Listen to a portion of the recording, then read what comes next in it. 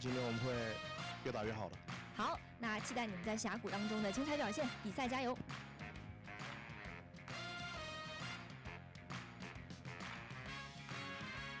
欢迎来到赛前采访，我是泱泱，我们邀请到的是 OMG 的上单选手 Harry， 欢迎跟大家打个招呼吧。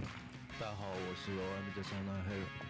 昨天你们刚刚结束了一场街舞的比赛，发挥得非常不错。Harry 也是拿到了一个小场的 MVP 嘛，那你觉得希望自己在今天的比赛当中能够做好哪些部分呢？希望能保持昨天的状态吧，然后减少失误吧。延续昨天良好的竞技状态。那其实今天你们的对手是 IG， 此前他们是在登峰组本赛段也没有交手过，而且也是昨天才最终确定的这个对阵嘛。所以为了今天这场比赛，有没有做哪些准备呢？在短暂的时间内。因为昨天我们是最后一场嘛，然后今天是第一场，昨天赢了之后才有机会打今天的比赛。然后就昨天赢完之后，我们就吃完饭就早早的休息了。所以就大家可能各自看一下 IG 的比赛吧，就是可能 IG 也会失误，我们也会失误，就大家减少两边的失误就可以了。好好休息非常重要，也希望你们今天能够有好的表现，比赛加油。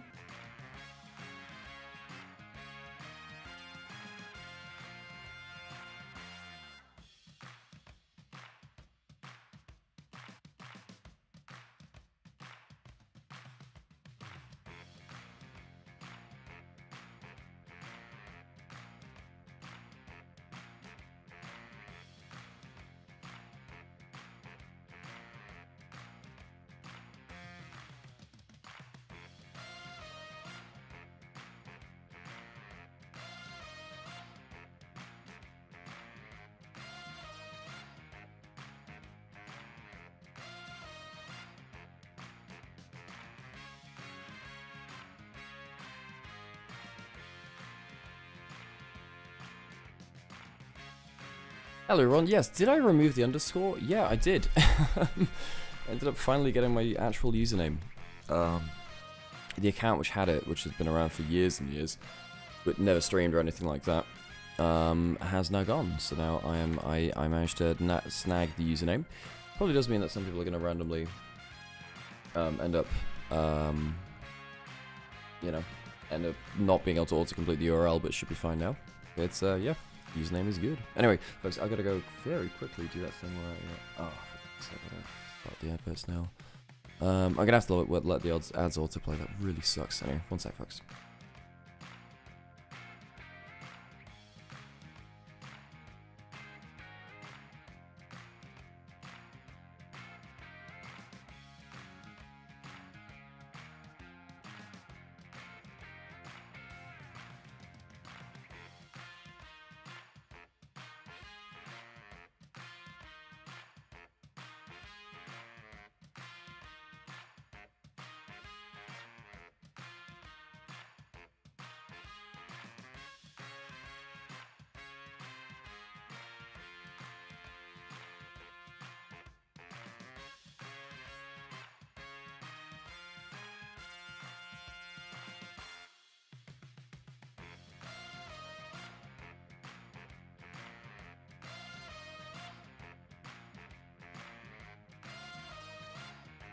2026英雄联盟职业联赛第一赛段，您可以通过英雄联盟客户端、掌上英雄联盟及英雄联盟赛事官网 LPL.QQ.com、虎牙直播、哔哩哔哩直播、腾讯视频、腾讯体育、新浪微博、微信视频号进行收看。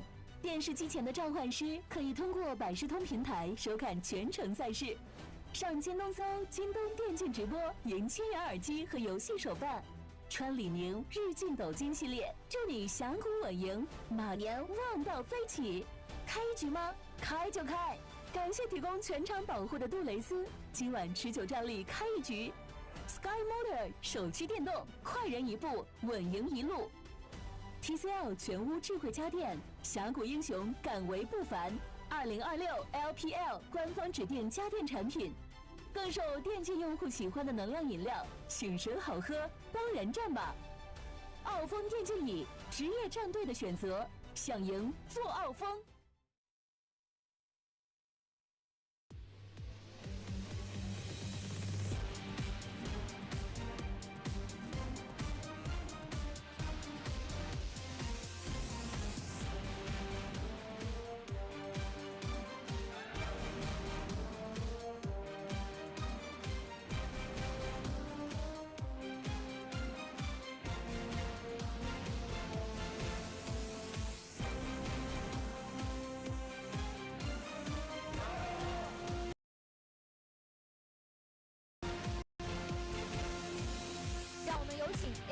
scamming!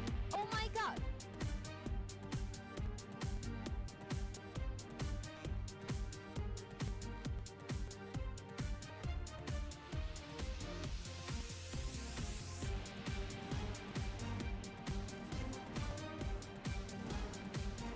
欢迎来到苏州高铁新城羊城国际电竞馆。LPL 第一赛段骑士之路第3日第1场比赛 ，IG 对阵 OMG 即将开始。LPL 无畏尽巅峰。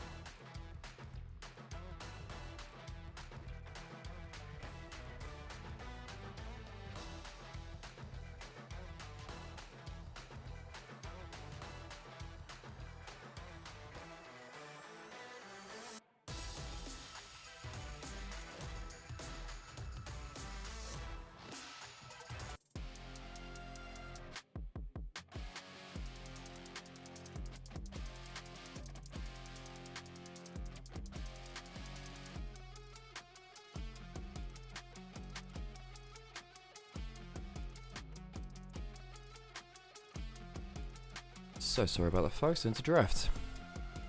I was just getting my coffee. I thought I'd have a little bit more time. Obviously, I was mistaken. So Sam's just going to rest his voice for the first game. He's working up and he's not feeling like his voice is doing particularly well right now. And I haven't activated my camera. There we go. Hello, everyone. Right, let's get into this. OMG IG. So reminder, folks, this is the last qualifier. You lose this and you go into Group Nirvana, you miss playoffs. You win this, you do get a place in playoffs. You compete in Group Ascend in Split 2 bare minimum. Okay.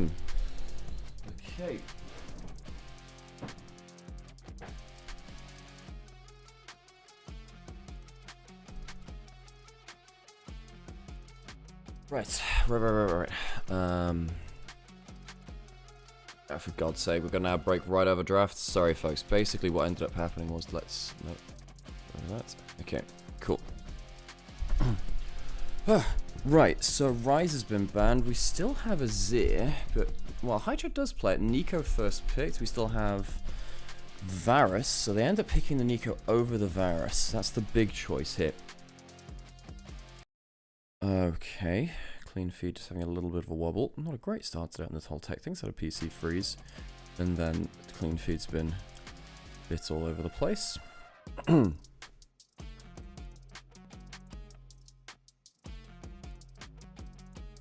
Get the Shinzo in there as well. Now the Shinzo's pretty good at protecting the Varus. You can't something like knock in Orianna, because the Orianna's gone as well. Is this the patch where Varus is good? Sorry, Varus is good on Ace? Varus is always good.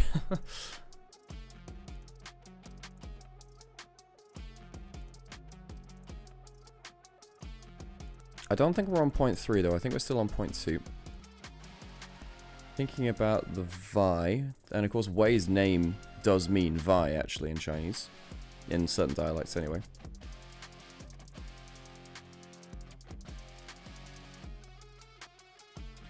So, are they thinking about going for the double temporary front line? I suppose they are. Now, you see the bot lane completely. Corki Nico is very, very good at winning lane. If you lock in an Alistair, you're accepting that you are going to lose lane. You're accepting that, and that you might get blasted in the 2v2. Reminder, folks, OMG, I don't think many people expected them to be in this best of 5. You know, they were not favored at all to be coming out victors versus OMG, versus EDG. They did beat them 2-1 yesterday. It's 3-1 yesterday, though. 4-game series where EDG kind of collapsed. And OMG made it through. Rayo has been the real hero of this team, you know, dragging them up from worst team in the LPL to one which is actually competing for playoffs now. It's been an incredible run from them, from their perspective. We'll see if they can withstand the pressure today. It felt like yesterday the pressure got to them in games 3 and 4, particularly to Rayo, who had some of the worst games of his split so far. Renekton banned away. Maybe think about Ambessa Cassante. That's probably what they're thinking about. In fact, they might be I wonder if OMG needs to be a little bit afraid of Sobro Ambessa here. Now, Sobro has been a weak link for IG. Him and Photic are the real problem children, I suppose, in IG. Kali banned away from Haichao. Does that mean that Rookie wants to go towards Mage matchup? Questions. YouTube stream ripped. Wait, did the YouTube stream go down as well? Are you kidding me?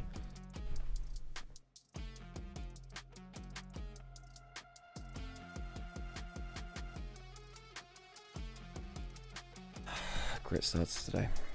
Jack's banned out. What are our top laners which are still left up in a... Hang on, sorry. I'll have to sort that after draft. That sucks. 1 second.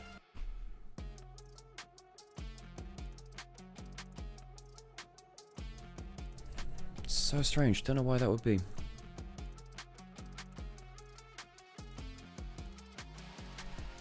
It's the LeBlanc banned away from Haichao. Okay, so Rookie really wants to go for a more defensive mid lane, or like a more passive backline mage. Really doesn't want to get dove onto. Is he thinking about the Azir then? I mean, he can get bullied out by Akali and LeBlanc if they're good enough. Yeah, I think that the Ambessa is a pretty easy lock in here. I think both teams can have a think about it. OMG, the first one to snap it up. Appreciate if you're letting me know about that on YouTube thing, by the way, folks. Sometimes I can hit you quick and fast with that. Ooh. Ooh, they wanted to go for the Silas. They got rid of the lane bullies for that, and now suddenly that means that the Alistar ult is in, and you can steal the Shinzo ult and Varus ult too, and a lot of the lane counters are gone. You know, typically you do pick stuff like LeBlanc, Akali into it. Gwen picked up last for Sobro. I'm not sure about that matchup into the Ambassador, actually. Imagine that one's a bit back and forth. I wouldn't say... Well, I mean, it's picked into the Ambassador, so Sobro better do well in that. I think the Galio is the best remaining option to OMG. Now, it does give Silas a good ult to steal, but what we've seen effectively is, you know, the Galio not have fun going into melee range. This is going to be a real meat grinder team fight, folks. Everyone is quite low range outside of that Varus.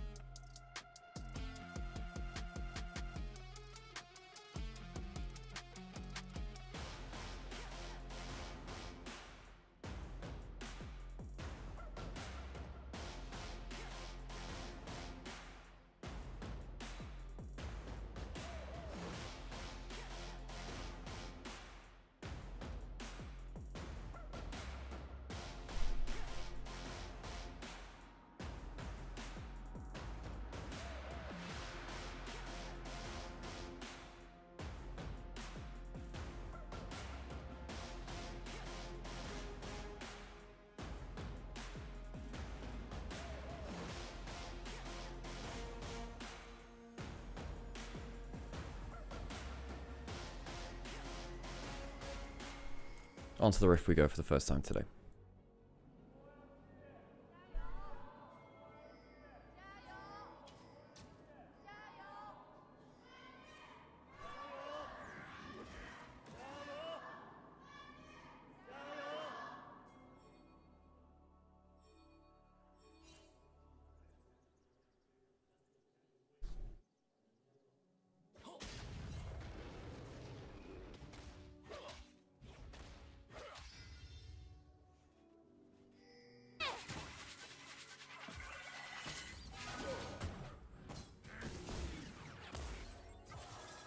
Into game we go. Okay, let's get started. And yeah, for those of you who are a little bit confused, because things have changed today, basically I found out that the username for Nymaera with no underscore after it is available, so my Twitch stream's name has actually changed.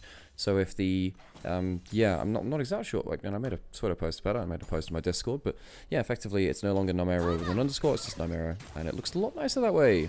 Yay! Rookie, High Chow, trading in the mid lane. You know, the Galio, actually kind of annoying for the Silas to deal with.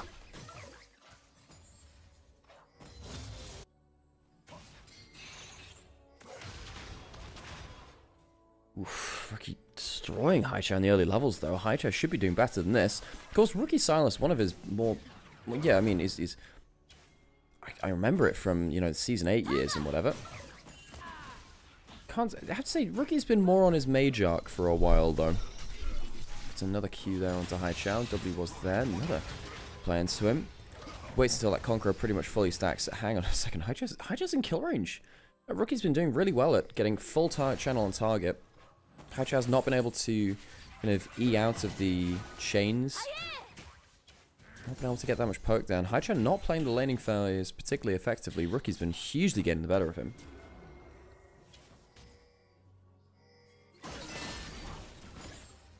Top lane.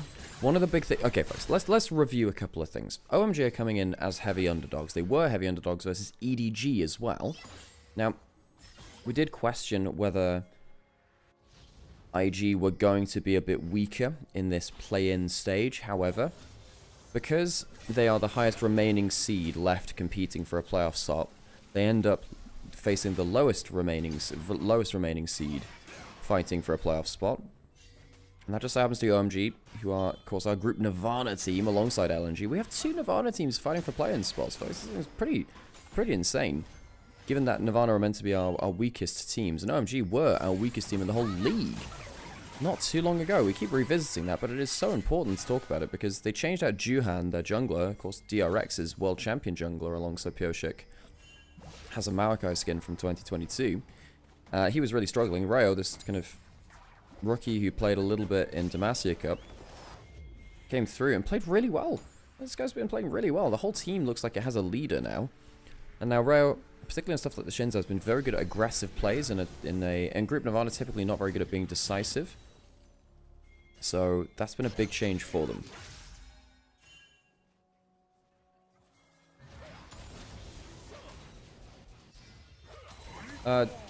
Duo, you are...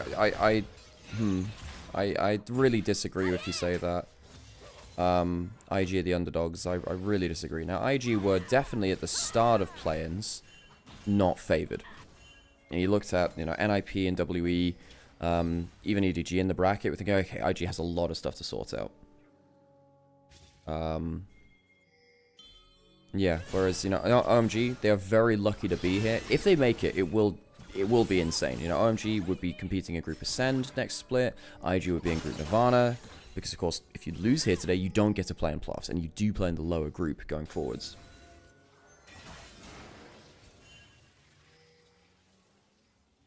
IG have really been held back by the fact that Photic's been struggling. Sobro's been struggling. Sadly, things that we somewhat predicted coming out of this team. Haven't even really had summoners blown so far in this early game. We're really going to wait until our first big fights of the game. Both supports trading an amount of HP. Starry wasn't quite in range for the follow-up auto attacks.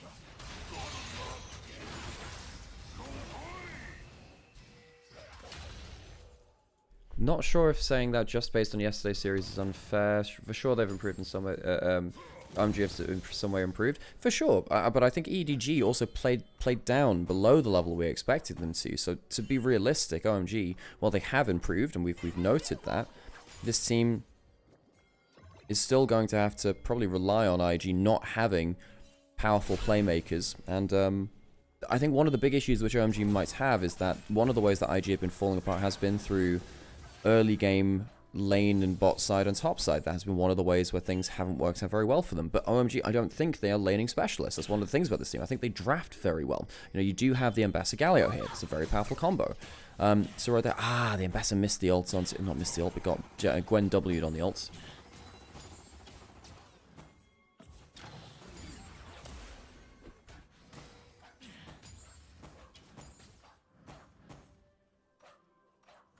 So IG, I think they would have been really, really quite afraid if they faced either LNG or WE in this bracket. I think before... So if OMG had lost, they would have ended up playing LNG for this matchup. And I would have thought LNG would give a lot of issues to IG. Because they are a laning specialist team. Of course, we're seeing them play later versus Team WE. But I think because OMG won, with them winning, IG faced them instead. Harry's doing fine in this top lane matchup. Sobro does have that haunting guys, though, on that first back. Jway on the Nico, too. Been a very powerful player of this.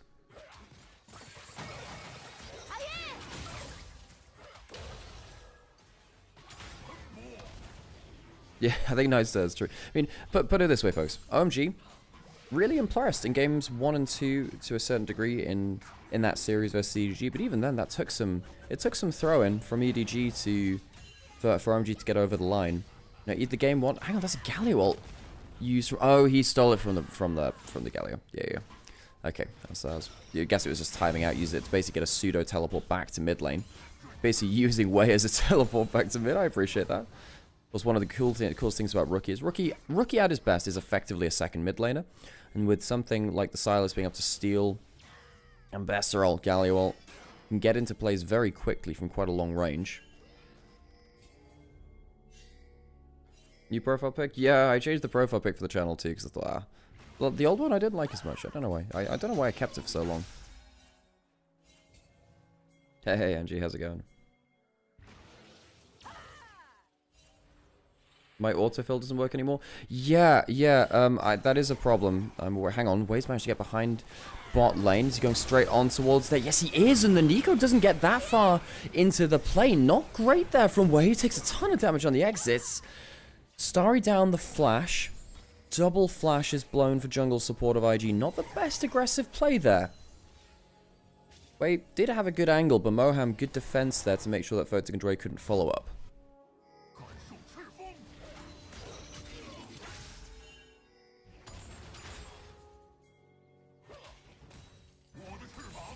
What tragedy will befall Rookie this time? That of course is a worry for all you Rookie fans out there. Rookie's career has not... Hang on, Photic going to get flashed on by Moham. Starry does have the skills up and available. Photic's flashing away, and I think with that, they know that Vi could make it into the place they back off. Good turnaround damage from Photic. It does lose that flash, so bot lane from IG losing a lot here. Dragon started by IG on the bot side.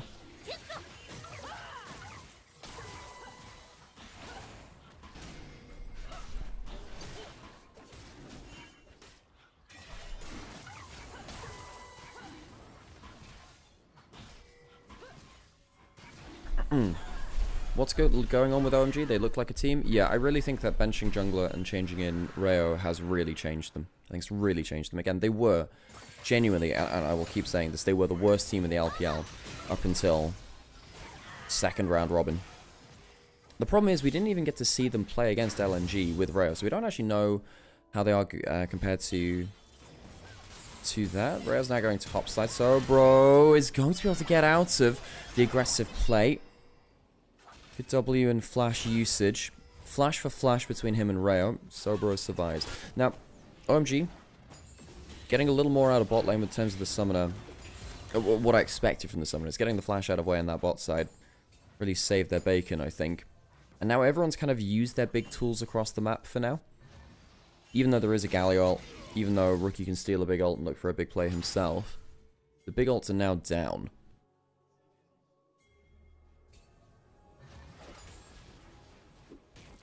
We have such a chill day at work today. Hey, Angie. Well, oh yeah, you were saying that the library's closed, so you can just kind of like close to the public rather, so you just kind of get to exist. I definitely thought LGD would come out of that group instead of OMG. Yep, I thought the same right up until the end. It really did come down to that last series where OMG clutched it out. Let's have a look at these lane leads. Very even across the board. Very even in jungle too, which is just the one camp difference for now, and you know, we'll be able to clear through them anyway.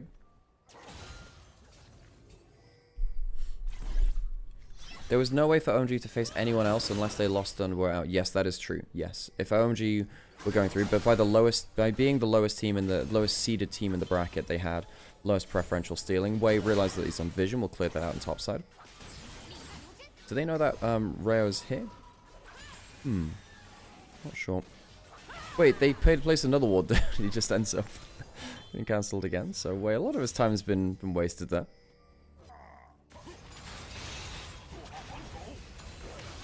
And oh, we're really into a slow game here. Rookie going towards that Rod of Ages first.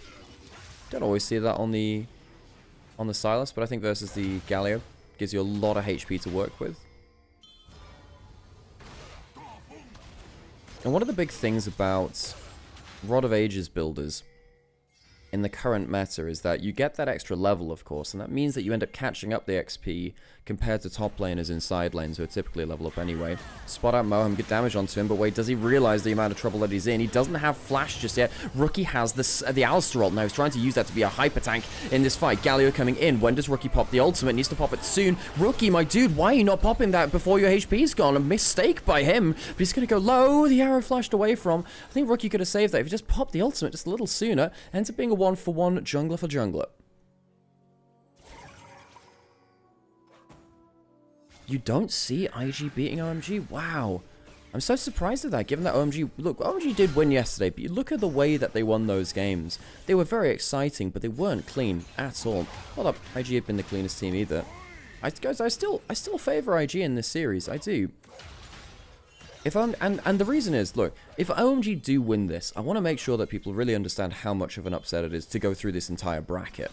You know, don't undersell IG too much yet, but compared to Nirvana teams. Compared to Ascend teams, absolutely, I agree. And of course, we saw they were worse than NIP the other day too. But if IG were to lose to a Nirvana team in this bracket, that would just be disaster for them. That would just be disaster. Rowe going in for the aggressive play. Now, he has his Crescent Guard. Wei does have his flash available. Gonna walk over, take one. Does have the smite. Going a bit lower. Goes out of vision. Okay, so he ends up taking out of vision. No smite contest. Phaelite's now activated. Good play there from Rayo to secure the buff. IG are playing 4v5 with Sobro. The thing about Sobro is that the main problem for him is that his laning phase is poor. Now, when he's actually ahead of the game, the guy's still alright. You know, yeah, I wouldn't... My problem is that Sobro falls behind a lot. I just don't think that Harry's going to be the guy to really destroy him in a 1v1. You know, he's 10 CS up, that's fine, and he's got himself a couple of plates from topside, so the gold lead is somewhat there. Hang on, Dway does have flash. No damage will come through there. Using the stolen Galio ult to make sure there's a magic shield. Good thinking there from Rookie. What that'll do is it'll save the flash from Dway. Poke back towards Rayo. Dragon up in 20 seconds. OMG were really hoping they can get themselves a big ult out of that, or a big flash, and I suppose they did get the Silas ult, which is one of the bigger tools to use. So now Rookie's used the Alistar ult and the Galio ult in recent times. Moham, I think he's just going to kill Photic here. He does cleanse away. Not a bad Valkyrie. Not bad at all, Moham. He does have that ult running. But the tower shots is going to keep ripping into him. Dway says, look, let's get Starry instead. And they'll kill Moham. Bad dive. Surely with an Alistar ult, you expect to get the kill there. But they can't quite get it. And OMG, they fumble it. The execution, not quite there. Ooh, potential of a combo onto the Silas. E away from the Shinzao W.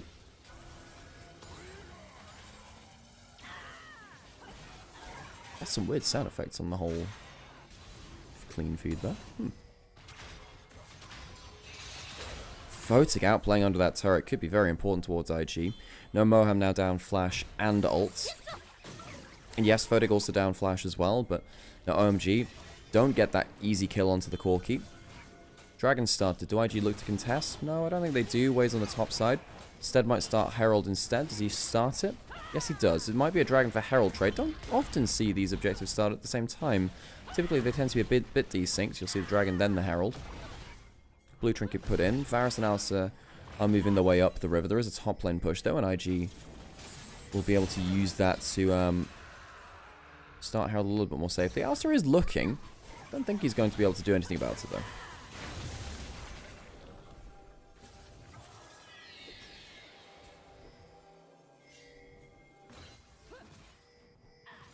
I think people really like the OMG upset because IG has been trounced by the best teams in the league, but they haven't played someone close to their level. Yeah, I agree. I mean, and again, I really want to impress this, folks. I think OMG being here is exciting because they weren't expected to be, but I do think there is a huge difference between OMG and the level of NIP, WE. We expected EDG to be on that level. Clearly, obviously, EDG played play below their level, I think, and OMG took that opportunity. Because, you know, you don't want to undersell OMG's achievement. The fact that they're a team which missed, I think, 7 months of play. You know, they lost out in Split 2 last year, and they were effectively relegated to LDL. You know, it's incredible that OMG are fighting for a playoff spot, given all the things which have happened with this team in the last year. And I'm excited to see if they can do it, but I can't view them as anything but underdogs in this series. You know, IG are a team which have had plenty of issues, as we were saying, particularly with early game. Now, the problem is, IG are now out of that early game. Now, the question is, IG, if they survive an early game, how do we view them then? How do we view them then?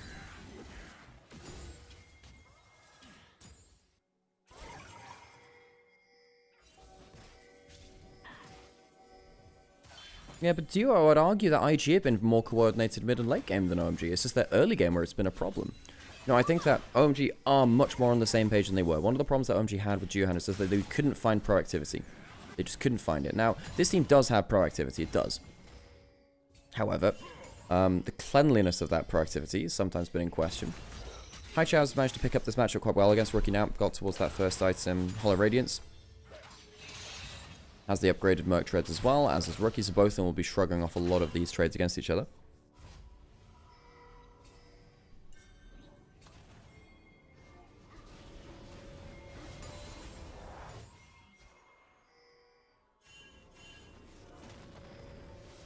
Is there any chance that Uzi subs in next split for IG? No. However, funnily enough, I do think that, look, I think IG, realistically, they're still looking at changes for next split. This team, I think they'll expect, I think they hope the Shy will come back. I think they're hoping that Mako will come back. But then what's going to happen about this AD carry role? Do they try Photic Mako and just hope that that works out fine? Reo does land something onto Jway. Jway will get a bit of poke onto Rhea, but not be able to get that much outside of it. Fighting over a Scuttle Crab, looks like, actually. Potential Ambassador ult coming in. It does land onto Rookie. How does he get himself over the wall? Steals the Shinzo ult first so he can E out to safety. No flash needed to be blown. I've liked how Rookie's been using these kind of reaction ults to say, okay, I can very quickly steal the Galio ult. That'll save my Nico flash. And right there, I'm going to take the Shinzo ult. That means I can bop him back, and it means that I don't have to E away from danger or flash over the wall. I don't think Photic is a massive problem. Ooh, I think if you've watched Group Ascend this split, I think you'd probably change that opinion. I think that Photic's been fine in this game, but Photic's definitely been holding IG back. You know, his early game and some of his team fights outside of stuff like the Kai'Sa has been inconsistent at best. And this is the thing about IG, you know. IG only walked away from two series wins from Group Ascend, and really a lot of that problem does come down to top lane and AD carry. Not the role which a lot of people are having those kind of issues with across the LPL. They're quite unique in that sense, IG. I think if LNG was here, I think 1xN go up Photic. That's the worry.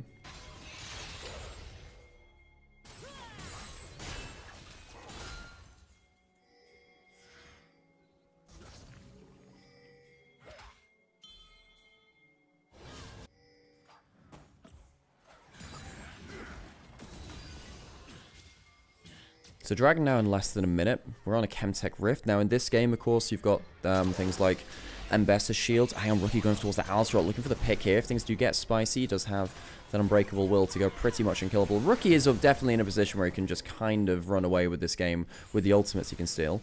Now I'm of the opinion that I think that Sylas, the ults are kind of like a bonus. You don't have to have good ults to play Sylas, because his W's are really broken bits.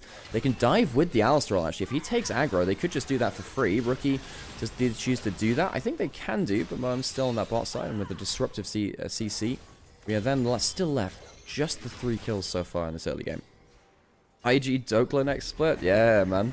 You know, Lion's going to fall apart, and Dokla's going to return to his Chinese arc.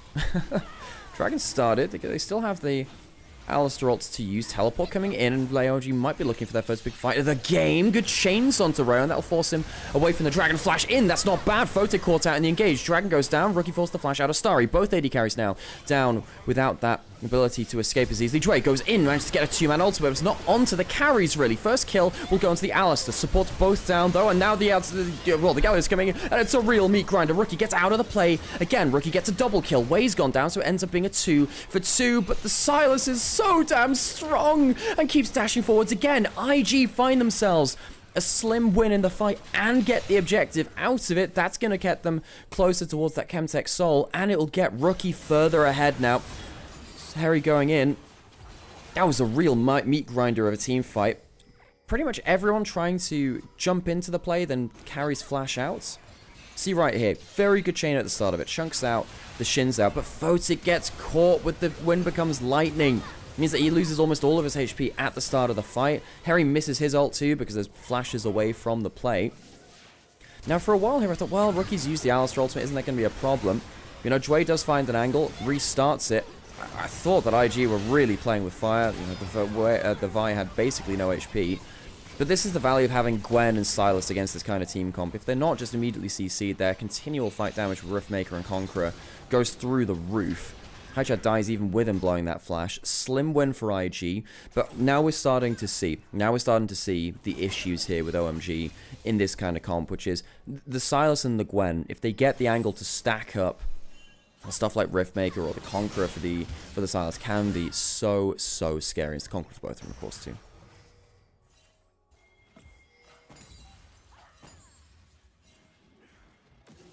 Photic also walking away with 2 kills from that early game.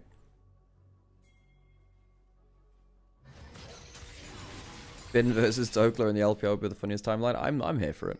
Does Rookie go up for the crystallized proc on the tower? Does he think he'd kill it? No, can't force it into the tower.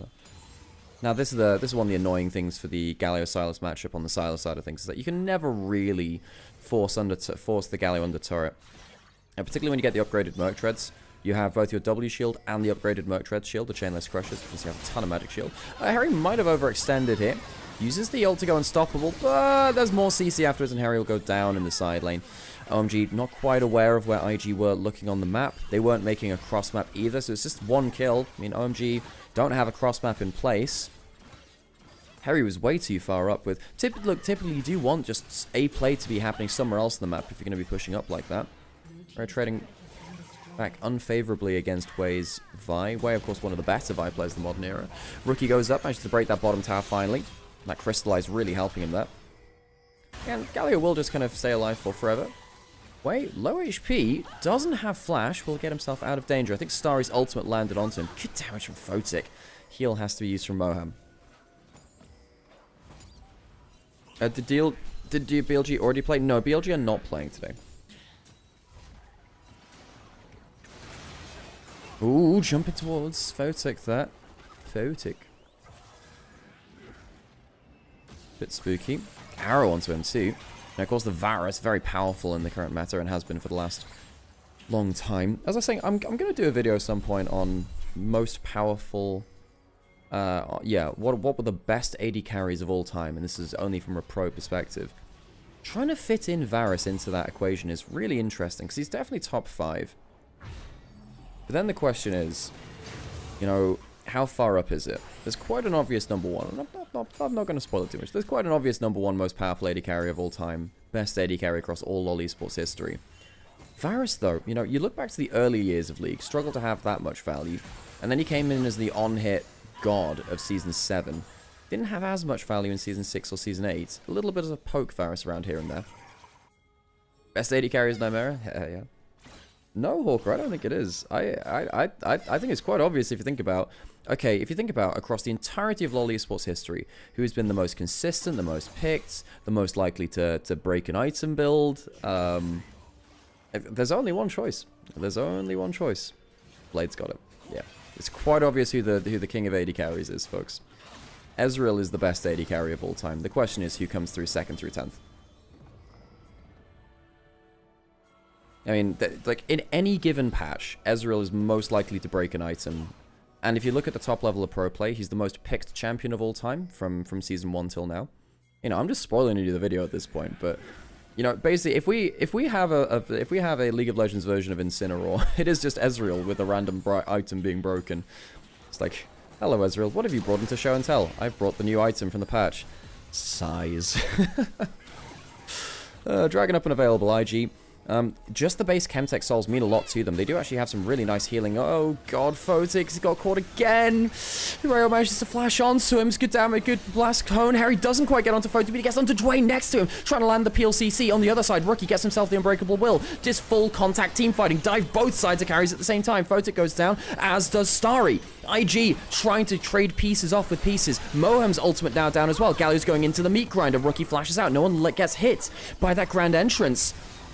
Heroic entrance, rather. Hydra, I think, will be able to disengage here just about. Oh, flash away from Mohem will save him as well. So it ends up being 1-for-1. IG better on the HP bars. Rayo, that's the reason he's going towards the Raptors here. Wants to try and heal up. Rookie, level 16. The Rod of Ages really helping him here. So much damage coming through from him. Really wants to get the damage down and uses that Crescent Guard to keep himself topped up as well. Does he have another W for the sustain? Does he need it? Rookie really knowing how he can be the front line in these team fights. He's been playing well so far on this Silas. He's been the game changer here from IG. Now Rookie using every ult at his disposal. That Alistair ultimate making him unkillable. The Shinzao also can do that too. The temporary frontline ults have been fantastic for Silas to still. OMG are lacking damage. I think in an ideal world they're not. Well, he's going to hit a full, get a full channel arrow onto them. The E and the stacks will take him down. Sober, I'm not really sure why you were up there. Why you were pushed up like that. 3 dragons to IG. And what that does mean is that, you know, the healing from Silas W, the shield from the Vi passive, things like that do become very obnoxious. Rookie's going to get even more W healing. Even manages to get the cancel on the headbutt away because his E was buffered through it. Mohem might actually now be dead. Mohem could actually just die here. Chain lands onto me, pops the ultimate, he's just dead. Rookie outplays Mohem in the slight mechanical outplay, at least to a full kill going forwards. Mohem goes down again. Rookie is really on good form here on the Silas.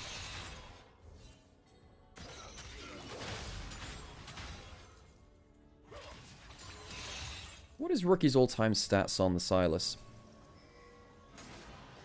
55% win rate, and this is his 30th game of all time.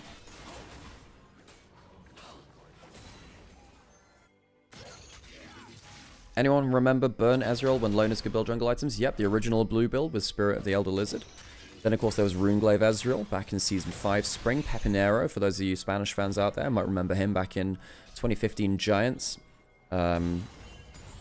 He was the guy that broke that. Then we think about Death's Dance, Double Tier Ezreal, obviously Blade of the Ruin King, Triforce, Essence Reaver. He's broken too many builds over time. Where's Urgot ADC? Where is Urgot on the ADC list? Oh, the Hyperkinetic Position Reverser. Hell yeah, the Corrosive Charge. Just need one good Galio ult. I just don't think that's enough. I think the problem is, if you end up going into IG and Rookie is really fed, I think you still have too many issues. He's gone for the Zhonya's third. I actually wonder whether Rookie should have tried to bypass the Zhonya's and just go towards raw damage. The Riftmaker really does help him, it does, but I do wonder whether he should be just going for extended teamfight value. I suppose what he thinks is actually the... Well, no, thinking about it again, if you do have just the base armor value from the 50 armor of Zhonya's, you're pretty happy with that too, because it means that most of the enemy team is physical damage.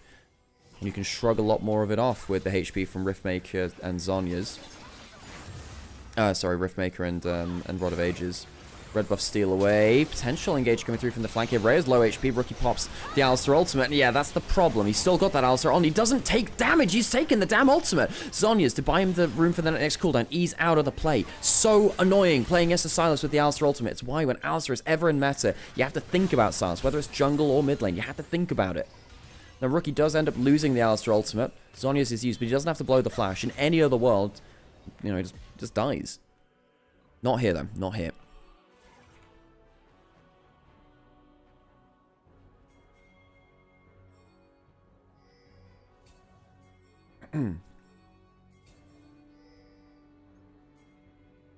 W Zhonya's and W gives you extended fight. That's true. Yes, I absolutely agree, Mabi, as well.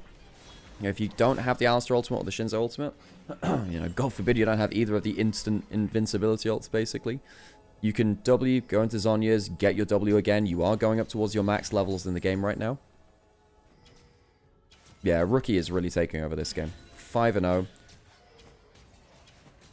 Photic's got himself towards 3 items as well. Now, in this kind of game, when you have double AP solo laners, it is actually completely fine to go towards the Collector as 3rd item, much less likely to be facing up against armor stacking on the other side. Haichao on the Galio. I mean, I have to say, Galio in general does tend to be good into the Sylas, because even though the Sylas can do XYZ with the ult steals, Galios are so good at just kind of actually having a laning phase against the Sylas that you can be a powerful carry yourself in a way that you can't be in other matchups. Ooh, Joy spots the recall out. Doesn't manage to stop it, though. Sylas is just too scary right now. I suppose on the other side of it, though, you think, well, Rookie makes one mistake, and this game could be thrown to OMG. No, OMG against DDG, they kind of waited for those 1 or 2 mistakes, and just ended up just about going in their favor.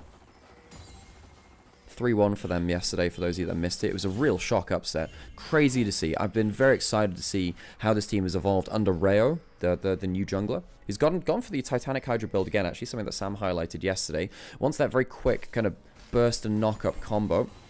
Rookie, does he look for an ultimate right now? Now he's level 17. He can probably, even at this point, folks, look for 2 ultimates in a fight if it goes to it. We're going towards the Raptor steal. Sometimes you just want to steal the easy stuff. I think OMG will just continually look to dive onto Photic there if they can. I think trying to dive onto the Sylas is actually too much of a problem. What do they do?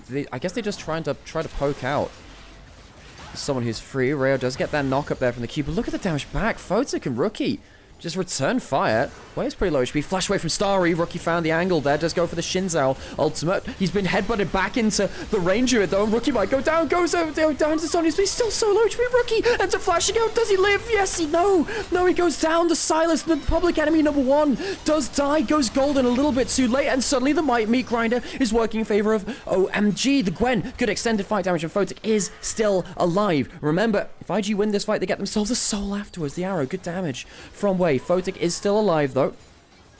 Rookie, first death of the game for him. Does have the teleport when he comes back up alive. So, Photic might do W's away early, but the fight comes over for the peel. Photic getting away from the Ambassador, but not for long. Sobroke CC'd down by the Alistair, and he's going to go down too. This could be a full set of kills. Way, can he get on towards the Ambassador? No, he can't. That might actually buy OMG, the Dragon itself. There's still 10 seconds until losing Rookie early into that fight. We said, look, all it takes is really, one bad fight and things go against them. Joy's coming in. Way still has that flash. If he can blast cone in, it's still something he can smite. Yes, smite available. Go over. If he smites, he gets the soul. No! The Varus gets it! Varus ends up securing the objective, but Rookie's teleported in. Sorry, has no flash. And now if he dies, he will just end up losing the Baron for his team. He'll jump over the wall. He will die. Now, the problem here is that with the AD carry down, I think IG just go towards the Baron instead. They don't get the objective. OMG, they did clutch out the fight. However, IG will still get themselves one of the big objectives on the board. I think this should really just be Baron being taken by IG. They wanted to go towards mid lane a little bit instead. Haichao's too tanky. Guys, just go towards that Baron. Corky's coming back up. 30 seconds on both bot laners. OMG cannot fight without Varus and Alistair. Just go towards that Baron. Should be an easy call for them. Going over to it now.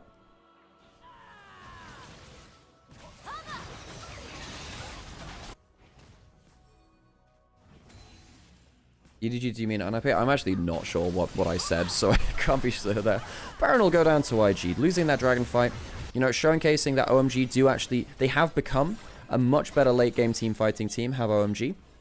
But still a ways to go in this series, at least in this game, before they find themselves on even footing with IG. And this Sylas is just so scary. He's so scary. Now, Rookie ends up, stealing the Shinzao ultimate. But then basically OMG realized, hang on, this is not an Alistair ult. If we get inside the Crescent Guard, it doesn't mean anything. I think Rookie, forcing that flash, they're very important. Uses his own ultimate to try and burst out Reo. Moham has a good fight here. Now, normally, headbutting a Sylas on top of your Varus is not great. But here it makes a lot of sense, and Rookie goes golden just a little too late. He loses all his HP and can't really regen in time. In mid lane, turret will finally go down. Crystallize helping with that. Rookie does not have himself teleport right now. Did use that at the end of that last play. What are OMG hoping for? You're hoping for another mistake from Sylas. The problem is Sylas has the Alistair ult to steal back again, so you're not going to get quick and easy kills onto him quite as frequently. He's level 18. Moham maybe caught out again. Doesn't have a flash, has an exhaust, but Not going to be dead, though. We'll be able to walk away from things. Rookie, that Alistar looking for that aggressive E angle. Constantly looking for that this game. Also, there's the death gap as well. Waves double stacked in bot side. Good wave clear from the Varus. It's the only real wave clear piece they have, though. I'm not sure if that will mean they'll end up losing bits and pieces in another lane if that gets pushed. Sober is now 1,000 gold ahead as well. 3-item Gwen. Of course, the silence is the core of this composition from IG, but Sobro on that kind of meat grinder champion as well can be a real threat. Late game Gwen, disgusting for him even. Starry's going for a GA, that might help them buy a bit of time in a team fight. You're hoping for OMG that they can punish a mistake from Rookie. You know, they managed to get him to blow Zhonya's early, that one of his ultimates is misused.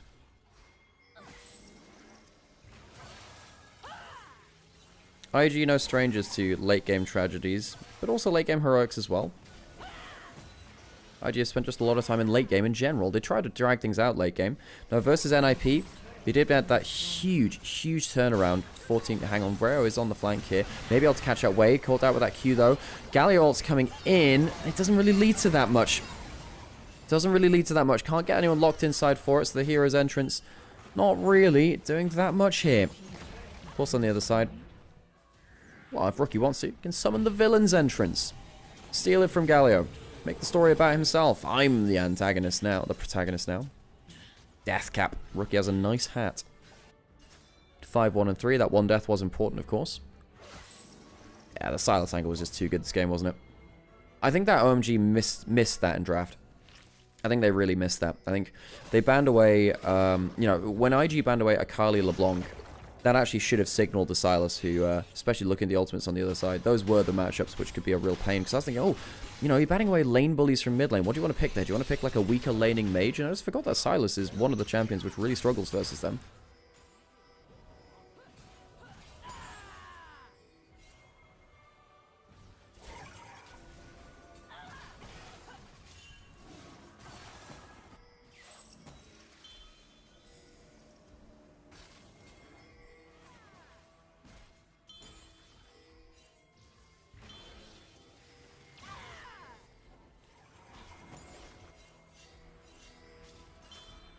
Teleport into mid lane for OMG. This would be sold for IG.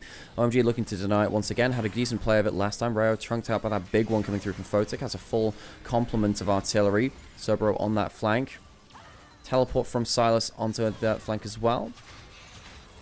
Enough vision in place for OMG to see it coming though. They back off and they'll reset. Flank temporarily dissipated from IG. Way not liking that very high level Ambassador. Of course, Ambassador scaled into this game too.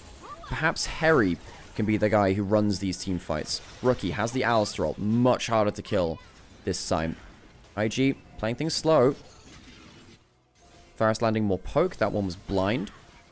Gets some quite good value there. Harry, I think he does win the 1v1 versus Rookie. He needs to be quite careful here. Taking a lot of damage versus the Ambassador. Rookie, my dude, popping the Alistar ult early. Has to do so. And the fight goes across the place. Reo goes into his GA almost. In fact, he forces way down into it. First, Ambassador into the pit. Here comes the Galio. Rookie Ambassador has not been able to deliver on the promised flash into the pit. Reo goes down and IG managed to escape the danger scenario with the Silas caught out.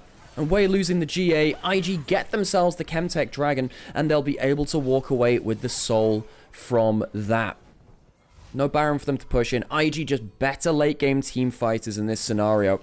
Rookie initially caught out on the play, but Harry, after a good start to that fight, ends up going a little too deep, gets a little separated. He can't finish off that late game fight himself. And, you know, this is the thing, right? You know, from folks in chat, you know, being hyped about OMG, saying, okay, OMG have a chance, which I think they do. I think realistically they have a chance. But this is why I look at them saying, well, you're not an early game team. And IG, when they do get ahead early, or they're even early, are a different team. In Group Ascend, that just didn't happen. We even saw in the first match, but it didn't even happen versus NIP. NIP were rolling them early for the most part. IG is still a good late game team fighting team. They're just most of the time down a lot of gold when they look for them in Group Ascend anyway.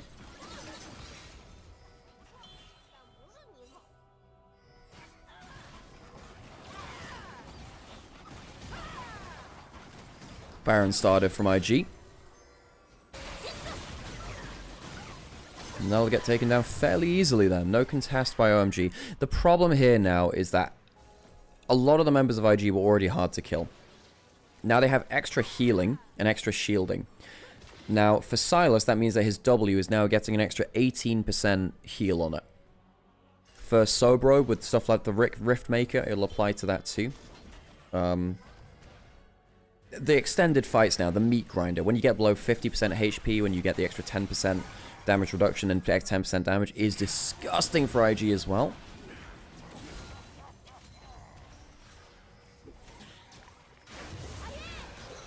Smite put onto Mo. Oh, it blows his shield, the Celestial Opposition. That's why he smotes him. Full AP Galio, by the way. Well, it's, yeah, he's got the tank item first. He doesn't have something like a Death Cap, though. Haichao's ultimates have needed to be better in this game from OMG. Or rather, the play around those ultimates. There's been no CC to lock someone into them. Starry's been doing a good job poking. Starry's been doing what he can. The problem is, there's just a bunch of things forcing his flashes. Rookie's been very good at getting that. Oh, God, Photic's caught out. Photic's going to die on the top side. Photic's going to go so too far forwards. Mohem is going to get caught out by that E way over the wall. You got to be careful. He's going very, very deep. It's this 5 problem. OG, IG, you can't be giving up plays like this. 2 dead for them. IG massively at misplay. Now, Photic caught out on that top side. Sure, I guess that'll happen once in a while. But wait, what was that? What was that way? 2 kills to OMG. The first one was of their own making. The second one was a gift to them. Photic over pushing, had no flash for that play. This is like the 3rd or 4th time he's been caught out in important moments, and this is why when we talk about IG, you do have to focus on the negative impact of Photic on this team. Now that has made this game probably extend to the Elder. Now, this is with the Baron, folks. They had all 5 members alive with the Baron, and IG taking in turns to make huge mistakes. OMG, they're not going to be able to push for anything more than the inhibitor, than the inner turret, I don't think. But that's still so much more than they thought they were owed, I think. Oh, Photic and Wei. There's a GA available for Photic now. Next time that happens, he'll have an extra life. Wei, his GA was still on cooldown. Hey Karilla, how's it going?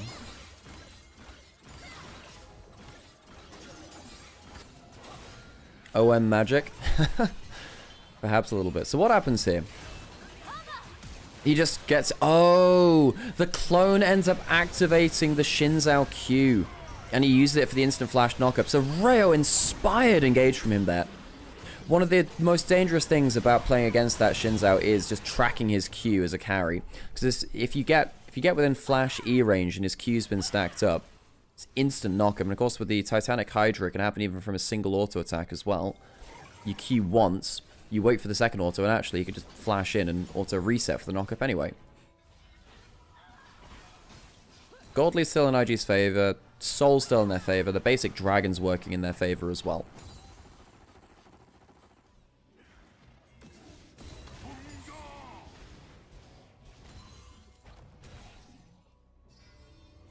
Elder Dragon now spawning in a minute. IG might be forced to late game teamfight again. They clutched out the last one. But, I mean, there is still a late game Ambassador. There's still Varus who you need to deal with. If you don't shut him down quickly in a teamfight and he has a GA, that can be a problem too. Of course, with an AD carries getting that extra item slot, you're not giving up that much damage to have that defensive item on your 6th slot. Haichao, building up towards the last item for him, as Rookie's completed his build with a Crypt Bloom.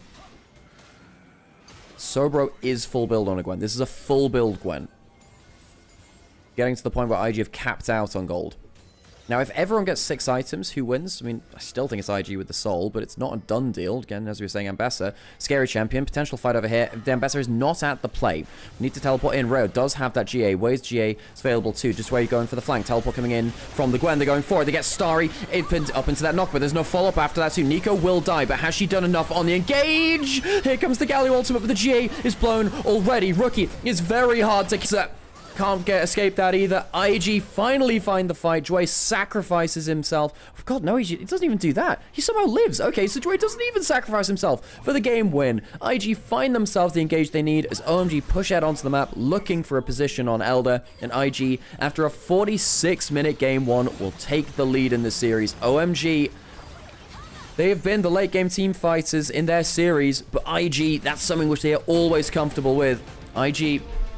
get themselves that first game on the board. And I think that we'll have to, you know, for those of you who are buying into the OMG story, it's a bit of a reality check there too. They are very lucky to be here in some sense. And IG are still a team that, despite their failings as Perseverance teams, needs to be respected.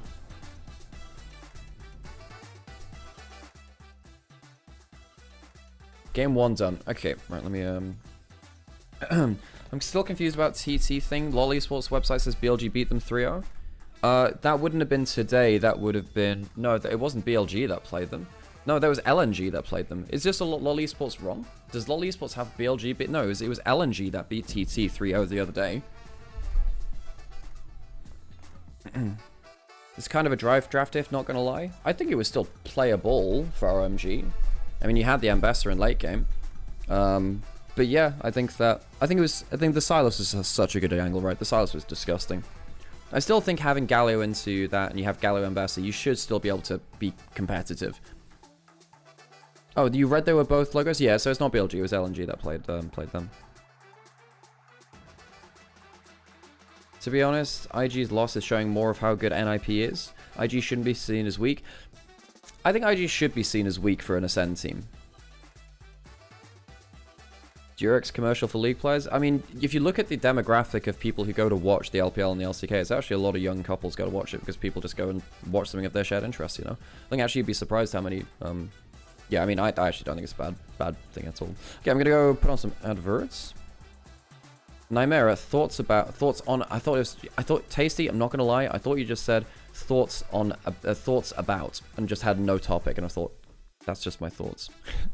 I'll answer that after ad break.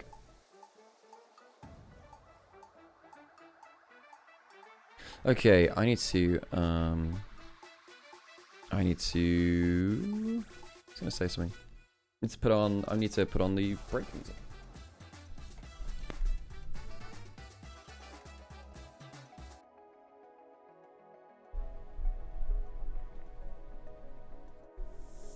Oh yes, the compliment for Duo as well. Yes, sorry about that. Sorry, I had a lot of tech issues at start of stream, so I had to figure things out pretty quick. There is no late game ambassador, she gets outscaled by Gwen. Yeah, but then you still have to have a late game ambassador versus a Corki.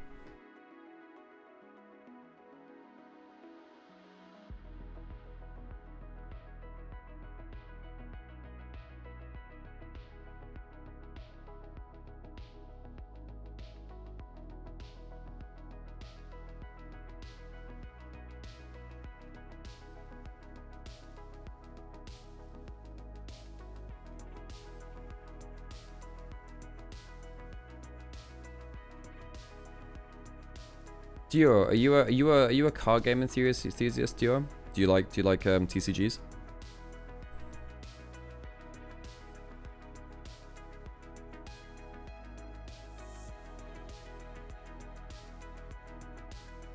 You are? Well, you'll know then, of course, people in TCGs, they shop for singles. They do. They shop for the single cards, and I think that there should be a new meta evolving. I think we should be shopping for duos instead. Of course, so much more valuable than singles. Who needs that single, you know, Sephiroth, Fabled Soldier, or what have you? Go for duos instead. By far, the better way to shop around.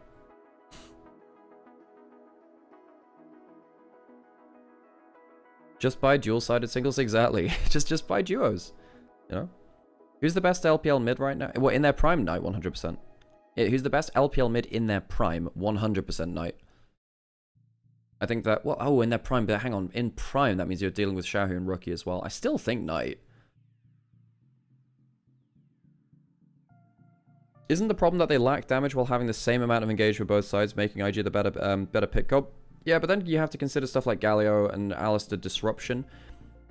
Now, Galio tends to be the game breaker in most of these kind of fights, and I think that Haichao had a bad game on the Galio. Typically, Galio ends up making the difference because Galio stops you from dealing damage. Yeah, I think that IG had the better comp, but it should have been a more even game if the Galio was better, had a better performance. I think Haichao, not great from him. Roast for Blade. I bet you're a foil. I bet you're not even a... an epee or a saber. I think you are the worst kind of blade. The one which everyone picks up because everyone else uses it, but is by far the worst of the fencing blades. You know? Change to the better weapon blade. Don't you be bringing that foil around here with that tiny little saucer guard on the sword. Well, Dermby is pretty insane in his prime, yeah, for sure. However, I think if you're looking at like peak level of play, at that point it's either rookie or knight. I would personally choose knight. Yeah, I think that one's actually. I don't want to just like brush that one off. It's between rookie and knight. It is between the two of them. Okay, so there was a question earlier. Who was it? It was who was it? Someone was asking for that. Tasty, you still around? So you're thinking about, right? You still around for that?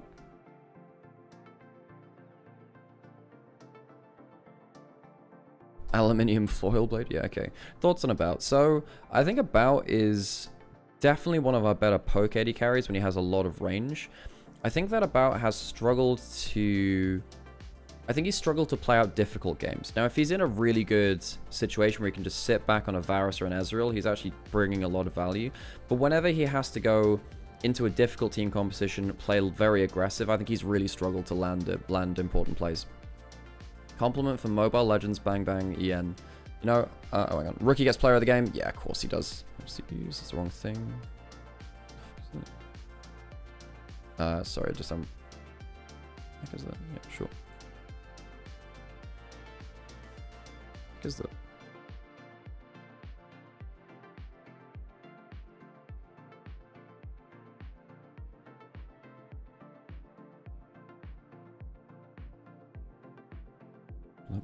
It's just a lot of random stuff on this scene I need to get rid of at some point.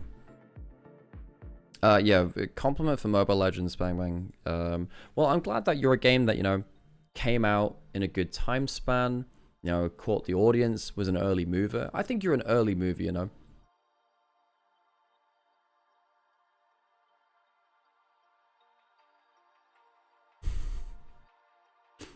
You know, I'm glad that you moved early and definitely didn't wait too many years too long to get your game out.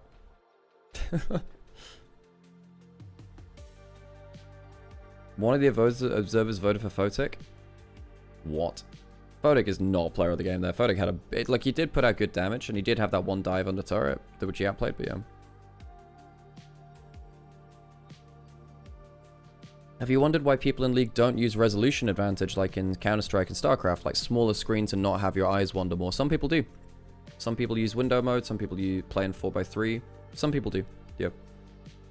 Because technically on League, you can use like ultra-wide monitors and stuff like that to try and like make sure that you're taking in the information which is actually useful. What are your predictions for WLNG? It's a close series, that one. That should be a close series, really. Because one of my issues is that I do think that LNG have some real mid-game stumbles. I think W are probably a weaker early game team. I think they're probably a weaker laning team, although Karras is quite good on his day. So I don't think that's necessarily hard and fast true. Yeah, so far. But yeah, if you'd like to support us for free, if you are, if you're someone that's just looking for, if you're shopping around for a new browser, I'd really suggest Opera GX. They're our sponsor for this month. And, hey, how's it going? How's it roll? For once I say good morning, it's actually morning in Berlin. True. Yeah. It's very early here. But yeah, if you'd like to support us for free, think about downloading Opera GX. And if you'd like to throw some money our way, well, you can either subscribe or you can donate to our Ko-fi, which, is that the Ko-fi bot doesn't always answer on time. Where are you? Ko-fi. Maybe there's a time limit on it or something. Then maybe there's a time limit on it, but maybe the bot's just asleep. Weird. Karras fraud. I think Karras has actually been very good for WE, especially for like from their perspective, right? Is Karras the best mid in the league? No, absolutely not. But he's definitely been an important playmaker for WE, and if he doesn't play well, I think WE fall apart a bit. If you look at the first round robin, Karras was really doing some crazy team fights. Okay, I don't know what's happening with Kofi. Huh. Oh, maybe Moobot. Hang on. I wonder whether Moobot doesn't have... Wait, has anyone seen Moobot in chat today? Oh, it is there. No, it is there. That's fine then. I don't know why that's the case. Oh, I have to log into Moobot again because I've changed my username and stuff. That's fine. That's all good. Cool. That's all okay. Where are my commands? Custom commands.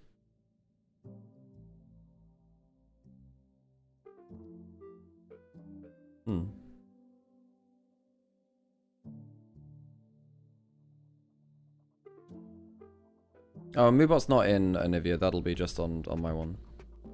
Where's Kofi gone?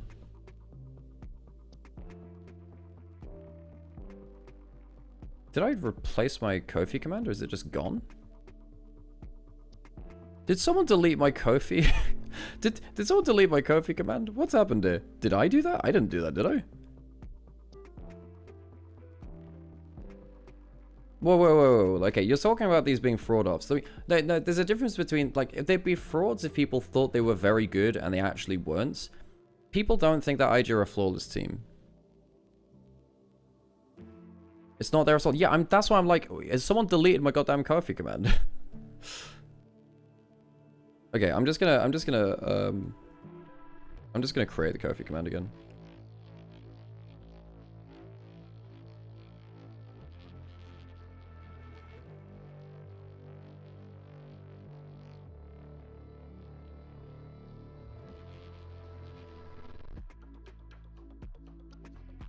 I drank it, sorry. It's alright, I got it right now. I've figured it out.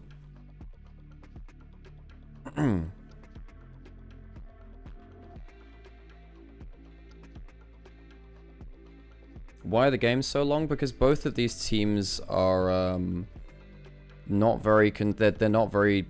Well, I think OMG... Well, both these teams are bad early game teams. That's why you have to start, right? They're both early game teams. They're both poor early game teams, which does not help.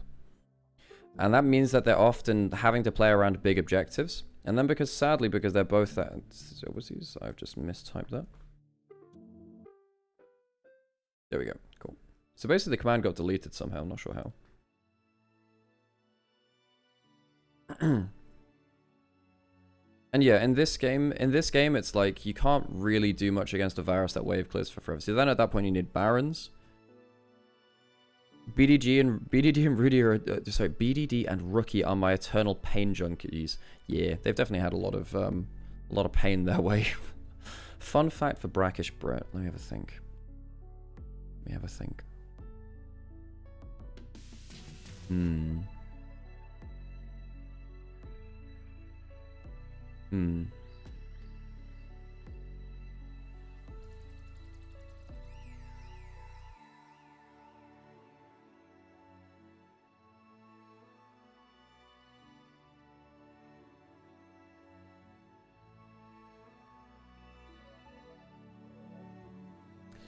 Fun fact for Brackish.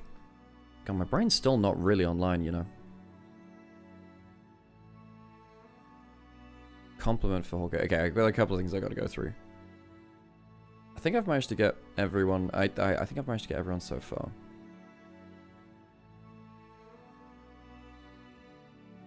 Oh, it's your birthday today, Hawker. Well, thank you for spending another year with us on this planet and making our existence a little bit more positive. Thank you, Hawker, and a happy birthday to you. Welcome into chat once again, and I hope you have a wonderful day.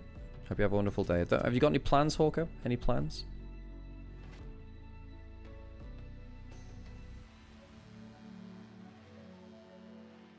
I'm still thinking about that fun fact, Brackish.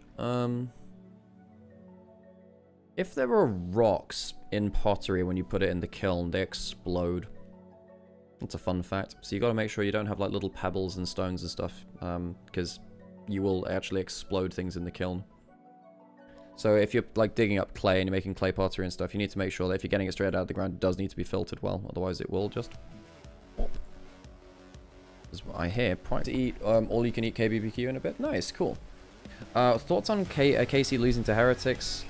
I really don't think that the players would ever agree to something like that, because that would end your career. If you participate in something like that, it ends your career. But neither the coaches nor the players would ever buy into that.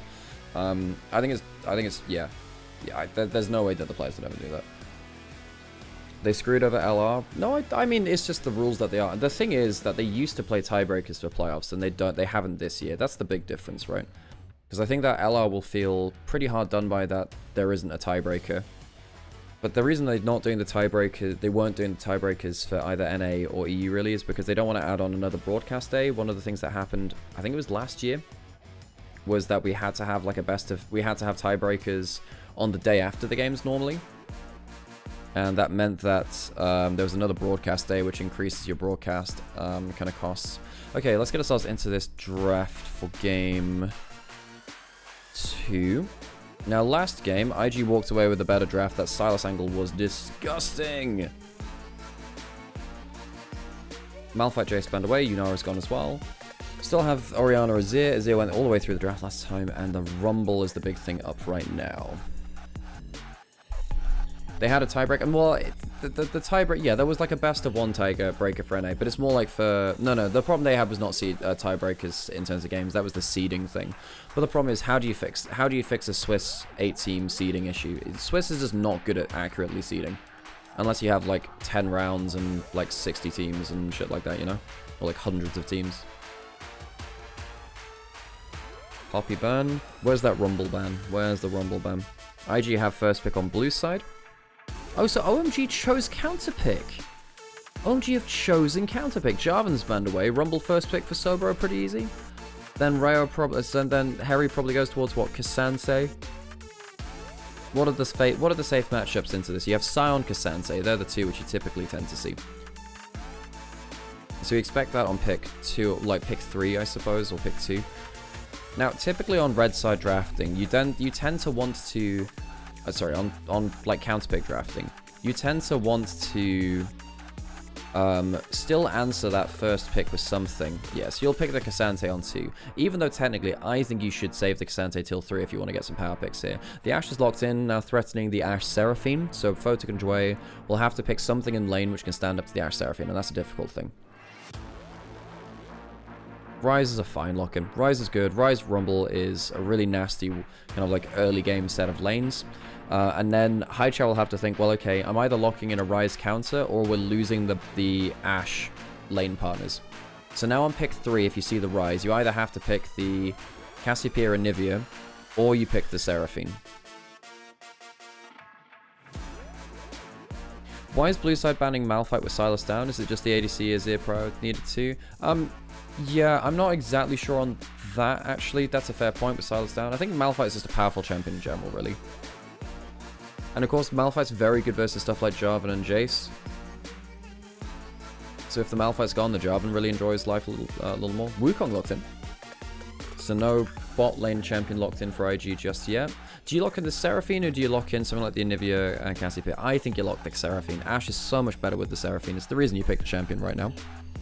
Is Ashe that high prior? It's very high prior in the LPL for Ashe Seraphine. Yeah, Ashe Seraphine is a very nasty duo. OMG won a game with it versus EDG just yesterday.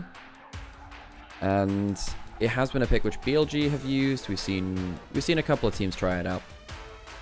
YCX, one of the biggest supports which ends up playing the Seraphine. I don't know why they're doing these formats, because they're very constrained in terms of time for first stand. No, basically, yeah, you've got first stand on what, the 10th of... is it 10th of March?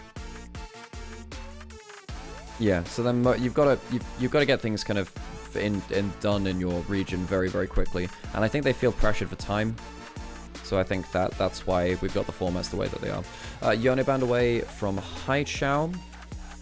Nautilus away from Jway. Photic probably would have looked for a Kai'Sa, I suppose, but even if it's worse in lane, you might just say, we're going to lose lane and we'll scale up later.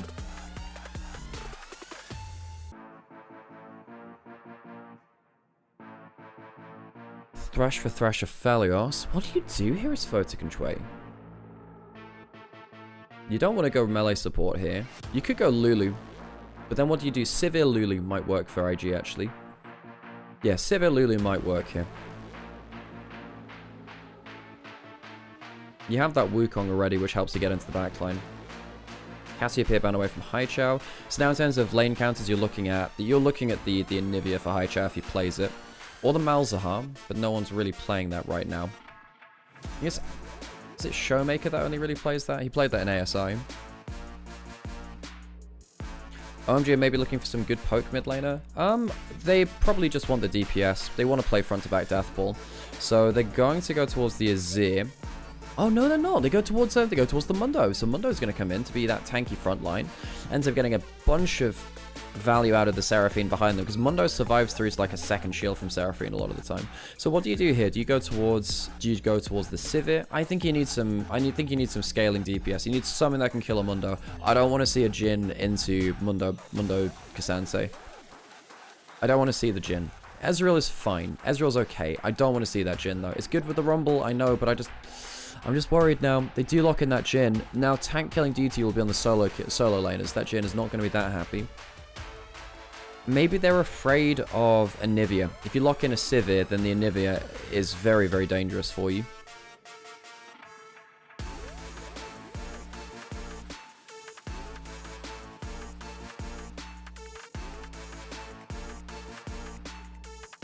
Jway thinking about that Rakan. Now that one's a fine playmaker. So IG, I think in the team fights, the 5v5s aren't going to look as good from IG this time. It's a pretty easy Azir angle for Haichao, I think. You just need to have a good laning matchup versus the right. Well, you want a good laning matchup, like a stable laning matchup, and then just go into team fights. OMG say, look, we're gonna 5v5. We're gonna 5v5. That's the way of it. Let's get ourselves some ad break on.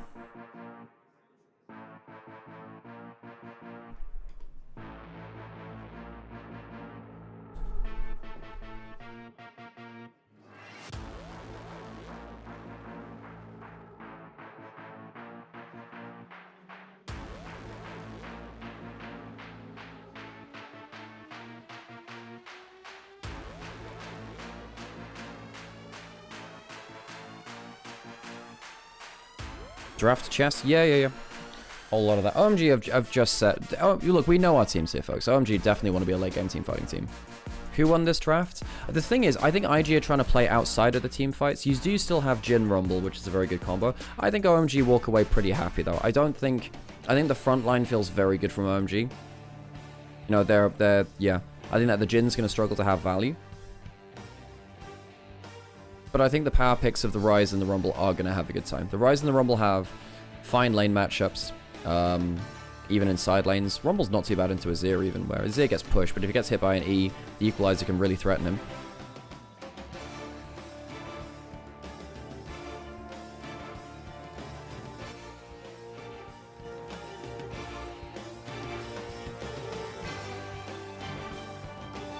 And let's get into game.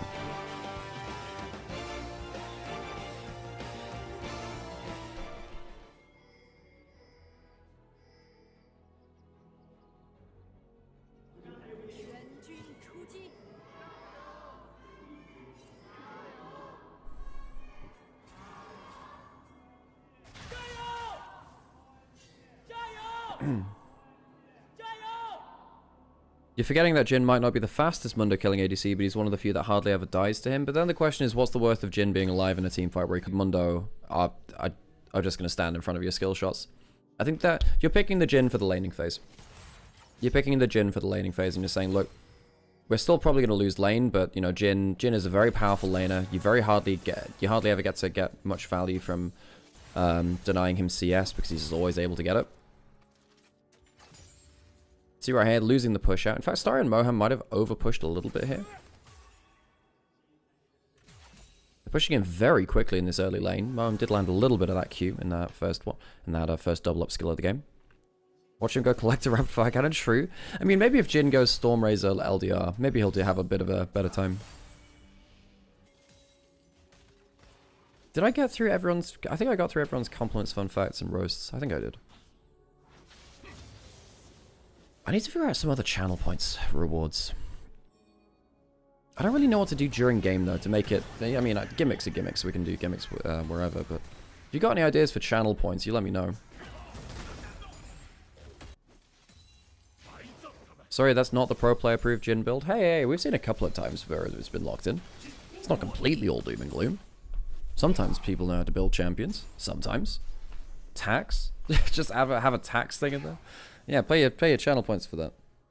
You should compliment YouTube chats too every now and then. Yeah, but I don't have a way to... Well, this is the thing, right? I mean, the Onivia is not my channel. I stream on it. But it's not my channel. And I need to have, you know, I need to have stuff which kind of convinces people to, like, go onto my own personal platforms instead, you know? Because that's the stuff which actually gives me lasting benefit. The Onivia stuff, I get the, you know, it's nice to have that audience. It's a very big audience. But, one, the integration isn't really there for channel points on YouTube. And then also it's not my channel for me to benefit from as much. Not everything has to be a transaction. True. Yeah. But what you'll find is with chat, sometimes just having a button to press for that thing tends to work pretty well for the whole chat engagement thing. Where are you streaming? Twitch. Yeah, in fact, if you look in the bottom left-hand corner, you can actually see a lot of my socials there. And yeah, I stream on both Twitch and on YouTube at the same time. Multi-stream, basically trying to win the algorithm battle. Sobro, not a bad early set of trades there. Harry shouldn't be taking that much damage on the early levels.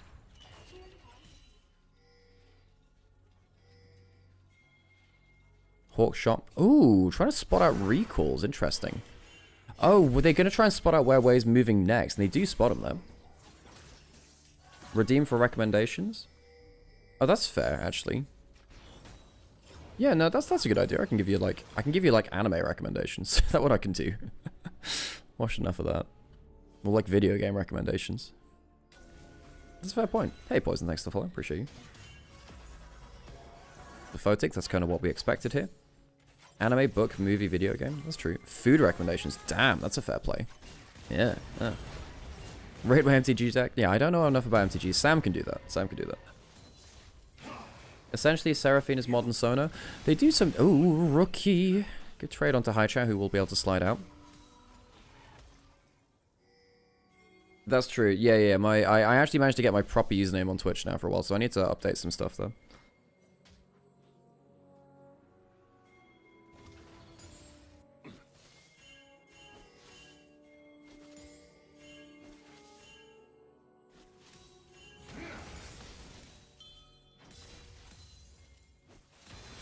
JRPG recommendations, Xenoblade 2. Yeah. What's your favorite non-top LPL team to watch this season? I think Weibo. Weibo are not a top team, but they're kind of like, they're definitely in like 4th, 5th. I think Weibo are really fun. They're just a very chaotic team, and Elk has been exceptional. Elk is so good right now. I also think JJ has been... JJ and Air have been real surprising as a jungle support duo. But if you think they're still a top team, then probably LNG, right? Because of 1xN is very, very good. It's my favorite LCS team this year. Ooh. Well, knock-up stops some of the follow-up damage. I think it's pretty easy to answer, like, just the top team is C9, right? C9 have actually been very exciting to watch in team fights. I'm quite excited to see what happens with Sentinels, though, because Darkwings has really surprised me. Dragon taken by OMG here. Slow early game again, just playing through laning phase. Rookie and Sobro both with 10 CS leads. Bot lane is even. So we're probably going to get into mid-game fights, I would imagine, based on what we saw in game 1. Hey Zodiac, thanks for the follow. Appreciate you. This is NIP's split. NIP looked pretty good the other day. They did. And I think that Care is a player which has been vastly underrated for some time because he's a very streaky player and his lows are so low that people tend to forget to praise him for his highs as well. Are you and Sam into the Marvel movies universe? Yeah, I mean, I've kind of dropped off the MCU. Sam actually plays a lot of Marvel Rivals right now, but yeah, no, I wouldn't call myself like big on Marvel right now. I think I burned out on it. I think the quality really dipped around phase like, I don't know, was it 3 or something? Hey, Pintos, thanks for the sub, we appreciate you. More map hacks from the Ashe. You know there was a build for a while which was Flickerblade's Ashe, where you basically get a free Hawk shot per wave because you just reduce the cooldown by so much. That was a time. I think it was Pillow that was talking about Flickerblade's Ashe.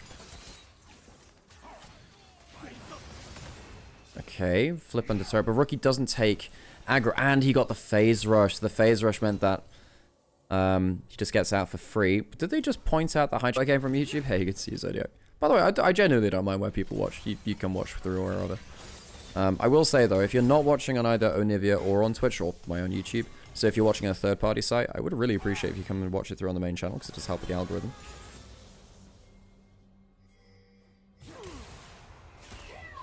Oh, Asharo used early for that extra bit of CC and damage. Encore doesn't manage to do that much, though, because the cleanse comes through.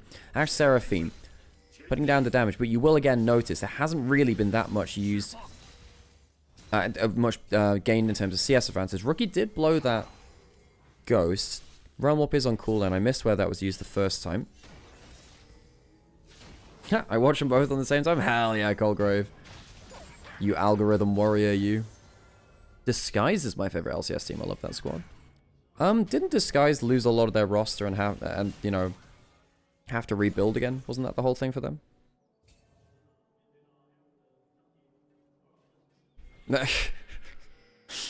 Damn, Ghost. Damn.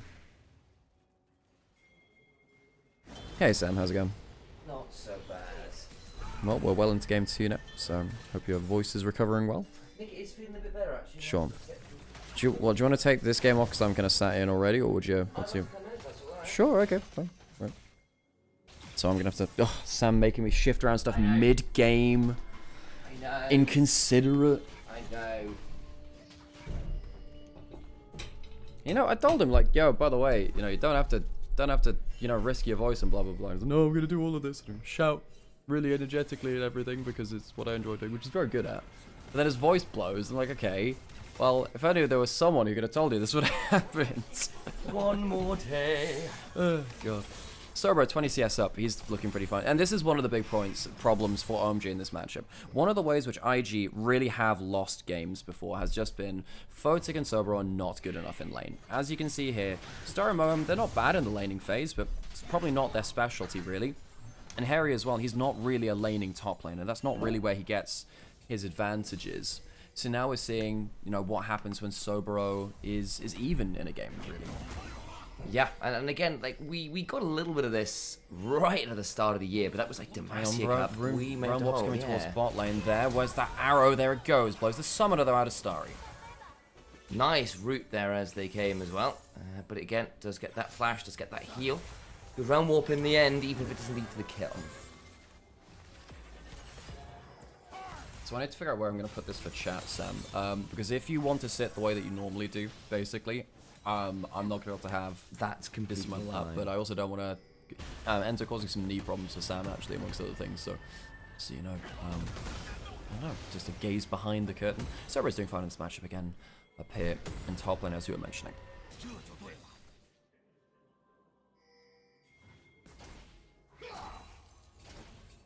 So, what else do we need to think about with this game? I heard the conversation about the Monday. There might be some truth that Sobro is there forced to flash. Yeah, Q3 was on target. Sobro, you know, doing well in this laning phase, as you were saying, but it's not completely without worries there. Cassante can actually kill the Rumble here. So, Dragon's about to get started. Rhea will be on it. Ways around, obviously on the Wukong, able to slide over the back of this wall if they so choose, and I think they may well do with the Gert getting go called. For the steal, flashing. Oh, it gets the steal! Might have to flash back over the pit. Has the Cyclone if he wants to commit to the fight. Deadly Flourish will take the passive off Rhea, but won't be able to stick around and do anything more. Haichao sliding forwards there as well could have been quite genuinely nasty. Huge. That's genuinely huge, because OMG, they're a team fight comp with this bot lane control. They wanted early Dragons. Rookie might get shuffled into town. Needs to be careful here. Does get phase rush, so it doesn't really take anything. Well, wasn't in the middle of taking turret aggro, so all is fine. Yeah, Rookie's had a couple of times where Haichao's kind of flicked him under the turret, but sorry, Haichao's flicked Rookie under the turret, but yeah, he has been timing that phase rather effectively so far. 10 CS up here. Haichao, that first game needed to be better from him, really. He had the Galio into the Silas, and yes, Silas is a very good draft, but Galio, we saw, you know, from HLE, BLG back in Worlds 24, you know, the Galio can absolutely outvalue a Silas in those situations, even with Silas having good ultimates, and yes, still a good, I still think IG won that draft, but I think if Haichao had played better, they could have won those late game fights potentially. Yeah. Right here, you know, he's down on a very well-known matchup here. Well, he does have the Cyclone if something does start to arrive. Remember, no flash on Starry. This could get very interesting. Slides on in. Cyclone. Starry's got nowhere to go. You are a dead man. No flash. Uses the barrier, goes down anyway, and now suddenly OMG, they really wanted bot side control. That was the lane that was pushing up. They had a slight gold lead there, and they lose Dragon, and they lose their life. So OMG, their early game really not what they wanted here. Yeah, and again, it's not even like Starry had a lot to do there. You had this Wukong wrapping around via Gromp. Look at all the wards in the blue side jungle for OMG. There is lit up like a Christmas tree. Because it's all blue, not red, which would have been very funny. That's the better option. But either way, it is very lit up. There was no one else around. What do you do there as the Ashes hide from die, really? Well, I think you answered. I think that's rhetorical, Sam. I don't think you want to answer that question. Oh, Maybe you could fill in a Sudoku. You could play hit video game Uma Musume on your mobile device. You could do patty cakes with your duo partner. Yeah, true. Damn, I hadn't even thought about that one. Yeah, you see, Sam, real the good more bonding we moment. think about things, the more we discover. That's exactly it, isn't it? Incredible phrase of all time. I think I've set it up so Sam can finally see chat. Hello, chat. Sam, your voice is really not... There was a squeak there, There Sam. was a squeak, yes. I'll tell you what, doing, 9 games a day, we sometimes do this to you. Potential... Oh, Rune Prison does land, but Hydra sweeps out in time. Rayo came down to defend. That he did. And again, it's only the 1 kill over to IG. The problem is the gold underneath that is 2,000 in the early stage, and that really has just been from lane. A lot of it's on Sobro, a player we've been criticising fairly heavily, particularly for his performances against some of our better top laners in the league. But here, right now on this Rumble, don't get me wrong, the strongest top laner for a very long time is still doing very, very well. Yeah. I just fill you on some of the stuff that we were talking about earlier, because we were trying to see the correct perspective for this game. Because I'm like, okay, OMG, it's really cool that they're here. Great story against EDG. No, we didn't expect them to win that series. IG are not a strong group of team. They're clearly the worst of them. However, hang on, we might look for a flank. We might have to talk about that. But IG, definitely still in a team, still have some of that team fighting. They still don't have the flash. Oh, she does have the flash just up. I take that back. I was lying to you. Rookie's still going to look for a bit more. The curtains get called. Mom's going to have to flash out. Just get the root as well. Now, Way's in danger. Rayo and Hydro coming across. They get the shuffle back. This isn't looking that bad for OMG. Rookie goes in, looking for some more damage. Sobro's here. That wall between them all causing chaos. The equalizer down as well. And suddenly IG find 2. Yeah, as much as IG have had their issues in Group Ascend, they're still an Ascend group team. They're still a rookie team. IG had that team fight in hands, really, when they managed to get all of those summoners away from the bot lane. The Ashe Seraphine not really able to stand and fight. This is a problem. If the Ashe Seraphine can't stand in a death ball, I don't really see what they achieve in this game. And right there, losing summoners for free, IG getting that creative flank, it's causing issues for them. The problem for IMG is that they're just not a good early game team. Yeah. If they get to late game, they've beaten JDG in late game. They've beaten teams like Weibo. Well, they won the series, I think it was versus Top Esports instead, actually. But they've had good late game team fights. The problem is they're typically like 10,000 gold down, so they don't get to that point. However, OMG, they're not early game specialists. It's sad for them. I just don't think that IG are like stylistically a team which they get to kind of have this huge advantage against, where EDG, we knew they weren't great late game team fighters, at least in their flawed state when they played in the first round robin. This team of IG, they are much better in the 5v5s, and now suddenly, IG, potential early. I know it's not the collector rapid fire chat was worrying about earlier, but it will still be the Stormraiser you chatted about. It's still looking like it will be a rapid fire second. Bit of extra move speed, not necessarily the worst thing into all the slows from Starry Moam, potentially a Ryalize in from the Azir as well, depending on build choices. Does get that additional slow there. Photic will need to bounce away and does so. Yeah, has the Stormraiser first item, as highlighted by chat. Photic is going towards the rapid fire cannon second, but basically Photic is saying, I'm going to have a lot of move speed, and isn't going into that kind of collector trap against the double frontline hit. Sam, did you say that already? Okay. Exact words. It was brilliant. So basically, okay, alright, okay. Well, sorry, I was just checking chat on the other side at the same time, and just wanted to make sure that we're kind of all up and running on places. Had a couple of tech issues earlier, so we're still catching up on some things there. Dway potentially on a flank. Remember, no flash here for Starry, but Dway might have been spotted out.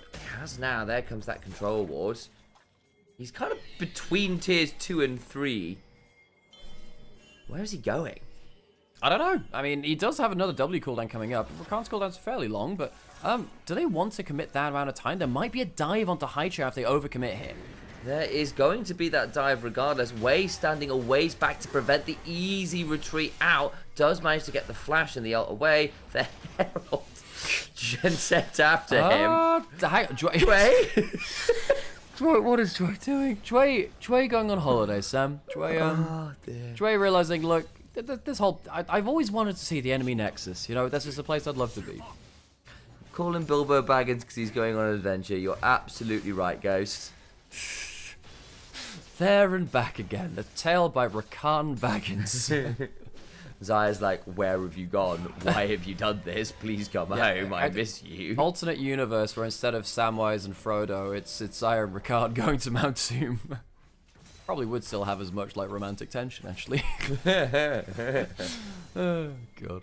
Alright, Photic, go towards that fire cannon in a second. Does mean that his frontline damage is going to be not fantastic, but his ability to kite the front line will be pretty effective. Dragon is up and available, as we said. Wei did steal that last one, which means that IG could get themselves an early 2 dragons themselves now, actually, depending on how they set up for this fight. Sobro on topside has 2 items. He's 2.4k up. If this Rumble rocks up with the Bloodletters to start allowing extra damage from the Rise as well by shredding magic resist, I think OMG are in big trouble. Yes. Yes, they are. Bloodletter's Curse, as you noted.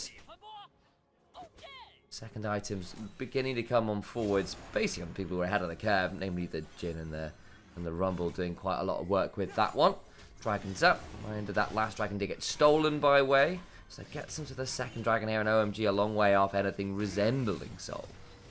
That camera pan of Dway dying in the next, I was so taken aback. I was like, why is he there? I hadn't paid enough attention to the minimap before that last play. Speaking of the minimap now, you'll notice that OMG kind of pushed in across the map. IG do take the dragon. A little bit delayed on that, I suppose, but Rookie will take the bot lane turret. He does indeed. Sobro up a level, did get to the role quest a little bit earlier, so that extra experience definitely helping there. Mid lane, chunk onto Starry. Photic just gonna fire off there onto the Ashe. Curtains get called. Hang on now, this gets a bit more interesting. Looking for a bit of something onto the AD carry. Moan will body block. Won't prevent anything more, but it does delay the reset. Starry at about half HP, and therefore really able to stop that crystallized proc coming on forward. From the things of rapid fire does allow you to do. He's even into the fairly ridiculous wave clear of an Ashe Seraphine. Just get that occasional auto off on the turret. OMG are really struggling with this 1-3-1. We did say, actually, well, I said in draft that one of the problems that OMG might run into is just these side lane matchups. And Sobro being this far ahead now means that I just don't think OMG can deal with a full court press. You know, OMG are trying to scale into 5v5s, but IG's top side of the map had a good early game. I think the individual lanes early were good enough now that OMG are just really struggling. And then, of course, bot lane then ended up losing their own pressure. So it's not like they can be the pressure valve. OMG, one of the problems for this team has been they're just not laning specialists. Equalizer even dropped on top side to make sure the next one's coming through there. The arrows on targets. Good flash away, but now Rayo can just run at him. Is there teleport, there's no cancel. He's going to get there in time with the Cassante, so he's out. Sobro. We're seeing a little bit more of the good side of Sobro this series, folks, where he's not demolished in lane and he can start playing more creatively around the map. And what that means is he does lose both summoners and that ultimate, but the full court press is still achieved from IG. 6,000 gold ahead of OMG now. What does Rumble do on the next play? Well, he buys, there we go, not buys, that's not a word, an Oblivion Orb. It's back to lane. So that'll help against that Mundo, of course. Seraphine, less about the healing, more about the shielding, actually. Seraphine doesn't really have a crazy... The thing about Seraphine is she doesn't have a crazy amount of actual heals and shields in her kit. It's just the items which then buff up things, and she has those auras kind of, to kind of empower things. Dway again on these flank angles. We're one for one. They don't see him at all. Rayo coming around the corner. Not spotted is Dway right there. Did use the W cooldown. We'll have to wait a handful of seconds until that comes back up. Sober also going on down. So 1 for 1. I meant 1 and 1. Has had one very good one where he's had to die to Nexus. They still haven't seen him there. I think they maybe think someone's hidden about that because they don't spot him again with the Hawk Shot, by the way. Could jump onto Mohammed. They still don't see him. Oh, Dway, what a flank. Wonderful. Won't actually lead to anything. It was a great angle, I know. Okay, look, basically, IG are like, we're actually outside of Realm Warp range because Rookie's gone for Ghost, not Teleport. Maybe we don't go for this fight. Wait, now potentially the spot of bother as Highchat will throw down a couple autos. Not too much more. Hydra going for the sweep. The Cyclone comes out, and Hydra is forced to ult. Doesn't even land it on Wei. Rayo down to half. May well have to force ult and flash himself. Wei can't get the second Cyclone onto Rayo. There's the maximum dosage and the out of the Mundo protoplasm as well. So the double kind of clutch healing. Of course, it's denied somewhat by the Oblivion Orb, but still going to get him out to safety. And while all this is happening, Rookie just keeps pushing. Keep pushing. Keep pushing. I've thought about that song in a while. Who even sang that? Bit of a one-hit wonder, if I remember correctly. Ooh, ow. Yeah, well, that's Fire Cannon Stormraiser onto a squishy. Target's not going to get killed here. Mundo will be here. Body block duty. A little bit spooky. Starry's dodged out in that fourth shot. But good damage from Photic. And this is why they, they picked the Jhin, and I thought, look, realistically, if this comes to 5v5s, the Jhin can't deal with the Mundo and the Cassante. But OMG have not made it to the 5v5, so IG, credits to them. They've managed to make this draft work for them very, very well. The individual matchups that they picked for getting value. And now Baron started. OMG, they're not... Well, can they contest at all? Well, they don't even have a flash on Mundo for him to steal. And no Blast Cone either, so this is basically no way in for the Mundo. Red side Mundo does run into this issue. How do you get into the pit? Well, you don't. Whoa, even using the equalizers for that DPS. The IG, get it? And now, OMG, they wanted 5v5s. They wanted to play through, team fights. They're not going to be able to do that. IG take the Baron for free. They'll be able to go into the 1-3-1. And unless the Ash Arrow and the Encore lands, they're not able to land easy engage across the board. You can't even really do that against Photic with Cleanse Up. So OMG, their options already are so slim. Dragon's coming up now. IG might even choose to let this go and just say, screw it. We're just gonna go for 1-3-1. Jue's trying for another flank, is on vision this time. Indeed, there goes that Dragon start. We're going to force that fight. Teleport is now available as well. Reminder Here for comes Rumble. There we go. Comes in with that. Harry with the Q3 stack can look to interrupt the Rumble. We'll get a decent double path make. Actually, just keep Joy and Sober a little bit isolated from the rest of the fight. Photic's also taking a bit of a chunk from the Dragon, I think. I actually think IG need to be a little careful here. This is the first 5v5 that we've seen. It's 7k down, up of course for IG. They're in the favor there. Rare might look for a steal. Can certainly look to do it. It will be the flip at least. The equalizer is down and splitting Rayo off from the team. He dies. The flip goes the way of Invictus Gaming. Now the Realm warps in. That'll mean the body blocking gets tricky. Flash for the Encore is good into the shuffle. Hightown needs to get out of there, and Starry can do not that, as they also picked off the Seraphine with a last-minute harpoon. And now with 3 people dead, IG keeping everyone alive and a minute and a half left to Baron buff. They should be breaking inhibitors now. Azir doesn't have the shuffle for a big play. This should be at least the inhibitor going down in mid lane. IG, this has been a good game from them out of the laning phase into the full court press to deny OMG an even 5v5. By the first time OMG really saw the light of the death ball, the game felt like it was already over. I think Rookie and Sobro controlling the map so well, of course way in there too, as well, making his own plays along the path, have meant that OMG never saw the promised land of that 5v5. No, they did not. The equalizer tags 3. Rayo split off from the team. Look, it was a flip on the Dragon, but in the end, even if IG had lost the Dragon, really they're there for the fight as much as anything else. Realm Warp with the quickness on top of Moam does a good job of flash encoring there, but it doesn't actually save anyone, really. Yeah, the engage has already really happened. And then the Baroned up minions. It was the Baroned up minions that killed him. Thanks for firepower from those little buddies. Ends up taking down Moham for his first death of the game. Now, I thought it must have been a harpoon, and then I hadn't realised he'd taken minion aggro. Unfortunate there from Moam, his first death of the game. Problem is, his team is still down 11,000 gold, and Harry is being cycloned, and the Black Cleaver shreds quite a lot of armor. So death for Joy in the mid lane, so he will go down. So it's only OMG's 4th kill of the game. Of course, the crushing blow from the Wukong as well. It gives another 25% shred. Realm Warp in to make sure that rises under the turret for wave clear. He has the upgraded Merc Trez. He should be able to wave clear here. Yep, that'll help. Arrow from downtown is what caught off the Rakan. It caught off Sobro. Did he die for that? Huh. He might have done, you know. I guess I just missed that. Damn. My bad. Curtains get called. That would be quite something. There's the Encore, not fantastic, but we'll force a disengage. Yeah, Sobro did die. Alright, I just missed that. You can tell it's early in the morning, folks. 3 days back-to-back of like 6 a.m. starts is seeing my head in, folks. I need to learn how to become a morning person again. I used to be for LPL. But what I used to do was, I get up at 5 a.m. for sound check, and then I go to sleep for like an hour. And then I go back in for the LPL cast, and I'd be okay that way. And also someone else is doing production, which really helped, believe it It does, yeah. Yeah, the problem is when you're doing all your producing yourself, turns out half your brain is taken up doing that. And Sam, I only got the one brain cell, so it's got to ping pong around like a little pong ball. You know, like those screensavers Yeah, with the the DVD logo? Yeah. So let me know when the brain cell hits the corner perfectly, chat. Of course, we all share the same brain cell here, of course. As you know, if you're on chat, you're aware of such things. 12k up from IG. Inhib goes down. And yes, they did lose a kill here or there in that last push. They lost Jue and they lost Sobro. OMG, it's still...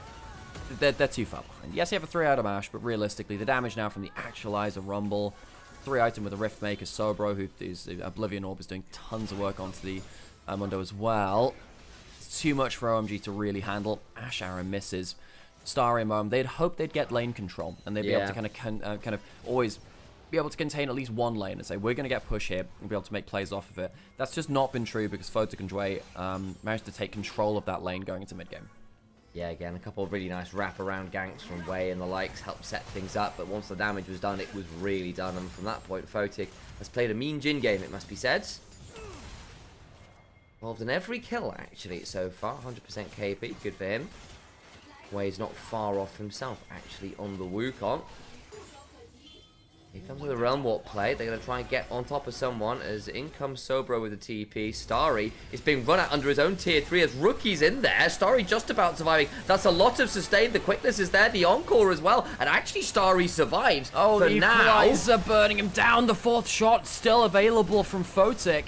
And even through all of the healing, the shielding, the disengage, the death ball, IG still more deadly than the Seraphine shielding. Yeah, Moham does make it back towards base, but he won't be there with his AD carry pairing. IG just continue to just push the game forwards. It's 20 seconds till Dragon. That'll be an Ocean Soul. And OMG are already not killing IG. What are they going to do now? Not kill them even harder?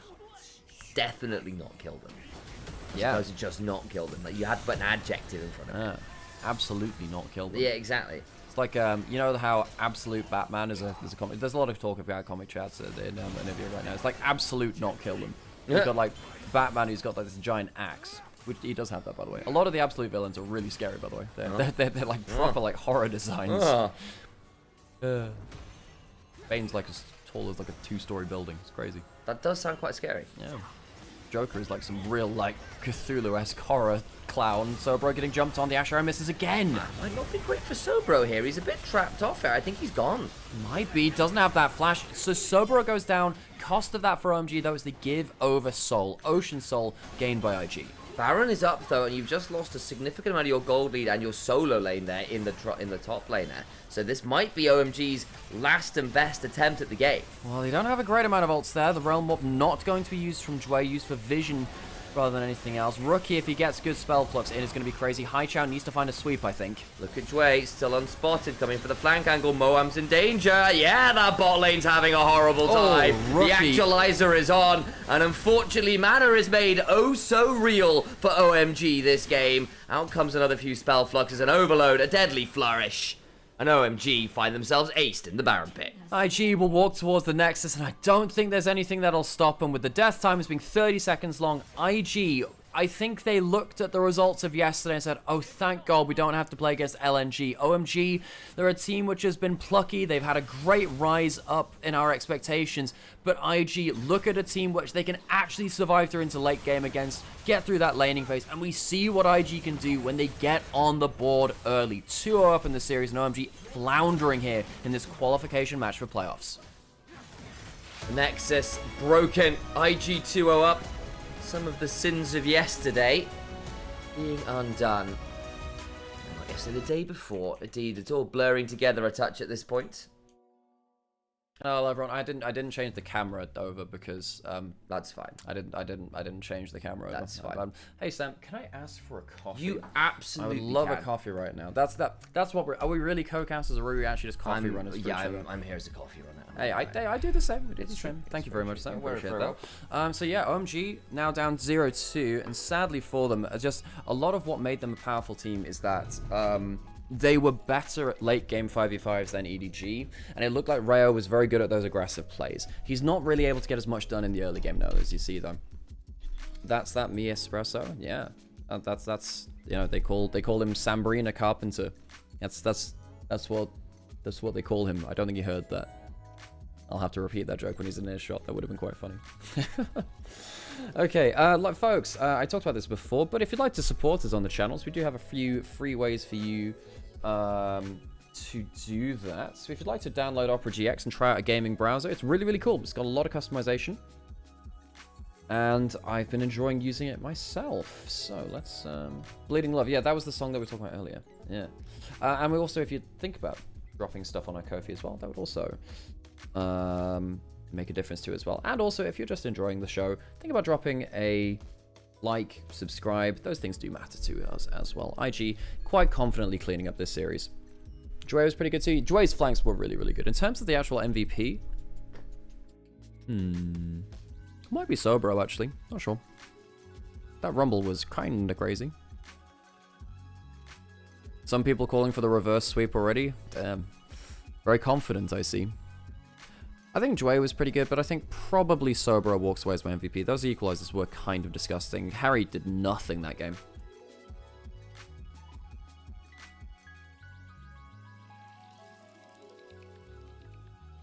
Every game Photic doesn't run it down as an MVP for Photic in my eyes. Damn. Wow, really harsh today, huh?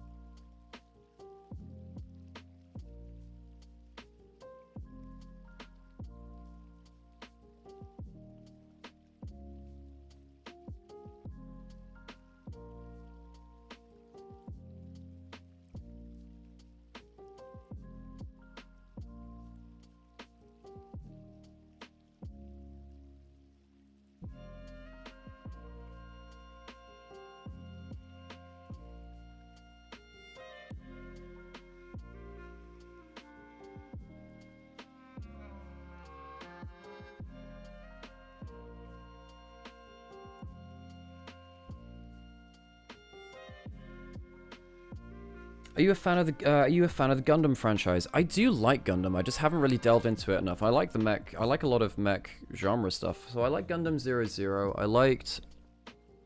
Was he 86? Rookie gets MVP. Okay, yeah, he was really cool with those realm ops. Yeah, I do like Gundam. I just haven't watched enough shows of it. I've watched a couple of sporadic things here and there. I did give the original series a try and that was a little rough. I do need to give that another try though. Because I'd like to make it through to like Gundam Unicorn and Gundam Wing, which I heard were pretty good. I think it's one of those two, which is pretty good.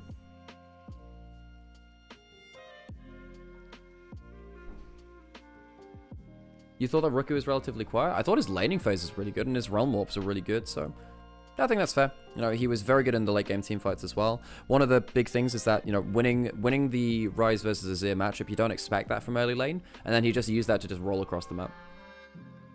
By the way, I'm craving some human drama. Can you recommend me something that I can watch in one sitting, like 12 episodes? Do you want an anime recommendation or a show recommendation? Because if you want like an anime recommendation, there's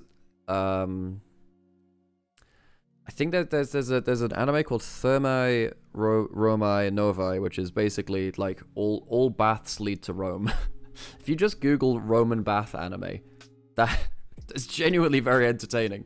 It's basically about a bloke in ancient Rome who, when he goes to the public baths, wakes up in like modern day Japan, and he like takes information from modern day Japan to build baths in ancient Rome. Oh, anime, right, yeah. So that will just search the Roman bath anime. Genuinely, it's a strange concept, wonderfully executed. It's a great show. Sorry, I misread that, Shinobi. Yeah, that show is genuinely kind of crazy. So OMG choose to go second pick again for counter pick. Nymaera, do you think this year's top LEC teams are better than top LCS teams? No, actually. I think C9 look better than a lot of the LEC teams right now. No, I think C9 look better. FlyQuest, not as convinced on them because I think that their late game shot calling can be a bit skew. If I don't think they have the experience right now. But then again, the top teams in LEC do not look great right now, besides KC. Oh, it's not on Crunchyroll? Ah, damn. Obviously, wait, 12 episodes?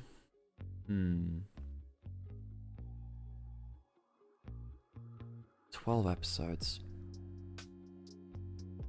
So, funnily enough, Angie and I have been watching through a really nice slice of life anime, which is called Solo Camping for Two. It's effectively it's camping propaganda, folks. It's just trying to get people to go camping, but it's actually a very good, just chill show. It has like 24 episodes, but Solo Camping for Two is genuinely quite a good show. I've enjoyed that quite a lot.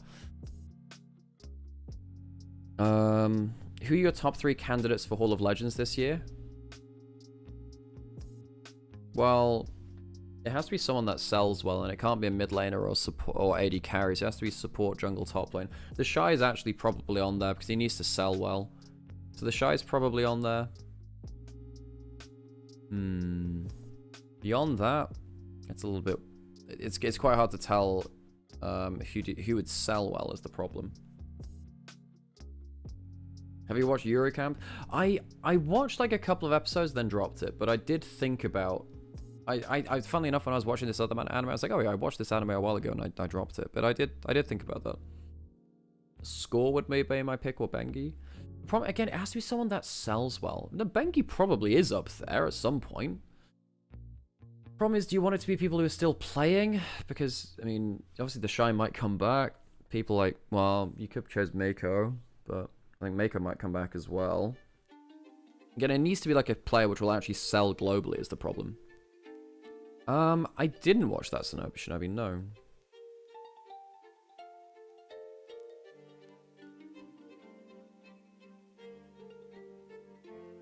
Human drama as in trying to cry and as in like, is this like natural? It's basically not supernatural, I'd imagine. Diamond Prox loved in EU, respected and created. I'd love Diamond Prox to be in there, but I just don't think people will buy stuff for a player that stopped playing like 10 years ago at this point. You know, just got to hear how are IG playing. They're getting through early game and they're stomping OMG late. Basically, I mean, they're just better laners and then they're slightly better team fighters. So OMG are not a good enough early game team to punish IG's weakness, which is they're not very good at early game play. Hey, hold to that. How's it going? Damn, that's your first. I saw you either follow or subscribe the other day. I was like, I don't know why. I don't know why I'm surprised that's the first message. Anyway, good. Welcome to the chat. I hope you're doing well. I love Christian Bale as the Dark Knight. Didn't mean to compare the actors. I mean, I liked Christian Bale in the Batman trilogy. I thought that was a fun trilogy. Don't think it was a bad thing. Super lovely and wholesome. Awesome, cool. I will give that a try then. Cool.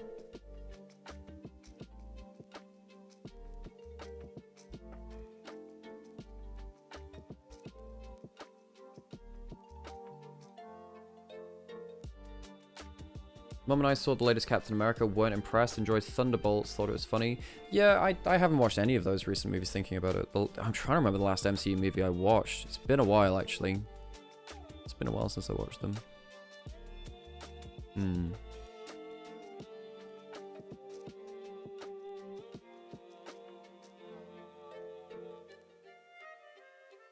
I'm just not sure I have the motivation to catch back on MCU again, really. It's the same kind of thing with, like, a lot of the Star Wars shows. They just started churning out some just lower quality stuff.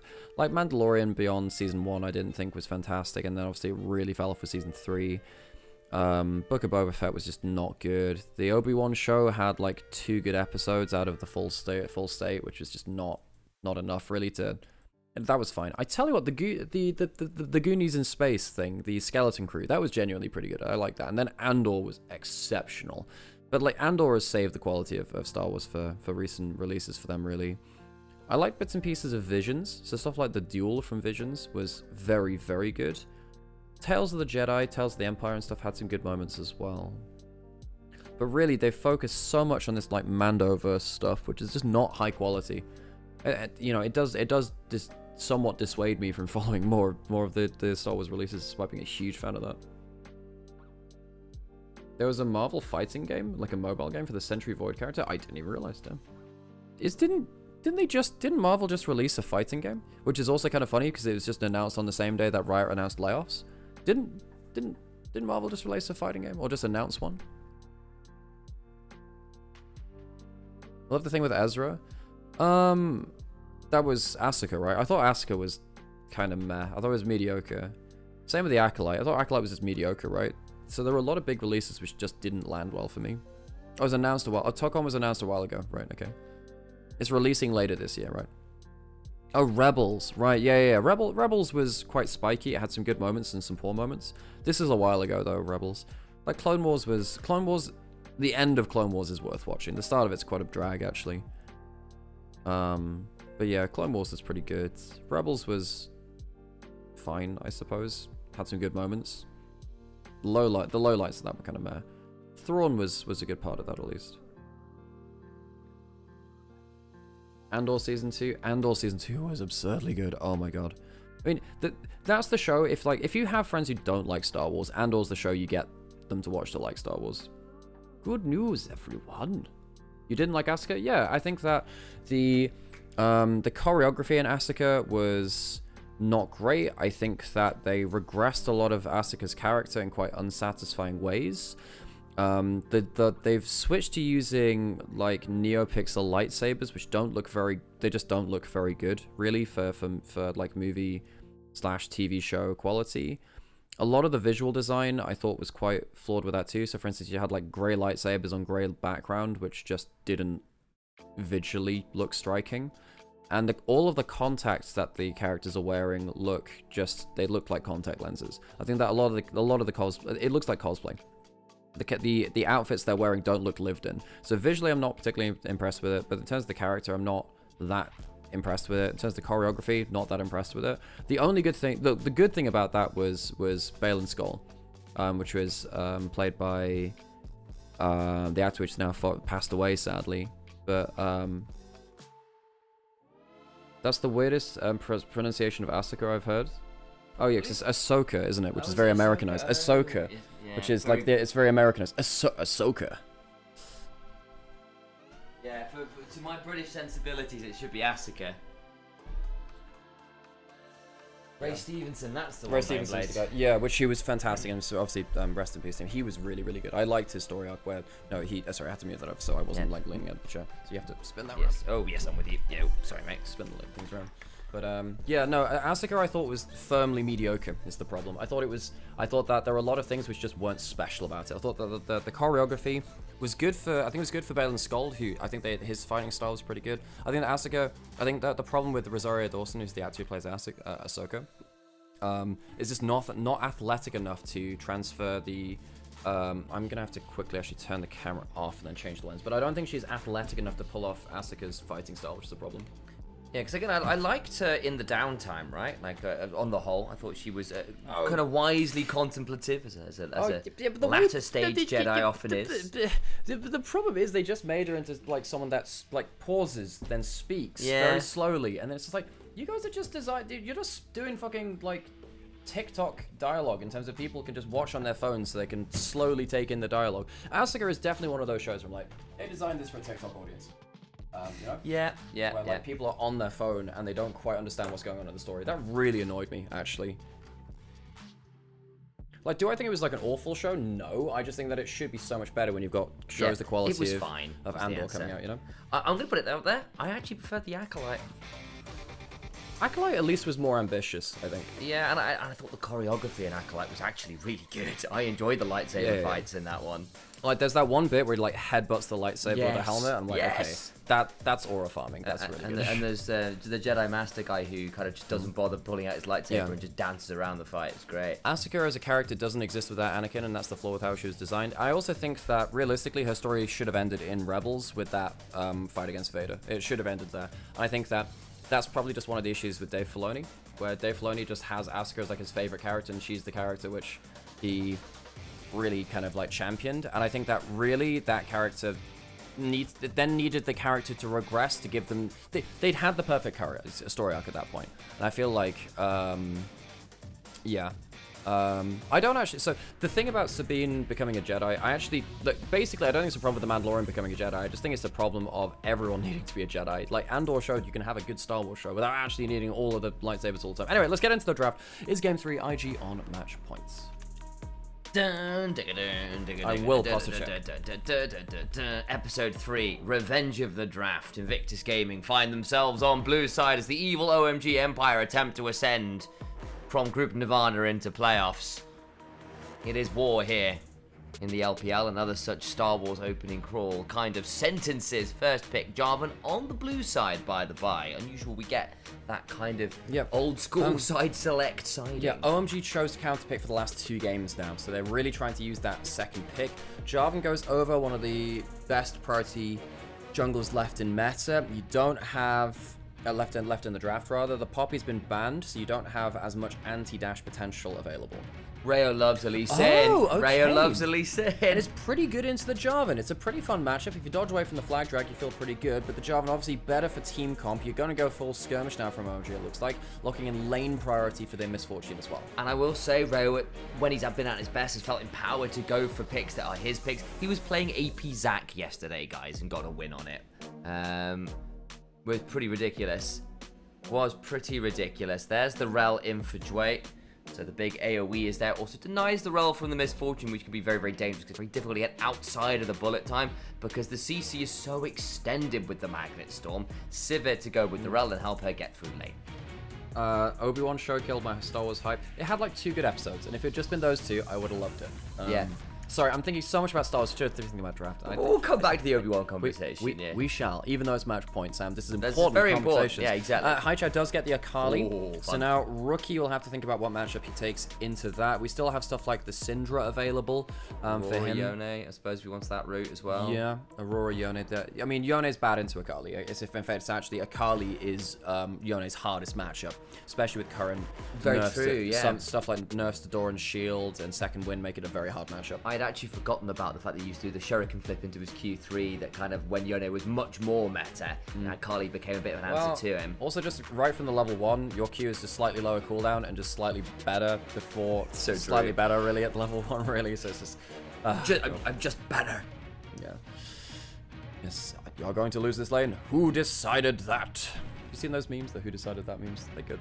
Good aura farming, Sam. It's good aura farming. Yeah. So, Twisted Fate ran away from Rookie. Of course, one of the better things against Akali for revealing her in the Shroud and then CCing her. OMG have some scary skirmish already. So, IG do need to pick some self-sufficient champions, which can kind of survive Akali, Lee Sin, looking for those aggressive angles. We did see, I want to say, WE pull off the Poppy TF combo the other day when it was very volatile bot lanes and absolutely mash it around. Took them all to get going. It was while you were doing Power Spike. So, oh, right, cool. Sorry, sure Poppy TF bot lane? The Poppy TF mid jungle to attack bot lane, basically. I thought you said Poppy TF bot lane. I'm like, when did I miss that? No.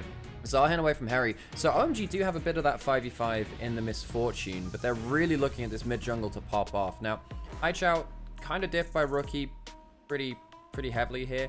I think Talia is probably the pick here for Rookie on the whole. What? Is that legit? Okay. Do we have what I assume to be a Rammus support? Now, folks, about 2 years ago, 1.5 years ago, we had a misclicked Rammus in the LPL from Ultra Prime. No, it wasn't a misclick. It was a proper Rammus support. IG are so freaked out. They don't know what's going on. Yeah, they don't know what the hell's going on. They still need to figure out what's going to happen in the rest of this. There's so much point-and-click CC now. But Ultra Prime ended up, what are they doing? They don't know what to do. What are they locking? They lock in the Aurora. They don't go towards the Talia. Rammus. It's a legit Rammus. Could that go top? It will be in bot lane. Look, you're not going to blind pick a top lane matchup. I suppose it could be a flex pick. I don't think you want to do that. Renekton, I think, is fine for Sobro. Rammus just can't really deal with the constant poke of the Renekton from that Q. and the Renekton will be locked in, that will be a Rammus support, I presume. Yeah, you'll lock that into support. It's point and click lockdown, and it'll be able to be very, very... I mean, you just... this has to be a pick which they practice for a little while, and they're pulling it out. We have a legit Rammus support. Mom is playing Rammus support. What? I'm going to have to look up the stats. When was the last time we even saw Rammus? In fact, excuse me. We've got a Rammus support, guys. This is the first Rammus support of the year. That is absolutely absurd. Beryl played a single game of it last year. He played it in 25 season playoffs. That's the last time we saw it. Beryl played it. It's the first Rammus support of the year. Only the fourth one we've seen in the last 2 years. You go back a couple of years ago, OMG tried to play it against double AD carry bot lanes. Of course, the Rammus is very successful at kind of shutting down AD carries. There were some changes to the champion. There was a change to the champion. There's more magic resist on it than it was before. It's not just a armor tank now. You can do a little bit more against magic dealers as well. This is wild though, Sam. I am genuinely perplexed. Okay, so you've got a Sivir who's going to hate it. Jarvan's not going to enjoy it. Renekton both at a certain point probably going to have a great time. You know what? If you're going to cook, you're going to prove me wrong on this one, then here it is, I suppose. Season potentially on the line. Certainly playoffs and Group Ascend on the line. Rammus support, Lee Sin jungle. Let's go. That is ridiculous. So, OMG pulling out something a little bit special. Now, they're against the wall, folks. They're currently 2-0 down, but, you know, we have a legit Rammus support. That is just wild. Sam, that is just wild. Onto the Rift we go. Let's hear some of those gyros.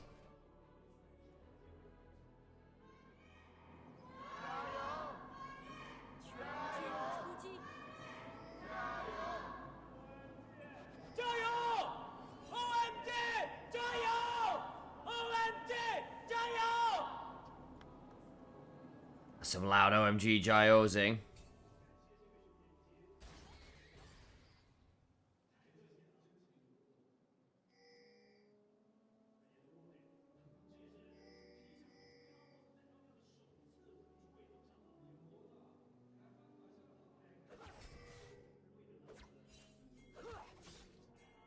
Okay, so Mario's going for the level 1. He's going for the shield curl level 1. Now, that one I didn't expect. I think he was trying to hope that they'd auto-attack him and he got some Thorns damage onto them. Of course, you got that power ball for great gap close, and you have that taunt as well, which will become very powerful later. Sivir can struggle with that. Rammus does have that, you know, the giant kind of ground slam as well. When you're kind of in your power ball, you can get that huge engage. You're not great at AoE engage, but if you want to CC someone into the bullet time, it is a pretty long duration of CC. Photic has the cleanse, that'll help. I don't really think that Joy wants to go towards the Mikhails. Having that point and click CC does mean that, you know, what's going to happen, folks, is Mohem's going to try and win lane, and then get out of lane, and just CC someone in the enemy jungle for Rayo as well. I actually think Rammus Lee Sin as a duo, there's got to be some pretty crazy unexpected burst damage. Mohem gets himself that taunt there for the Aftershock, has gone for the Aftershock. But Rammus did have, he's going for the Durian, by the way. It's the Durian Rammus, which I love. I do remember Rammus' ability names, Al. Rayo. I just mentioned there's the power ball. Yeah. There's the defensive curl, I think it's called. Yeah. And Rayo's going towards top side. They're looking for the dive, but Rayo's here to counter gank. Oh, misses the Q onto Sobro. So get to the wave, hold, clear that up. He gets knocked up and potentially just knocked down. There's a good safeguard, denies that. Yeah, the cooldowns had ran out by that point, but it's a good response from IG. I think Rayo showed himself a little early. Maybe. I think with Wei coming around, he wanted to be there in time. But I think if he'd landed that Q onto Sobro, it might have been a different kind of beast. He wasn't aiming for it, though. He was aiming for the minions, is the thing. He's like, oh, I just want to get under turret. Maybe they just thought that he needed to be under turret immediately. Appreciate the sub there, Gerard, by the way. Hi, Chow in mid lane. Eating a lot of damage early to Rookie, who did counter-pick the Akali with the Aurora. Indeed.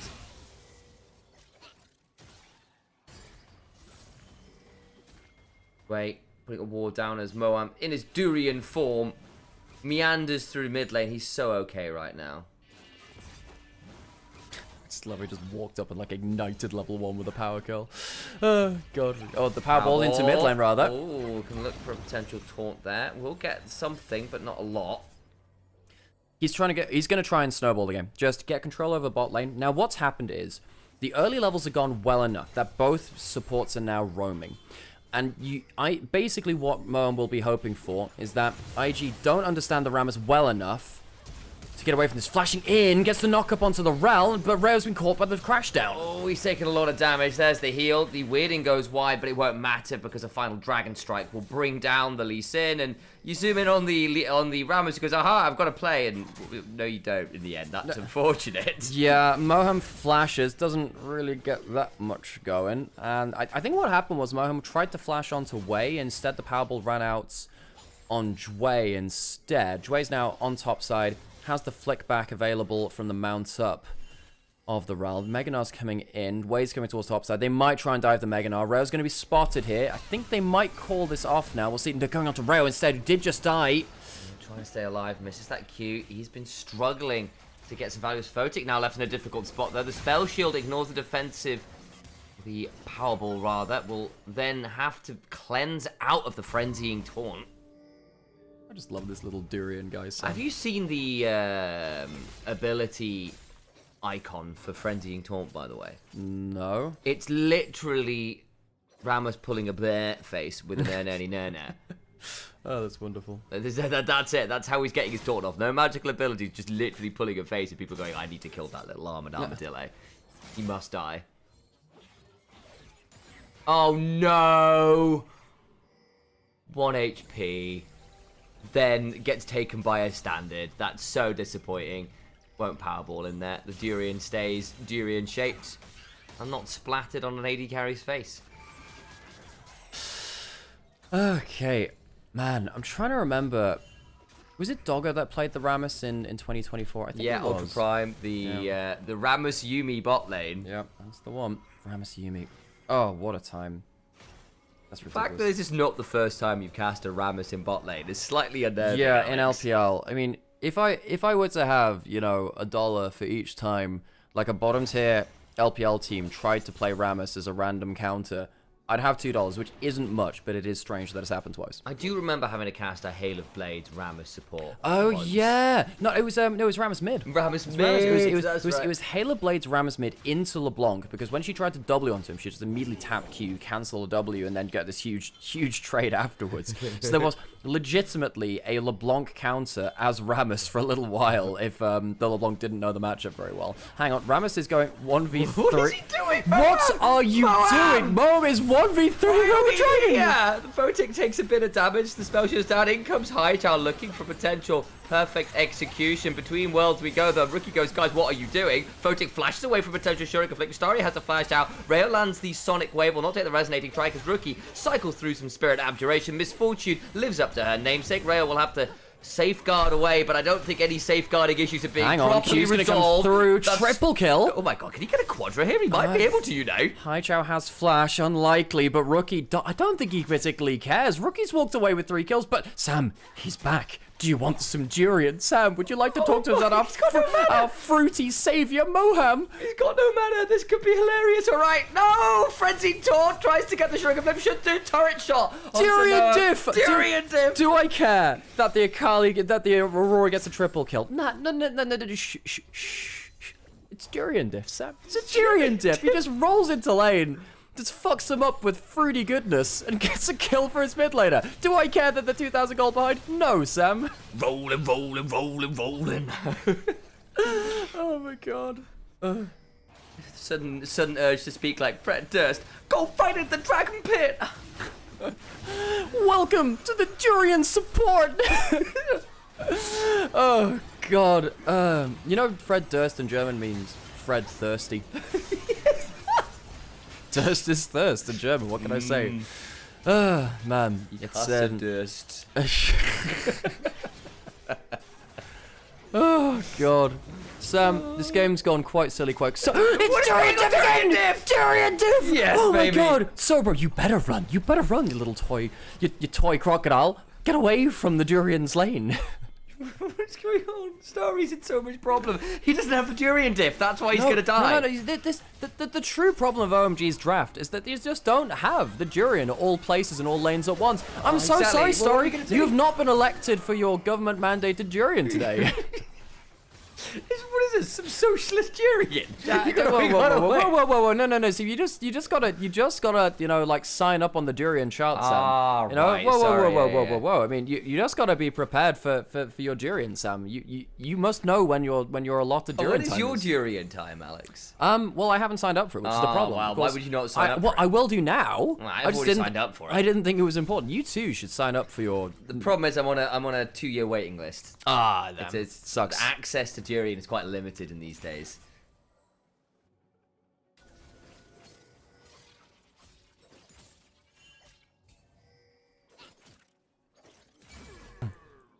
I can't wait for my Durian time, Sam. It's going to be great. It's going to be fantastic. Reminder, folks, that we do actually have another series beyond this, but truly, why would you watch anything else but this now? Because later in the day, we have W versus LNG. I don't think they'll have a Rammus there, Sam. No, I think that's very unlikely. And the Rammus has been of mixed success. It's only died the once, but we've seen a few of the many plays that have been made. Only one has been successful, and the one that was successful was onto an Aurora that had just got a triple kill. Photic choosing to... Why would you hurt the Durian like this, Photic? You've got to... He's trying to get through that spiky exterior. Rayo is down here, Sam. I was actually wondering if they go for the flash powerball. Not choosing to here. Look, is the Durian actually good?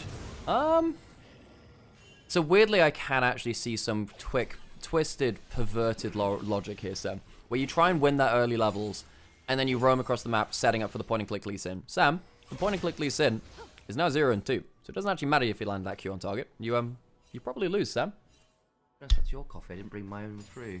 Oh no, wait. That's mine. I've got that. That is yours, Sam. You're very tired, Sam. Perhaps you should use some Durian to wake yourself up. Sam's like, oh my god, I've drank Alex's coffee. I have mine just over to the left. It's because I've put my laptop where my coffee normally is, and I think I've confused you with mind games, which are second only to the Rammus support. The Rammus support. Could I talk about other things in this game? Yes. Will I? Probably not. No. I won't. I will mention briefly that Rayo's Lee Sin has not been particularly successful so far. I think Rayo in general has not been successful in this series. The game one was his best one, and of course, OMG are a team which have really got a lot to thank this guy for. He came in for Juhan. The only reason they're here is because of Rayo. I will say though, Rayo, he's definitely got some development that needs to happen. He is a rookie player. He's been fun to watch. He has been. I've enjoyed watching this guy, but you know, it's hard to step into shoes like this against EDG. You look at the game 3 and 4. He was very ambitious, and his early game was not great actually in either of those games. Sobro popping that dominance takes a bad trade there against Harry. Yeah, we'll have a lot of rage to work with, so particularly another empowered ability could be good, but Harry's nearly at Mega here, so I think actually Sobro's ability to attack this wave will be somewhat limited. Bot lane Wei now around as well, has Rayo, and in fairness, Rayo's counter-ganked Wei a number of times. The problem is Wei has been incredibly successful. He's been involved in everything so far that IG has done. And Wei has always been a very good Jarvan too. When he has played it, has been successful for him. Rayo does land that Q, but of course, he can't lead the charge time. He must wait for his lord, his savior, his fruity Overlord. I was trying to think of like a... No, I can't think of something else. Anyway, he's got to wait for the Rams to go in. Fruit Messiah? Yeah, that's great, Sam. We'll work with that. The Fruit Messiah. I don't know, I just can't think of like a landed noble or something like that, which has like an F in it. Because Viscount is, or Viscount is with a V, it's not an F, Sam. I'd have to think about that his one. His feudal lord Fruits. He's going, he does have the level 6. Does he want to go for it? Powerball's off. Of course, to get that giant ground slam, you do need to be in your Powerball first, and that allows you to hop over the front line in some ways. Yeah, the Soaring Slam is basically Rammus' only real dash. Powerball, a bit weird on that front. Out comes the attempted... Oh dear. There was a bullet second. I won't call it a bullet time, as it was immediately interrupted. Run! Run, little Durian! Run! You're not meant to fight this yourself! I'm not doing bad here, to be fair. The problem is they're now in a 2v3, and it's being a bit tricky. That's not bad from Hydra. Mo and will still be splatted. And that's a triple kill to Photic. It's a triple kill to Photic, much like the last time that they tried to fight on this bot side, rather. This is such a whimper from OMG, and this is why, coming into this series, I was like, okay, realistically, IG lose to teams which are very good in early game and early game skirmishes. OMG are not good enough in lane, and oh god, he flashes to get cancelled there. Starry had a great series yesterday versus EDG. He did come away with the player of the match there across the entire series. That was really bad. Flashing into cancel range of the Ral, losing everything, and really, you want OMG to open up a fight with an instant pick. You need to have, you know, the point and click from the Ram. Legitimately, the Ram is what they're meant to do. Is they're meant to find someone out of position, get the Lee Sin to just dunk on them. Rayo's fallen so far behind, and there's no real great follow-up damage beyond that point. That the combo, it never got off the ground. No, it never really did. Rookie in a great spot this game. Photic just picked up a triple kill as well. Like, you're feeling very happy there. At the very least, Akali did pick up a couple shutdowns.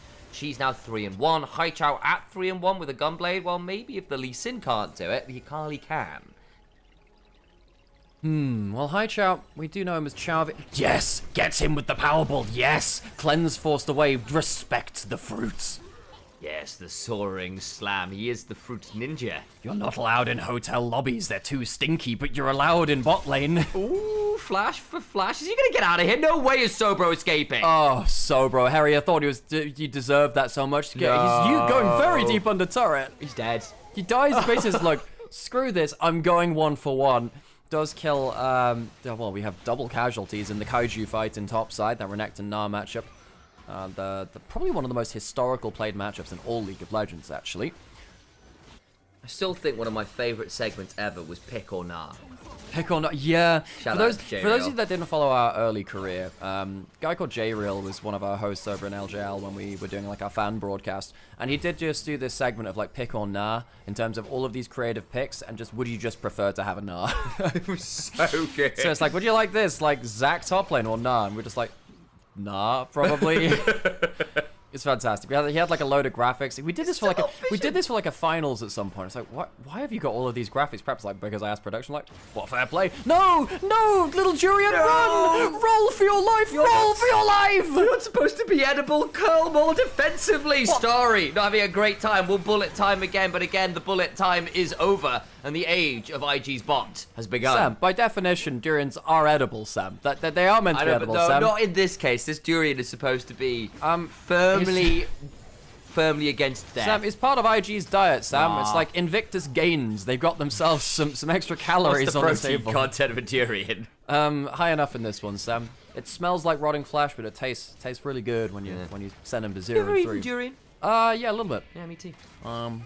Don't smell it, folks. Durian is a stinky fruit. Rare's going in, but you don't have the durian. You're not winning these fights. Well, Raya will get a decent kick through. That's not bad, actually. And now Wei's dead as well. There's a Gunblade on this Akali. And Rookie's coming down. Flash away from the skill shot there. Haichao not being able to get the on target. Rookie going forwards for the burst. Should get the kill there. Not quite the little bit of healing, but there's a safeguard onto a wall, which allows the kill to Photic anyway. Sam, that's not bad for OMG. Sam, the one fight in the game they've won Stop side. Sam, the one fight in the game that they've won. So, bro, one more passive kills him. Of course, that one was Durian's if. Sam, the one fight in the game which OMG have won is when Rowan wasn't there. The Rammus wasn't there for the one fight they won in the game. Sam, I've got heretical thoughts. Perhaps it's not about the Durian after all. Well, the Durian made the diff top lane instead. Oh, so okay, actually, okay. All right. While they were distracted elsewhere, drawing the Eye of Sauron, our ring bearer managed to get a play top lane. Aragorn there, just outside the Black Gate, turns back for Moham. Right. Exactly. You're getting it. Also, Rayo managed to go from like 0 and 3 to 2, 3 and 3 after that play. That's important because he does have a good lot of burst against quite a squishy team. Starry not having the most amount of fun and just dies. Yeah, well, Starry very nearly turning things around onto Photic, but then onto Rookie, but Photic comes around with that Essence Reaver Sheen crit. Counterpoint, yes. 0 and 5.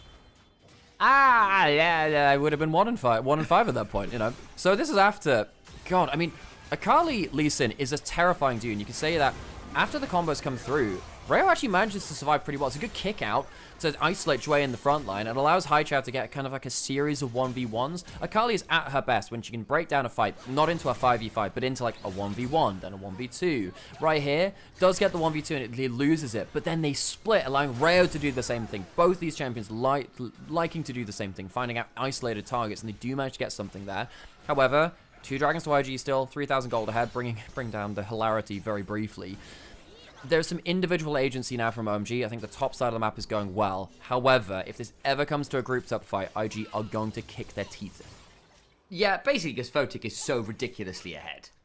He is the gold lead. He is the 3,000 gold. It was looking really good in mid lane, and then Haichao picked up like 2 shutdowns plus 4 kills. Rayo also got a couple big shutdowns as well. Like, that is a big chunk of gold that allows them to come back into a game that was well out of reach. It's still not great, but at least they've got some ways to fight back now. There's the arrow. Not the arrow, the Sonic Wave fired out. Ash was last game. But the mid lane turret will indeed fall there to the Herald. That's the second turret for Invictus Gaming. And extends their gold lead a little bit more. And poor old Starry has got his flash back up, but I don't know how easily he'll be able to keep it. I never want to see another skin on Rammus again, Sam. Durian Ramen is... Durian Ramen. That's probably a thing somewhere, but I actually don't want to try that. Durian Diff. Forever will remain in my heart. Teleport's coming for them. Here comes the Powerball. We're going to try and jump onto way. Can't quite keep up with the Jarvan. Like we can get ourselves, channel our inner medic with the Here Comes the Crow Storm. It's a Powerball now. Here comes the fruit salad. No, Powerball scans better.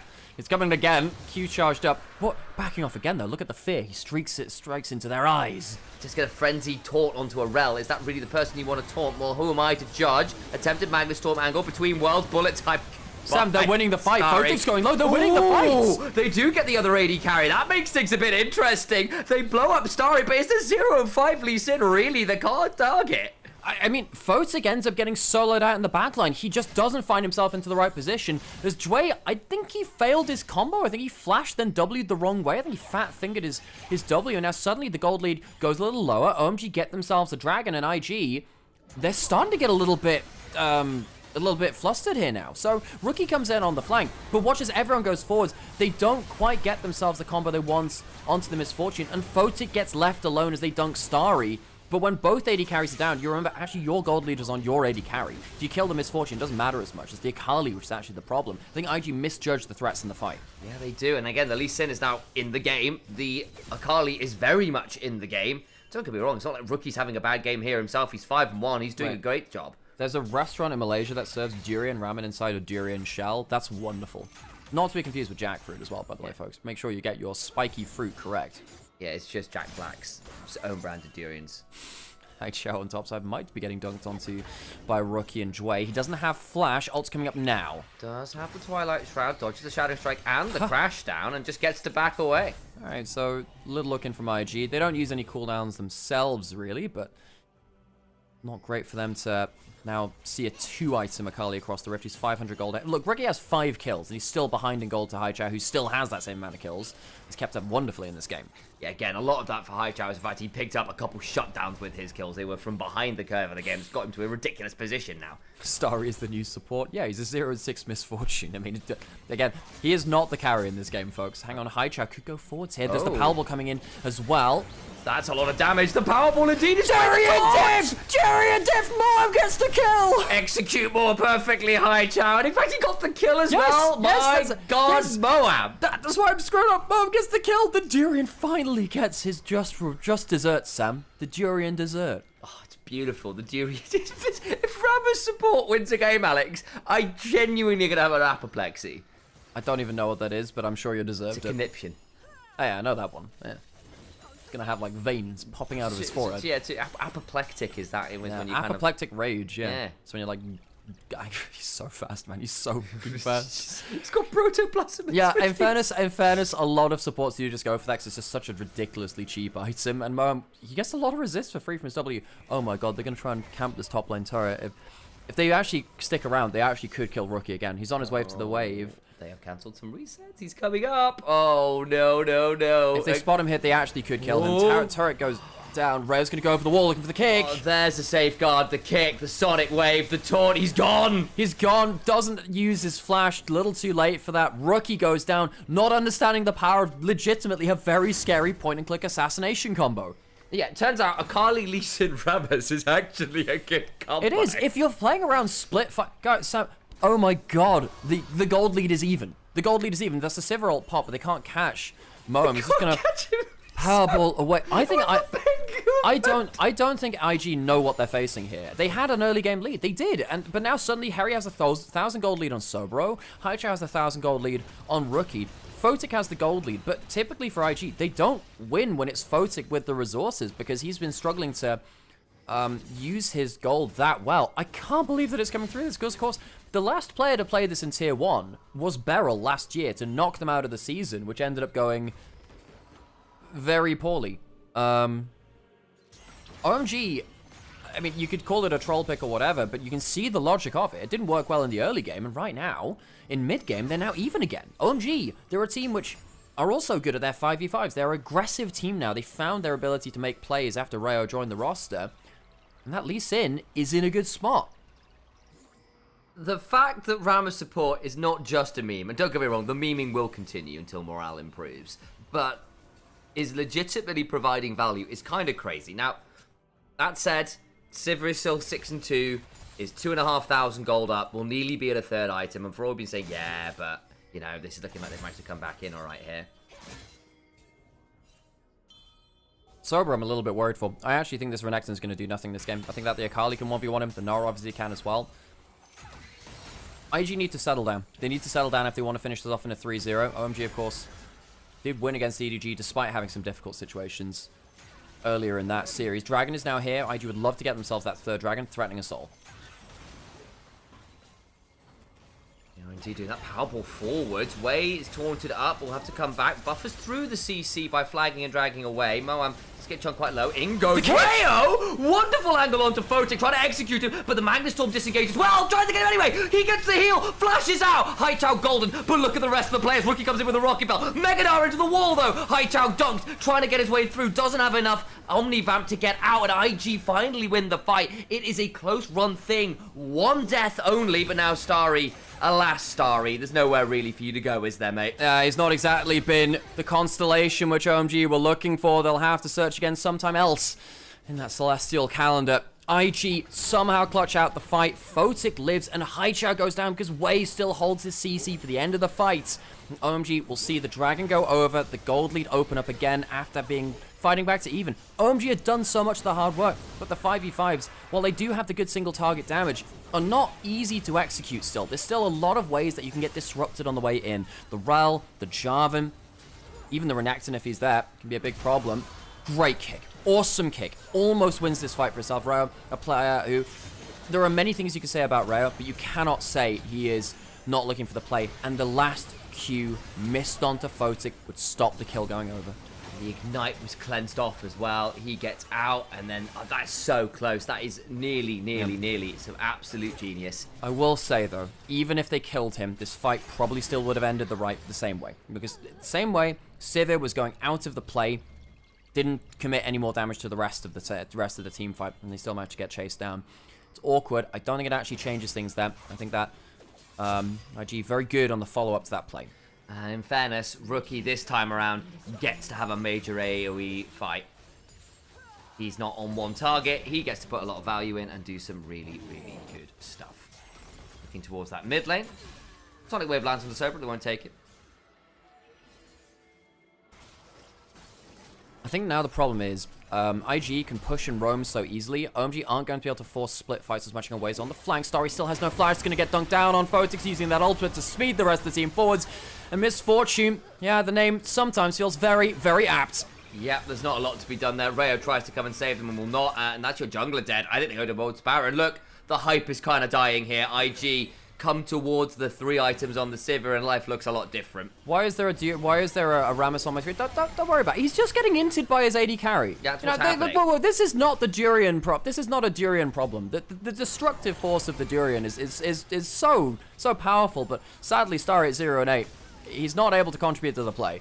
Yeah, they're going to try and 3v5 this. I don't know how feasible that will be. Between worlds they go. Meganar's coming. Haichao can look to maybe go back in here as well. That'll be a lot of damage on the Sober. A good stun, though, and the Sterex buys a lot of time. The Meganar doesn't really get as much value as I think they were hoping for. And now Haichao in a 1v5, I fear, has little option. 2 dead on OMG from that fight. No chance of a steal. OMG, they see their playoffs chances slipping away from them. Invictus Gaming, when they saw the results yesterday, saw OMG upset EDG, realizing that they would play against OMG and not LNG. I think they breathed a sigh of relief. The only way that they wouldn't have faced LNG is by OMG winning, because of the way that the seeding works. It's the lowest remaining seed, which faces the highest remaining seed, which IG are coming from Group Ascend, and Top Esports already securing their slot. IG, this has not been the perfect series from them. They have been fairly dominant when ahead, but OMG have given them some issues. IG, if they'd lost this, would have been playing in Group Nirvana next split. Disaster for this organization. They've just about managed to slip through that, and they should be securing this series now. Should. again, maybe there's another twist or turn to happen here. I'll note Photic now with the GA really stymies what things like the Akali want to do. You don't get that immediate execution. You have to do it all over again, and that's not so simple on the Akali when a lot of your damage is kind of a burst window, shall we say. It's a sad series to Starry too, who has been OMG's best player before Rayo came in. Rayo came in and obviously made the team feel more cohesive. It's been a bad series for him. Yeah. Even against an AD carry and Photic, who we have criticism. Oh, looking for the kick, doesn't get it. The spell shield is excellent. And I don't blame him for looking. I really don't. That's a nice idea. The angle is cool. The mechanics are on point. But the problem is Sivir has the outplay button. Rayo, never a coward. He has been revolutionary for OMG. And while we're likely bidding farewell for them in split 1 here, fond memories were created. And a spark of hope, a glimmer of light by this jungler coming in to resurrect their split. OMG might be falling to IG. Don't say they didn't find themselves with any hope. They have certainly been creative, haven't they? Maybe it was a Durian diff. In the end, the Durian diff was a friend we made along the way. The soaring slam comes on in. That's not bad. Haichao, though, ends up taunted up. And unfortunately, Harry goes down. Haichao will attempt an execution at the end. Alas, Invictus Gaming, implacable, unstoppable. To the Nexus they go. To playoffs they go. To Group Ascend they go. And OMG, Durian diff or not, will remain in Group Nirvana. A farewell to Oh My God, who will be playing in Nirvana next split and lose out on that playoff slot. But it was still a team, I think, which gave us a lot to be happy about. A team which I think punched above expectations by beating EDG. Of course, EDG will also be now in Group Nirvana as well. OMG can't get it done against IG, who I think breathed a sigh of relief, knowing that their season could have been absolutely destroyed with the worst result here today. IG will be in playoffs. They will be in Group Ascend next split. IG get the bow. And again, look, this is not giving me a lot of hope for IG in playoffs. They're going to be probably going out first round, likely. I mean, we see some of the stuff. Like, Rookie's still playing pretty well here, but...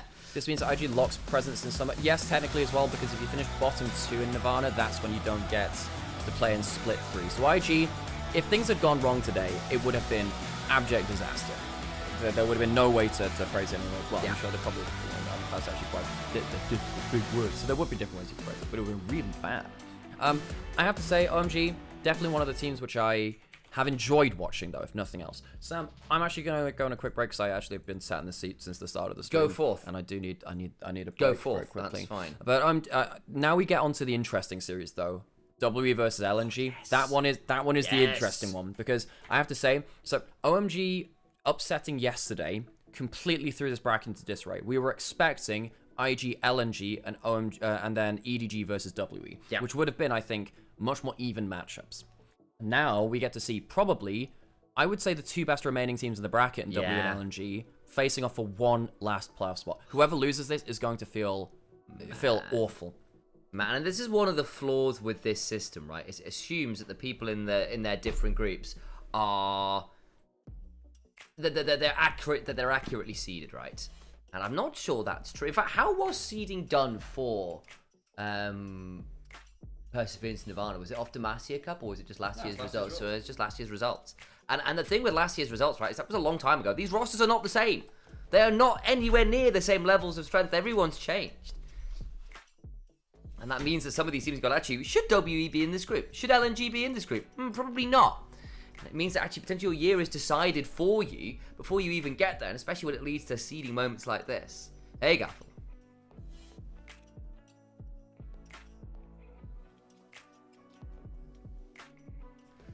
Can OMG win? No, because they just went out. 0-3. They are done. Unsurprising result? Yeah.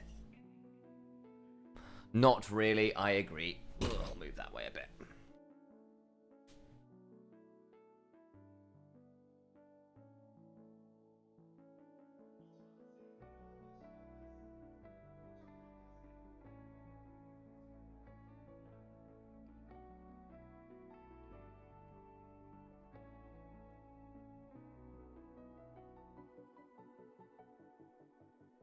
Marky, just a quick heads up. No stress with it in the Twitch chat. Again, you're new, so it's not that big a deal. But basically, we try to keep outright betting chat out of Twitch chat, purely because we've had some issues with stuff beforehand.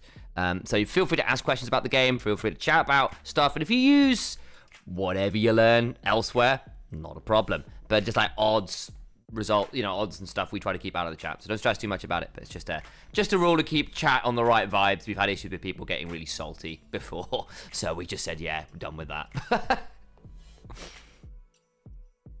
Let me stick this on so we can listen to the interview. I'll turn my camera off so you can listen in without.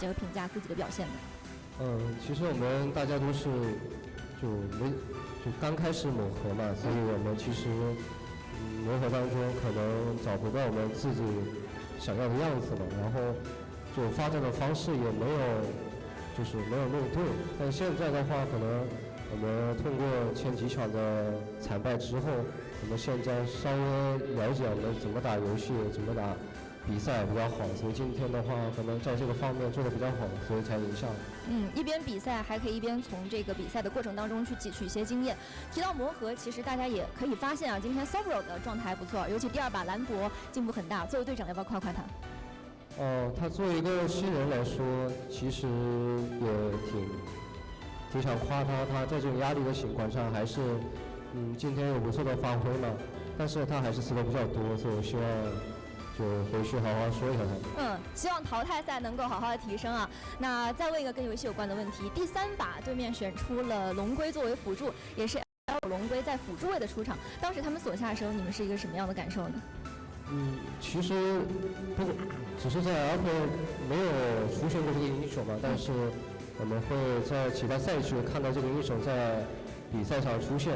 所以那个时候看起来觉得这个英雄比较极端嘛，这个英雄前面没优势的话，其实就慢慢的就没有优势。Hey Rhythm, good to see you. 今天拿到前期优势之后 Yeah, we finally got the name back. Yeah, no, there is indeed no underscore this time around. 后期龙龟在抓分的时候还是给到 IG 一些小小的压力或者麻烦，但是你们最后还是 No, yeah, you're right, Rhythm. No worries about it. It does happen, but we've got the proper name now. 结束之后就是选对仪式了。对于淘汰赛的对阵，包括对手有没有什么样的期待和展望呢？首先我们现在状态并不是很好，虽然今天赢了，但是我们有好多地方要进步。然后就接下来的比赛的话，我们就尽全力加油嘛。然后就粉丝们都就是支持我们，然后就希望我们以后有更多的努力，更好的发挥。希望 IG 能够。 It's an awful mic. 那最后一个问题，马上就是马年的春节了。Yes, it's a 7 a.m. start, Darren. Yeah, really, really early. 要不要在这个舞台给大家送一些春节的祝福 And you missed Rama's support. 快过年了，但是大家 Have you kept track of the endgame trailers? Yeah, I have. I'm quite excited. I am quite excited. Also, good to see you, Ursula.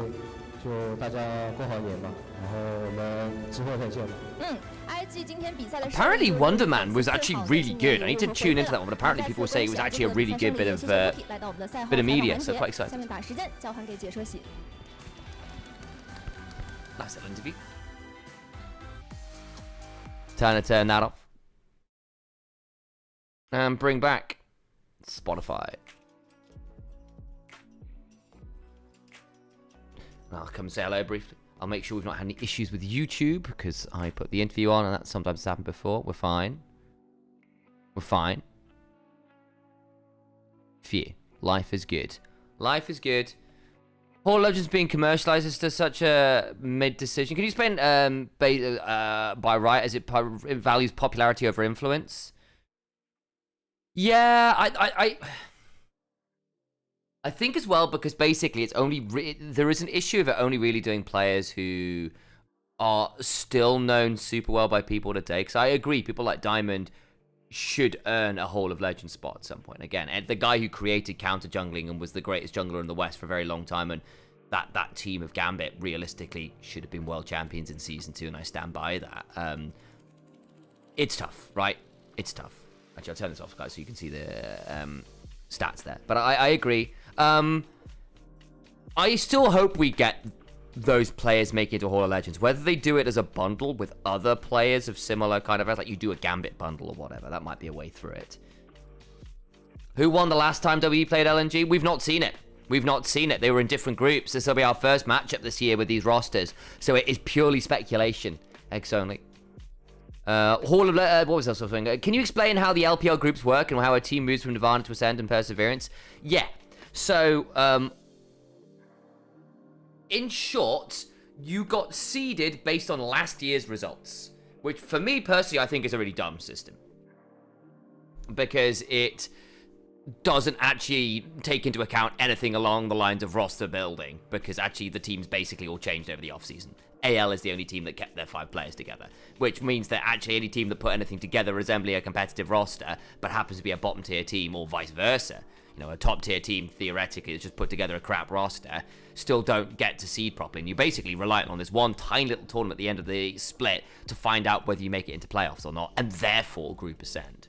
So you got split into the 3 groups for Winter Split, based on last year's results. So Ascend being the top 8 teams, and you had like 6 and 6, something like that. Or 5 and 5. And then you... Was it 6-5-5? Yeah, it was 6-5-5. That's what it was. There we go. Hey, Andrew. Good to see you. But then the idea is for splits going forwards, there will be no group Perseverance. There will be no middle group. Instead, basically, the teams that get into playoffs, so get through Night's Rivals, qualify directly in, they are the teams that will be in Group Ascend next split. Everyone who doesn't make it to playoffs, either by dropping out of Night's Rivals or not even getting to that stage in the first place, will be in Group Nirvana. So there was a world where Invictus Gaming could have ended up in Group Nirvana. OMG, who've been on a massive rise, could end up in Group Nirvana. LNG, who for my money are better than a number of teams who've made it to playoffs, could well be in Group Nirvana. One of WE and LNG are going to be in Group Nirvana, which I think is bloody stupid. But there you go. That's the way the system works.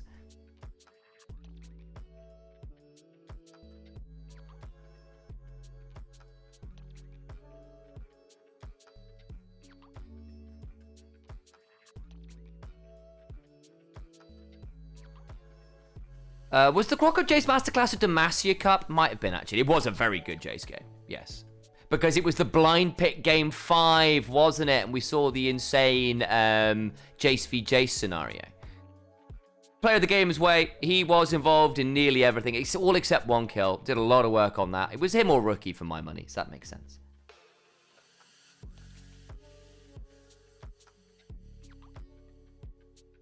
Yeah, that's my problem, right, Mecha? Like, actually, if LNG want to really level up, they need to be in the next group. And I don't know how simple that's going to be. Yeah, it was the Master Cup. Yes, but it was the Jace v Jace mirror match. Thank you for the reminder there, Miss Arce. I'd forgotten about that. It was a good time. In fact, let me go look that up. There you go. Player of the match, Rookie. There you go. You get the split. Silas, Rise, Aurora.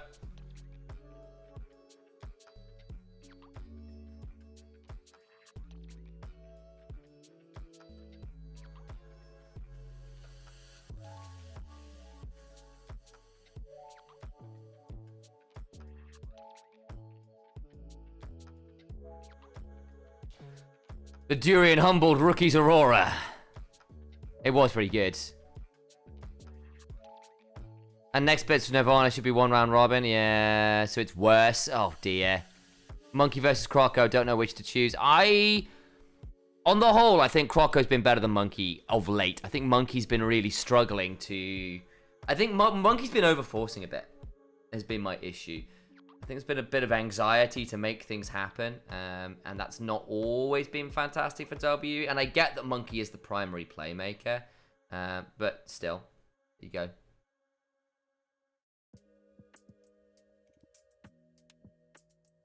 I just want to see 1xN against top ADCs, so I think I'm leaning LNG. I'm kind of there with you, Darren. That's my take as well. And I think, I was chatting with Alex about this yesterday. If LNG don't make Group Ascend... it's going to be a Thunder Talk scenario from last year. 1xM will get sniped. There is no way a top team doesn't think to pick him up. I would be so surprised if he's not. Morning, Soycron.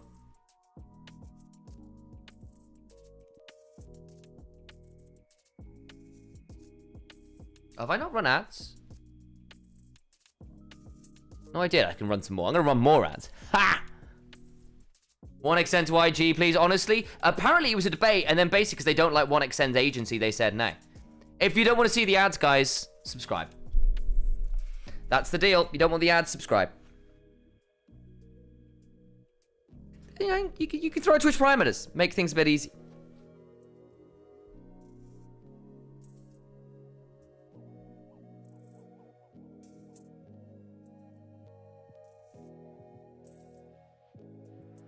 Do teams often come back from being 2-0 down, or is it pretty rare?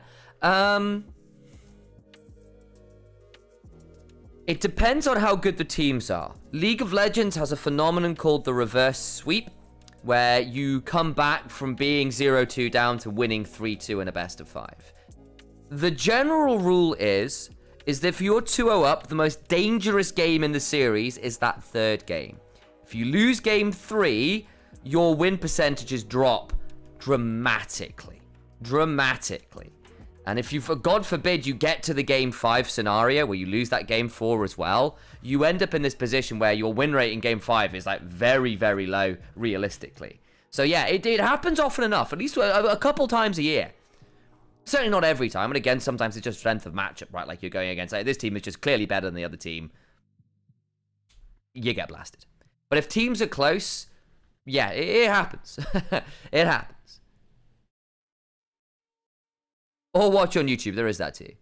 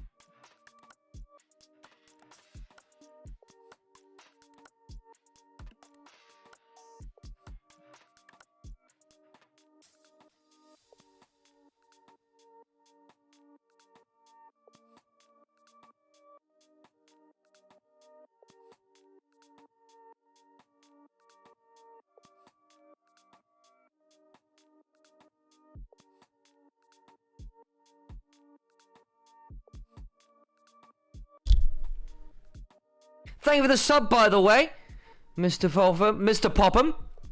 See? This is when we do the calls to action. It makes a difference, guys. It does.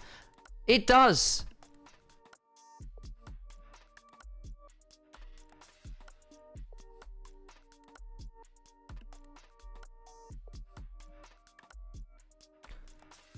I think full fearless is hard to reverse sweep. But that is true. That is true. I am curious to see whether reverse sweeps have gone down with fearless or not. Which team between IG and the top group are in desperate need of a new ADC? AL could consider switching out Hope. It'd be a risk, because Hope's actually been very stable for them. But if they wanted the potential upside, that is an option. Top esports have got Jackie Love in the back quarter. They won't do that. BLG, you've got Viper, not happening. Weibo, Gala, no. Sorry, not Gala. Elk, no. Who's got Gala? Who has got Gala? What am I? I'm forgetting. Oh no, brain fade. JDG. Hey mate, are you and your brother in Berlin or somewhere in the UK at the minute? We are out in Berlin at the minute. JDG's got Gala. That's the one. Thank you. Yeah, that's not happening. It was Gala. There you go. Thank you, Slayer. Thank you. I'm sorry. It is JDG Gala, isn't it? I genuinely second-guessed myself there. Been too long. Thank you, guys. Also, good to see you, Slayer. How are you feeling about the Durian diff in the bot lane? How did you feel? Hope was second best ADC in this end this split. Do I agree with that? I think he was third or fourth. I think I still had Viper above him. I think Hope was fine. But there was a couple Kai'Sa games where he should have carried and then fucking ran it. Like, there was some bad ults. Like, he was fine. He had that one really good outplay on the Varus bot lane, I remember, which was very, very good under the turret. But I think I have him third. I think very clearly Elk was the best AD carry. Was carrying harder than anyone else in the league. Still has some Elk moments, but like when he got a lead, my god. But I think Viper was on average better in lane. I think BLG's flaws later on in terms of their team fight execution being what it is at the minute were problematic. But I think on the whole, Viper and On were slightly better. Or well, the Viper was slightly better. I think Kyle and Tarzan were a better duo, and that helps bot lane a bit. Whereas I think Hope was good. I don't want to say Hope was bad. That's not true. It's the reason I'm saying, like, if you did want to take a risk, maybe it's Hope. Diablo would win LPL Worlds, just saying. Honestly, wouldn't be a bad chat. But I think if you wanted to stay the local talent, then go with 1xM. That would be the idea. If the Mandalorians from Star Wars were cheered for an LPL team, which team would they cheer for? Well, considering they have a Mandalorian helmet as a logo, it's Top Esports. Come on now, dumb question. And what about Maul's team? BLG, all about violence and power. 1xL would make me buy a ticket to try just to buy an AL1XM. Mate, I would be there with you. We could make a team trip out to LPL. I'm just saying, we get visa-free travel now to China because I'm from Britain. Great, I'll take it. It's time to go cheer 1xL on in person. I have been huge. Yeah, the thing is, the problem is Jachi is just holding the place for Jackie Love right now, isn't he? So realistically, you don't get that one.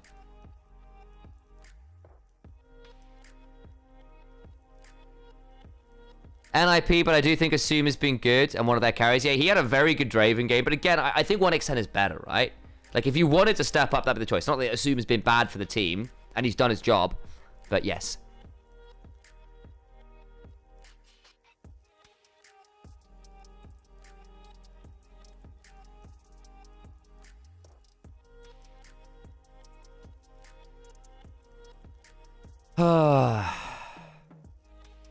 I think Top Esports could use 1xL. Yeah, we're just having that question. Yeah, I mean, the honest answer, if Jackie Love doesn't come back, then yes, you should pick up 1xN. Team WE, Cube, Monkey, Karis, About, and Yao Yao. Karis has been back to being a little bit good again. About had a few good games as well, actually, which was great to see. Yao Yao on some of those enchanters had some good moments. I fear for WE's bot lane into LNG. The only thing I will say is, we have seen Croco and Missing in mid-games in particular get caught out for a variety of reasons. Partly LNG a little bit unwilling to collapse to support plays happening around their own jungle or mid lane. So if a play happens against them, sometimes they just give someone for dead, and that's given a couple free Barons over. Sometimes it's flank angles that just don't work out, and Croco is a psychopath. He will always go for a play.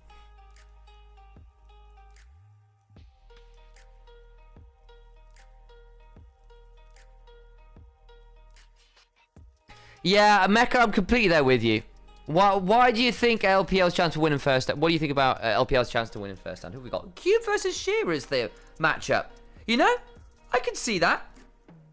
What are the? I think Shearer won player of the match the other day. Had a fantastic Rumble game. Despite the counter pick of the Kennen, he's been playing well as Shearer. He's been playing well, and again, this is a player who was really hyped. I mean, I know there was some arguments for him to be the rookie of the year when he was first coming. He was splitting time with Flandre, and there was some debates about, you know, why is it that Flandre is starting over Shearer? Shouldn't it just be Shearer? He's just mechanically so much better. And then he kind of just fell away from playing to a pretty good level. He's kind of having to redeem himself here on LNG, and has done so pretty successfully. Hey, Katari, good to see you.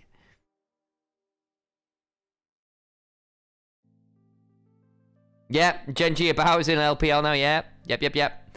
Playing for WE these days, getting Cube. In fact, let me go. Let's see if we can listen in on this.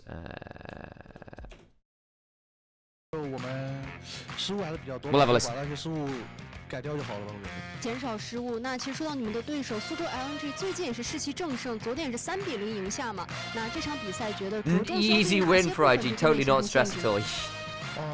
Liar. Liar. I think LPL have got decent chance at first stand. I do think Gen G, T1 are likely going from LCK, one of those two, and they're both imperious. Imperious, and they likely win just off raw strength of form right now. They just look better, don't they? Whereas I think pretty much all the top LPL teams have fumbled to some extent, even if we have seen upside from them too. Hello， 大家好，我是苏州 LNG 的 AD 选手一餐。其实觉得两个队伍都是进攻性蛮强的队伍嘛，那觉得这场 BO5需要着重在哪些方面小心应对呢？WE 也是喜欢打下野的队伍吧，然后我们需要做好准备。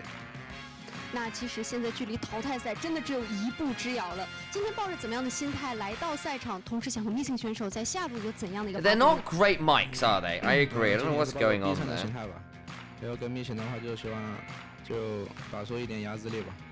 好的，希望你们赛场加油。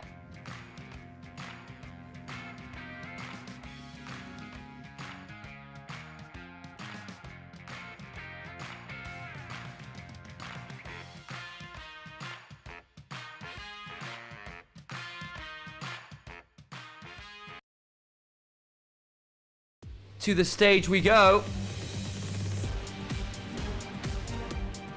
for our second and last series of Night's Rivals today. Last series overall. This is going to be a huge one. One of these teams is going to Group Nirvana, and I think neither of them really deserve to be there.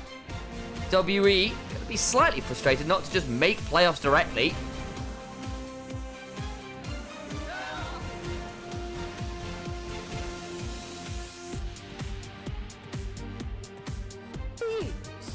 LNG Esports. Monkey v Croco should be a fun matchup, make no mistake about it.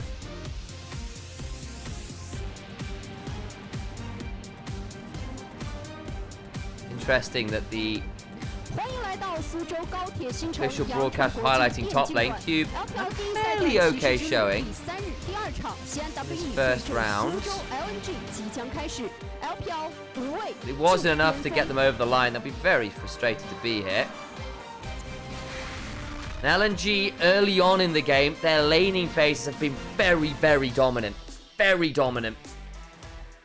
It's the mid games where they've thrown and given up a number of Barons that really shouldn't have happened. They won 3-0 yesterday, but it should have been simpler from the positions they were in, and I need to see them tighten up those mid games, not have Missing and Croco get caught out. The team to be a bit more responsive and less lethargic, and plays are happening to them.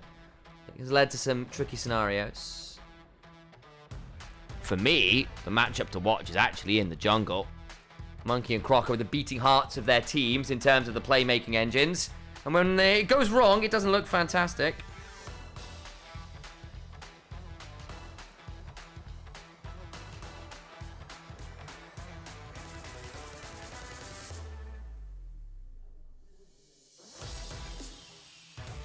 BLG to BLG. AL's chance of beating either team is slim because Flandre's advantage of being better in team fights than in lane is effectively neutralized by Keen. And against T1, I don't see any reasonable world where Kyle isn't forced to babysit Hope in the lane against Pacement Carrier. I agree, that is a stylistic problem. Like, Flandre would just need to be better. Like, AL with, like, Bin, 369, I think would be in a better spot. That's just not been the case. Yeah, there's a good read, actually, from Jethro over in the Twitch chat. And there's the Huya ad. 1 second, guys, let's get rid of that.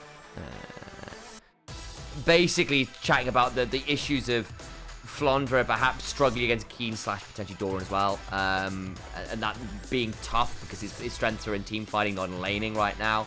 And also the fact that Kyle's strength is often in linking up with Tarzan. But can you really afford to do that against Carrier and Paves? Because you might have to play for lane, and that locks Kyle's real strengths away somewhat. Into draft though for game 1. LNG versus WE.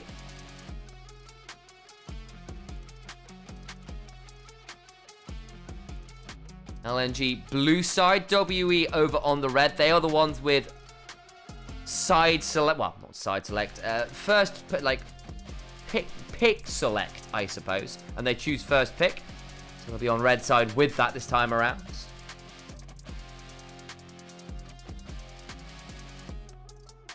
Cassiopeia ban game 1. Unexpected, but against Bulldogs being quite strong. Is that suggesting they just want to rise really early here? Jace is allowed. Jace is through. Huh. So is Malphite. Jace and Malphite are allowed through. Yunara is first picked by WE to deny it from 1xN. For the record, guys, 1xN over the off-season and during Worlds was scrimming so well in some sort of scrim teams around Worlds that he was basically perma-banned Yunara as a result. He was absolutely devastating teams with that. So Rise gets locked in despite that Cassiopeia ban.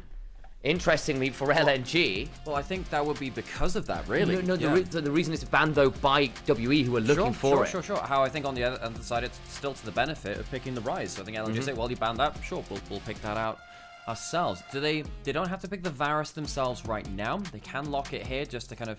What we tend to see is, when you see a first pick, the other team rarely does 2 blind picks in response. You tend to still answer that, and they do lock the Varus in there just to make sure that they're still answering like for like without giving up too much information. I really want to note, though, Al, Malphite got through draft, but look who else got through. Which little jungle champion's been a menace? True. I have to say, Jace, not fantastic against the Jarvan, but if you have a Varus and a Jace... Brutal. Really, really strong. I do wonder whether you go for it anyway here and just say, match jungle, we get double poking. The last time we saw these two teams face was a Game 5 blind pick in Demacia Cup where Monkey and Croco were trading Jaces, and Croco's Jace was just better. We might give it up here, though. I think it's quite dangerous to lock it in. Okay. We can have 2 follow-up pieces of damage. Shinzao might be the answer instead. Just say, look, we want that temporary front line. Make sure that Yunara doesn't just tear through the front of the fight. I can sort of see that thought process. Nautilus instead the decision. Okay, well, there's your lockdown. It's very good. And that saves your bot lane laning phase a little bit because you don't want to take other melee supports into the double ranged. It still gives you that engage, but the hook still has very good potential versus the Yunara Lulu. Also implies to me that the Jace getting on through that both teams are a little wary of a potential answer for the Jace, because that can be the other thing, is that you can feel like you are trying to think of a word here. Yeah, like the thing with meta picks, especially ones that are banned so much, is when they are let through, you just wonder whether someone's got something special planned for it. That, and sometimes people let them through just being like, yo, have you actually planned a draft around this team? I think some teams get a little bit surprised when the champion's on the table. That Jace is still going to get banned, though. Do you ban the Malphite out too, despite the fact that Yunara is actually okay against it, and Lulu's actually quite good at saving you from it? I think you probably still ban the Malphite here, actually, as WE. TF away from Karis, I think, is wise. They did play that TF, and Karis was a real monster on it. Really helped them come back in the mid-game with a lot of his own Herculean efforts, despite some early game woes against Jachi and crew. Shinzao gets banned out. Of course, they hovered it earlier. Does this mean you slam the Malphite now? You'd have quite a short range mid-jungle at that point, and you know, you can get Cataclysmed and caught out yourself. It's still such a powerful pick, though, especially against a lot of the DPS AD carries in meta. Other option might be to do the Kiana. You've got the Rise, you've got a lot of lockdown, you've got Jarvan Wall to work around. I actually quite like that in there. They're debating instead of Nocturne or a Vi. Both good dive options. Now, this gives you some targeted lockdown. The thing about the Malphite is you can flash away from it. The Vi, that ult's still going to hit you. You don't have a spell shield. Now, Galio's fine here for W. You'd have the Jarvan Galio combo. You'd be quite low damage, though, outside of that Yunara, and you kind of have to pick yourself a higher damage top laner at that point, though, I believe. Sometimes we see the Galios go for, like, Riftmaker Rocket Belt builds, especially if your name is Knight. So that can help a little bit, but even then you're quite burst heavy and quite conditional. Still not locked in. They are debating a couple other champions, like the Ahri, which does end up being the decision here. Okay, so it's safe against the Vi. You can dash back when she ults towards you, and you've got good follow-up range with the Jarvan. Gives you a bit more of that early game power, gives you a little bit more damage than Galio as well. Top lane pick for Gube will have to be blind picked. Is something like a Renekton available? No, well, you could go towards that Cassante, just play towards that front to back. Cassante looks good here. You can go W onto the Vi, kind of Vi Nautilus engage, the Varus as well. You can kind of just go unstoppable, bring back the front line backwards. Does open up Sheer to go towards Nardo. Okay. He did play this the other day. Versus, sorry, I'm forgetting the team. TT, sorry, yes. Of course, there as well. And now I do think that LNG have good side lanes, and that might be a worry for WE. Now, Ahri's pretty good versus both of these, but really the Ryze and the Gnar can cause some issues to the K'Sante if they get ahead of the game, especially with Croco heading to that lane. I agree, and while the Ahri can manage it, does she necessarily win so much as be kind of safe? And I'm not sure that the answer is we win these, absolutely. She wins against the Gnar. You know, mini Gnar, if you get hit by a charm, dies. You do die, so that one I think is fine. It's more about how you coordinate with that. This is a competitive draft. I think WE have the better front to back. I think LNG probably have better map play with the global and the side lanes. So LNG, they'll want to play through strong laning phase. That's been one of their biggest calling cards. And I think that if they manage to brush up on their mid-game macro, which has left them a little bit more vulnerable, missing getting caught out before Barons, Croco falling behind the game at points too in the mid and late game, they should be a threat hit. This should be a close series. We're expecting pretty close, close ran race. I'm not sure who I favor here on paper. I'd like to say LNG because I want to see 1xN succeed, what have you, but it's not like WE are any pushover or a layabout. They are a team which have, yes, taken a couple of L's in this split. They've had to build up towards form again after losing a lot of port members from that previous season, but you can't mistake that for WE aren't a powerful team on their day. Absolutely not. Kurumas, I see you in chat as well. Yeah, the picture got changed last night for the channel, and the name as well. We've lost the underscore. Alex has finally got their proper name. Isn't that exciting? As we head on to the Rift here. Our first showing here. Let's listen to the Gyos. We are indeed in LNG's home arena for their chance at Group Ascent and playoffs.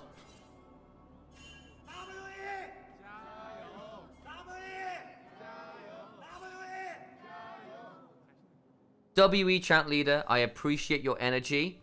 Your fans following you though? That was a bit lackadaisical, whoever was next to the microphone. You joined in, and I give you that. Yeah. I wonder if change... So, yeah, I did end up getting Nymaera without the underscore now, so I have, like, my proper username. Hook at level 1 into the hook. Damn, Yao. That's not great. About wasn't even in range, really, to DPS back onto 1xN. Trying to get some trading back now with the Q available from the Unara. That's a very good level 1 hook from missing. But, yeah, I changed the channel name, so we've actually got the proper name there now.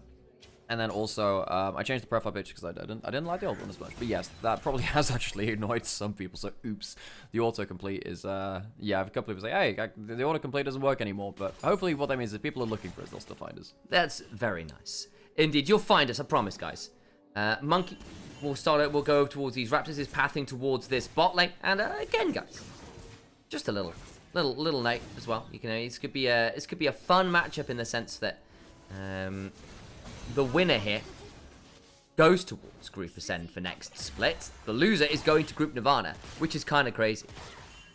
Especially, I think, with both these teams, on eye test, I think that both these teams are better than Victor's Gaming. I think they've walked away with...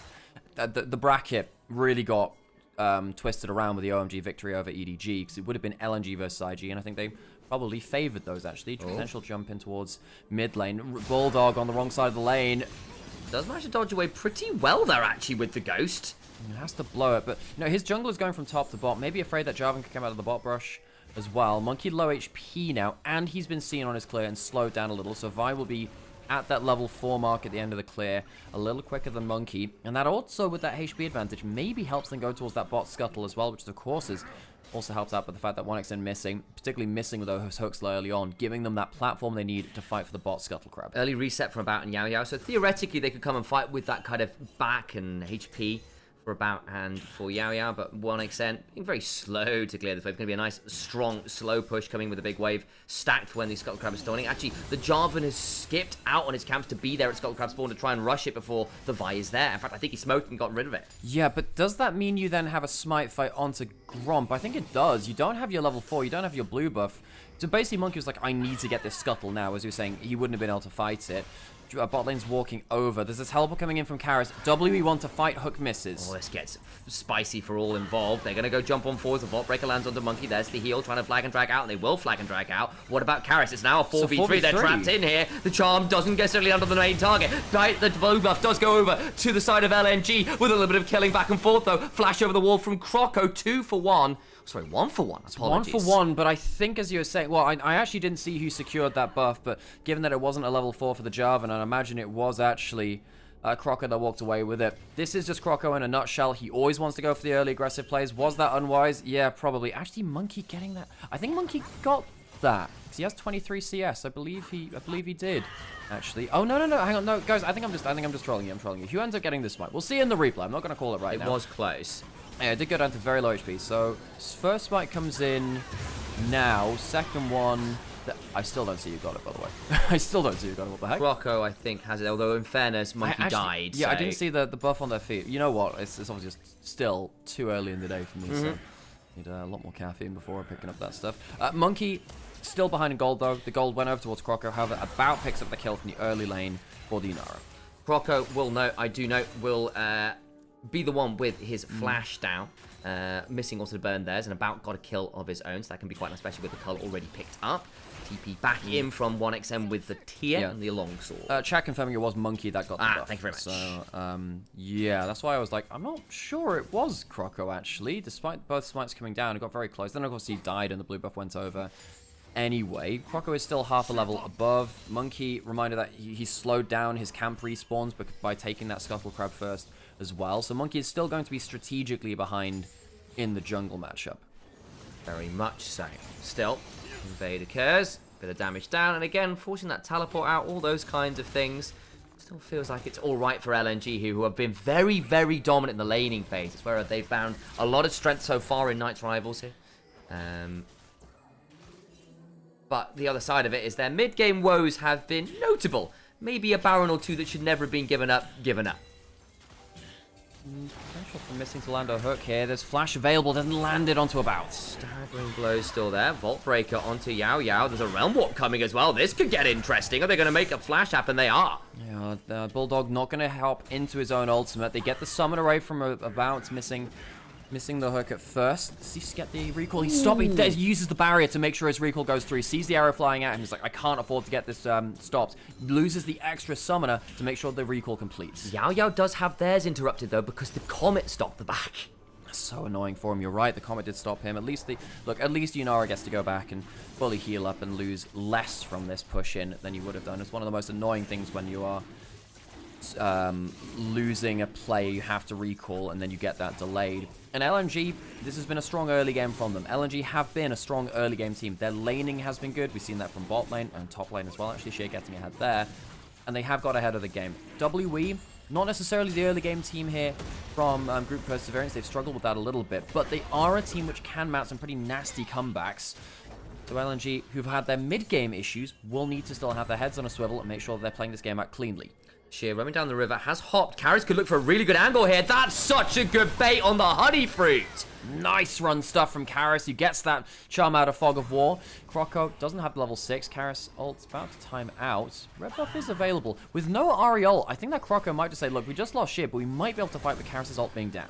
Yeah, actually, the Ahri not having ult means this invade is going to come on through. Charm of the Wall, maybe. Nice smite there. Monkey's going to be forced to flash. The level 6 comes on through. Charm after is good. Pulls him away from the turret. Does go for a 1-for-1. 1-for-1, wrapped to steal to Croco. It's a good charm from Karras. You know, it has 5 Dark Seal stacks. Whenever I look at an Ahri game, I look at how far do you accelerate the game, how far ahead of the curve do you get. Karras now has those 5 stacks. It's about an extra 350 gold just from those stacks, which isn't shown in the mid lane matchup as well. So he's actually closer to 700 gold ahead of Bulldog in terms of raw stat value.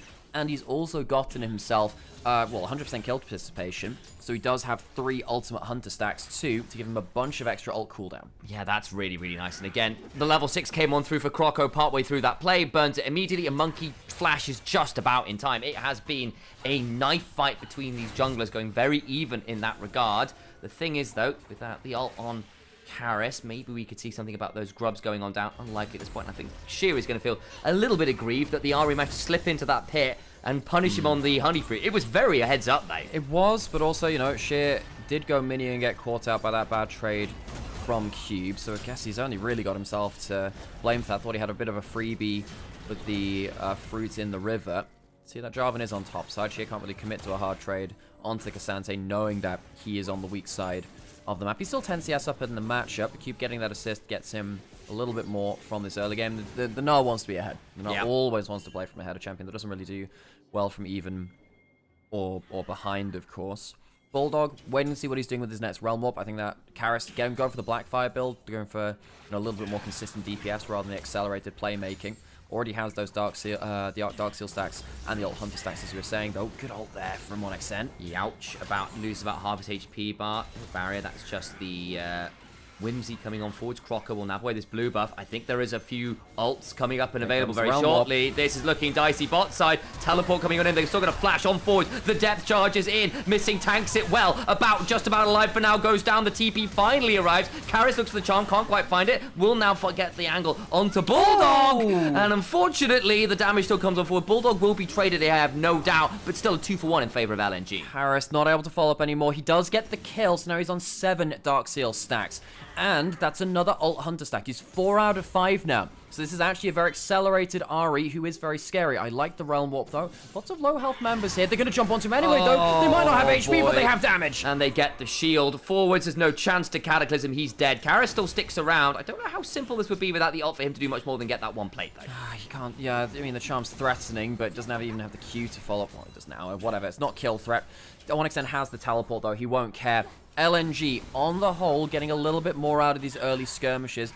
1xN very far ahead now, 800 gold. Matched by Karis, though, as we're saying, that Ari is starting to accelerate. And I think Karis, when he's been on form, has been very, very important for his team.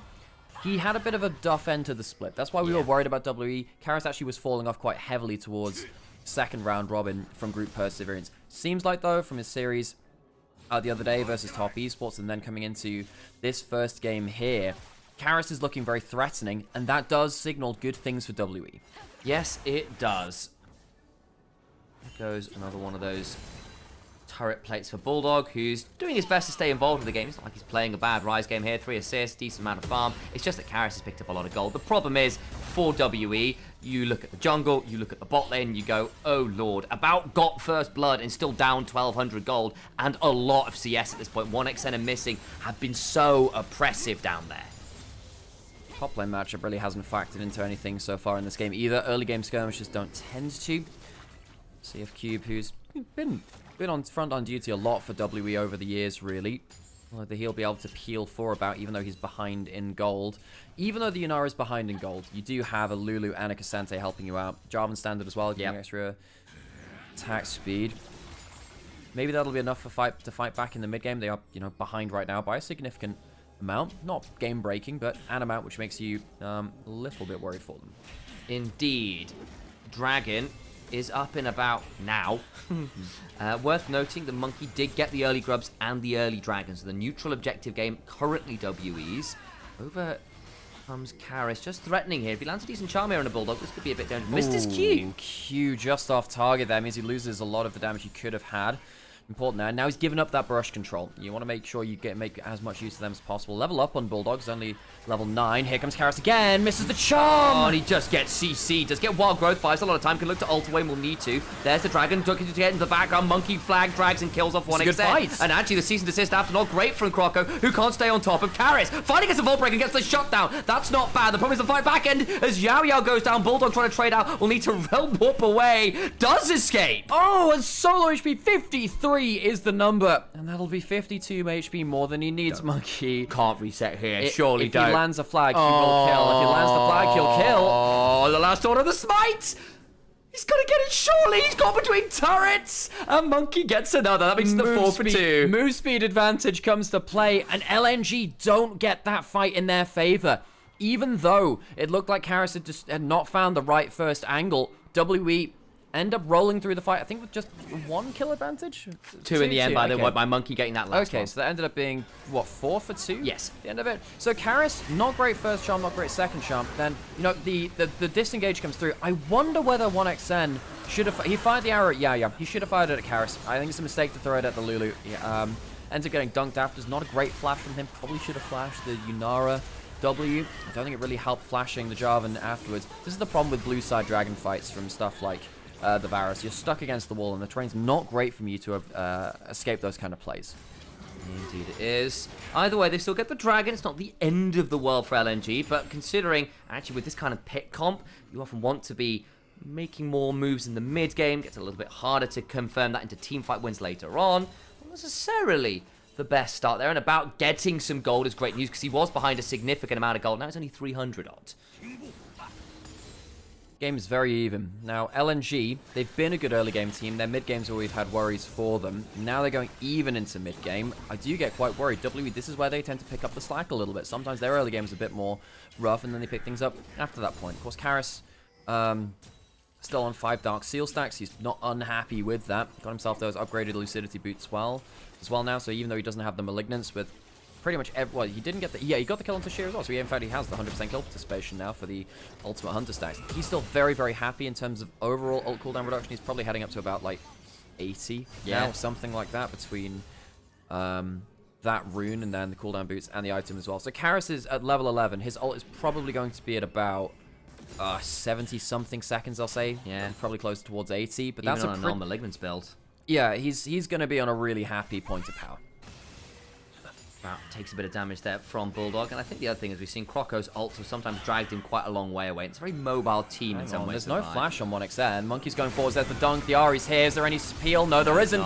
You can't be stood there. Really good engage from WE's mid jungle, noticing that the flashless AD carry was there, and this is why Varus hates this kind of mid jungle to play against. It's tough. I wanted to see what was... I think Missing was trying to put some wards down to spot out people getting in, but they were already in the bush, so it was a bit late. And that still doesn't excuse 1xn standing there. You know, at the end of the day, you're a flashless Varus. This is exactly the kind of play that you fall prey to. LNG, you know, a team coming in from Group Nirvana, we are wondering, okay, just how good they are. They're a good team. The question is, how good exactly? Where does that needle point to on the scale, really? WE punishing them with the aggressive playmaking, which LNG haven't really had to face that much so far. No, they haven't. And again, Karis getting a lead is such a big deal. Monkey and Karis are the beating heart of this team. If they get ahead, they feel so much better about playing the game, and they are very, very strong now. Monkey going from 0 and 3 to 3, 3 and 5, feeling a lot better. They're jumping onto Bulldog here with the bout coming around, but again, there's a phase rush coming, so I think he'll be out to safety just fine. No Cataclysm. It's just looking for the chunk there at best, trying to just bully Bulldog away from the river, getting a bit of defense on the vision control. So WE, now they're 1,000 gold ahead. Karis is getting great side lane. He's going towards the Leandri second for help against most of the HP stacks on the other side. We might even see him go towards the Bloodletters after that, because he does have burn build to make decent value of it. Herald into mid lane though. LNG trying to get some control. They'll try and maybe turn this around. They'll try and jump onto Croco, but not quite in range for the flag and drag. First turret still goes the way of Karis on that split push with the Grubs. Yeah, it's quite easy for him to take that. Teleported back in to see if he could find the play there as Monkey jumped in. Monkey does, I think he does have the Cataclysm back up now. Sheer on weak side. W walking around as the 3-man unit, looking for people out of position. You can see Missing just trying to find his way over here. We'll need to be a bit careful. Staying away. Spot out Karis now. Croco also around. Missing's in the right place. He's got the Celestial opposition. He's got, you know, he's got himself the Glacial as well to help out for disengage. He just needs to be where the next play is going to be. This is the kind of support macro which is really important to track, by the way. Not all of our supports in LPL do this very well. We've highlighted a number of supports, and even in Group Ascend, who are less veteran, who don't always see the next play coming on the side lane. So someone like Missing, of course, been around for a long time, was, of course, one of the more successful supports of the recent era, particularly with that JDG super team. Helping make sure that Sheer was safe on the side lane. Well, 1,200 gold lead to WE. Dragon is up. Harris going to start roaming down the river. 1xn's flash back up now. Quite important. He'll need to hold on to that very greedily. You know, 1xn, he has no flash. We see what happens now. Dragon is up, as we were just saying. Not great terrain, as you said, for particularly 1xn. I think they just have to back off from here. They don't really have the platform to go towards this. Instead, Sheer will take the top lane out of, or at least attempt to, try and get some gold into that individual match. If he won't be able to take this, no grubs. Crystallize already worn off. Getting some damage down there. But LNG basically saying, we're not ready to fight. Give this one a miss. That they are. Don't have the Transformer or mana yet. So the reset of Bulldog saying, look, it's fine. We got an early Dragon. All right, Missing's around, just making sure no one's coming up to stop this split push. Bulldog behind here. He's going to be taking over from where Sheer left off. Sheer can recall, head towards bot side, because the Rise is full HP, and Crocker's on that side as well. More than safe. Play around that. Bulldog, a player who came in this year off of not a great LCK year. It's basically like, okay, he's not going to play the Tristana. How good is he going to be? He's been pretty good on LNG, but again, it's been about Group Nirvana. You know, they haven't played the top tier opposition. Right here, see that Karis, of course, also coming over from the LCK a little while ago. Came over from Bro. That's the Croco. So you have Bro on Bro Violence, as was mentioned in chat earlier. We'll give that a great shout out to our Bro Leavers from, I guess, the Korean community.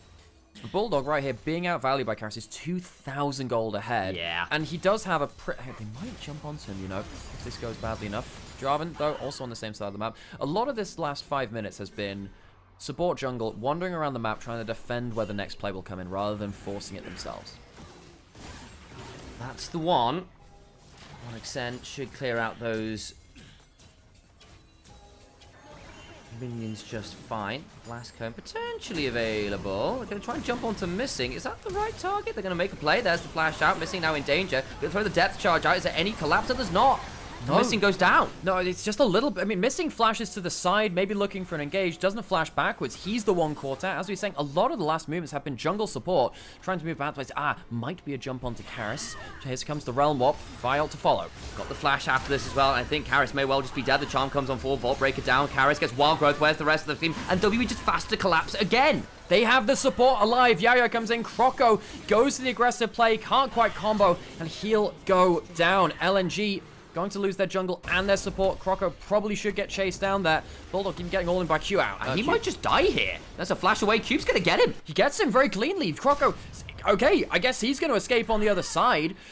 But WE, much better at judging where the play will come in. Monkey and Yao Yao moving a little bit quicker across the map, and LNG falling prey to the aggressive mid-game of WE. This is the kind of point in the game where LNG have found less success with in their games. If they don't get that early game lead, we were wondering what would happen against a team from Group Perseverance on better form than TT. I'd love to see that play with Missing again, because I'm fairly certain the reason he flashed sideways was to dodge the Ari charm that would have caught him if he flashed backwards. And we saw kind of Croco, Bulldog, even 1xN to an extent, just wary to come over and fight that because they were around.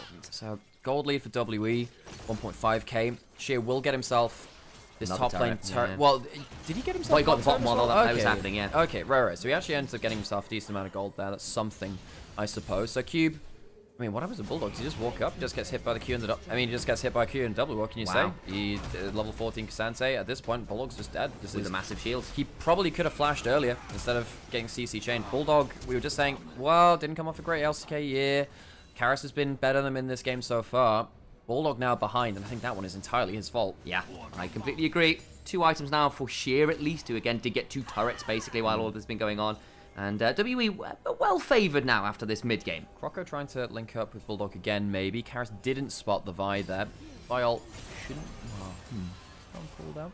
I come out of the brush onto Karis. How good is his charm? There we go, the Rune Prison after. There's no support this time. The charm is decent. A bit more CC. The damage, decent. Last auto. Smite Flash gets the kill. Croco has to use the summoner. They catch out Karis, take some of those seal stacks away, and they make sure that the Fed Ari is giving up some gold in the side lane. Karis realized he needed to be respectful. Didn't quite realize how respectful, though. And it's good from Croco to get something there. Croco, a very aggressive jungler. The way we phrase it about him is that he's never seen a fight he can't take. And goes for that there. This time it works out, though. That it does. Good pick off. And again, this time Yao Yao wasn't around to get a wild growth, which has been valuable this game, actually. Shout out to Yao Yao. He's had some good saves there with that Lulu ultimate. Speaking of Yao Yao as well, both him and Monkey doing a great job of vision control in the bot side of the map. 30 seconds until Dragon. Of course, Karis will be up and available for that one. And the vision control has massively gone in W's favor on the bot side of the map. Trying to jump onto Sheer. What's going to happen with this? I think it's just going to be the kill. Reminder, there is a Baron here, but now Croco's around. Can maybe look to turn this around, but it's still a 2v1. Oh, sorry, 2v3 rather. And unfortunately, that's just the death onto the top lane. Baron's up again, LNG in the mid game. Both teams really heavily indexing on side lanes. Sheer goes down for his second death. Of course, he's been given a lot of gold recently. And it's a death before Baron. This has been the LNG real killer point for them. Happened to them versus TT, which made that series a lot more uneven than it should have been. Baron, not that high DPS though from WE. I don't think they can finish it. And they took a lot of ults to kill people off. There is no all-out, no Cataclysm, no Wild Growth. That's quite a lot to use there to kill off that top laner, so I think it would have been a bit risky. Tell you what, that feels bad for WE, because that was before both objectives spawned, and they used their moment on the map to say, let's just go towards the Baron. Didn't work. Croco's trying to farm Raptors, and he's now overextended. What are we doing? Well, he's dead. What are we doing? He's dying, Sam. He goes for the Raptor still. Well, again, and now both of these teams being very greedy when they think they have that advantage on the map, but not quite realizing how much danger they're in. So now the mid lane turret open up for WE to get that crystallized down. Dragon is still alive. That could have been taken by either team after the freak picks which they got on either side. WE will be the ones to make it theirs now, but both these teams not quite judging their next mid-game play well. They've been trying to catch out the other team sleeping on the map. You know, first with W going towards the Baron, losing a bit of tempo from that when they kind of use up their ability to make a play on the map. LNG doing the same thing with that Raptors invade, and this is the downside of someone like Croco and some of the issues we've seen from LNG. He is even spotted on vision here. And the rest of the team go towards Baron, and Croco uses his Q onto Raptors. If he'd held his Q, probably would have been fine. Thinks he's safe, and he just dies. Yeah, and again, I get you're trying to help threaten the potential, dive under the turret, people stick around, all that kind of thing. You can't afford to farm the Raptors like that. The thing is, both of these teams, I think, realize when they have that movement on the map, they want to be greedy and just get that extra 500 gold on the map, extra blah, blah, you know, take away 100 gold from the Raptor camp, gain it for yourself.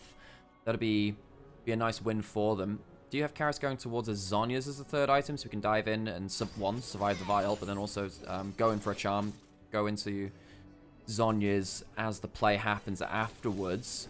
2,000 gold lead for WE, 3 dragons, so they are on the cusp of Cloud Soul, which will be very nice for someone like the Cassante. Very nasty for the Yunara, who when she pops that ult with the Lulu Whimsy, you don't get to run away from that anymore. This is actually a quite powerful Cloud Soul game for WE, so LNG giving up that dragon, which they could have just taken. They could have moved down towards that bot side, getting that dissuade on the Baron. They didn't quite realize how much threat they were in, and they've given up an important objective for it. Yeah, that's exactly it. And again, look, you're still going to have the Rise later on. You've still got the Gnar on the side. Missing lands a bit of a hook. That's not bad. The Chains of Corruption and the Depth Charge as well will force some heals and some retreats. Yao eats a bit of a chunk. Are they going to go diving for anything more? No, they are not. Unless they pull the Realm up at the same time, and I don't think the timing was there. So WE do end up taking a chunk out of mid lane. Croco will be spotted there by Scribes, but was hit by Monkey. He can jump over the wall. And Croco's not there, so it's now be a 2v4 into this turret. Bulldog now coming over. Monkey still not spotted. They don't spot Monkey. Missing body blocking. He's got the GA, so he can play very aggressively with that onto Yao. Flash for the hook. Will go wide. It's about Flash as well. The Cease and Desist comes on forward. They're trying to jump on. If the Wild Growth keeps people alive, Croco will die here. What about the turnaround play? That Cassante frontline is a menace. Monkey still alive with the GA, and they lose 2. Will get that GA. Decent damage onto Yao. The pullback. Shit. That's not great from a Yap out. As Sheer indeed does get that kill back. Will eventually fall. Flash away from the Orb of Deception. And the WE, they won't be able to take... Oh, they will actually with the 3 grubs. The 3 grubs helping them. That messy fight in the mid lane. Initial jump forwards from LNG was very well peeled from by WE. I think Sheer's ultimate saves the day, though. If they don't at least get 1 kill back, that is utter disaster, and that would have been the Baron. Now, without the Yunara, they don't have the Baron DPS, so LNG do escape that one. But you can see WE in this mid-game far better at finding their angles in the team fights than LNG have been. 1xN is just not in range at this point. Everyone's diving so far forwards. I just think Croco feels like he's got the angle, doesn't quite realize how far away he is from the other team and how far out of position LNG have to pull themselves to follow the engage. And he was on vision the entire time as well. And I think LNG's mid-game vision has been less good than WE's. Croco has been caught out by Raptors. They're on this bush as well. They've known exactly where he is this entire time. Well, LNG find themselves 3,000 gold behind, 2 minutes until the next dragon comes through, and I'm worried for them, Sam. Yeah, I'm really worried for them. Now, 1xN has himself that Serpent's Fang. It'll deny some of the value from the Lulu. I think About has been fairly successful this game, though he's fairly happy with how this game is going. And LNG, I think as soon as things didn't go well on the side lane, with Sheer dying a couple of times, Croco dying on the aggressive angle as well when he tried to abuse the Vi Rise kind of damage that can come out. As soon as that failed, I think they were in big trouble because WE have the better front to back. They have an actual tank in the front line. They have a Lulu buffing up their carries as well. WE win the 5v5s. LNG, because they're not winning in side lanes where they should be favored, they've had to scramble now, and the mid-game started to fall apart. Well, it's continued to fall apart now. Now you've obviously got the Medjai's in inventory, Karis complete the Zonius. I'll also note Monkey's build with GA and Sterax. Very tanky build for this Jarvan to prevent him getting popped by what is a very heavy pick comp from LNG. And you can sort of see as this game has gone later, it's just harder and harder to play out these team fights. You've got an Actualizer now on Rise, and you are going to be building towards a Wit's End, which I think will give Sheer a bit more DPS. And again, the side laning still not going to be simple for WE, I don't think. No, that Actualizer, as you mentioned, is a huge spike. It's so good, and maybe that'll buy you the damage you need to one-shot someone. The problem is, Cassante's still Cassante, and then you also have Karis, who's got the Zhonya's as well to break open the combo from LNG. They won't be easily able to finish him off. So WE, they should feel very confident now. Varus has flash. That's one thing they need to be aware of. Bulldog doesn't, though, and maybe they can shut down that powerful Rise, even though he's 2,000 gold behind, or he can have the team fight, which could turn things in LNG's favor. That's it 3,000 gold, Soul in 20 seconds. WE should have this game from this point, you have to imagine, especially considering they're the ones with very, very good line of wards straight through the enemy jungle, straight through the ring. We're going towards 5v5s where LNG are not favored. 1xN, he's not going to be able to kill the Cassante that easily either. No. To LNG, well, they've got a couple of seconds. Oh, he's trying to look for the flank, gets charmed. Got a GA, might need to burn it here. We'll get over the wall. Now the dragon started, Croco down low. He's going to have to give up this dragon. That's Cloud Soul. I think that's Cloud Soul. The Rift Scuttler's taken. They're sticking around. They're going to contest. LNG, he's going to still be on vision. Well, there's the W. Does Charm lands. They're going to go in for that Cataclysm flash out from 1xN. Karras has to go golden. That's not great from him, actually. Now they can turn around. Bulldog. Oh, wonderful angle from Sheer in the background as well. And the Bulldog play. Massive pullback. They will look to dance for more. Missing goes down the realm warp to potentially chase for some more. Croco chasing after Monkey. He's got nowhere to go. And we said it was supposed to be a harder fight. It's not anymore. Solo lane excellence from LNG. Sheer with a 3-man Mega Gnar ult into the Actualizer Rise. WE thought they'd found the angle themselves, but they didn't account for the Rise and the Gnar on the flank. Sheer just sets up for a wonderful spell flux from the Rise. Dragon is still available. In fact, actually, Crocker's going to stick around to make sure Monkey can't solo that, but LNG have eyes on Baron instead. That they do. I don't think they want to give up Cloud Soul. They are pinging, actually, RWE to come and do this again. LNG might be... Well, no, the problem is... That, okay, hang on. No, but the thing is, they're giving over the soul here. They'll need to teleport down, but they only have that on Sheer.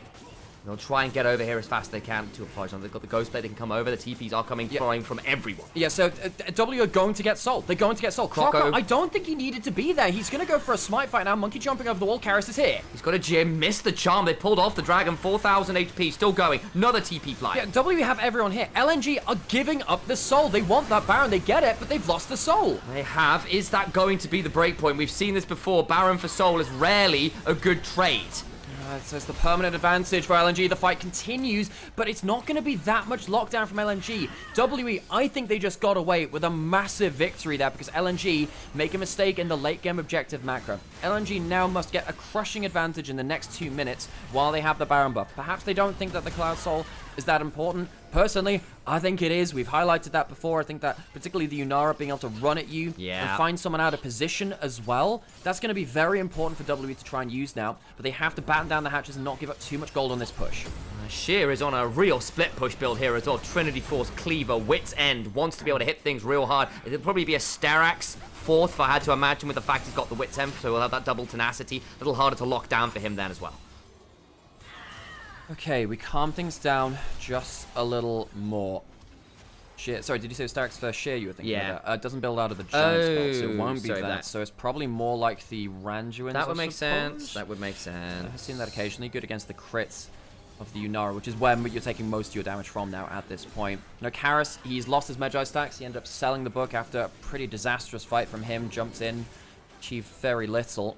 WE behind in gold, but they do have that permanent soul, as we were saying. Croco on the flank, clearing out some vision. Does WE feel like they can go for it? That's massive! Oh, gonna try and turn that around. Can Karras go golden? Can do, but look at the other side. They've got another GA. That's pretty good going. Sheer being caked out of the fight, though. Monkey gets away with it because the Q is mistimed. They mistimed the Q, so Monkey's GA allows him to get the flag and drag. Bulldog goes down, the Rise is off the table, and what were we just saying? LNG needed to get the Baron buff high value. They don't get it. So the grand cost of that play earlier is they lose 1,000 gold from the Baron, and they gave up the soul for it. LNG giving over the soul for that Baron may have just been, in retrospect now, an awful decision. I've got to look at that again, because again, they get double GAs. Karras should have been dead. Croco mistimes his Q a couple times here. Initially, missing actually gets the hook onto the RE through the team fight. We think, okay, that's a huge problem. But you can see how Varus doesn't want to walk up onto the Jarvan. So what happens here? Spellflux looks good at first, then he gets slowed down, and Croco doesn't hit Monkey. The dunk comes in. That's a massive game-losing mistake, potentially, from Croco. And it gets 2 people killed. And at that point, how do you win the fight? You just can't. No, it's not like Jarvan was going to be able to flash out of that. No. You have to time that better. That genuinely could lose them the game. They needed a huge push on that Baron. They've now lost that fight behind in gold now against that soul, the permanent buff. And LNG, they've got to be kicking themselves. That's so frustrating. And again, I think Croco chasing around Monkey there. They didn't quite have the Baron DPS to get that down on a good timer. They weren't up a Dragon in quite the right time either. You know, LNG not quite getting their timings right here. About now finds himself 1,000 gold ahead off that last fight. However, 1xN is still very fed himself. I know he's down 1,000 gold, but he's almost full build too. Has that Endless Hunger for a ridiculous amount of ability haste and Omnivamp as well. So he is late game poke Varus. He's been doing a lot of work here. Bulldog found himself alone in the front line in that last fight. The fight before that, of course, Sheer set up so incredibly well for him. In that last fight, of course, Cube just took the Mega Gnar out of the equation, stopped him on that flank. LNG, this is still a winnable game. You still have plenty of damage to throw at the enemy team. The argument of scaling actually gets a little bit weird here because, yes, you do have the Cassante Lulu buffing up the Yunara, but if Varus lands a good enough arrow onto Yunara, you do get one shot by the ensuing combo from LNG. So it's not as easy as that. You know, if 1xN gets enough damage down before the fight starts, then the Yunara does not feel happy at all. Randuin's completed for Sheer, a bit more of a slow. Be quite valuable here, particularly into this amped up Yunara. Again, it's Yunara plus Lulu, so her late game a lot more secure than it might be in another draft. Elder Dragon in 2 minutes. It's going to go to that. We will get an Elder fight. On the whole, W have been better at fighting around dragons. Of course, they've been securing them more than LNG. Monkey.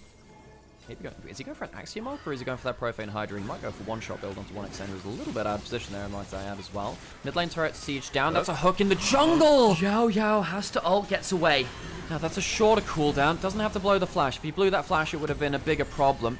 Sheer ulting that wave. Level 20, of course. The top laners can do that now with the role quests. It's not the biggest cooldown blown by WE. You can see it's quarter off cooldown right now. Sheer jumping onto Cube has that 80 carry % HP mini nut. Even then, level 20 Cassante does disgusting things to side lanes and doesn't particularly take much damage. Not currently, no. See whether that changes as the game goes on. Again, you do have quite a lot of damage here for LNG. Assuming you get a chance for Bulldog to actualize on it. That is kind of a requirement here, though. This Rise needs to hit people. Minute till Dragon up. T-minus 50 seconds. Until what we assume will be the last fight of the game. 1xN has himself Brutalizer in as well. That's his last component he'll have for this fight. About is building towards a GA. I don't think he's going to get it for this one. Paris, he doesn't have a death cap. He does have the crit bloom. He's not as strong as a late, like a full late game RE build. This is definitely where his damage becomes a little less important. With Bulldog, with that Zhonya's in, does have the ability to shrug off quite a lot of damage if he is out of position now as well. Neither GA up for the junglers, by the by. They're still just about on cooldown. I don't think it'll quite be up in time for this Elder. If they delay it, if it's a delayed start, which it might be actually, if the start goes long, maybe we'll have both junglers with that. Watch for that poke. 1xN misses the first one, but his arrow's on low cooldown into late game with that Endless Hunger. They are vision control very much in favor of WE right now. One arrow lands onto the bout, has the Bloodthirster, will be able to heal off of that.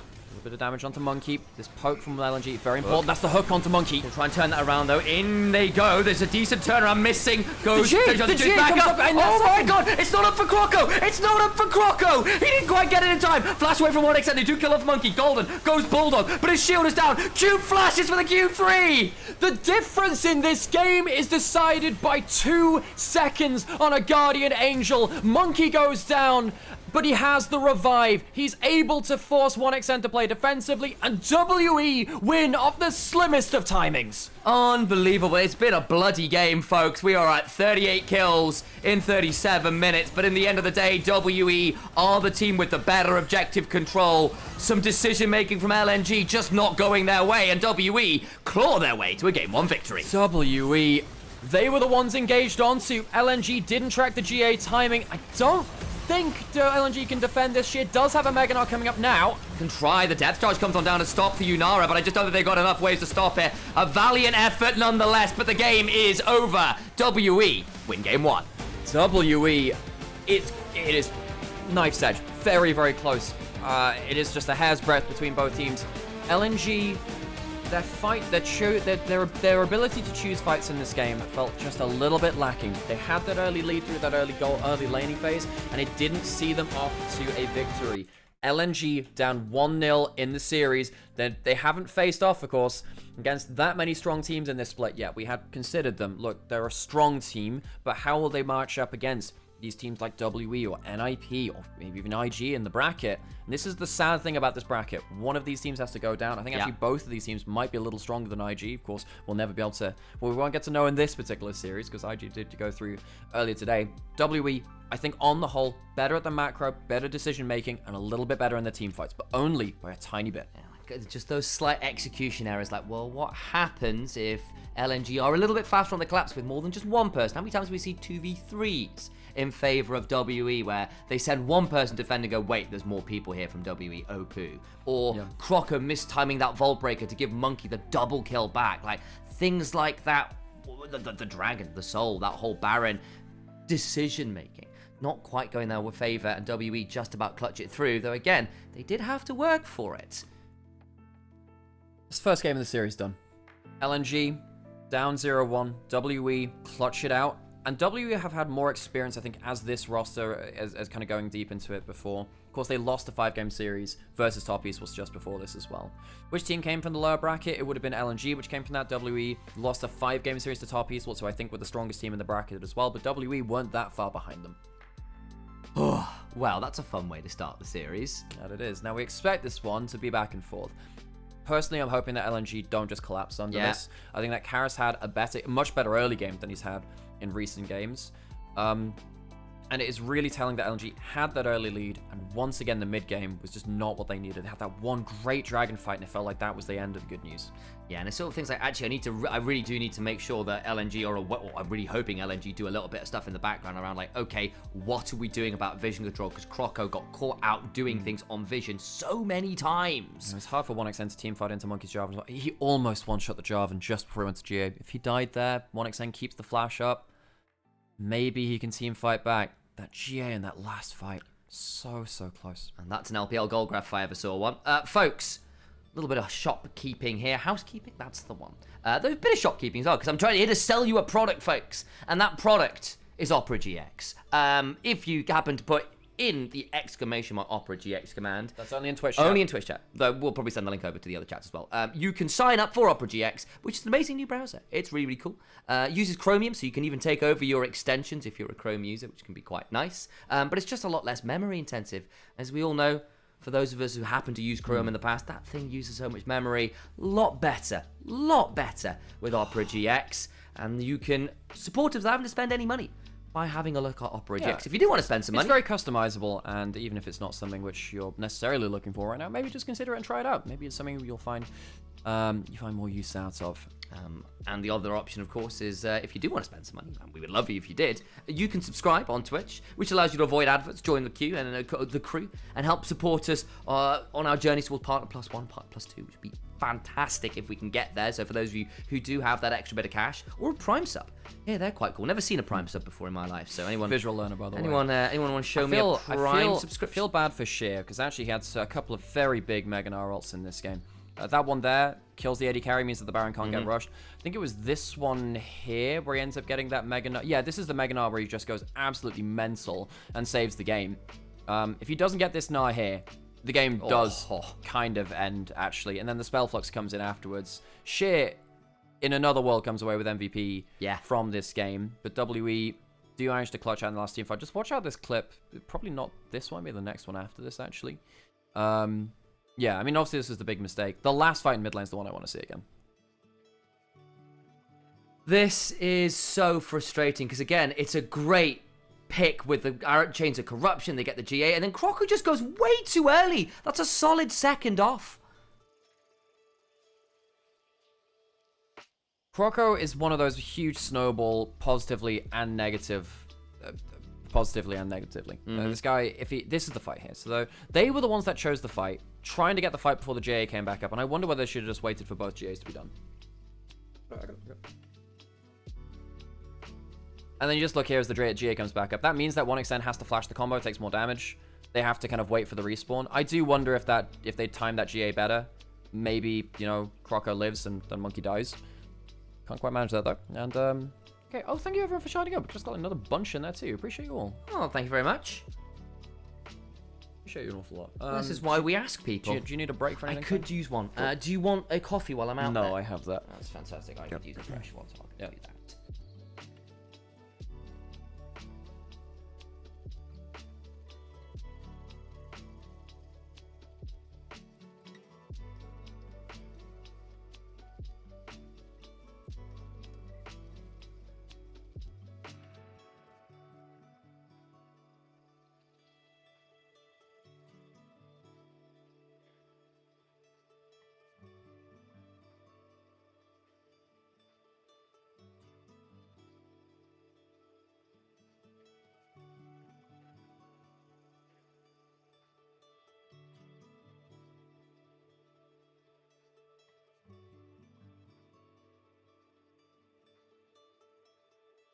Monkey gets away with player of the game. He was very, very clutch there on the whole.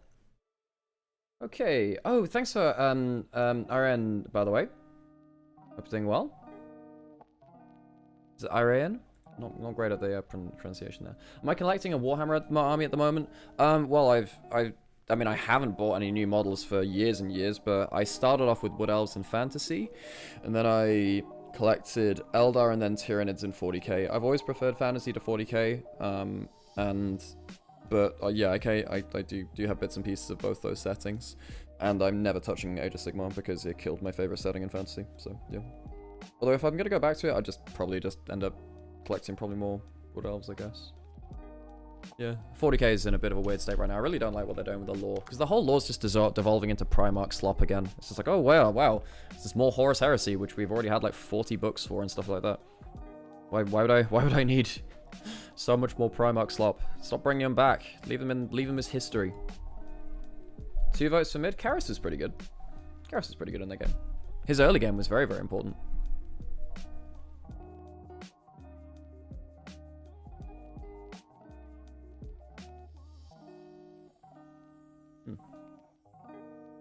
Played my first battle 10 years ago yesterday. We did 7th edition. Oh, I played it first in 10 years. Damn, 7th edition, very cool. Is that in Fantasy? Or 40k? Tell you what, Lord of the Rings to Warhammer is pretty underrated as well. It's a fun system.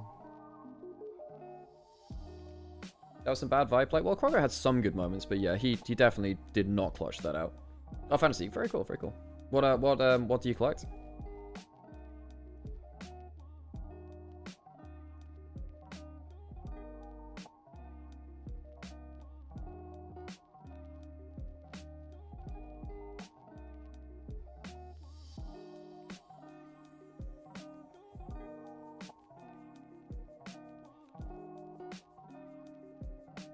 Vi is very hard to play into a backline like Lua Lunari. To an extent, but you also do have the point-and-click lockdown. The thing is more like, he actually chose the right angles, he just executed them poorly, I think, on the whole. Lizardmen, oh, we had a friend who collected Lizardmen back home. It's a fun army. They've got some... I mean, they've got some really fun troops. He had Croc Gar on Carnosaur, which was pretty nasty. Still have those Lord of the Rings models as well as my start back then. It's a very good system. It's arguably their best system. Because it ends up being turn 1, then turn 2, kind of like player takes a turn, other player takes a turn. Ends up being very one-sided in certain ways. So sometimes games are just determined at some points by first turn or second turn. Hey, thank you, Leonafik. I appreciate you. Appreciate it an awful lot. But what was I going to say? What was I going to say?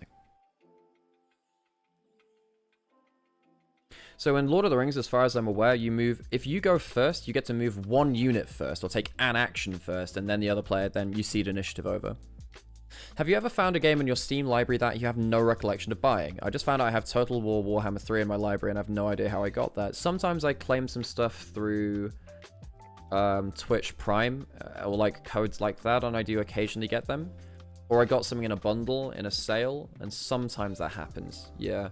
Although not often on Steam, that tends to be on, you know, GOG, Epic Games, something like that.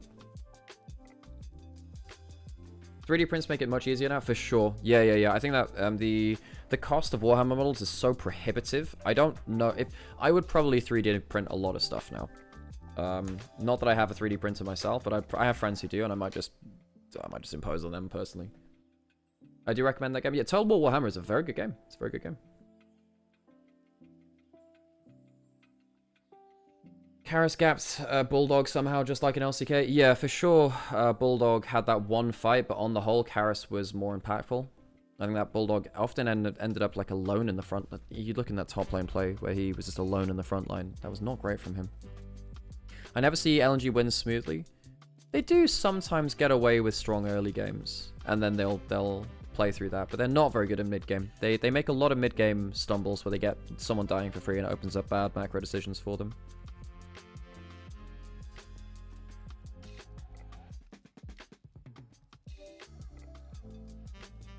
Like an RSO situational? For sure, you have to predict when the fight's coming next, right?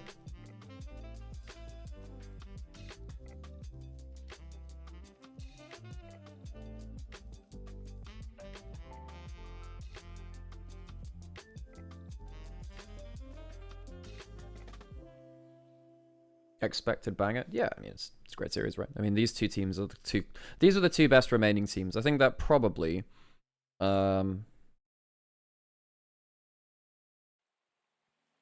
say probably, they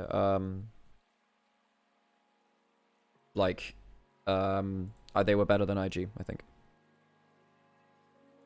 What are the consequences of this match? If you lose this series, you do not qualify for playoffs and you play in Group Nirvana next split. If you win this series, you qualify for playoffs and you will play in Group Ascend next split. There are only 2 groups next split, so there's not like 3 groups to track.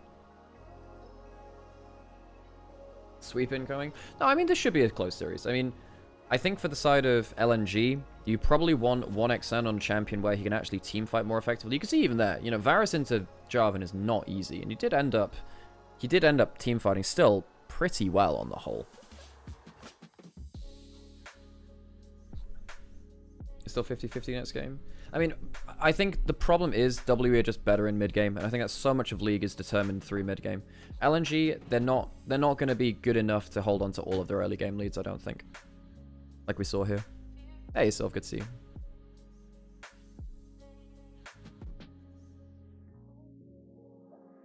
I've played Total War games since 2006, so dumbfounding that I can't track how that game's in my library. Damn, no idea how you did that then. Yeah, do you not have like purchase history or something like that? Sure, there's like an account history thing on Steam, right? Just check through that.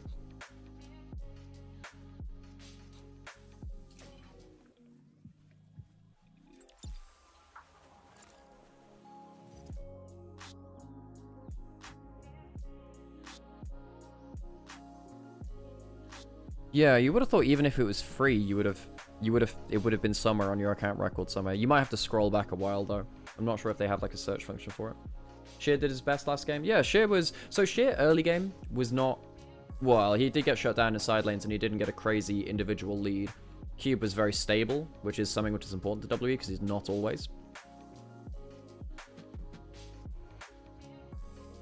But I do think that... is LNG winning game 2? We'll see how to draft. I mean, LNG will need to get strong lanes and play through strong early game. They have a better early game than WE, I think. But their mid game is really worrying. So if LNG get themselves a good lead, we'll see if they can hold on to it. It's very important for us to kind of get a blueprint and a bit of data on how big a lead LNG need to close out games. I think if you have the earlier Total War Warhammer, the third one was given as a free update. I don't think that's true, is it, Kuromas? I thought that they were all released as separate games. I didn't think that Total War Warhammer 3 came out as a... I don't think it was given as an... Oh, maybe it was at some point. There was a point where some games were given... No, you know what? That rings a bell, actually. Maybe you were given it for free because you had previous games in the series. I think if you had them before a certain date, they might have given you something there.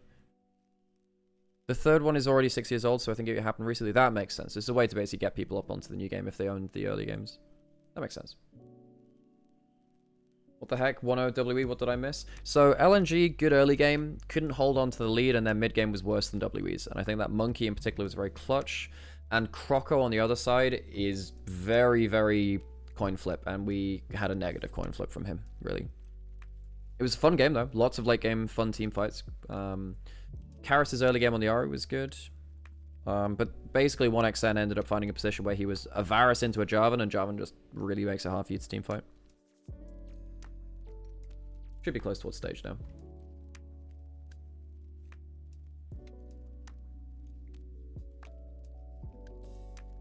You know what I should do? Because every game kind of blends into each other, I should really find a way for myself to like take notes on stream and like have a little document or something which I can update things for.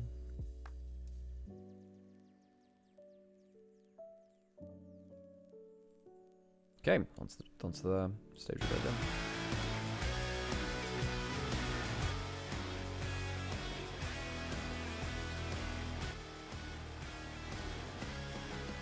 then. So draft 2 coming up. To make assassins viable again, what would be the appropriate buffs? I mean, you just need to buff their base stats and make them viable in like mid lane again, probably. The thing about assassins is that Riot intentionally keep assassins weak so people in solo queue don't get sad and upset. Because players in solo queue and in normal games and low elo have never been taught and never find out for themselves how to deal with assassins. And they get very frustrated when a Zed hits them with a triple shuriken when they should have just stayed out of range or built as Zonios or stayed by their team. I think that basically what needs to happen is the entire player base needed to have been educated over time how to deal with assassins. Okay, into draft number 2 is the Jace's band, the Malphite's band.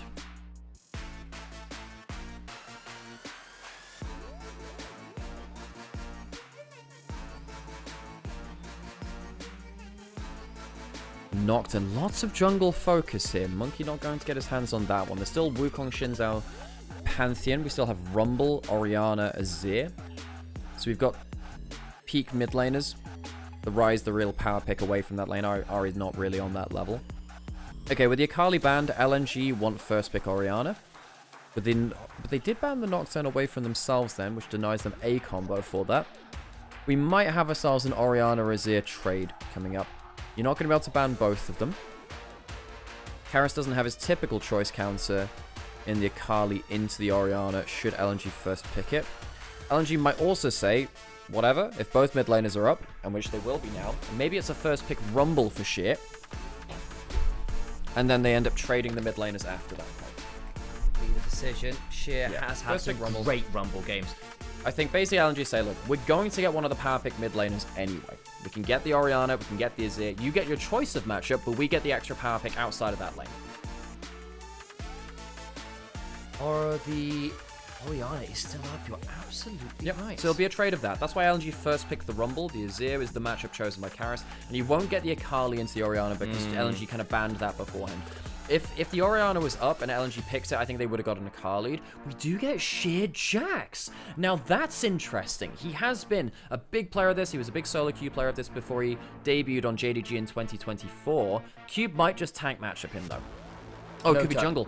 Note up, Croco is a Jax player into Xin Zhao. Oh, sorry, you're absolutely right. Hang on, I just realized that the Rumble picked in. Okay, so what happened is, I'm dumb. That's going to be the Jax counter into the Xin Zhao in the jungle. Rumble will be put into that top side, of course. And what that means is that Jax, it's a matchup which we saw players like Milky Way play in the past. Kanavi used to play this too. The Jax is really annoying for the Xin Zhao to deal with because he can block out your 3 Talon Strike.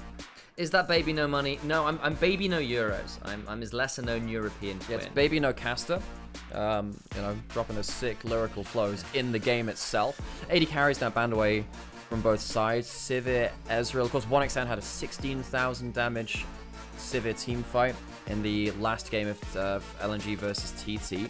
We still have things like the Aphelios available. That might come through at this point, although I have to say I'd hate to play Aphelios into Ornn Azir. That can be a bit of a problem. So maybe 1xN skips out of that, instead aims for something like a Kai'Sa lane. Yeah, might not be a bad angle. Nico's still gone. Could still be an angle for some of the Alistair here as well. Not bad. You could use another ball carrier. Jax is actually a surprisingly good ball carrier from the jungle. Very easy to go jumping in with a leap strike and getting that kind of Grandmaster's Might into the counter-strike of the Shockwave. Are we Ashe Seraphining this, though? I mean, it's pretty good with the Ornn frontline as well. LNG, they lack a little bit of backline access because you're going to have the Ornn ult disengaging for you, the Azir ult putting up a blockade in front of you too. The Equalizer is an Equalizer. That will be very nasty. But Jax hates playing into stuff like, you know, both the Ornn and the Azir wall and the Seraphine. I actually think Crockett's going to have a really hard time here. You need to pick a strong lane. 1xN... Switch Elise. I mean, you could go something like the Jhin. It's the Lucian Braum to block out the Braum ult. Lucian Nami for lane shove is a decision. And again, the tidal wave can be decent disengage when the actual ability to go forward from WE. Not fantastic this game, actually. So you're not going for the Braum, you're going for full lane power. Now, if LNG are good at one area of the game, I think it is laning. Laning has been their strongest area. Sam, they're going to have really good laning phase here. The 5v5 is going to be disaster for LNG. I think that there are some winning angles with good enough Shockwave, good enough Jax stun, but W have all the tools to disengage. Yayo's a great Enchanter player. He's one of our better Enchanter players. Even. Agreed. I would argue within the LPL because many of our Ascend team supports, which of course he's not played against yet, don't really have that specialty on them. I think WE, if they get through to 5v5s, will win this game. I think LNG, if they manage to smash through lane, that's when they start to get the advantage. 1xN is a very good Lucian, and that will be something which LNG need to play around. On the other hand, if WE get to 3 items with a Seraphine, Ashe, the Azir, the Ornn items, your ability to just put a death ball together and front to back will be a nightmare for LNG. Yes, there will always be the option for the Counter-Strike, Shockwave, Equalizer, Tidal Wave, Wombo combo, oh god, my bot lane is dead before they get to do anything. But that is going to have to be a very difficult full send. Make no mistake about it. This early mid game has to be good from LNG. And then we'll get ourselves into the game. WE better in the team fights in that last game. Better in the mid game and their decision making. LNG must hold on to their early advantages better. Croco in particular must be more clutch. He's an important player to this team, but we know he can fall apart from past history on multiple teams. Quick peek at the stage there, folks. We've not talked about it too much, but remember where those teams are sitting. This is LNG's arena. They're at home base. They're in Suzhou. LNG want to return to the upper echelons. It's been a bit of an embarrassment to have this arena and not have a team really to show for it. Onto the rift we go. Let's hear those Gyos and see how that early game goes. LNG must get early advantages.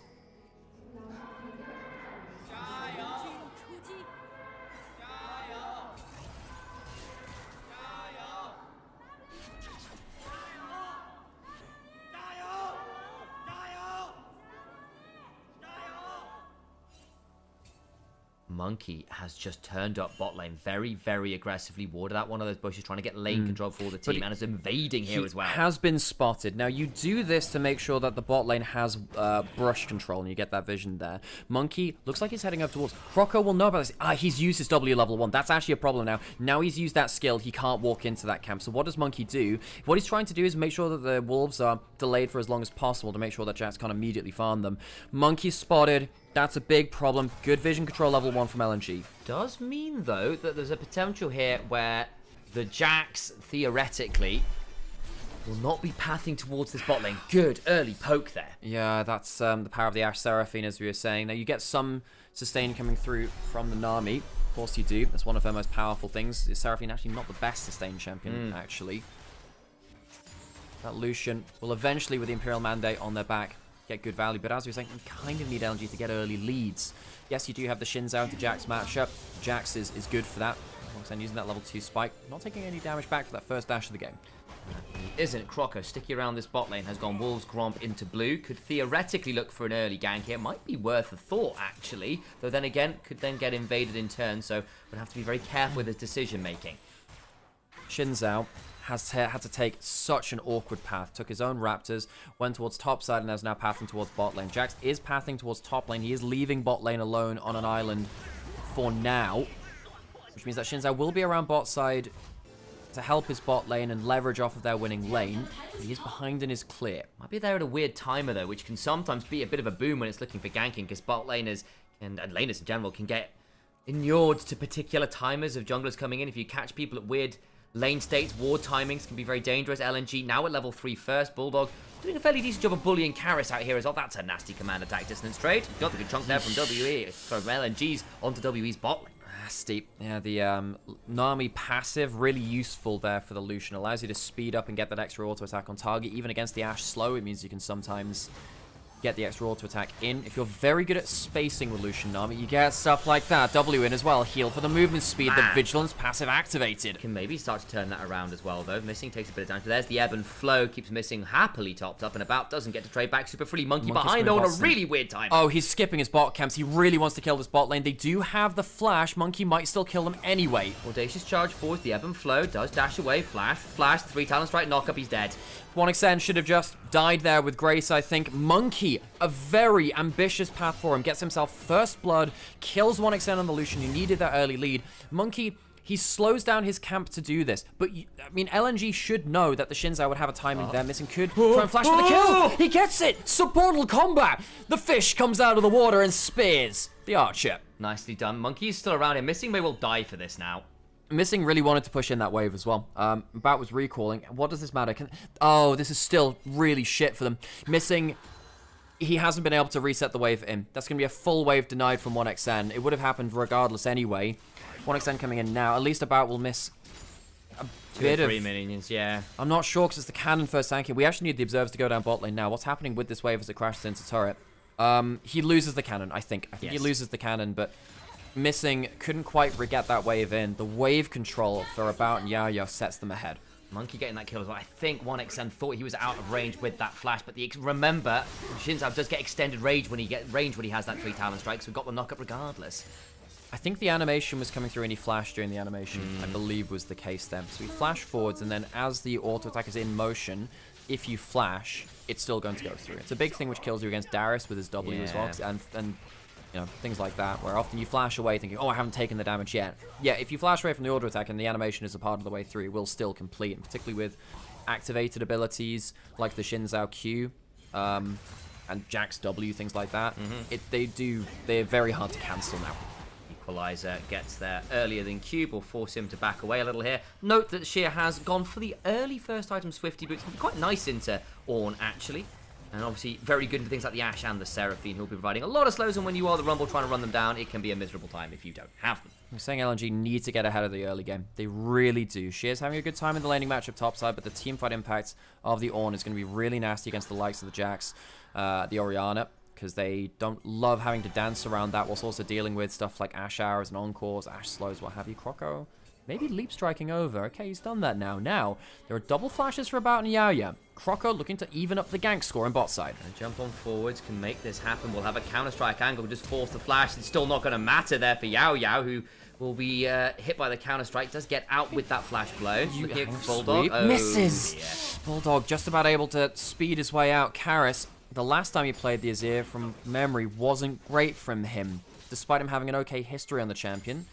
Recent form, not been excellent, and maybe we'll see Bulldog have a better game than Karis in Game 2. He was pretty hard diffed, actually, in Game 1. Karis' Ahri was quite impressive, especially in the early game. That game a little bit more rough, but Bulldog still struggled to make the impact outside that one huge team fight around that dragon. Level 6 Skull Crab likely going the way of Croco, and again, despite the weird pathing, the fact that it worked so well for Monkey to get down that bot lane is super frustrating for LNG, who felt like they'd done all the hard work.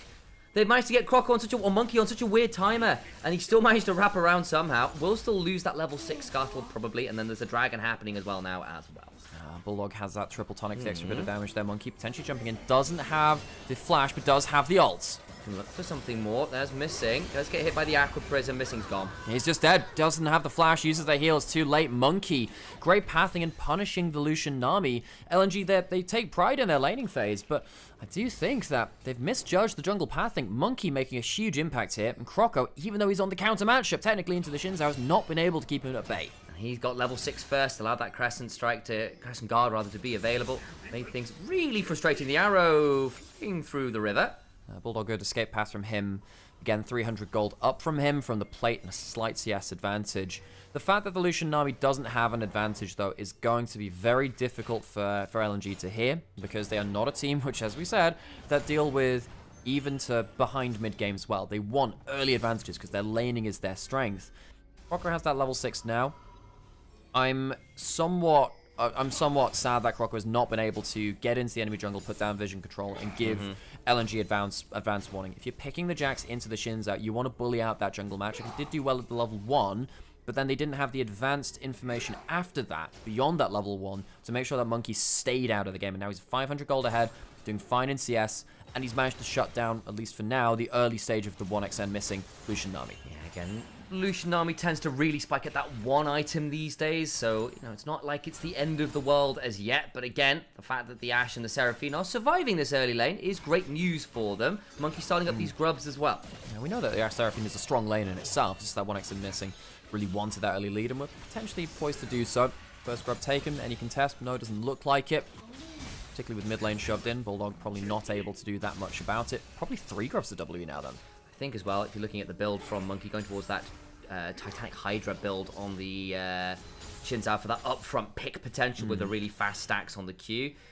I think also Croc's not resetting our bot lane. Good chunk there onto About the tidal wave. Going to get the chunk. That's a lot of damage. Force the flash.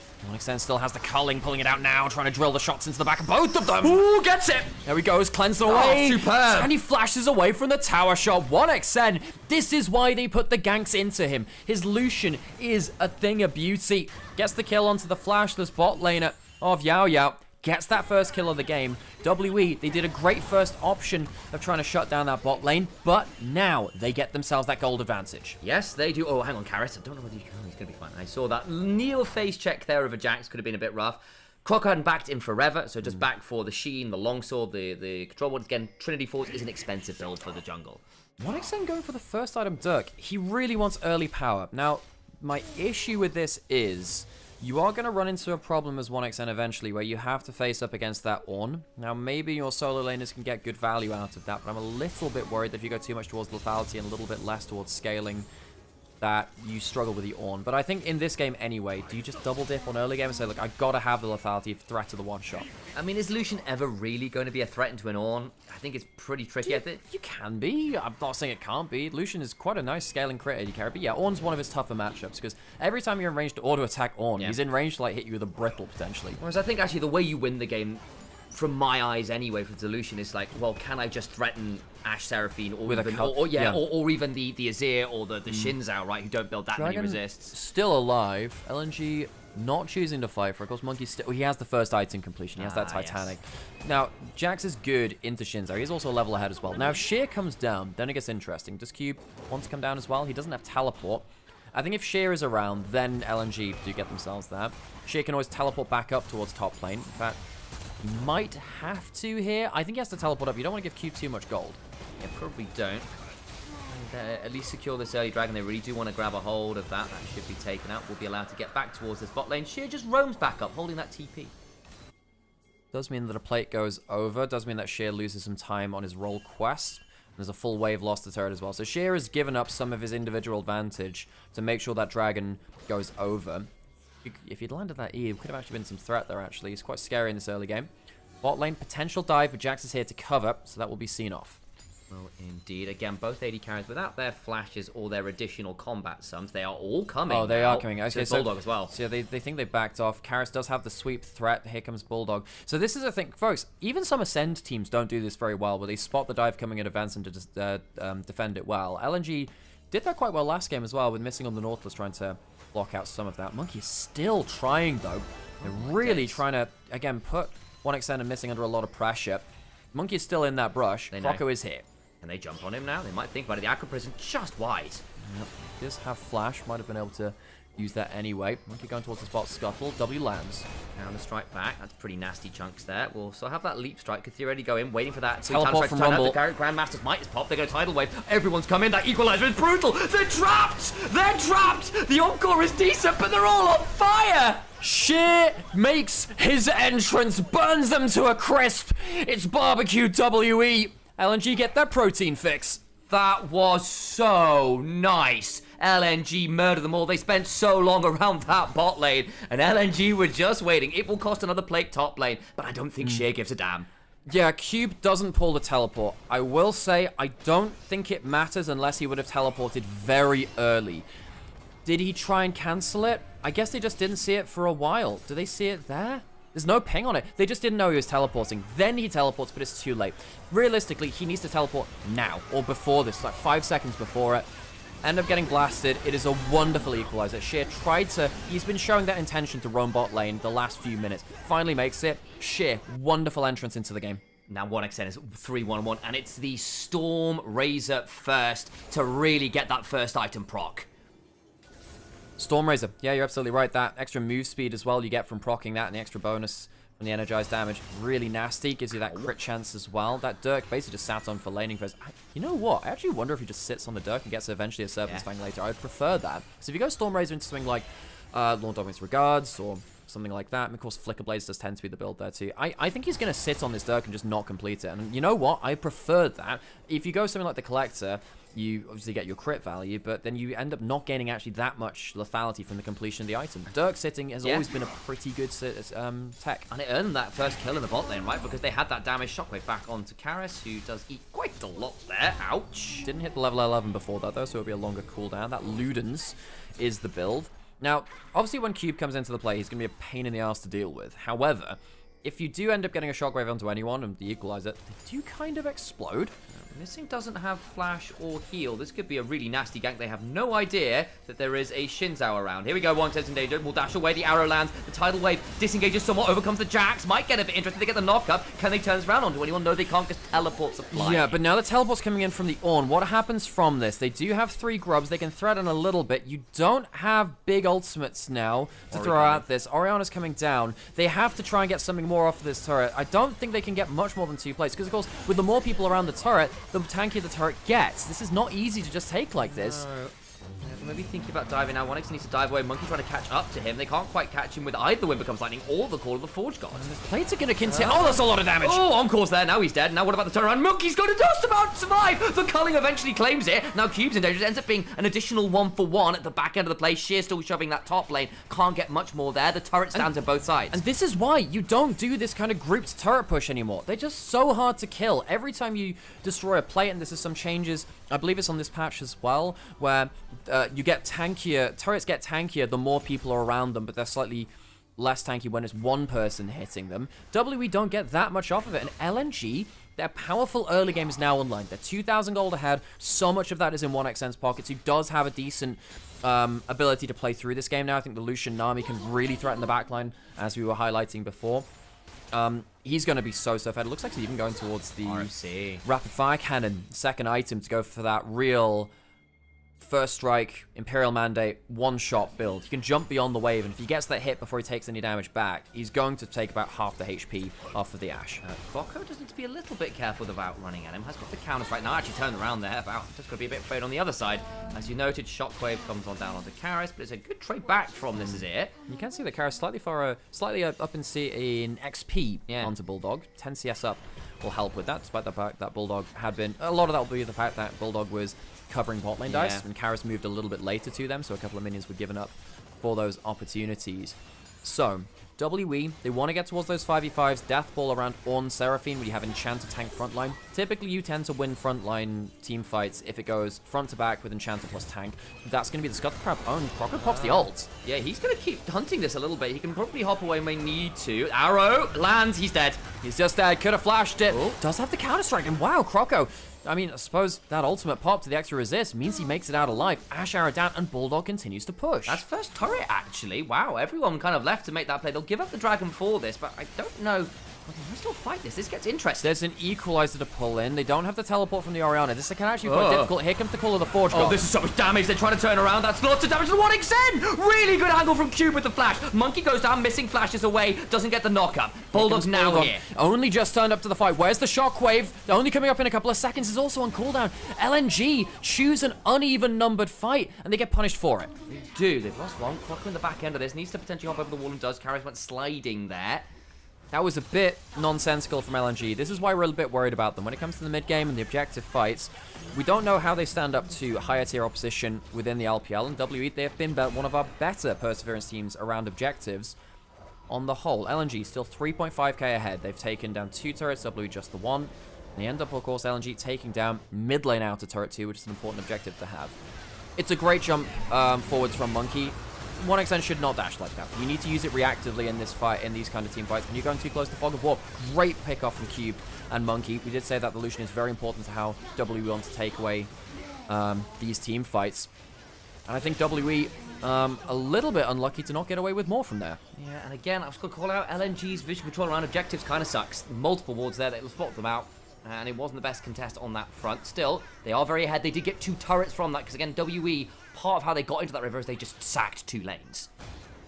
And I think, you know, previously we saw, okay, Cube stayed top lane. Sheer was the guy that teleported down. Then after that, we of course saw Sheer do the opposite and do more, because it's later into the game and have more tower damage. Do have 2.5 items from 1xN now. He does have that rapid fire cannon in and completed. Still 2,000 gold ahead of about. Croco taking blue buff away from the enemy jungle, knowing that with bot lane and mid lane, the mid lane and top lane turrets secured on the enemy side of the map, he's more at ease taking that kind of counter jungling, knowing that his team can go through many different routes from the jungle to come assist him. Herald's in inventory for Croco as well, so there's a world where you can make a very aggressive shove on something else. There was a culling onto a bout, was forced away again, down about half HP. Ow, ow, ow. Yeah, so for people who missed the Lucian Nami meta of 2021, 22, that was when we really saw this in its heyday. Of course, it was stayed around in 2023 as well. We haven't seen this for a little while. The gold standard of Lucian Nami is being able to jump forwards aggressively in mid lane, to use that ultimate from the Lucian to push the enemy bot lane back, and use that to get tower damage, to get vision, and start making plays on the side lanes after they have to retreat.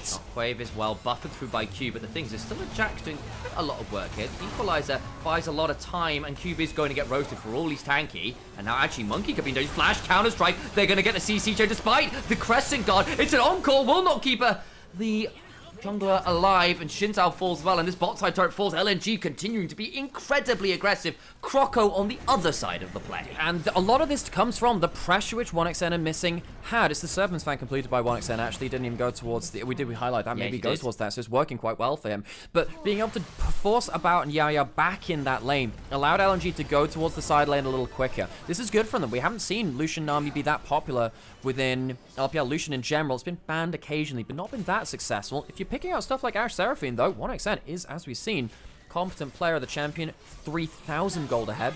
Bulldog also now reaping some rewards, 2 items on the Burst Orianna build. That's a fairly big one. And again, this Ornn will be a problem later on. The thing is, everyone else is going to suffer. And I think also even the Shinzao, right, having gone towards the Titanic Hydra build, it's quite squishy with this build. You do get popped even through quite a lot of defensive tools. And that was Encore and Crescent Guard. I mean, the thing is, when you have Sundered Sky, if you hit people, you're tanky. If you don't hit people, it's basically the same. Because Titanic Hydra, in fact, gives you slightly more HP than the Sundered Sky. It's 400. Yep, that's the Sheen proc of the... Well, that's the Energized auto, and then the Fire Cannon proc after that too. First strike, yeah, you just basically double up everything onto that first auto attack. Absolutely nuts. I'm assuming you go Lord Dom's fourth here, right? Or is it the Infetch? Well, you are... I'm just looking about the amount of armor on the other side. I don't think you need Lord Dominic's regards. If you're trying to kill the backline anyway, I think you can go towards... Well... It's got the longsword inventory, so it's not going to be the Infetch. Okay, sure, whatever. You can go towards that. Yeah, that makes sense. Or you can go towards the Mortal Reminder, I suppose, if you care about healing. Sure, whatever. Lord Dominic's regards probably is the item here, in fairness. It gives you better damage versus Monkey as well, who is HP stacking. Does have an extra... I want to say 800 HP from this build between Black Cleaver and Titanic Hydra. Jump forward again. That's one's shielded. Serpent's Fang helping remove some of that. You see the threat which Lucian Nami puts them on. And Cube has to teleport in to keep some mid lane pressure. Yeah, Shears also roamed down, picks up that Scarfled Crab. Topside River Control is very strong. Ow! Oh my god, gets the dissonance on him as well. This Lucian just becomes a poke bot. That long-range fire cannon auto. Again, you can see they have to teleport into mid lane to try and keep some presence there, because LNG are going to get a free entrance towards the dragon.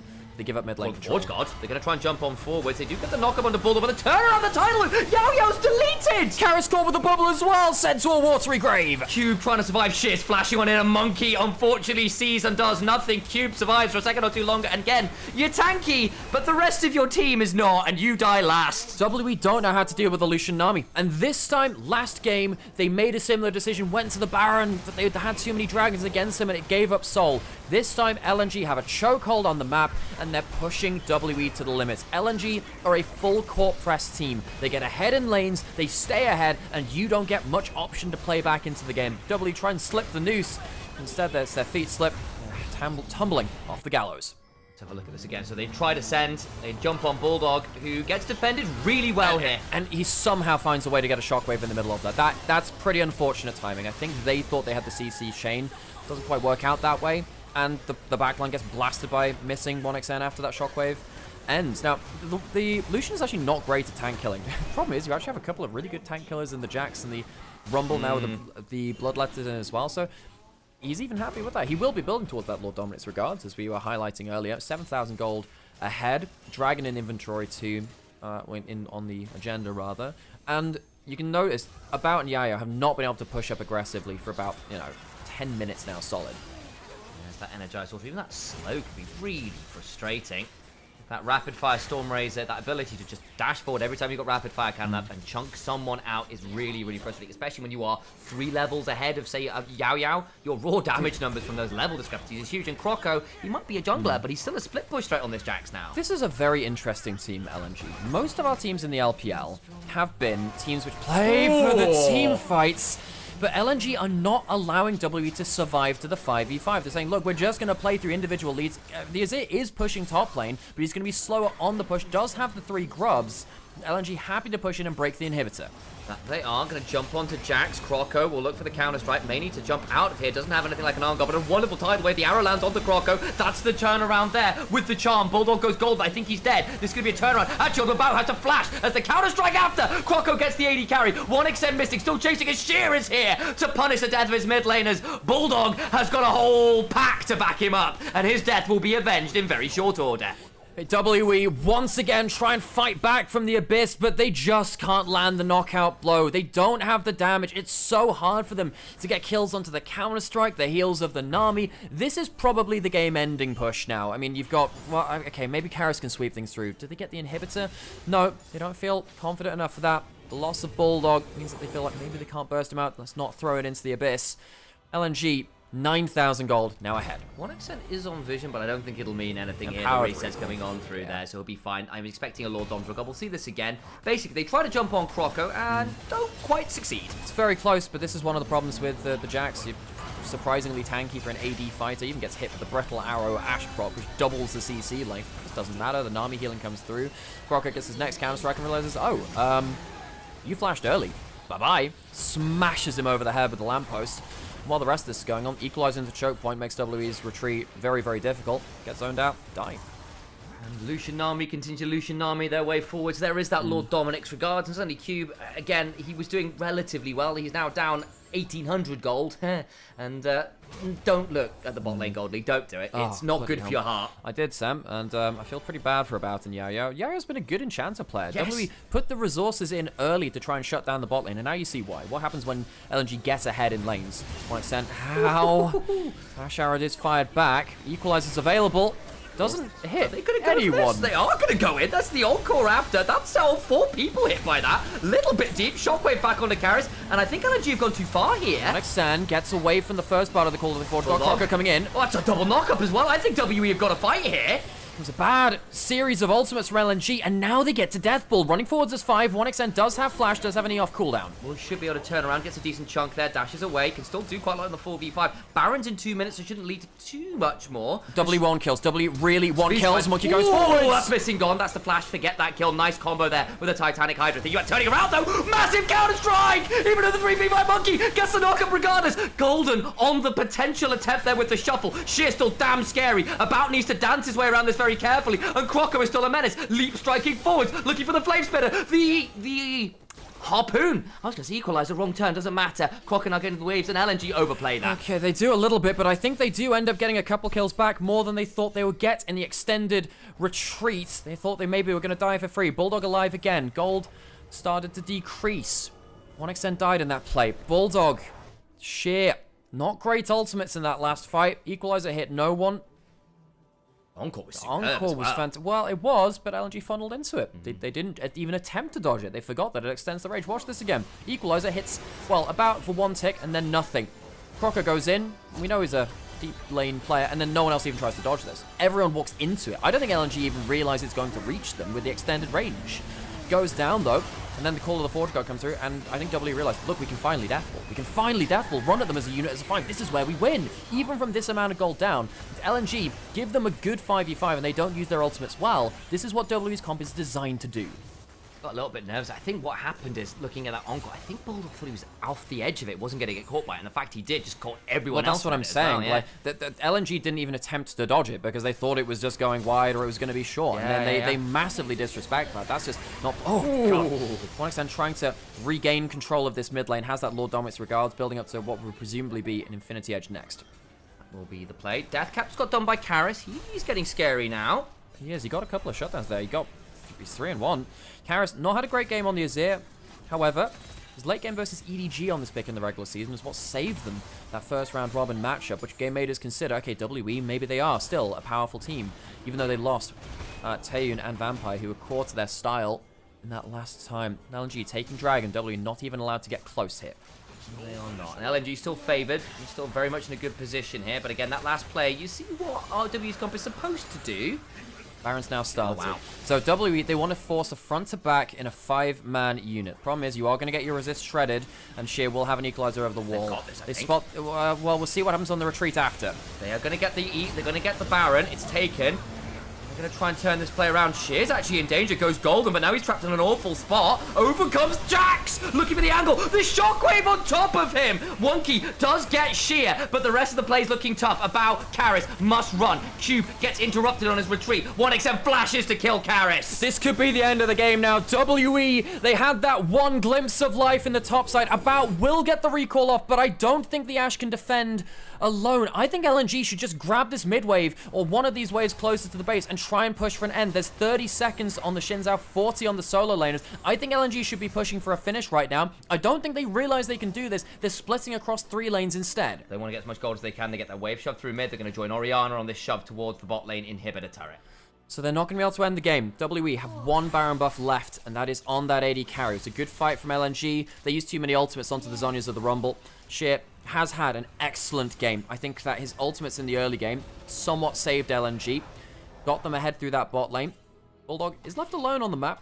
Nothing really that WE can do about it. LNG, I think they could have ended the game there. I don't think they quite realized it. This is the key moment here. When they try and jump towards Shear after the equalizer is down, it comes in about now. Fantastic Zhonyas. Couldn't leave that much later. Jax gets into the backline, and everyone explodes. They didn't have the flashes to get away from it. The Jax, you said, pretty good ball delivery unit. Kanavi was showing that last season when he was still here on Top Esports. Shows it again there. Karis was just on vision. His soldier gave the vision. I think it was, if you can see the soldier, you can see the Azir. He goes down because of it. That's a big killer. Now, 1XN 10-3 with the Infinity Edge to his name. Did burn the flash in the last play, I'll note. And Monkey has his back up after he was so aggressive looking for the picks in that last death ball moment. And there are some items beginning to come on through, some ornaments coming on through. And those are important. About gets it upgraded. Lord Dominic's regards. He's fairly strong. However, he is 6,000 gold behind 1XM with an Infinity Edge in inventory. Not that he doesn't die. Monkey's got a very high burst build with the Titanic Hydra, as you were saying. But that's a 6,000 gold Lucian. He is 2 full items ahead of About. Yeah, there's some cheap ones in there, like the Serpent's Fang and the Rapid Fire Cannon, but I don't think 1XN particularly cares, really.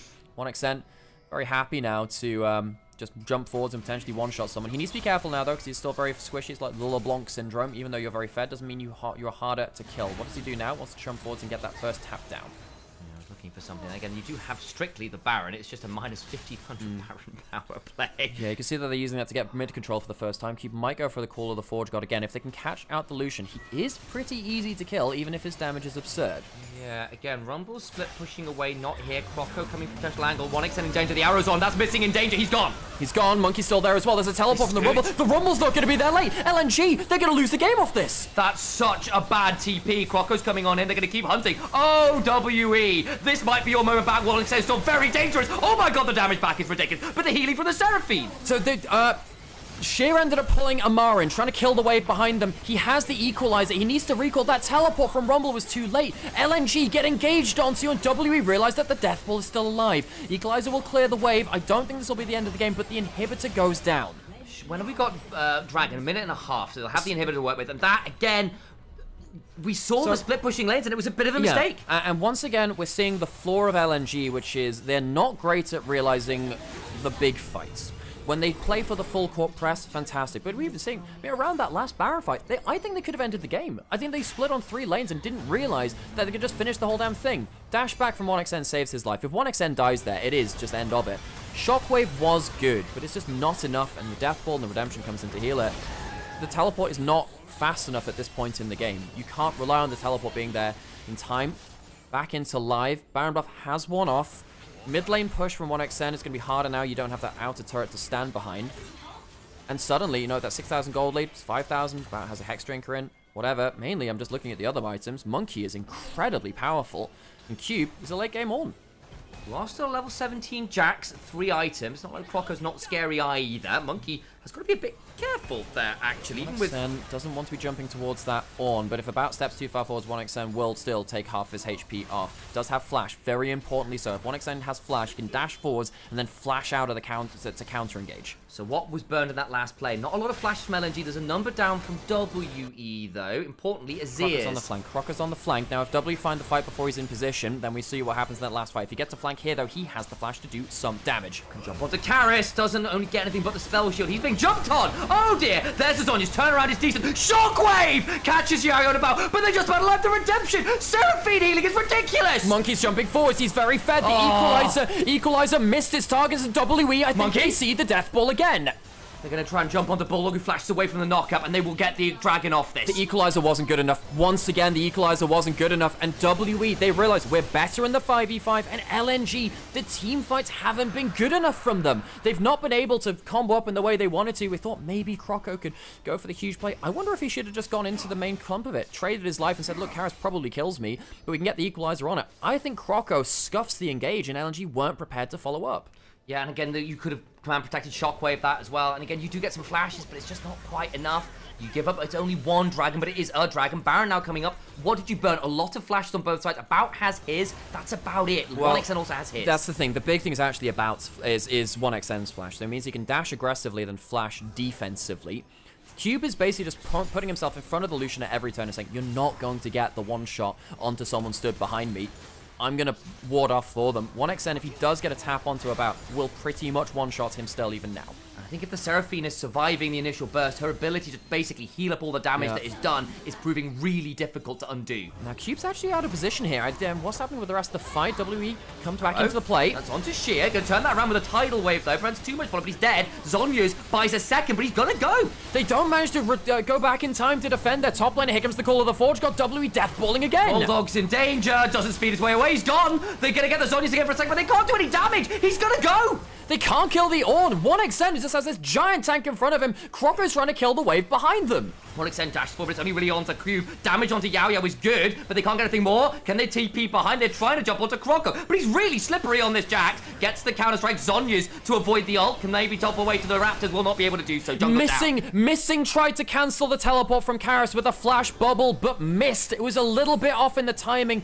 Didn't quite get there in time. WE, I think they've just won the game by forcing the 5v5s and LNG through a series of bad ultimates, and not realizing how much danger they were in from the enemy composition may have just thrown a very, very large lead. I cannot believe that Monkey's been able to get in so freely. He was so far behind at points in this game, but they just can't do enough. The arrow goes wide, 1xN trying to dash and do sub-healing, but the Nexus turrets have fallen. He got so long away, he's had to flash out. This game is done!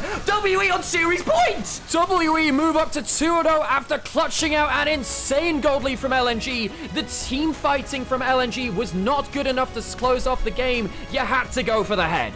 I've got to call it out again. The fact that you had that one turret push that got 4 people caught is such a problem. And again, vision control around objectives just isn't it from LNG right now.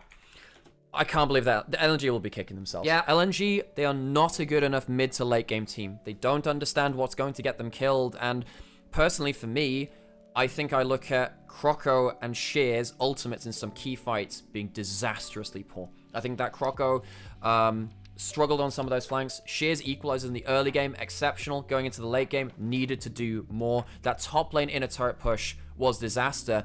And LNG, I think this might break the mental now, Sam. Yeah. I think that LNG, this was their chance. They had a great chance to get ahead in this game and just full court press. I think they could have ended the game after that Baron. This team doesn't have that switch on, that mentality of this is what wins us the game. Yeah, and I think the other side of that as well is like what happened in that mid lane where Sheer was split pushing, Croco was miles away, so you ended up with a 3v5 for a solid 5 to 6 seconds. How on earth do you have that happen? Yeah, we're actually Baby No Caster and Nymaera No Underscore. That's the one. Oh my gosh. I think 1xN's got to be feeling pretty shit there too. I think that he did everything he's meant to do on the Lucian. You get the pressure, you push in mid lane, you get ahead of the game. I think that the team fighting components of LNG were not clutch enough. I think they sleptwalked in the lead. I think it's so easy when you're very far ahead of the game to go, oh, it's fine. You can't afford to do that against a team like WE, against a comp like WE.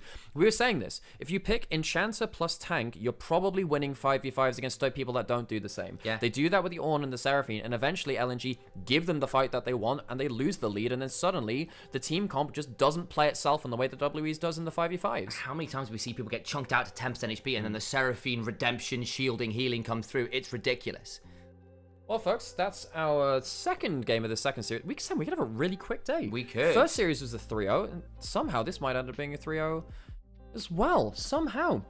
if you'd like to support us, if you've enjoyed what you're seeing on here, think about following us here on any of the channels, whether that's Twitch or YouTube or on Onivia's restream as well. I'm sure they'd appreciate the follow there as well. And if you'd like to support us, because of course we're not paid to do this, this is effectively our job, but we're only paid by your attention, basically.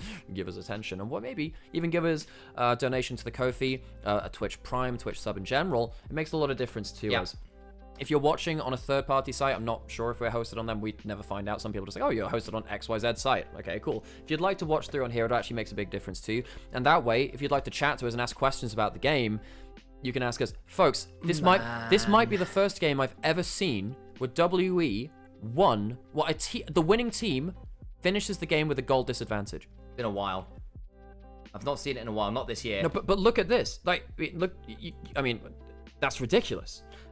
Yeah. The gold lead topped out at 9,000. Now, it's not the biggest one, but losing a game while you have a gold lead. As in, like, when the Nexus falls, you still retain a gold lead. That is not something I've seen very often, also, if at all. When your damage leader is the bloody Shinzao, that's pretty ridiculous, because Monkey just got to keep jumping forward and extending the encore range, and basically, they weren't respectful of the immediate Titanic Hydra Q procs. Basically, how many times we see someone knocked up by the 3 Talon Strike and getting blasted? LNG series point. LNG they're gonna be kicking themselves. This team does not have the game sense. It feels like they don't have the game sense. They don't know when the game is won. They don't know what's losing them the game. Like plays like this is really good because they get that freak shockwave. Even then, the CC chain lands. Maybe they lose this too. Now this was not an auto one fight. I think WE are much. I mean, we saw this last year a little bit from Monkey. I think Monkey is really good at figuring out what wins a game. And this player is a guy which I have a lot of respect for, on Team WE. Last year, against Top Esports and JDG, he was a huge difference maker in their spring victories in playoffs best of 5s. Knocked out both Top Esports and JDG. Very few teams can say they did that besides, the very top of the table. LNG seem like a team where they either just blast you from ahead and get in such an insurmountable lead that it doesn't matter about the strategy, or they lose. I think LNG are just this pub stomper team now, and sadly, I think their laning strength is good. I think Croco's good at snowballing from the jungle as well, but W are more of the thinking person's team, and I think that they realize when the win is actually in their hands. Moments like this, almost a good turnaround from LNG. Don't quite get onto the carries though. End up getting disengaged. I wonder if 1xN could have stood further away from the wall, but quite hard to do that against the on. Lucian just sucks into one sometimes, Absolutely. Little bit of a side note for Twitch chat. Phantasmal Marsu. I see you guys in chat. No, I don't. Again, it's a very polite conversation. That's fine. But all I'm saying is please keep it gameplay focused, not odds and betting directly. We don't mind people talking about the game. If you happen to use that elsewhere for whatever else you're doing, that's fine. It is just a matter of keeping Twitch chat on the right kind of vibes. We've had issues before with people being assholes about betting. Yeah, it just kind of it kills the chat atmosphere, at least in Twitch and stuff like that. So we try to just be respectful of the chat, folks. Happy to have you here, but let's just keep things on topic. Okay, we're going to go into a quick break. I'm going to run some adverts. If you'd like to support us on any of our sign-up links, it does make a difference to us. You can support us for free by doing that. We're going to go to a quick break and see if this is just one more game today. Could have a 6-game day. It's slightly in awe of LNG fumbling that game. Again, I've got to call it out. This is also now a couple games in a row now where I feel like Bulldog is just not, a couple of series in a row where Bulldog's just not been good at team fighting / converting early game moves into mid-game decision-making. Like, it's very, very poor. And again, this is just frustrating. It is. Again, how quick was this pick? I actually think the bot lane was pretty solid from LNG. And again, we see that this team has got legs. It's just going to be so frustrating. They may well end up down in Group Nirvana without much chance to improve again. Yeah, call them legs the way they're the bottom of the table. Okay, I'm gonna go get myself another coffee, Sam. So I'm gonna leave you in charge of the stream. I changed things already. I'm actually gonna have to put the camera on, by the way, just because I think that we actually do get like the I think that the adverts actually, if they're full screen, sometimes also get this YouTube stream taken down, so just be aware, Sam. Cool. Alright, so I'm gonna get myself a coffee and I'll leave you to it. We have run ads, excellent.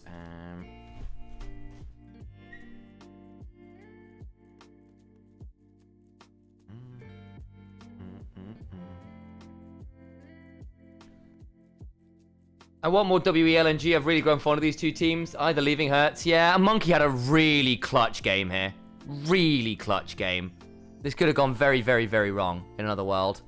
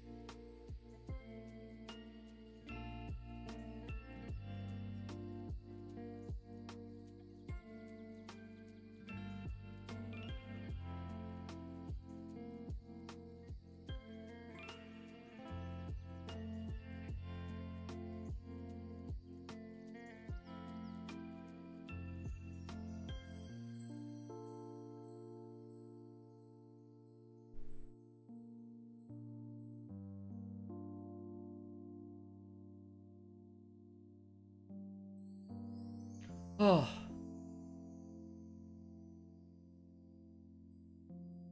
Really good target selection from Cube in late game fights. Yeah, Cube played a very good late game fight. I think the Seraphine healing was utterly ridiculous.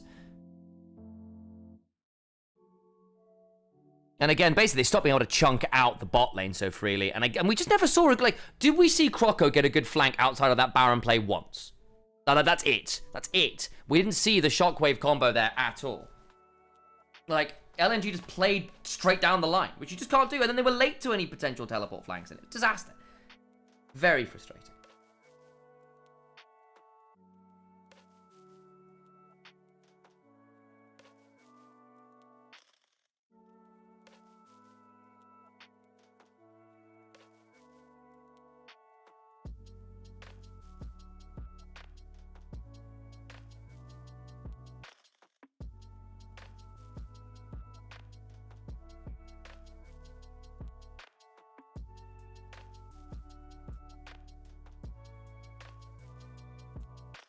Oh, boy.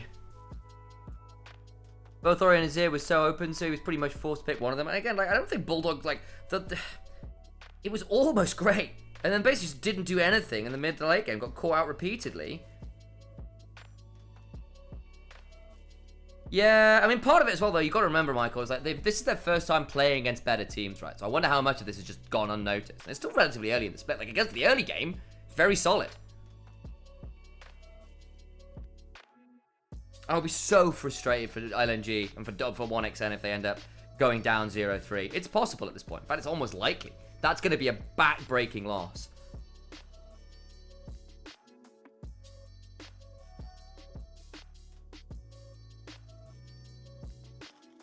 Yeah, they were way too loose in the mid game again, but we've seen that. So we've seen that how many times now?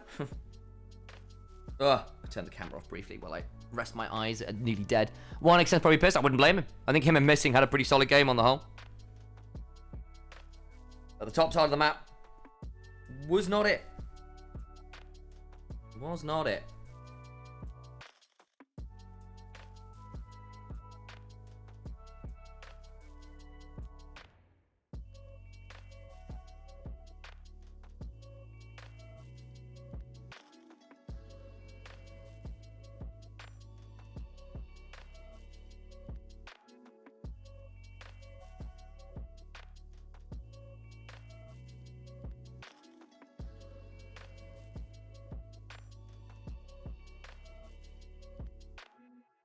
One minute to go until we're back into the studio and getting ready for our next game. Quite got the same issue, yes, you're on Bro, as did Bulldog on DNF. Yeah, it's true. Macrophone, yeah, I mean, Croco's just hyper-aggressive. Like, he's been this way on Sandbox and stuff. I have more issues with Bulldog on this than I do with Croco, per se. Because at least Croco still tries to make moves.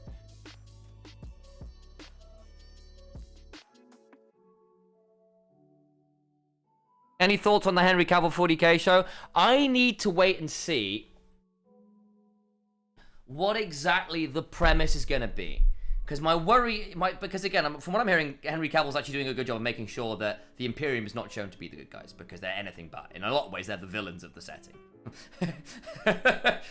they are a villainous institution. They are like turbo-fascism. So they do need to be like portrayed as such.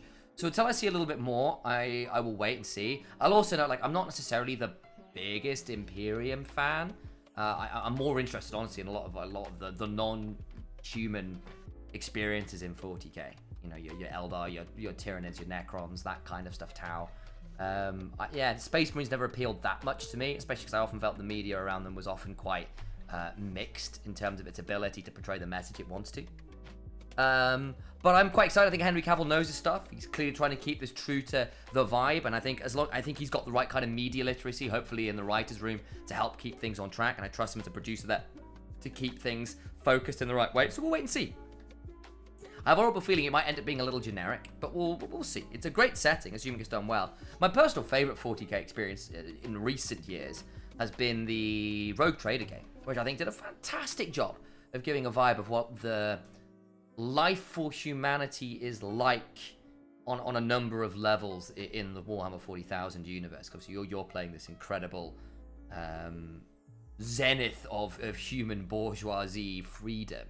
And you also still get this incredible look at the kind of monstrous Byzantine machine of trillions upon trillions of lives across centuries of administrative work for the average human who is basically an ant in the worst kind of toxic ant mill of all time. If you ever wanted to give it a go, if you're an RPG fan, if you like things like Baldur's Gate, highly recommend Rogue Trader. You'll get a really good vibe, experience of the lore and the vibe. That should probably give you some of it, because again, it's the most like astute read of the 40k universe you're going to see, because a lot of the other media or experiences you get, like even tabletop, are very twisted and biased and focused through the lens of the story of the characters they're telling, and often very, very humanitarian, humanity focused, which is quite frustrating actually, because it sometimes feels like basically the way they get away with it is Games Workshop put some statements saying like, well, what it is propaganda for humanity, and therefore it's that. Yeah, 3-0 is likely to happen at this point. I kind of agree, unfortunately.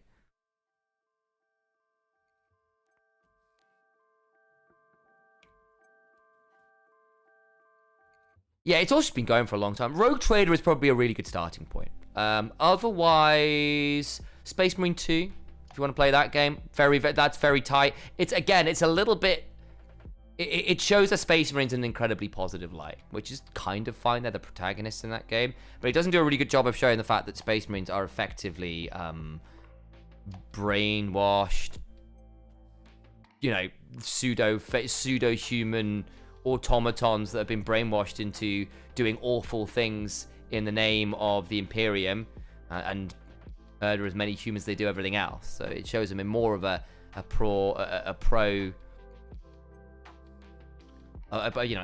positive light than perhaps they deserved. Though again, Titus is a cool character, and I don't think that's necessarily bad to have individual characters who are good, but I don't think they necessarily do a very good job of showing the overall systematic flaws of Space Marines and stuff in general. Though I grant you they've tried to make the Ultramarines a little less grey in general and made them more positive on the whole. Heresy, it's true. I am a heretic, it's true. I'm an Eldar player, I have been for years. I was a Warhammer Fantasy High Elves player and went, I'll play my Space Elves then. And I did Bael'Tan, Eldar, had a Drukhari detachment. All the elves. Hell, the Omnissiah. Well, into draft we go for game number 3.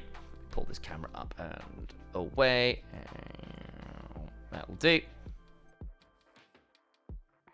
See our fearless bands there. I need to turn off Sessions Diana. Give me a second. I forgot about that. That's my bad. There we go. And we'll get the audio up on here.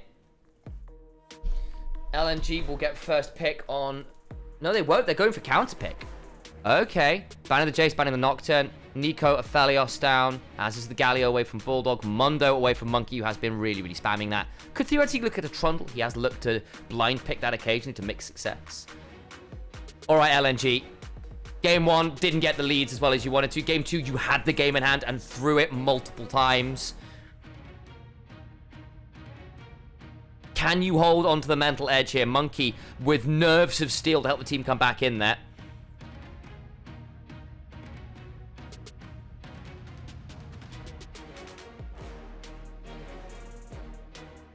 Aurora first pick. Theoretically a flex. See whether it actually ends up being used that way. I worry about Bulldog's champion pool post a certain point as well. Karma, Ezreal. Just guarantee shove. Could be Caitlyn as well, I suppose. Be happy with either option on that front. You don't actually have to lock the AD carry at this point. You can see a little bit more of the draft before you consider the Caitlyn. 1xn's Ezreal is indeed sick. It's really, really good. So I wouldn't hate seeing it. Huyads! Huya! Leave me!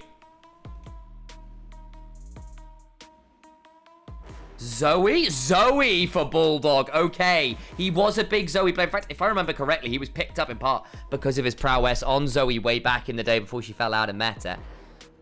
Once known for that. Sivir Alistair for some scaling. And WE have often won by just having better options later on in the team fights. They've drafted to survive the onslaught and come back in those mid to late stages through the 5v5 death balls relatively successfully. Misfortune Karma will be a lot of shove and team fight. The Ezreal will be double poke. And the Karma will grant you shove. So you will outrange at this point. Fairly heavily, actually. Poke comp versus team fight right now. Still waiting on junglers, still waiting on likely top laners. Though again, as the camera fries. That's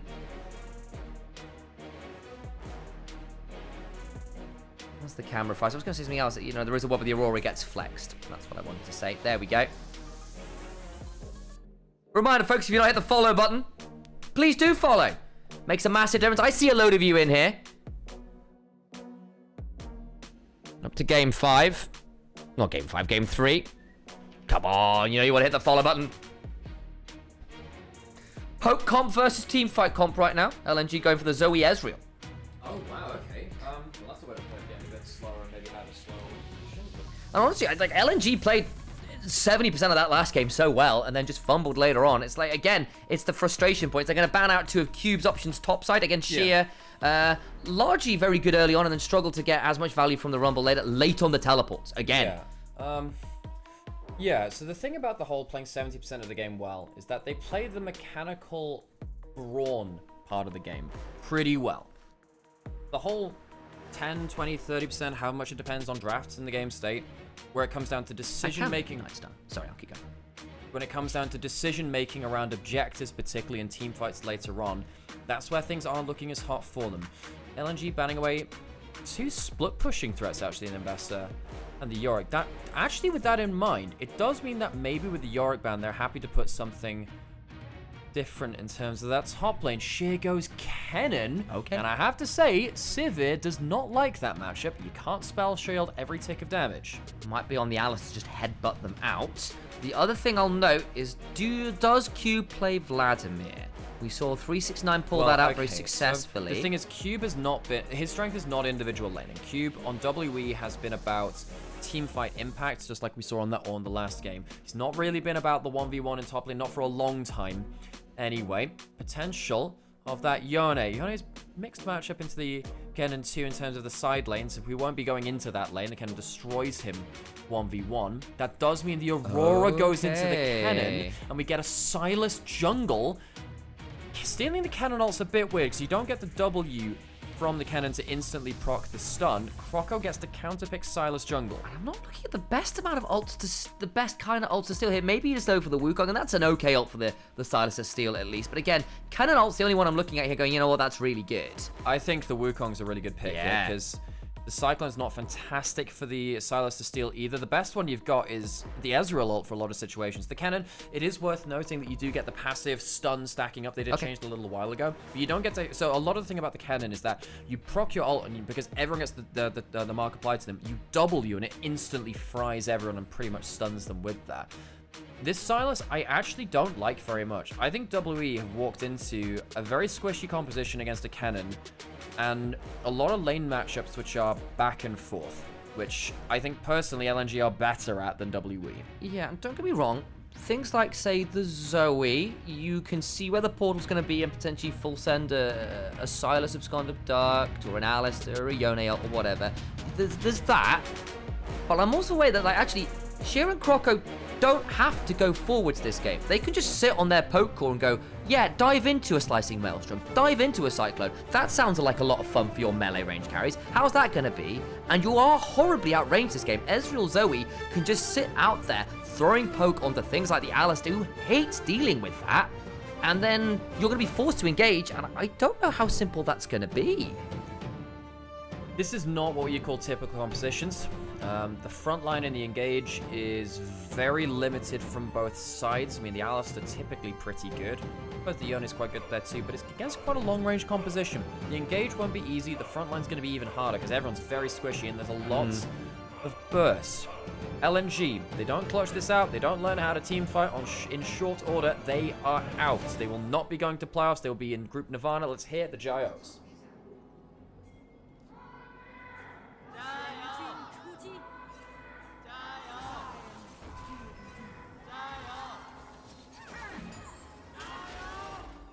chain missing from Monkey. Karis walking up, checking out Croco a little bit, but Croco will have more sustain from the jungle item. Karis has to start lane, a little bit low HP, and against a Zoe, it can be a bit of an issue. Does have second wind, does have complete footwork as well. The Bulldog does get that passive trade onto him. I wanted to see whether there'd be any interesting builds there. Worth noting, the electrocute for Kennen, not an airy or a first strike or a phase rush or whatever. Wants raw lane dominance. Yeah, that's not unseen. That's fairly okay. Bulldog going for the short Qs there again, just trying to get the little tap damage down. Second wind, Door and Shield have been nerfed quite heavily, so the Yone starting on lower HP, getting continually tapped down like that will hurt more than in previous years. The Yone can fall behind the Zoe, and the Zoe's even gone for Ignite. Reminder, of course, that procs her Spell Thief as well. Continually getting those short-range Qs. Not the craziest damage from the short range, but still consistently hitting. Last time I saw the Zoe as well, it was the Ignite for them in that matchup. Going for the Invade here. Okay, this could get interesting. Has red buff. Blue buff is up and available. Croco has Smite.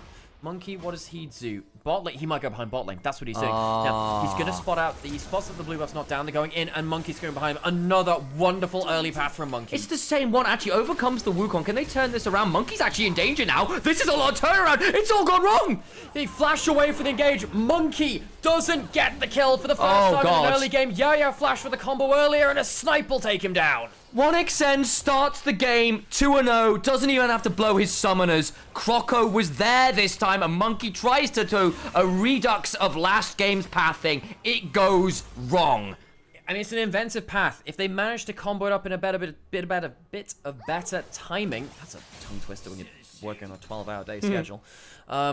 If they work it in better timing, I think that's a kill. But the flash away from the chain from missing saves his life. The kill gets too extended. I think they had to call off the play. I think as soon as they managed to get distance away from it and they'd use the Alistar combo, I don't think there was any way you were closing that down. Overinvestment from Monkey, loses flash, dies, slower jungle path. Croco gets 2 assists. 1xN gets 2 kills. He's coming back to lane with a Sheen at 3 minutes. It's a 2-minute Sheen. A 2-minute Sheen and that's here. That is disaster for WE, because we've just seen how poorly things go in terms of that laning phase, and I don't think they have the insta-win competition they had before they're even going to have their recall stop. It's a recall stop without will spell shield it. Good reactions, but it doesn't stop him from cancelling that base. Cube taking that matchup topside, not bad from him. He has the Comet rather, not the electrocute. She's actually ended up being more bully than I thought he would be here. Again, to be fair, Kennen does not enjoy matchups where he's traded onto. He tends to be liking to be the one who gets the damage down rather than being poked back. Is the reason why actually Kennen's often bad into ranged matchups. Sivir, Alistar lane is useless. Well, the thing is, it's meant to just chill in lane, you know? The Sivir is meant to carry the Alistar through lane until the Alistar becomes more useful in team fights. It's not crazy about kill pressure. Occasionally can do into melee support matchups. Against double range, the Alistar just realizes, look, realistically not doing that much here. Sleep does go through. Of course, the Yone E doesn't... You can time it sometimes to cleanse off bits of... I'm actually not sure how it works nowadays, but you can't fully cleanse the CC. If the sleep hits while you're mid-E, I think it's still... The remainder of it will still hit you at the end of it. I believe so. Fine. I need some Tempest enjoyers in chat to tell me how Yone and Zoe goes nowadays. Haven't seen this matchup in a hot minute. So, Sheen, obviously one of the best items in the game for the Ezreal. The poke gets really, really nasty. Yes, you do have a spell shield, but it's not exactly going to help you every time the Q comes up, because that's like a 2-second cooldown at this point of the game. It's not the easiest thing. Bulldog continuing to have pressure in mid lane. That early... Oh, even using the Ignite drops on the floor there to get some spell thieves proc, gets an electrocute. Yeah, Zoe W, fun, fair ability. Why doesn't it have a mana cost? Just learn to play Zoe, Alex. Sam, I do play Zoe. I just think it's a dumbass ability, Sam. Funnily enough, Sam, I don't take issue with this shit in terms of I will play whatever, but I will still criticize champions I play. Oh, God. Yeah, Zoe in particular, just that W not having a mana cost, so you can just spam it, is just not okay. Remember when Echo ult had no mana cost as well, and people were like, oh, it's just completely fair. Hang on, Shear's getting jumped onto, good damage. Won't kill him, but Shear, he might actually be under threat as the wave comes in now. This is sometimes a trade you'll see where you'll use your full combo to chunk them out, so the next round of cooldowns will kill them on the dives. That means that Shear might even miss the cannon and the tower. Yeah, that matchup's not been fun. In fairness, Shear has largely won out in these matches. Got level 6 himself now, but Cube's gone for the carry option and has done a really good job here so far. He has, and Cube, we were saying, his laning phase is not his specialty. Monkey will spot. Kenna's not. Can he stop this? He might actually be able to stop the recall, and he does. Yeah, Kenan has to cancel the recall. He's going to lose a full wave turret. That means that he's losing out on the roll quest. He's missing out on farm. He's missing out on XP. Sheer's getting a bit dumpstered in the 1v1 when we thought he was clearly the better individual laning player. But Cube in this matchup has the upper hand, handily so. And again, part of it as well is like Sheer can't afford to trade too aggressively because Croco is middle of soloing that dragon, and early dragon takes are not fast. Thank you all for the follows, by the way. I see you, Cryogenic, Banchero, Happy, all of you guys coming in makes a huge difference. Thank you for all the support. Yao Yao eats the focused resolve there as well, which is a little bit frustrating for them. That full flare. God, words are just hard as I think. They are. Follow that too. You've got those first boots coming through for Bulldog there as well. Does mean that when he gets that roll quest, we'll immediately get that completed. Easy for him to step out of some of these Yone combos too, if he can just kind of get closer in range. It kind of affects the your range of your paddle star, because you can walk further forwards as it swings back into it. Karras has the tier 2 boots as well, of course, but is he thinking about the slicing maelstrom? Yes, he is. Okay, Sheer. It's not that much damage back, actually. Just get the electrocute proc, so it gets cubed half HP, but he's not going to be miles off his own between worlds. Misses the cannon. That's nasty. Yeah, Cube's got about 10 seconds left on that ultimate coming up. If it'll start counting, oh, there you go. Here we go, threatening it. Doesn't get that weirding. Yeah, and again, it's just coming off the cooldown there. He'll probably look for a big combo now, but Sheer looking for another electrocute trade, I think, off cooldown.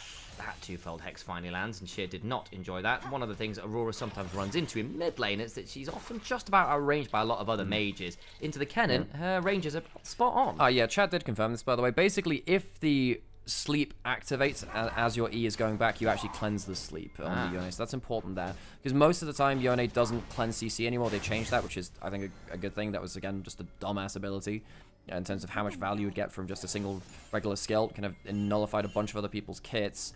But yeah, I guess the Zoe still retains somewhat of that ability. It does mean you need to use the E, which can be a bit of a problem. LNG, almost 30 CS lead here in the bot lane. The wave will make it more like 20. But 1xN is very happy with his early kills going in towards another lane lead. And you're into 4 melees and a Sivir. Your ability to potentially dance your way through these fights is quite high. There's a lot to dodge. It's worth noting. Between worlds, again, is not something you're going to get to arcane shift out of too freely. But I do think it's a game where 1xN's good hands can lead to him doing a lot of good work here. He gets caught by Silas Aurora. He still dies. Both of these teams are very fragile, and LNG have not been great at dealing with that fragility so far. Watch this here, you cleanse it back, and you actually do end up getting to walk away. That's how the Yone E works. You gotta tank that. First, Grub goes to WE. Bulldog's got shoved, though, so he can look for a potential play. Just have to be a bit careful about portaling, because Monkey can then abscond and duck back the other way. They don't want to play the fight, though, as the bubble doesn't land on Good Monkey. paddle star just before that, too, to chunk out about a quarter of Monkey's HP. Bulldog, a player who I think has largely been outvalued by Karras so far in this series, first game especially. Getting a better time of things now. 1xN will actually stop both the recalls there, because they cancel it themselves. Yeah, eats an inner flame there.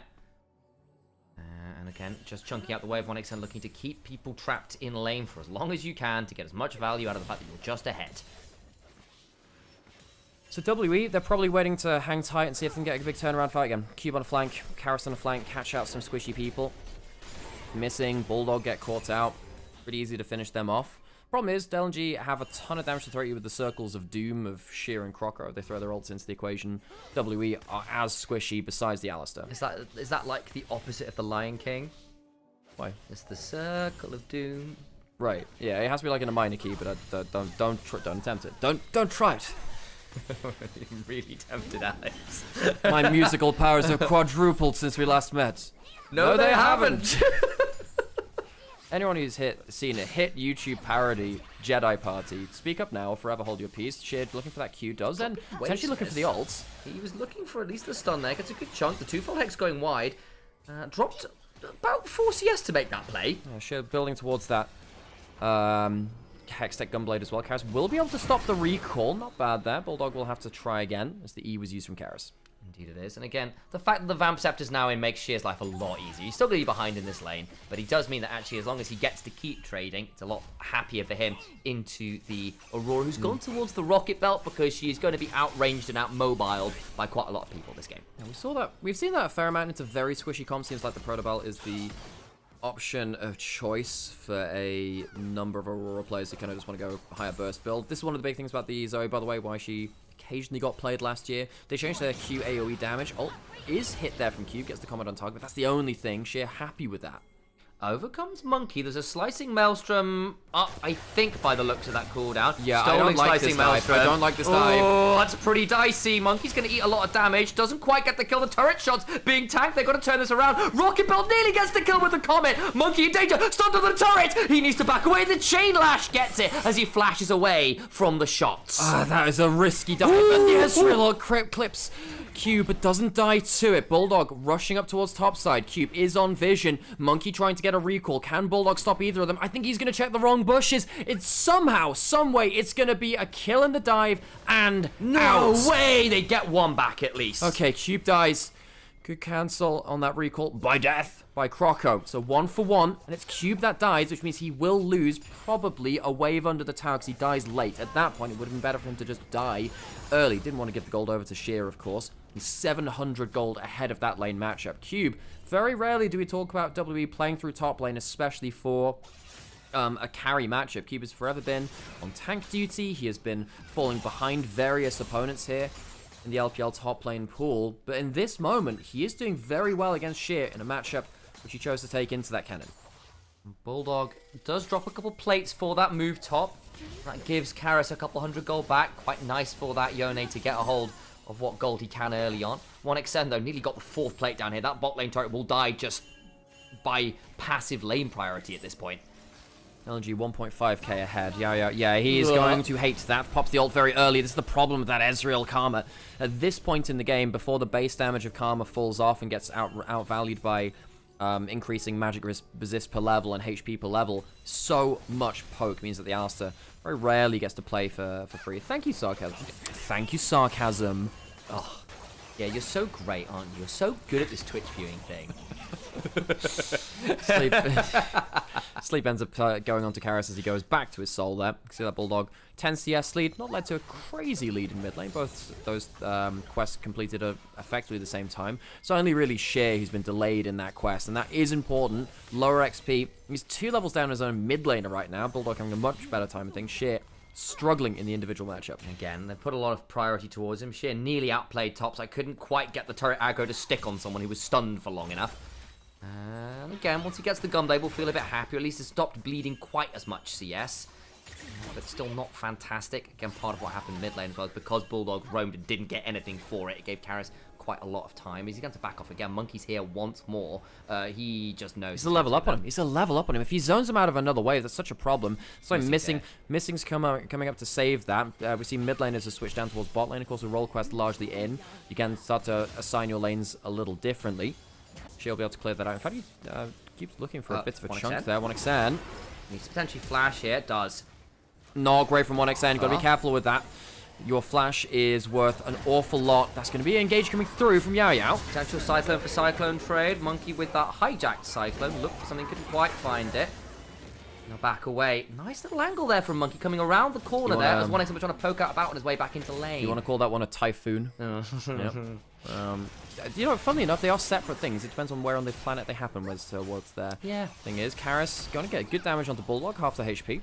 I want to walk to work through a Typhoon. Yeah, Typhoon is Pacific, I believe. Yes. I was what I experienced in Japan. Yeah. I had to hold my umbrella forwards like a shield. Yeah, and I got this big dry circle on me and everything else was sodden. Although it's Cyclone and Typhoon, it might be, I think it's different in north and southern hemisphere. Because of course they spin different ways depending on which side of the equation. So it's Hurricane and Typhoon, I think. Cyclone's just the twistery thing, I think. Hurricane is Storm Force. Well, no, because that Hurricane. Okay, whatever. Maybe I'm wrong. To be fair, I actually don't know.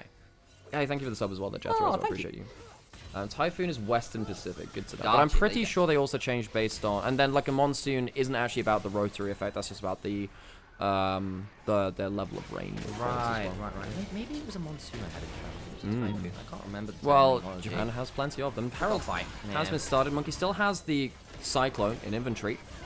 How much longer, though? I don't think it's going to be around for too much more. They're going to try and jump in. Nice dodge away from 1xn, who's not going to be threatened. The knock-up from Monkey's there, but he's dead. Oh, the damage is insane. Here comes shit. Oh, that's nice on the back end of that. Cube's going to have to try and hop away with the Between Worlds. Croco keeps chunking onto Karis, who may well need to flash out and does. LNG brutalize the fight. The damage at the start of that fight was intense. LNG land a couple of skill shots from the Ezreal. I think even the Karma added in there, and of course the Zoe too. And W's HP bars completely fall apart. Sleep over the wall. They don't have an Ezreal ult to make that much of it.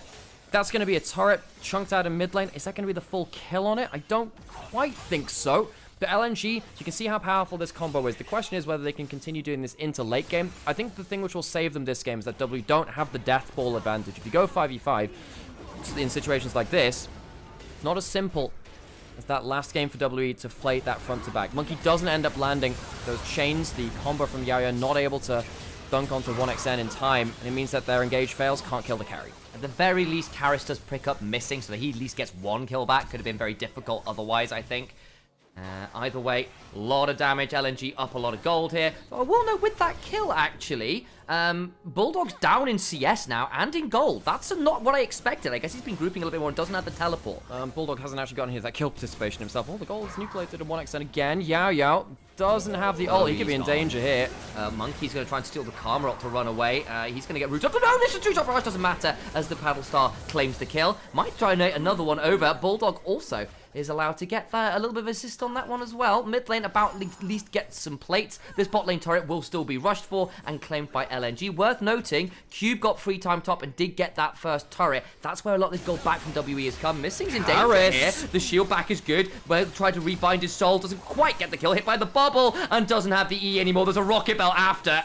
Oh, Kara's so close, but he gives all of the gold he'd earned back towards Bulldog, who went from having no kills to 2 in a very short amount of time. LNG on Soul Point. It's good damage here from About and Cube, though. Shears potentially in danger. Between Wells, Slicing Maelstrom hits no one, flashes away, does survive, but that mid lane turret will likely fall. They can't quite claim it. Will tank up the turret shots to secure it. Cube very close to killing shit. Maybe Cube can be the savior of Team WE, but LNG on Soul Point early with a composition which is not outclassed in the 5v5. It's competitive, unlike that last game into the Ornn Seraphine tank Enchanter combo. No one clipped by that ultimate on the way out. I think LNG have a much better chance of winning this game. It's much harder for WE to just say, we scale, we can at least 5v5. And we've not really tracked it, but LNG have gotten to Soul Point uncontested. That could be a big one. I don't know how good Chemsol's going to be this game. Playing around low HP bars when it's squishy comps can be quite nice. And you've got healing and shielding power for things like the Karma, which can be okay. Mid lane turret traded for mid lane turret. And yeah, that dragon stacking, as we were mentioning, powerful for LNG, and it gives them that extra kind of win condition into the late game. Why is it so early on the 2-item spike? The Miramana to Triforce, you expected at like 20, 21 minutes a lot of the time. 1,000 gold up on About, though. Hyper accelerated, and also the bot lane roll quest effects. It's 2, jumping onto Cube. Did miss the bubble. Can they still get in range? They don't need it. Croco just bonks him. Yeah, Cube gets taken down by Croco, who is much more healthy this game too. Just an ult in towards, is that the stolen Cyclone? I think it might be, yes. It was the stolen, oh, not the other thing, oh, Maelstrom. Oh, that's another nautical storm. I know. You know, I confused some casters once because they're like, I always thought this was a Maelstrom. No, it's a Maelstrom. Yeah. Maelstrom is a, that's a miscannon there, Ogama knows that. That's like a, it's like a whirlpool storm on the deep sea. Yo, by the way, yeah, Bao got that kill. That's the entire gold lead gone, by the way. Oh my god, I didn't quite realize that there was that much gold over. I mean, it comes in, gold. The slicing Maelstrom, the E connecting. This is the power of both of these team comps looking for these crazy burst plays. Both teams are very fragile. And suddenly About this Sivir, if you don't get caught by that Cannon Ultimate, if he actually gets to shred through a couple of crit auto attacks with that Sheen, the Essence Reaver, can maybe do enough damage to carry WE. Really good from Monkey. Had to flash Rocket Bell E to get in range there, and nearly missed because of, I think it was probably a pixel or two off. So I think 1xn's going to feel a bit aggrieved. I think he thought he was clear there, but wasn't, and gave up a lot of gold. That's going to be a real frustrating point. Ulting.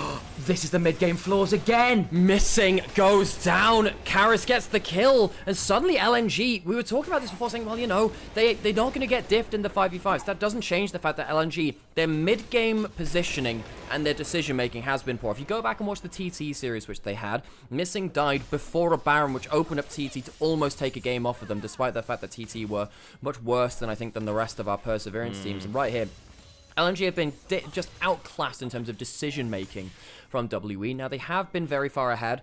The Chemtech Soul, as you were saying, I don't think it wins the game for LNG, even if they do get it. And now the worry is, WE, they've showcased better decision-making, better ability to play the map and to judge where they are safe, particularly in support and jungle role.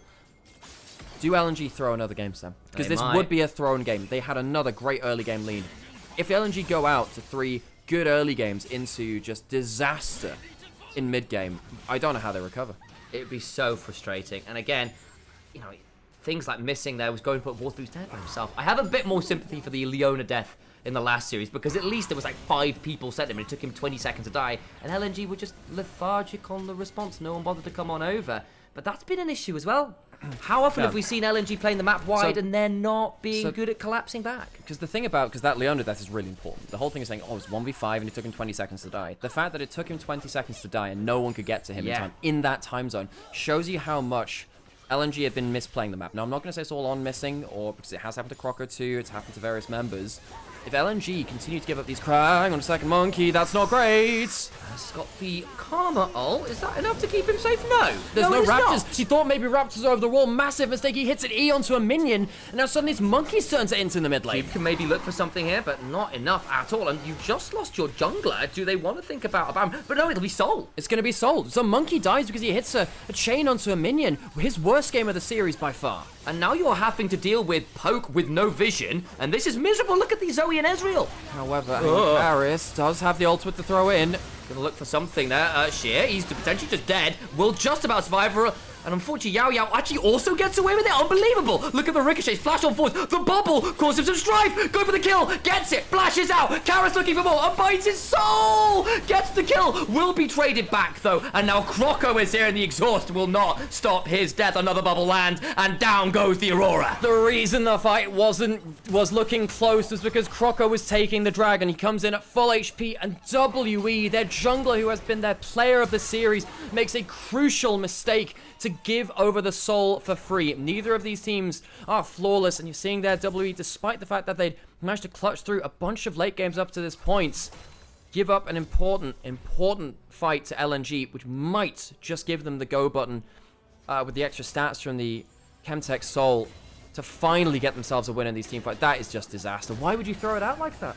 That is a brain fade, to say the least. Maybe he thought he wanted that so he can get himself the ultimate. Steals the Karma ultimate, tries to get him that shield, doesn't save him. Massive mistake by Monkey. Well, that one sucked. Then we come back to this play here where Sheer kind of gets jumped on, and it got real scary. He managed to turn it around pretty well. Basically, Yao Yao nearly dies to begin with. Oh, the Q, just about there. The Q missed onto Sheer. If that Q hits from about onto Sheer, that means that... Oh, at least the Ricochet hits after. But that hits there. I don't know. I wonder whether it means that he doesn't have to position to get hit by that. Bad boomerang, sadly, from him. LNG do manage to just about clutch out again after seeing that Monkey go down. And Karis has to full send to get 1xN, who managed to flash in and hop out, having killed about. And again, he dies after, so they end up losing the team fight and the soul. LNG find themselves up a fairly significant portion in this game with a very significant win chance, but we've seen that a couple times. Well, LNG's late game decision making has got them hurt a lot before. Baron could be on the table, of course. One of the problems for LNG now, there's an Elder on the table in 4 minutes, and if they haven't been fantastic around objectives and playing out them, what happens when WE see that and say, we can actually win? It's only 2,000 gold in a disadvantage. Monkey on the bot side of the map. Baron not started by LNG, though. They want to try and jump on About, who's got no flash, but does have an ult. Can he run fast enough? Missing, speeding everyone up as well. There's TP behind. I think About's about to die. Well, we'll see if Aurora can come over. Sheer will get the Civ. That will be just the one. He won't be able to get out. LNG get the kill there. They invest themselves the teleport. Don't need the cannon ultimate, though, importantly. And they can turn back to Baron without the Sivir, the 3-item Sivir, there to offer the DPS jack around the Baron. Even with the Sivir ult, couldn't get back in position. WE were trying to push out in all lanes, try and force LNG to peel away from the Baron, and About makes a big mistake there. Inner turret go down. I think WE realized that they can't really go towards the Baron itself. They're pushing up towards inner turrets. instead trying to de-push the map. They are going for a fight, and the Baron's going down slower than I thought it would be. They're going to try to turn around. The damage is brutal onto Yayo. He can ult, but I don't know how to keep him safe. Monkey with the stolen slicing Maelstrom, but there's Maelstroms everywhere. Bad weather at sea. Monkey goes in, really didn't enjoy that. Karis whiffs on the Fate Seal. The only thing he's sealing is a letter, and it'll be saying he's resigning from this game. Bulldog looking for potential angle. Can he find anything? No. Monkey still running away. Monkey, I don't know if you'll be able to escape here. I think LNG, well, the Baron has somehow been stopped, Sam, and About is now back alive. The Sivir is available, and LNG, I think they see, oh, we just used a lot of our ultimates. We're not going to go towards it. LNG, even with the big fight, can't secure the objective. WE lose a lot of kills. They don't see the Baron go down. LNG, while that was happening, of course, lost the inner turret on the bot lane. They lost a wave there too, so WE, incredibly, don't give up a game-losing fight for what was, mechanically, not great of play around the Baron. Medjai just got picked up for Bulldog with 10 stacks. He is really hurting now. Monkey also used the slicing Maelstrom. Yeah. So he won't have that. I mean, the Cyclone might be fine for him. The Ezreal ult, as we said, can be quite useful as well. Monkey, it has been his worst game in the series. He has 2.5 items, though. He does have that Seekers. Perhaps that can be enough for him to make the big play, go golden in the next time the Maelstrom's available. Elder Dragon in 2 minutes, have to keep an eye on that too. WE, the fact that the game isn't over and the gold is still within touching distance, they have this lead on AD carry and top lane, means these are playable fights somehow. Looking to see whether Monkey coming again, but without the flash, really hard for him, I think, to access this pit in a good order. No ultimate. They don't see the HP on the Baron. They need the Yone to teleport in. It's going down very slowly, though. LNG, their Baron damage is less than I thought it would be. They're playing it quite smoothly because I think Bulldog is trying to poke out people rather than necessarily look for the blade. Looking for the Abscond Duck, doesn't quite hit it. The bubble just wide as well, down to 5,000. This is now the attempted play in. Yayo goes to the Heifer, can't find it. Turnaround Cyclone and the slicing Maelstrom. Oh, baby! But out comes the Between Worlds. Health bars from LNG, not superb, but WEs are definitely worse. Karis rebind his soul, eats a lot of damage from 1x, then he's got an immortal shield bow. It's a triple kill to the side of this. Monkey in the jungle. 1xn hops over with the arcane shift, and we'll pick up another. LNG's gold is just too big. Even though Sheer ends up dying in the fight, it's just not enough from WE. About didn't play that fight particularly well on the 3-item Sivir, got caught by that cannon and couldn't get out, went too far forward, funneling over the engage. LNG will get themselves the Baron, and of course with the Elder coming up in 50 seconds, perhaps that'll be the next stage. The Karma ult here, stolen by Monkey. It's okay, actually, but this is a mistake from Yayo. There is just no world in which you flash in like that. He ults a little bit late, and then About funneled in to follow that misplayed engage in my mind, and gets just dunked on by Sheer on the other side. And Croco is the one member of the team that hasn't lost their gold lead. He really hurts on this Wukong at this point. And who really deals with a very fed Wukong? Croco always builds damage, and he's got it. It's the best game from Croco of the series so far. He's been playing very well here on the Wukong. And Monkey, for once, has been on the back foot in the jungle. 4,000 gold down. Yeah. LNG often lives and dies by Croco's impact, whether he knows how to start a fight. Dragon now in 10 seconds. WE, can they get a miracle steal? Do they choose to let it? Oh, they're going to teleport in. They're going to try and fight. Do they have a miracle way in? It's hard to fight back against Zoe with this. I mean, Monkey might be able to go in. He does have that. Does he have the Seekers actually to use that? Croc's going in. Oh, they're jumping on the Yao, who does get forced to ult, but that's now the Cyclone down. It is. Yao loses his ult too, but About also low too. Croco spinning at them. Dragon not started. LNG going to pull away from it, push out mid lane, try again. But you can also afford to play this slow right now. About you have no ability to come tank. You're the one with the double poke. You do. Bulldog looking for those bubbles, not there. Karis and Monkey pushing up through bot lane. Bulldog looking for windows into the enemy jungle. But watch how Monkey and Karis are playing this. They're pushing out another angle to try and give themselves a better option to fight this. WE will actually be able to get themselves onto the Elder. Monkey backsteps that bounce ult again. They don't know Karis. They'll have the cannon ult. They're going to have the cannon ult. Cannon ult will be up and available for Monkey. Stacking up that queue. They're going to go straight and just use this Baron and just say, look, we're just going to try and get as much trouble in this mid as way as they can. Croco's looking About. Here. Doesn't have the Cyclone, just good damage onto About. Let's get a decent chunk there. We'll get a bubble. Oh, is this starting up the Elder? What is going on? So now WE feel like they can go towards it. Remember, they've taken no dragons, so they kill it quicker and they take less damage from it. Yayo is out of vision, doesn't have flash, doesn't have ultimate. Missing just got chunked, but we'll be alright. Karis! Fate Seal! Doesn't land on anyone again! Between Worlds, only onto one burst. It's only onto the bloody Karma! But the Elder's still going on down. 1xn looking for some damage. The slicing Maelstrom in the back of the pit. They're all electrocuted. And they fall to the ground. Bulldog will look to rocket belt forwards and claim another. I appreciate appreciate the attempt, WE, but there is nothing more for you to do in this game. WE try the smoke and mirrors, but the mirror shatters and LNG punch right through it. LNG will find themselves their first victory in this series. With 3 dead, they'll be able to push in. They have 30 seconds left to Baron. That will just about fall off before they hit the Nexus, but LNG, with that, I think they've finally gotten themselves their first win in the series. Croco is 11-0-8 on this Wukong. My god, that monkey is looking to pull a journey to the west by the looks of it. Sun Wukong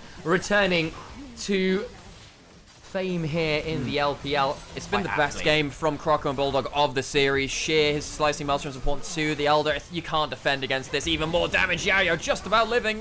Oh, that damage is so disgusting. Elder screams out in vengeance for the first 2 games. Bulldog gets another. LNG, do not throw in the mid-game. Will they throw at the Nexus? Surely not. Croco will help his team get another kill. 4v2. Somehow Karis and About going to try and hold on. It's not going to help anymore. About, the Elder's ticking onto him. It'll roar as well. About goes down. LNG finally gets a Nexus down and will not go out quietly. 2-1 on the board.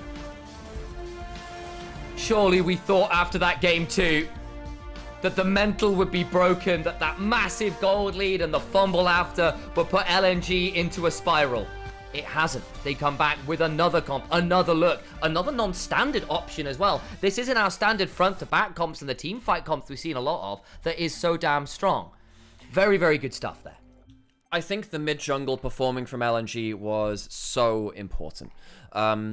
Bulldog and Croco have been diffed, I think, every single game up until this point by the opposing number. I think that Monkey and Karis have been the better mid lane and jungle so far in this series. But you see why LNG kind of live and die, not just by 1xN, who I think has been very good. I think 1xN, on the whole, has had good laning phases in every game so far. And I think even his team fights have been pretty good as well. He's tried to do what he can do within the envelope he's been given. But when Croco is online, that's when we see the best of LNG. And we didn't see that for the first 2 games. He needs to put these performances up again. And maybe, as you were saying, like that game 3, most dangerous point in the series, perhaps the momentum can shift in favor of LNG. Oh man, well, what does that mean for the rest of the series though? Who's got to have the deeper champion pools here?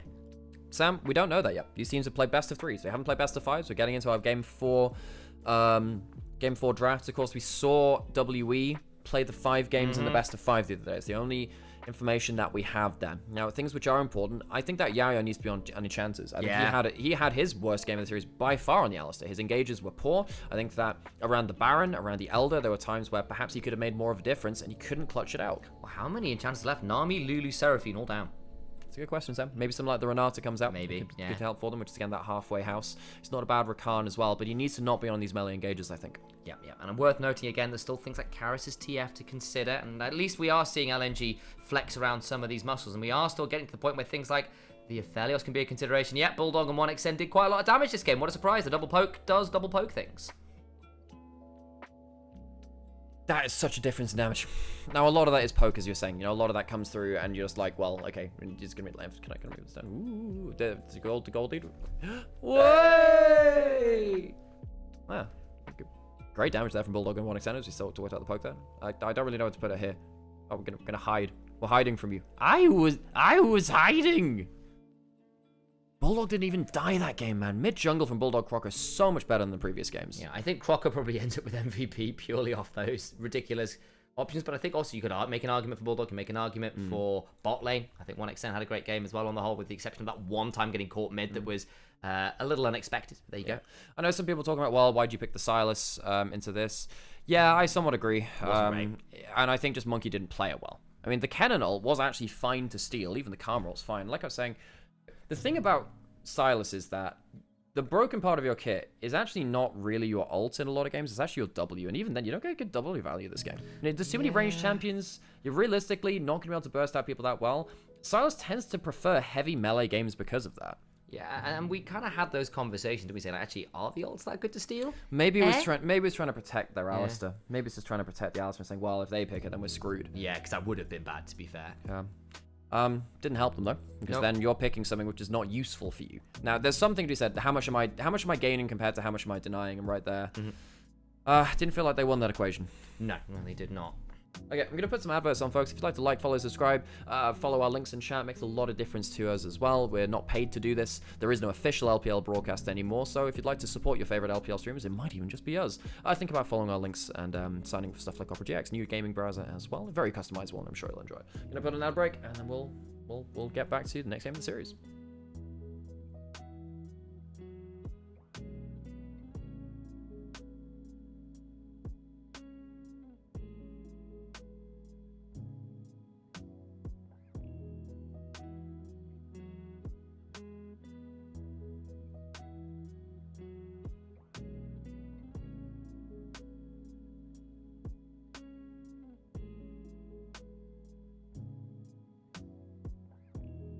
For a bit so you can watch the highlights properly.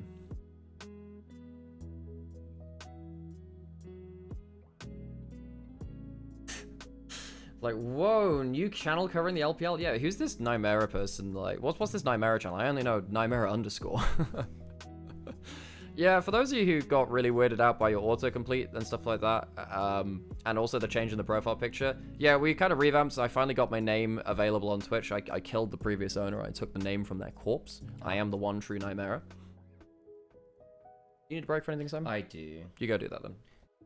Sam, can I ask for another, like, Americano? Sorry. You can. Can you put a ton of honey in it, or just some honey in it? I can do it. Arranged. Thank you.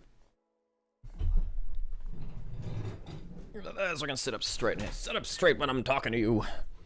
There's like a trend on TikTok right now, which is like people finding like rage bait hacks, and it's like new rage bait tech unlocked. Whenever you're speaking with someone, to say stand up straight when I'm talking to you while they're like sitting down, and if they move at all, you win.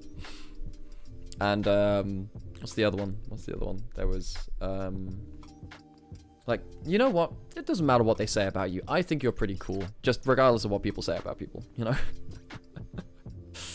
Croco gets player of the game. Yeah, he's such a snowbally guy. Croco, LNG live and die by Croco. I'm glad he has at least one game in this series, which was good. A compliment for Pintulus. I'd sit up straight when I'm talking to you because you have my full attention. You have my respect. I'm sure you hold authority in the places where you converse with people. I'd stand up and be accounted for when I'm talking to you, Pintulus. It's how much I value you. Is reverse sweep incoming? Good question. I should probably... By the way, I just realized that we're out of milk. Probably need to order some shopping at some point.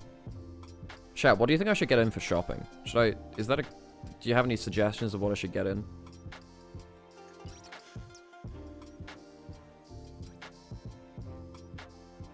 I'm gonna get some cheese. Saying calm down to someone saying calm down to someone who's upset is the OG rage bait. It's also quite funny when they're just not upset at all. And you're like, calm down. And they're like not even angry. That can really set some people off, which I find very funny. Well, a little funny. It's a little bit teensy bit. Okay, we have like enough eggs for days.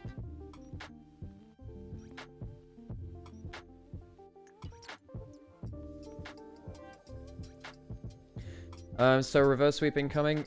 I don't think the mid game is good enough from LNG. I think realistically, I'm still really worried about what happens to LNG in mid and late game. I think it's a huge problem for them.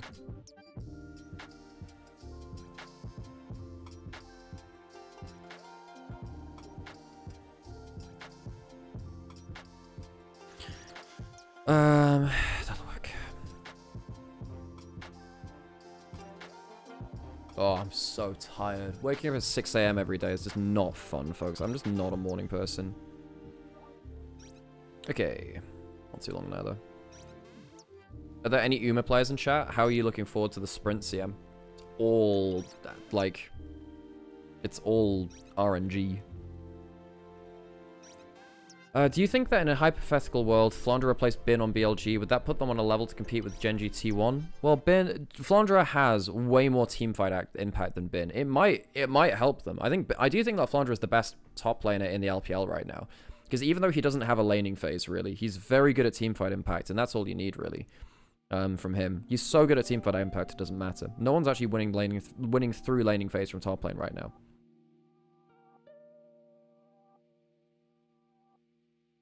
It's disparaged because natural sprint runners are so limited at the moment. Yeah, but then you get enough sparks and it's fine. You just need to make a sprint parent, really. Still gets shit on by Keen. I think the two best top laners in the world are Keen and Doran right now, and I think Keen is the best.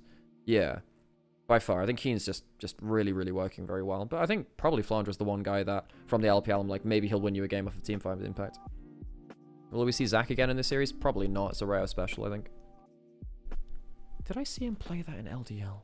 I feel like I saw him use that at some point. I think I'm wrong though. Oh, I'm dying here, folks. I'm dying.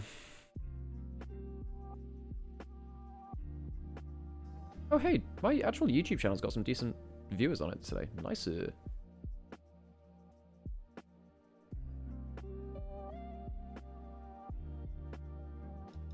Yeah, stat spread is also really weird with high speed, power, and wit. I don't think it's... Yeah, basically you need to get parents for very high power, but then if you just run like 2 speed, 3 wit, if you run like Biko, Kita... well, in fact, you should probably run like either 2 speed, 1 power, 3 wit, or... Yeah, I think that's probably the way to do it. You're probably fine on the whole. Dying? Just don't. Yeah, dying? Just don't. Filthy Pheasant. That's a hell of a name. Yeah, I'm gonna get a Zillion ult, and then it'll be fine. Oh yeah, did you see that one clip that came out as something insight, which is it was a viewer question. If you could have any League of Legends ability in real life, what would you choose? And I said, well, anything with immediate global is kind of insane. So Soraka, Karthus go crazy. There's stuff like Twisted Fate ult, which is pretty good.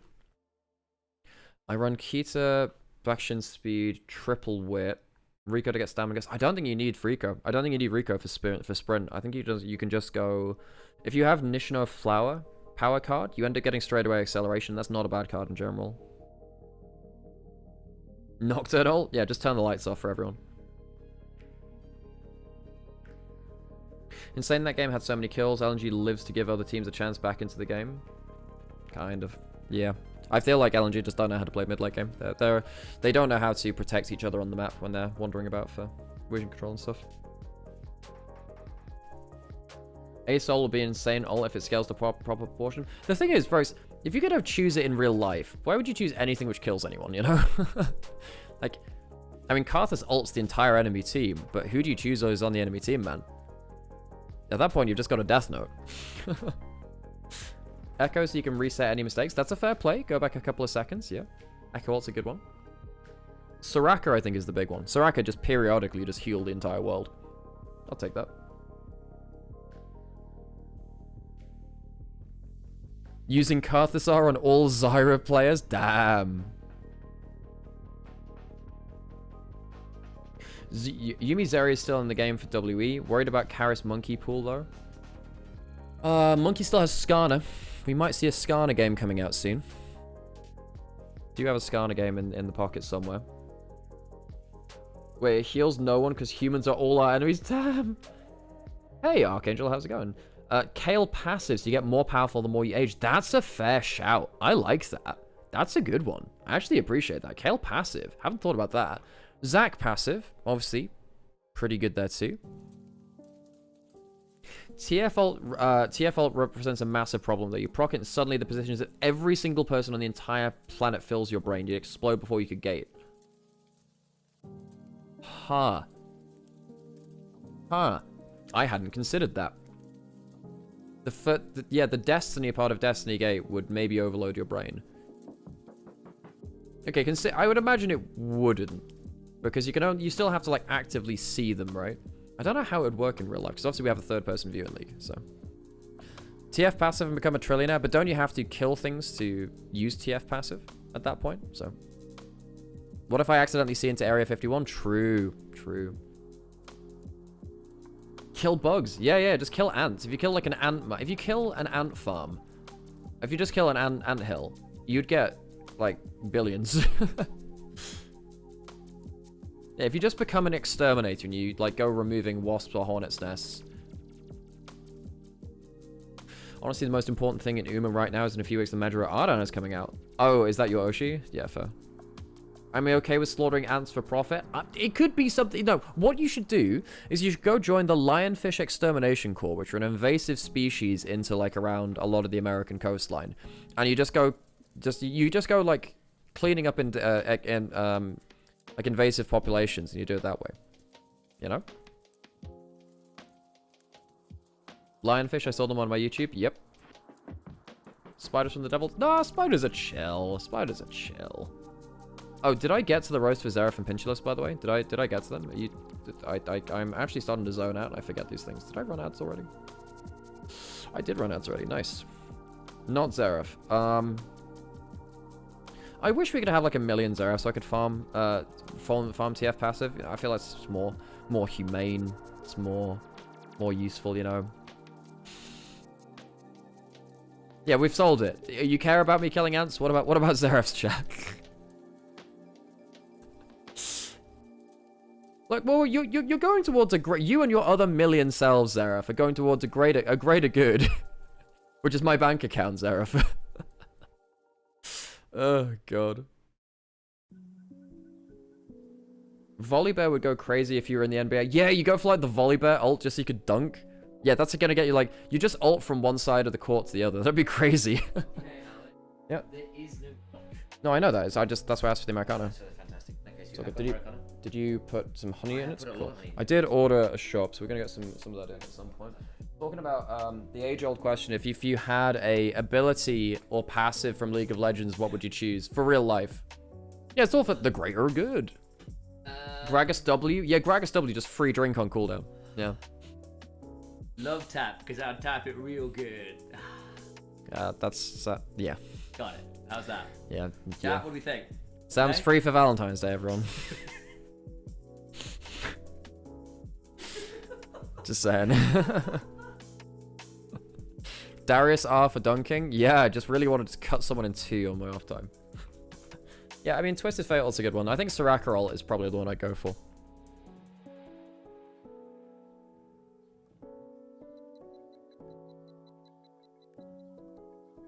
Sam would pick Evelyn's abilities, maybe. GPW got to avoid scurvy? Yeah, just orange on cooldown. Yeah. I mean, you would imagine that Gangplank W does actually just give you an orange. You know. Gonna get Rek'Sai Burrow? No, let me just destroy the infrastructure of every city which I'm in. I'm just gonna burrow into the ground and just tear up the ground, you know? Rakan ult to become Riz Incarnate. Does deal damage when you're rizzing people, though. And everyone you come into contact with is rizzed. So, be aware. I would take Teemo R and shroom up around my house. Do you want people to die when they walk up to you? Okay, we're into draft for game 3. Score's a little bit of a different thing here because now we're getting into game 4. Game 4. That's the one. I can count. I'm very good at counting. Do I put my face in the middle of the screen? Yeah, fine. Screw it. We'll put our face in the middle of the screen here. Okay, so into that draft. No, I don't like being in the middle of the screen. It's not good. But what I can do is I can do this, and then what I can do is... I found out an even better answer. Even better answer. I can put this over here. That works better. That's better. Malphite banned away. Jace is available. Jace is the big one up right now. We might see Monkey go towards Skarner. Do LNG give the Jace over? There's no Vi. Nocturne's been banned. I think LNG might need to ban Jace. I don't think they have a good Jace answer here. There's also Pantheon. And Bessa banned away. Jace first pick. Jace first pick. Easy in. Now, do we see Pantheon for Crocker? That might be an easy one. Neferi for point and click dive. Misfortune, very good at shrugging off poke because you have sustain, nullifies a bit of the value from Jace, gives you a winning bot lane. Takes a champion away from a bout as well. You also plays this. Sion first pick. Stops the Jace having a front line on the other side. And they do double blind pick. They pick in the Misfortune and the Scion. WE now can counterpick both of them. Okay. WE, you're setting up for a poke comp. You don't have Ezreal or Varus. You can go Jhin. Jhin is the other poke champion in bot lane and long range CC. This one's quite easy here, I think. This is a bit of a slam dunk.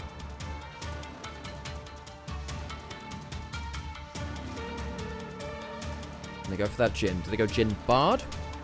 There's no Nautilus to counter that. I think Jhin Bard's okay here for Yao Yao, and Yao Yao does get to play something Enchanter-like at that point.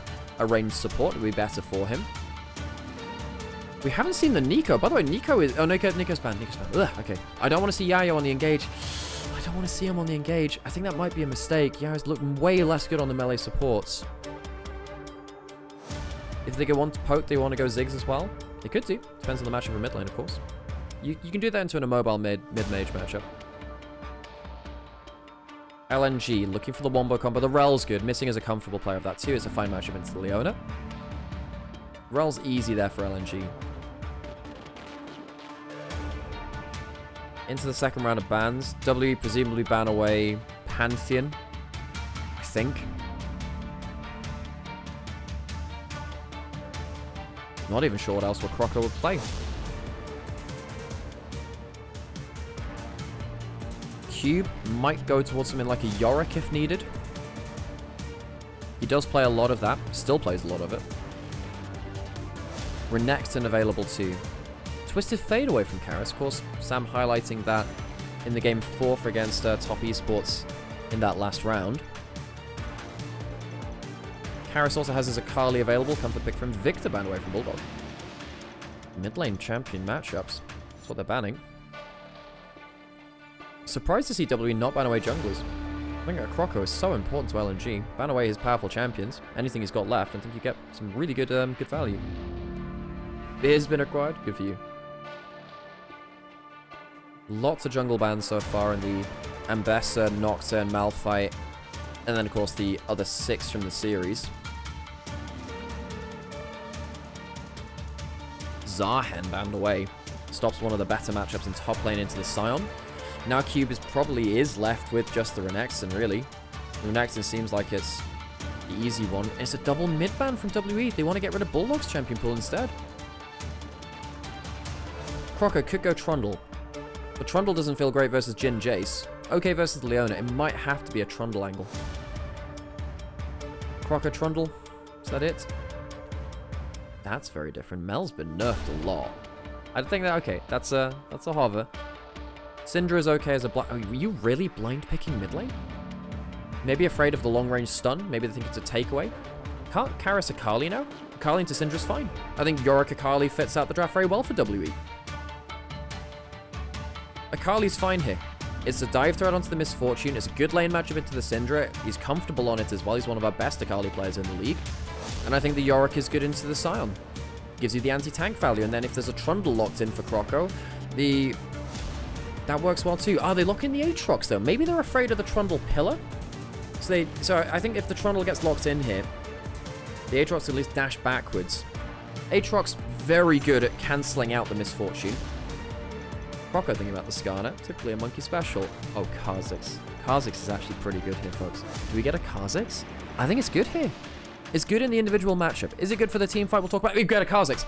We get a Kha'Zix. We get a Kha'Zix into the Jace. It can assassinate them. Now, folks, I'm not sure if you've seen a Kha'Zix the entire year so far. Forgive me if I'm wrong on that. Is it Croco? Yes, it is. We get ourselves a Kha'Zix for Croco. We've seen one game of it this year, anywhere in the world, and it was played in the ERLs. This is the first Kha'Zix game we've seen globally in 2026 in the top regions. We've seen one game of it in Tier 2. One game of it. This is such a different thing. Now, it wants to try and go onto these isolated assassins like the Akali, the Jace, kill them. Problem is, you can also die very easily too. You have no sustain against, you have no ability to shrug off the Jace poke. If Akali gets onto you, she kills you as well. And if you get hit by a Jhin W, say goodbye to your HP bar. I think LNG walk away with a hard to play composition with that Kha'Zix. Yeah. And I think on the other side, you do have Karis on the Akali. You have Monkey on Jace, the most powerful jungler on the patch. Perhaps the most powerful champion on the patch, Sam. I think LNG, because they have a difficult to play composition, maybe struggling with this game. We'll also say there is no front line really outside of a Leona and a Dream for the side of WE. And I get a little nervous for them, I really do, when it comes to dealing with what could be some pretty nasty front-to-backs as well. You get caught by that kind of Scion Rel CC chain into the Syndra Misfortune pressing R. It'll be a dangerous, dangerous state of affairs to say the least. But onto the Rift we go for what could be the final time today.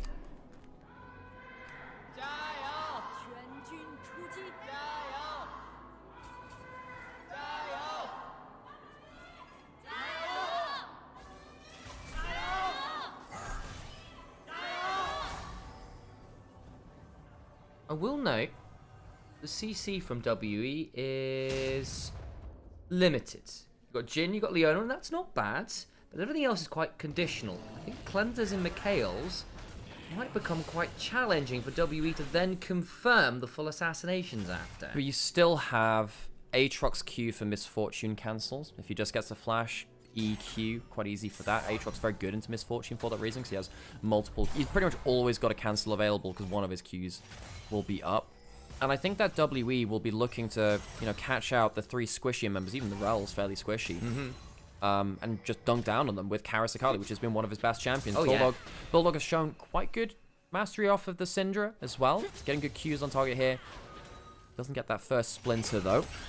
Unfortunate there. That's a nice double up there onto a bout. Our eyes on that. And again, you're right, Karis Akali has been legendary this year. He's been one of those picks, even when he's been on poor form, he's always turned up on that champion, regardless of matchup, it feels like. I will say, though, the front line does feel significantly better for LNG this game, which is unusual. They've not really played for frontline this entire series. Karis now down to 20% HP. Could be a little bit careful of these Dark Spheres landing anymore. Yeah, no, they have good engage. They have good frontline. The Kha'Zix doesn't really add much outside of the individual assassination threat and a better individual matchup into the Jace. I haven't seen much of the Kha'Zix this season. Like we were saying, this is the first tier 1 Kha'Zix, only the second worldwide. It was played in one game in the EBL over in the ERLs. I want to see Croco pay this off, because Croco is so important to LNG. Problem is, he doesn't have a go button this time. He's very important for the gauge of LNG and choosing those fights, and I think one of the reasons why LNG don't do very well in fights is when he doesn't feel comfortable. You could argue the same for Monkey, though. He's also not on engaged duty. That could also be problematic for WE. Yes, it could be. Again, you can do, though, as you notice, is like really mess with people like the Jace who do not enjoy the Kha'Zix, and there's a lot of people here who potentially won't enjoy even the Aatrox. Kind of a bit of an interesting time into the Kha'Zix if you don't get your passive autos and stuff on. You don't build a lot of resists really as the Aatrox. Looks like the overlay died briefly there. They'll bring it back up slowly. There's some questions about Kha'Zix builds. In these kinds of games, you're probably looking... That's a good trade from Cube. You're probably looking at Umbral Glaive first. It's a good item just now in general. And you're probably looking... Well, you can... Okay, there are a couple of schools of thoughts. You can go towards Profane Hydra, go for the kind of DPS combo, increases your clear speed as well. If you want to be utility, ward out flanks, which I think in this case you do, you probably go Umbral Glaive. You're going to get an Edge of Night either second or third.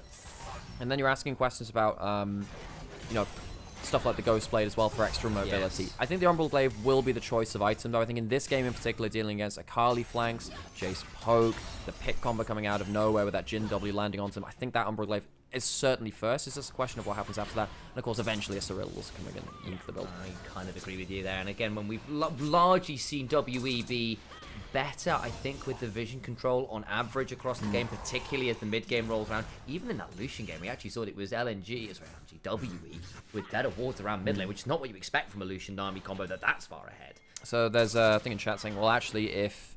Well, actually, no, there's something I agree with. If LNG don't get value out of the Kha'Zix and the Jace goes untouched in the early game, Galfy pointing this out in chat, it just doesn't get value. Argue LNG, that's just what they do anyway, about flashing away, but there's a stun back, good damage onto Missing. Take the flash and the heal there, Missing with a little bit of aftershock to work with. Will be quite happy there with that retreat, but I think that's why they had to undo the overlay, because it was showing that Missing had Spellbook, which he did not. Oh, wrong runes. That's quite important. Lets us know things very differently. Monkey waiting to see if Croco comes around the corner. We've had very even jungle clears from them so far. Doesn't have something like a spell shield. Look, if the Jace gets a full combo onto the Kha'Zix still dies, folks. Miss Yao coming into the bot side. Don't spot Croco just yet. Sweeping into it. Croco will spot Yao. Oh, he's got flashed away. So hit with the Zenith Blade. He's in a lot of danger now. Does he have a leap? He does. Flash after from Monkey. That'll be the kill. They try to get on top and costs an additional flash, but it's done. Oh no, he's on vision as well. They might even be able to go and burst him out. The ward came over the wall, missing. His recall stopped. Both AD carries were back in base. Neither mid laner roaming over. WE get the early kill in the counter pick jungle matchup against them. That is nicely done, and that is a very good little invade there from Monkey to slide in past the vision lines and threaten. Good ward up from Yao. You can see why Croco was willing to potentially trade. That's well, the owner can't be there by themselves. That's very risky. I can have someone come up and help me. And they couldn't. Costs 2 extra flashes, but that first blood going to the Jace is a big deal. Jace snowballs very, very hard if he gets the opportunity.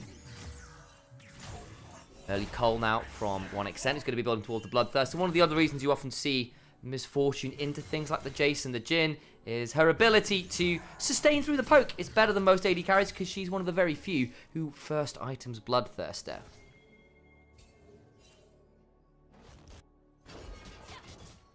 A little reminder, folks, if you haven't already, hit that follow button. Hit that like button. We love you all. Please follow us so we can see you more regularly. Oh my god, Monkey took a lot of damage. Is he just dead? Not quite. No, the Infernal Chain's Croco!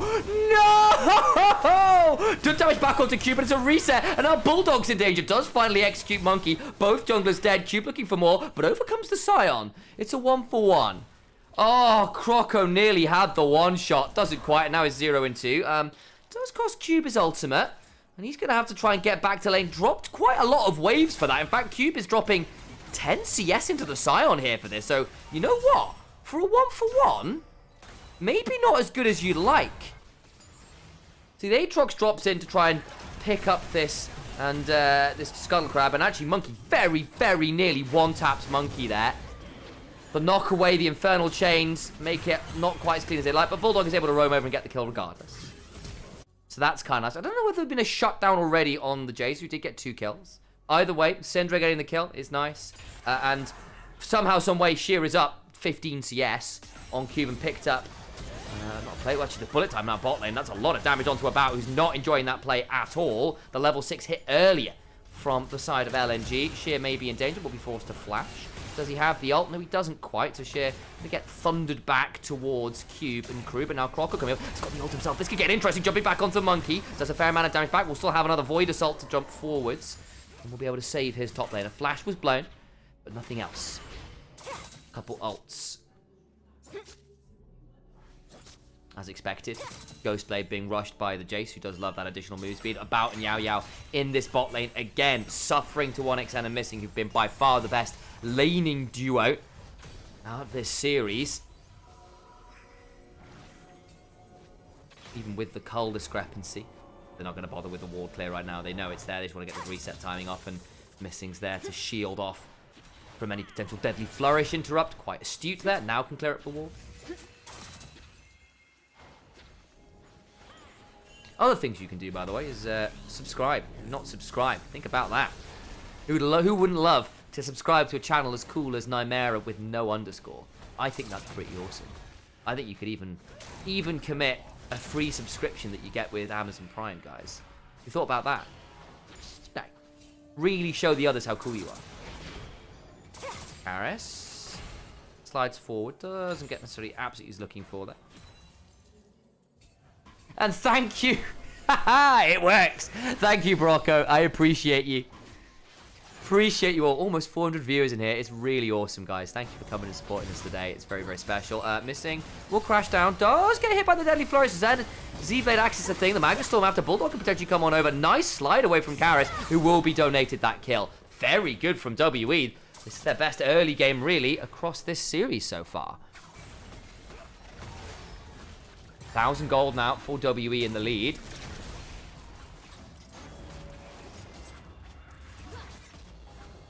And Missing just caught off vision there. Was trying to secure some walls and didn't manage to get out the Deadly Flourish. God bless Jhin firing W's out in the river. The only thing is it cost them a lot. They're going to try and smite fight this one. It's won by Croco, who is going to die for this. So Karis now ends up 2-0. Croco did have flash, didn't get to use it. I think he was going to try and R flash out. Instead, he got caught by Yao Yao's solar flare and so dies. So that's a bit unfortunate for him. Nice idea there. Does get the dragon at least, but again, Karis being donated 2 early kills is problematic. Doesn't have the Dark Seal at least, but this Akali is now very much online. He just gets those 2 kills back to back. Jace already got the Ghost Blade. Croco 0 and 3. Actually, Karis needs to be really afraid. There's a potential ult available from the side of this Syndra. Will look to all in. Not quite. If he'd hit that W, would have been it. Don't blame him for looking. Good God, Karis held on to his flash with nerves of steel there. I think, actually, Bulldog was trying to read the flash with that W, so Karis could be feeling very grateful he didn't do it. We'll now get that teleport back in. We'll have the ult advantage, potentially. The Ghost Blade, not the Ghost Blade, the Gunblade completed. Madness has occurred, Alex. So, Croco is now 0 and 3. Karis is 2 and 0, Jace is 2 and 0. At the very least, the Syndra got a kill back. It was some very near plays from Croco that didn't quite work. Where he went in for a steal on the dragon and then tried to R-flash out and instead got hit by a no-look solar flare to catch him in the pit. Croco is Croco. Croco will not change. Croco is inevitable. He's either going to carry your team or he will just insert into the sun. Yeah. He has gone for the Umbral Glaive first, but Kha'Zix is nothing without gold. If you don't have gold, if you're not a threat with damage, you do nothing. You are only a damage threat. You are, at this point, your best use is just being an Umbral Glaive wielder. That's the only thing you're bringing to this team at this level of deficit. And the Jace on the other side is one of the most easy to execute champions in the game. He could die here again. He's gone. There's no way out. They've managed to get... This is the 3rd invade to this side of the jungle. I've actually found out the actual use, which is giving gold over to the enemy team. So right there, you're actually in just a blood bag for WE to keep... topping themselves up on that gore. So they want to try a dive bot. This might be a little risky. Might be, but Sam, there's no jungler coming. Bullet time's used to clear out the wave. I think they're just happy taking the extra skill shot there. Why not? Take the ultimate. WE, they are a team I trust with a lead so much more than LNG. Now, sometimes they fail to get those leads, but Monkey and his early game has been so much better at doing that. He's one of our most ambitious junglers in terms of jungle pathing. We even saw this last year where he would be able to get up into the enemy jungle very early. Monkey is one of the best junglers in the league. He is, when he's on his day. He's definitely one of the players who understands how to win a game off of early game and into those mid to late game teamfights better than most across our region. I'm a little bit frustrated by LNG, who, despite some decent lane prio here and there, have failed to really defend their jungle with good vision again. Partly, I think Bulldog not that willing to roam into the jungle so far.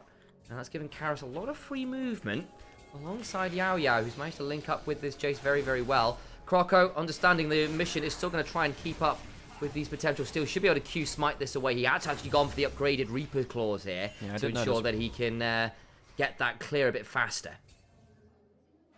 Technically increases your DPS against isolated targets as well. Everyone's roaming. Yeah, they are. That's a lot of people coming top lane. WE are going to be here in force. Cube is not going to be isolated that well. Monkey spots the way that the Krogs are moving. Spots Croc. Oh, please don't tell me it's 0 and 5. Don't tell me it's going to be 0 and 5. There's a decent amount of damage there. Just get over the wall. They're trying to catch up with him. Is there a public perfect execution range? Actually overcomes the rest of the team. They're still trying to trade this one out. Bulldog now coming on over. Oh, dear God, he's 0 and 5. Croco. We said, look, WE, the LNG live and die by him. I didn't think he would be this egregious here today, but Diario misses the flash, his end blade. Okay, well, there's that. Look, how do I put this? You're only 2,000 gold behind. You know, could be the end of the world. The problem is it's all off the fact that this poor Kha'Zix is just not a champion. Kha'Zix is still dead. You're going to lose most of the Raptor camp there too, all the mini ones. You even smash that away. On ult here, this could be quite bad for WE, actually. It's going to be at least a kill onto the Leona. Sam, I was eating a Skittle. Because yeah, no, I blanked on that. That's fair. It's all good. Yeah, it goes down. And the thing is, I know this is going to sound weird. I actually still don't think this is good for LNG. Because they lose the Raptor camp. They lose the Scuttle Crab as well. You're losing jungle advantage again. Monkey is still so far ahead. Croco needs everything he can get. Even losing stuff like that Scuttle Crab and the Raptors is so painful for him. Monkey is very close. I would imagine he even goes Sabotage in this game. I think this is a game where you go Sabotage and you just full-on snowball. In another world, you even go something like Hubris, you know? But yeah, not in this one. Monkey is unleashed, and I think that Croco losing any more camps beyond this point just further that pain. Yes, that will be the issue, I suspect. Karis at 3-0 is going to be a problem as well, because I don't think either side laner is going to be particularly fond of dealing with that. The dragon will now be grabbed by the side of WE. Last time LNG full sent Croco in to get the dragon. He might try it again, you know. But they do have a bullet time over the wall. Croco's going to try it. They did that last time. He can try it. Why did he get it again? Oh, Croco can't get kills. He'll go 0-6, but he does get 2 dragons for his worth. You know what? He kind of knows what his thing is. He's going to be a problem, but he's not worth any gold anymore. It's the bow strategy. Well, okay, we found, Sam, we're going to add a checklist to his list of things. We said that he's an Umbral Glaive wielder, he's a blood bag for the enemy, but he is also a great smite bot. Ah. Well, well, well. That wasn't fantastic. Monkey is going to try and get this turret bot. So he has to flash, actually, because he took turret aggro. Sheer was flashing to see if he can get the damage in. Now he doesn't have the flash to get away. Ult's in. Bad. Monkey might die for the passive zombie. Can he get in range? I think he can. He's going to get the kill back. Oh, yeah, I couldn't quite get in range for the Shield of Daybreak. I think it was just on cooldown. Sheer gets something. He will lose the tower. First tower will go to WE. The overlay is back. We'll see that the gold lead is 1,000 over to Monkey. She's slightly better than I thought it would be, actually. But still, 1,000 gold lead in the jungle is utterly absurd. Croco, struggling to get any value at all here. Karis is obviously 4-0-2. He should have a Dark Seal, is the only thing I'll say. If you had the Dark Seal here, you would be in a monstrous position on the Akali. The thing is, Croco will basically be getting most of the neutral objectives. He's died to do a lot of stuff, and in fairness to Croco, as a cast is in this position, you're just going to die a lot. Take what you can and just deal with the fact that you're going to be a bit of a weak link, but you will clear objectives and counts quite quickly. I mean, yeah, he's got 3 objectives right now. Kind of crazy for a 0-6 jungler. Oh, Croco, what a player, and I say that both lovingly and despairingly. Oh, someone was posting Bulldog's record in the LCK earlier as well. Oh, God, how was that? 1-17, 4-26. Yeah. That'll work. Croco gets... Oh, dear. Good. Please don't. He can jump away here. Out. This could be a bit interesting. Does a decent chunk back, but the curves are going to get called. But 1x7 forced to body block this. He will be. At least his execute damage will be safe. I was actually... If that Jhin W hit Sam, he was probably dead again. He does have Merc Treads, which helps him survive some of the CC now. Some of those CC chains will be less successful. What's happening with the rest of the map? Aatrox pushing in towards bot side. And one thing you'll notice that LNG do have a little bit of damage going towards top jungle, but they are getting pushed in all 3 lanes. So full court press from WE. That's normally LNG's thing on the other side. When you pick strong lanes, push in across the board, win through them. WE are the ones who are ahead of the game, pushing LNG back into their towers, and LNG, they're not used to playing from this position. At least Cube's managed to recover. He was down 15 CS to the Sion earlier in the game, which is a bit ridiculous. Shouldn't really happen in the Aatrox v Sion match, because eventually, Sion from even ends up being quite a problem for the Aatrox in the Sion lane. Makes sense, still shoving through mid, and he's still in a good spot. He's cashing the Carl. He's kind of fine here, gotten the kill. Will be fine, and again, Bulldog also farming all right, if you know what I mean. He's not ahead of Curve. Karis actually ahead of the 10 CS a minute mark, so good for them. But again, it's still a decent spot to be in. Looks like he's going to go towards, I want to say with the actuator, is that Shadow Flame second? Cosmic Drive isn't out of actuator, is it? Might be the Storm Surge as well. We've occasionally seen that. We've occasionally seen that on the Syndras. So it could be that. Could also be that Shadow Flame as well. Nothing missing. Croco's coming out of Fog of War, trying to jump into Jhin. That's a lot of damage back. Croco can't get it. He's CC'd for forever.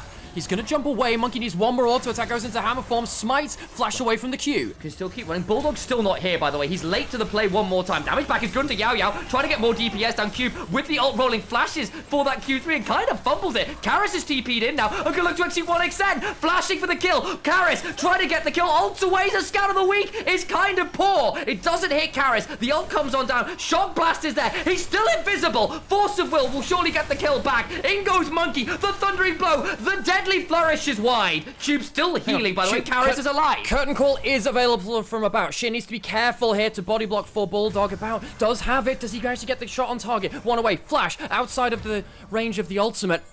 And Croco will now put the Herald into mid lane. Sam, LNG are doing way better than they should do at any point here. Croco might spot out the Jhin there. Won't see him isolated. Oh my god, Croco not able to find the angle. Jhin did have flash. I suppose he would have been able to blow that. Nothing more. I'm very surprised Karis got out of there alive. I think if that Scout of the Week had landed, it would have been great. Just not quite at the damaging threshold for the Syndra. Have a look again, because basically I think Monkey's seen on the vision. Who sends this? It is Yao Yao. Yep. Well, sorry, I shouldn't say that midway through a vote. Good job from Monkey to go back to make sure that About isn't isolated. Goes invisible. Can't get that last auto attack. Monkey I think at this point, Monkey actually just has to go back. Just go back to the play. He chases the Kha'Zix too far, I think. Syndra goes up to answer them. I think that if Monkey heads back towards this clump, it works out so much better. I don't think WE thought this was going to go into a full team fight so quickly. Also think mistake from Karis to... Well, one, the E doesn't land. Then right here, I think he should have just gone out towards mid lane rather than to the clump of the other team. I think that's a mistake. Thought he could fight a lot more. I suppose he do have the Jace over the wall, but Karis... Oh my god, that is so close. The Hex Tech Gunblade healing keeps him alive. Look, in another world, Karis dies there for free. Croco. He's still feeling it. I'll give him some credit there. Dragon first to the game for WE here. Yeah, Croco, credit to him, he's still trying, does get down. You know, you'd imagine if he had 2 items, he would actually be one-shotting people. He's at least stayed even in levels. That's actually a really big deal because he's farmed well. He hasn't lost camps doing... Well, he hasn't lost that many camps at the very least. 1xN going towards the Collector into a comp that is relatively squishy and likes to play around some low HP bars. Yeah, on the other side, Monkey's gone for the opportunity second, so he realizes, look, the dive threat onto him is quite low, and he does want to go for full one-shot, full poke value. Glass Cannon Jace from the jungle is very important. In fact, I would almost suggest he just... In this game, I don't think you need something like an Edge of Night. I think you can just go towards Cyrilda's and just full-on one-shot. One turret already down, of course, down towards that bot lane. We saw that play happen. The Herald in mid didn't quite claim the turret after. Ghostblade done for Croco. Second, he wants the move speed to try and escape some of these melee people who are trying to claim his life. Bulldog not going to have the most fun under hit, but we'll be able to clear the wave. Does get that scout of the week, but doesn't really have the DPS yet to threaten people. See, that Cube's also got the Sterak's after the Thunder Sky. Very defensive build from the Aatrox. We understand why. Is that he can be just a real regen threat. As long as he's healthy enough. Hang on, Crocker's jumping here. Going to try and go into Monkey, maybe. Ooh, that's a decent chunk back. Got quite isolated. Forced to flash away, actually. You know what? You'll take that, I think, for just a jump in. Let's think. Not going to go forwards himself. Yeah, Crocker, not bad, that. Good damage check. Ult off Cube as well. You'll take what you can get on that one. Remember, 1xN still doesn't have the flash, and Karis is on a flank angle in the Raptor pit. Big thing here is getting Monkey flash. That means that Mystic has to... I actually think 1xN's got to back off that. Karis almost in range for the ultimate to come through. The backdoor buff applied to the towers there. No minion debuff to reduce those resistances.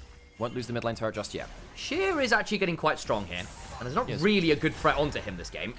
Well, Aatrox can be at points. Realistically, I think the thing is W just want to go beyond him. You're going to probably block the Scion ult with... Ooh, it's a little bit cheap from Yaya there, but tower does go down. A little bit speculative, shall we say. Got a couple minutes until the dragon, so you can afford to burn the ult. They're looking for low percentage plays. But yeah, I do think that Yao Yao's probably looking to block the ultimate just with the Eclipse. Maybe die for. He has the Protoplasm Harness. He wants to be very tanky. That low HP, somewhat Mundo ulti. WE did deny that last dragon as an Infernal Rift. Recall used the barrier to stop that, interestingly. Really wants to be back out on the map ASAP, using the barrier to confirm it. Yeah, I guess you've got a couple minutes before it's really likely going to be necessary. We're not, I think, going to be fighting too much until the next dragon. Of course, Baron is alive. Not the fastest Baron take from WE, but you've got enough damage, I suppose. It's just Jhin Akali, not necessarily known for their ultimate in Baron damage. I'll go over the wall. Fire Cannon rocked onto him. No Jhin W afterwards. Baron needs to be very careful in this situation. It's a 2-item. Crocker now has like Ghost Blade, so he can go invisible. He has the Gust Walker as well, so if he goes into a bush, goes invisible for the moves and speed from that too, and then pops Ghost Blade, he will get a very extended engage range.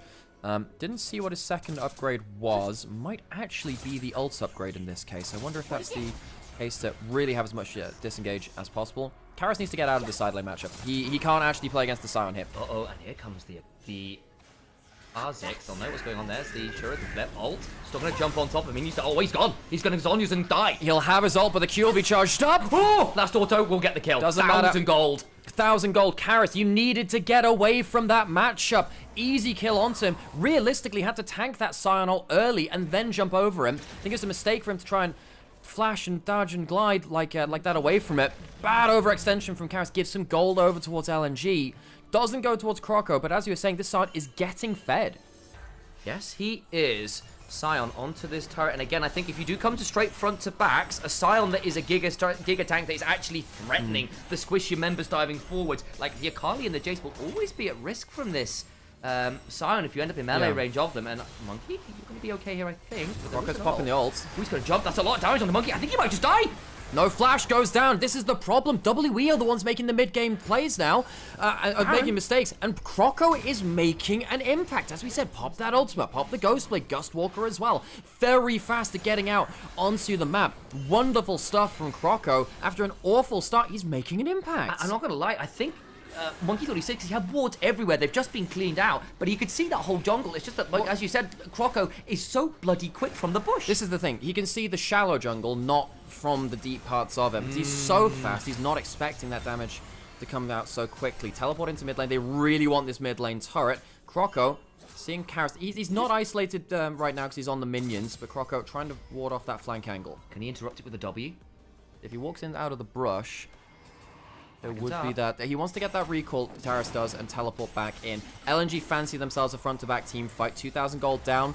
If they do get this, they get themselves an important dragon towards the rest of the game. Mario goes in, but it's onto this Scion, who again is bloody tanky. Hang They've on, jumped onto Karis. Karis, who's TP'd in. That's not great from him. Needs to try and escape. Turning back around, Bulldog is away, trying to publicly execute in. Karis taken about half by the unleashed power. Scout of the week on multiple members. Yao Yao now low as well. Sheer doing a decent job of healing up, courtesy of things like the Jack Show. Doing very, very good work. The curtains get called. Sheer shield does a decent job there. Keeping the backline. And they just killed off Missing. That's a big one. Yao Yao on the backline. Crocker needs to jump. Karis, invisible. They go 1-for-1. Bulldog just about falls. 1xN still trading. He's got a triple kill. Sheer's trying to body block. Cube going through those Darkin blades, and my god, he's a terror. Yeah, the Aatrox gets to roll through the back end of the team fight. Sheer makes it a 4-kill fight, but he won't win the extended trade versus the Aatrox. Cube just needs to keep swinging at it. Sheer can't secure the objective.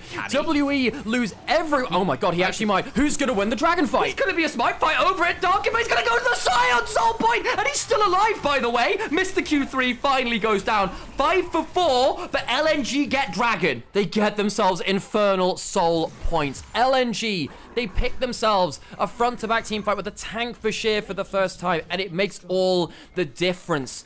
Karis, it's a bad teleport. You can't be playing like that. You know that the rest of the team is well off of you, and you can see that Karis just doesn't get the ability to play into the backline. He gets to go back to his team, but he's so low HP and his ult's down that his value is completely gone. And now you finally get to see this front-to-back kind of materialize, where LNG do get to sit behind Sheer. Even though Sheer is very, very tanky, loses a lot of HP though, things get massively complicated after that point. Yeah, it's a good fight actually on both sides. Cube and Bout have really good ult angles. Karis, again, not great from him. 1xN still takes a lot of people with him. And then you end up in this really weird 2v2 scenario where 1xN tries to take a Bout with him and can't quite. And the dragon is such a menace. It wasn't about, makes a huge mistake. He does, unless it's the W, gets in flash range. I mean, what is About doing here? Just back off. He had barrier. Yeah. He had barrier. If he clicks the barrier, they just win this for free. About huge mistake from the Jhin. Takes the dragon. We're about to come to live and see some really interesting damage that he puts there. 80 carries at top. 6,000 damage from 3 members, 5,000 just behind that from 1xN on the Misfortune, of course, the talisman player of LNG. Oh, About, if he just clicks the damn barrier key, they probably walk away with a 5 for 3 and the dragon. Huge mistake from About. It is Shadow Flame second from Bulldog, building towards a Zonya's third. I think that's not unwise against them. They're trying to 2-man Baron. They don't know what's happening. They finally do. Can LNG get over and contest? Well, Croco has flash, has Ghostblade. He is very quick. They're trying to pull off it now and spot him out. Sheer in the front line, just get ulted. He's going to get jumped on, but he's bloody tanky still. Croco's still on the flank. They don't Karis on the flank as well. About's going to die. About's going to die here. He might do. What about the damage? Backing into damage. Oh my god! Monkey Croco can't quite kill him. He's been CC'd. Does go invisible. He jumps away. Does get About. Karis on the other side trying to threaten. They've lost the top lane. Croco still running. Does miss. That shot blast still trying to ult away. He's going to die here. Yao Yao flashes to secure the kill here onto the jungler. They can look at the 4v3 rather around this Baron as Karis survived at the 1v3 on the other side. Yeah, jungler's down. LNG do get the flank. Look, Croco is the most useful, like, 8 death Kha'Zix has ever seen. Kha'Zix is not meant to be useful when you lose this amount of gold, but he still manages to get the 3 items. I think with About dying, you can't do the Baron. As you were mentioning earlier, WB, their Baron damage is a little bit sketchy. Akali and Jhin not the best at it. The Aatrox and the Jace pretty good at killing it, but you don't want to sit there while Bulldog still has ult. 1xN is around, didn't have the bullet time, used it a little earlier, but you don't want to sit there and be fish in the barrel for the double carries alive for LNG. This game has turned up to 11 very, very quickly. Reminder, folks, just rehammering these stakes. If you lose this series, you do not get playoffs. You go down into Group Nirvana, into the... there's only 2 groups next split, but you go down to the lower one.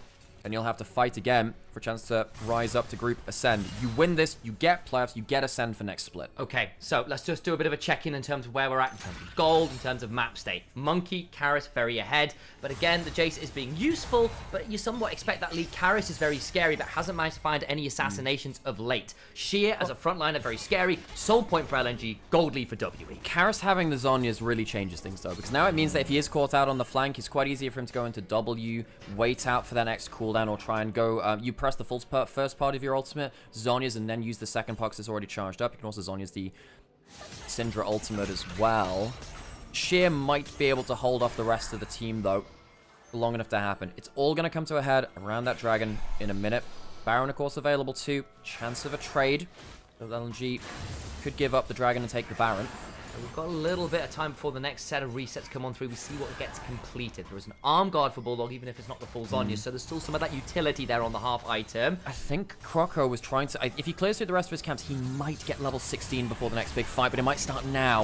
Yeah, they look for the Solar Flare, it's not fantastic, but that shot blast stings. Bulldog, Scout of the Week, denies the engage. It does, and I think Syndra was walking over to try and take the Scuttle Crab, just pull it out with the W. Karis can look for the flash ult here. He can look for the flash ult. Doesn't find the angle. Good farsight alteration to stop that. They try and pull back Sheer, but again, he's still really bloody tanky. The shot blasts are really stinging now. Dragon now in 30 seconds. There'll be a recall coming through from Bulldog. He'll teleport back out onto the map and regen the HP he lost. Last resets coming through from LNG. They're going to give up vision control. They're going to walk into the Jhin Jace against the vision. That's very, very difficult to play against. If anyone not named Sheer takes a shock blast, that could actually end this contest. This 1XM with a bloodthirst in 3.5 items is very, very scary. He's... ironically, one of the better people to tank up so much Yeah, no, damage. he is. Now, the problem is he needs a wave to happen there. So if it happens as you're walking off the wave towards the dragon, then it doesn't matter. So the timing of that poke then matters. That's not the right target there. Monkey, you need to hit someone else. Missing. Doesn't have flash to find the engage himself. Sheer's a monster cube on the flank. Looks for something, can't quite find it. They're trying to get the Scout of the Week. That's decent. The Solar Flare again wide.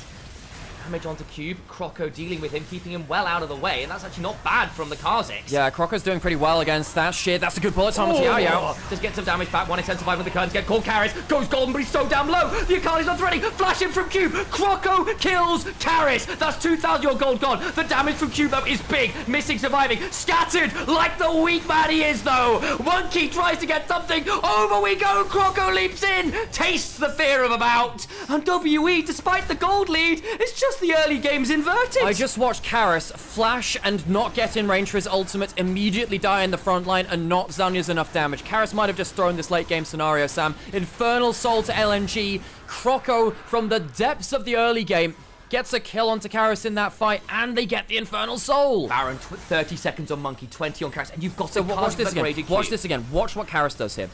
He's trying to get onto the backline, and he doesn't get in range for the ult. If he had a Proto Belt, he'd do it. Gets caught by Sheer's ultimate after that point. Melee range hard to Zhonya's that, but he doesn't end up Zhonya'sing after he's in danger. Goes down to the next queue after. Karis just had an absolute faceplant. 1XM just backsteps him. They zoom on in on him, and he's having a great fight on the Misfortune. Sam, Croco just upgraded the jump midway through the fight so he could get this. Now, one of the most famous clips in League of Legends was, of course, Faker dying. Getting his very first kill against Ambition, who was upgrading in front of him.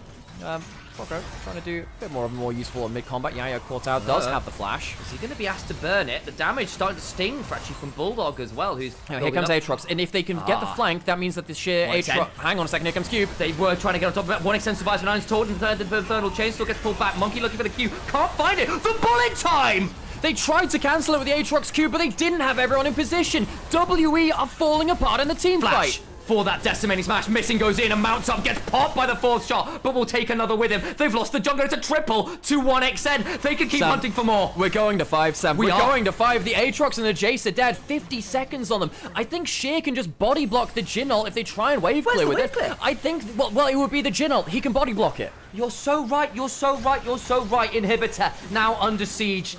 I'm going to repeat that so many times. Will they take the inhibitor and more? LNG a little bit passive and attempting to shove before. Can look to go in. Karis still threatening on the side. Level 17. Gets stunned. Decimating smash. Forced to Shuriken flip away. Next have to turret one fly down. in. 20 seconds on Monkey. Yao now up. I think actually the wave has just about died. Here comes the curtain call. Yao gets in. Bulldog in danger. Garrus into the back line. Garrus killing them all. Dies for it. Yao in danger. Onix is still trading with them. Make it rain. Hop on forward for Croco. He leaps in and they'll manage to get up. But 1xN is dead. They lose 2. They lose 2 and Monkey and Cube are respawning. LNG, I thought they'd found the winning angle, but they do die at the Nexus. Croco does manage to get the kill onto about to stop the full slingshot back, but I do wonder now whether WE feel like with Monkey and Cube they could go towards something like that Baron. I think they might try to. Cube's going to recall in that jungle there. Or rather, that's going to be Croco doing so. What do WE do? What is the plan? They say, okay, fuck it, we can't go towards that Baron. Even with Croco alive, it's just too dangerous, I suppose. Yeah. WE are starting to flounder. We were thinking this was where LNG was starting to fall apart. Cube had an awful last team fight, teleported back in, and tried to cancel 1xN, who immediately turned around on a bullet time. 12 kills in the Misfortune. Clearing out vision now around the Baron, but it won't be a start. He's making some decisions about what items. Decided GA is the way forward. I think actually it's pretty good. Denies the reset on the Aatrox. Denies Akali some easy value when she looks for the ult, who has just picked up a death cap. Oh no, Karris still, despite some fumbles in the last few minutes, still very, very scary. 3,500 gold ahead. This Akali can still win you the game. He's jumping onto bloody Akali, is he sure? Does a lot of damage back. Oh, he's dead. Flash away! He misses. The ultimate is flashed away from, but Karris, you just talked about the death cap, comes up tops. The happy hat takes down and squishes the bug. Croco, in some ways the hero and the villain of this game, goes down at such an important moment. The jungler's dead and Baron's alive. Oh, LNG, you got soul, you come back. This is surely not the way. Well, it'll be very on brand. Celestial opposition. Broken on missing. Dude, WE, do you think that you can go for this? There is a very powerful bullet time on the other side. Karris does not have his ultimates. Gets interrupted in the middle of the Shuriken flip. Baron is going down. It's not the fastest. LNG have sheer tag, but no one else. Yeah, there's no smite on LNG. It's going to come down to a bullet time. 1xN, what have you got, Mr. AD Carry? Do they care? Do they want to play for Elder in 2 minutes instead? They don't want to die for it. They don't want to die for it. I think maybe Sheer could have tried to block the Aatrox and try and keep that bullet time in the conversation. They choose not to. Choose to fight again another day. Oh my days, what a bizarre game. What a bizarre game. Misfortune is such a monstrous. 12 kills for 1xN. He's been trying. Now, don't walk away from this series or this game thinking that 1xN was not trying his absolute best. Bulldog, even though he's down a lot of gold, I would argue has been more useful than Karris in most of these fights, who has struggled to navigate past the Rel and the Syndra, and of course try and get his way past that Scion. WE, the thing about the Dragon coming up in a minute is that I think WE will have good vision control for it. I say that Kaz might look for another one-shot onto the Akali. They're both alone on the bot side of the map. Croco lost the last time. They played against each other. Changes anything, does it? It'd still be the same. Oh my god, hang on, that could be Cube. Could be Cube. It's level 19. Not sure about that. Also has the Endless Hunger for the extra healing as well. He is very much behind them. What angle can he choose? Who does he think he can go towards? Karris just used that E. Goes back towards the lane. Teleport in from Scion, joining his team to be the front line. Just choosing his moment to go. The double reset Monkey needs to body block, be body blocked rather. Again, doesn't really hurt the Scion in any meaningful way, does this? Scion has 1,600 stacks, so he's so tanky. They're look, Croco's playing the long game. It doesn't matter where he's at. He just needs to find that one miracle bit of damage. Croco very nearly lost this game by himself. He could very nearly win it by himself. Look at the flank now. Monkey doesn't know. They have no idea. They're looking now. now. They're spotting it. He's jumping onto them. Oh my god, About's in danger! From behind comes Croco. About surviving with a massive barrier. Doesn't go down. They don't get the kill. Finally, Karris in the backline. Scout of the week. The curtains are called. Golden. Everybody's falling down. Trying to get as much as they can. Sheer trying to body block for 1xN, but he's immediately executed. Karris finally has a fight where he gets to play. And the execution of LNG is confirmed. Croco tries for the miracle flank and instead finds himself, much like the start of the game, the villain, the oh-so-small grasshopper, crushed under heel of WE. They're going to walk towards the bot lane. Does this mean the end of the game? Sam, I think it does. I think Sheer needs to find a way to recall, but it's just going to be stopped time after time. Missing's back up. We've got 20 seconds on Croco. Maybe that's something. It's just not going to matter. The shield, locket plus barrier was an obscene amount of shielding. Trying to get some CC. The turrets are falling. LNG, we bid thee farewell. It was so damn close, but in the end, LNG can't confirm the comeback. And despite some magnificently entertaining games, It is WE that managed to ride the roller coaster and come out in one piece. LNG, we thought perhaps a sweep could be on our hands. They don't even make it to that 5th game, but they gave it their all in games 3 and 4. WE far better in the late game team fights across the average on the series. LNG will be kicking themselves. Now, this is a team which we thought were very strong coming out of Ascend from that particularly from that series versus Top Esports. WE wholly deserved this playoffs. LNG, perhaps they'll feel like they deserved a shot against IG instead. Goddamn, why do we have to go against WE? This team which turned up largely very well today. You've got to feel for 1xN the side of LNG. This guy has been an absolute hero. LNG will be playing in Nirvana next split.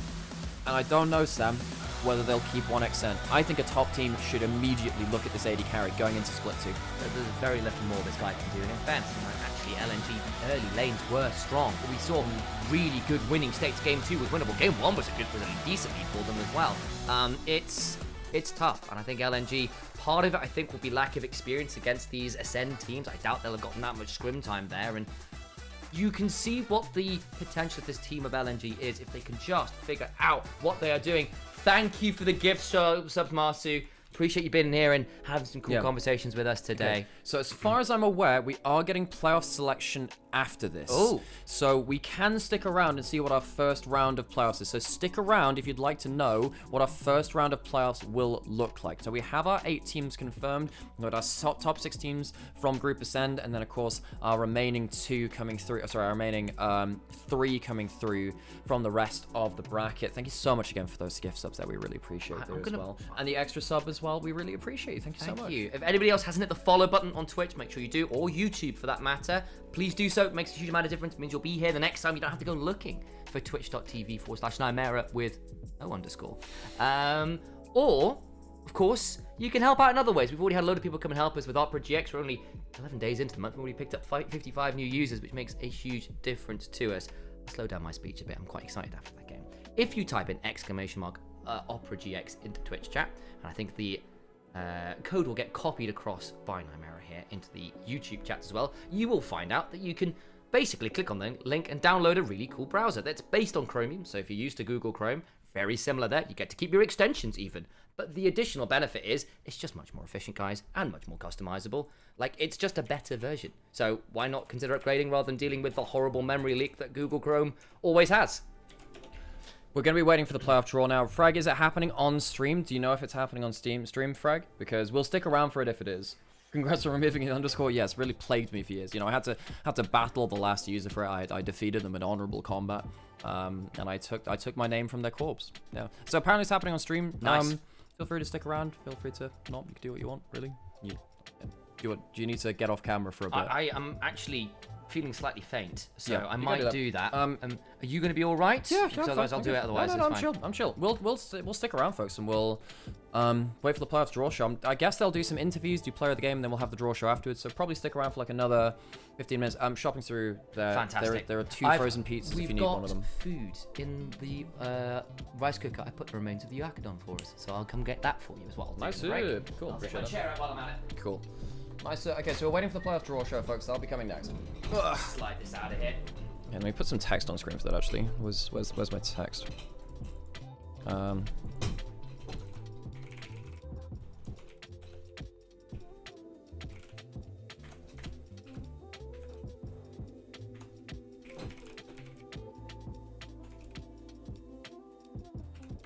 Okay.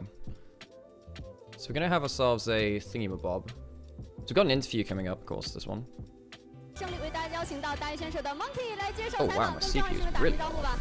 Hey, appreciate you, Marcy. Wait, did you stub yourself? I will get hydrated, energy, thank you. Okay. 你们很大优势的情况之下，对面接连抢龙，但是最后你们还是凭借一波团战获得了胜利。整个这局比赛的心路历程是怎么样的呢？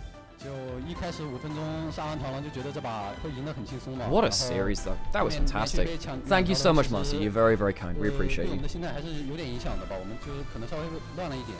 然后但是后续我们阵容 I will posture. Okay, fine, I can do that as well. Will you be covering LCK while LPL's on break? I honestly need a... Well, I don't have LCK co-streaming rights for one, and two, I also need... I will be streaming some stuff. I'm just not sure I'll be streaming LCK. I don't have LCK co-streaming rights. I can ask. I don't know who I do ask for that, though. Sure. 相信这是对于你们所有人的一个胜利。现在 拿下胜利，拿到了最后一张通往淘汰赛的门票，现在是什么样的心情？是不是有着不一样的意义？就很激动，很开心。然后 What the heck is that thing? Is that the... Anyway, what is that? 没有想到今天会赢得这么轻松吧 Oh, it's a hype train, right? Okay, I got it. 今天场上我觉得每个队友发挥的都很好。No, Peanut. They've already qualified. 我们团战各种方面的都找补回来了，然后或者说我们团战没打好的时候，我们也能从打团啊，或者说就是对线啊找到机会，就边线那种找到机会嘛。我觉得每个人都很棒今天。 是的，每个人都很棒，但其实我觉得可能这一段时间对于 CNW 来讲，并不是一段很顺利的时候，因为 Yeah, so basically we have 4 teams through from this bracket because we've determined our 4 teams that are going to qualify for to play. So we have Top Esports, NIP, IG, and WE. So we have 4 teams which came through. I kind of forgot about NIP briefly. 整个这段时间，队伍着重在哪些部分进行一些改进、进行准备呢？就是主要方面是 BP 心态方面，就是 BP 的话。 因为我们很多英雄可能就是一直在玩，然后对面都有防备，然后我们就一直在聊 BP， 就是聊了很久的 BP， 然后就是各种从 BP 上取得优势啊，对线啊、团战啊，就主要是这方面吧。那除了 BP， 我还想聊一下 Monkey 选手一些个人的打法风格。我觉得有一种很特别的魔力，就比如说第一局你的皇子其实是0-3的开局，但你真的就是一波团，硬生生把这个 KDA 打成了6-4-16，最后斩获 MVP。So yeah, we should get our draw so soon. Any guesses on which 2 LPL teams will make it to first stand? Just AL, BLG? I think it's AL. I think third seed could actually be all over the place. I mean, it depends if JDG mental boom or not, because I think that JDG's jungle support are quite bad when they fall apart. Like, Jundra, if he doesn't get an early start, like an early level 1 lead is a really big problem, and Vampire's not very good at vision control. He's not very good at playing when he's soul engage, when Jundra falls off.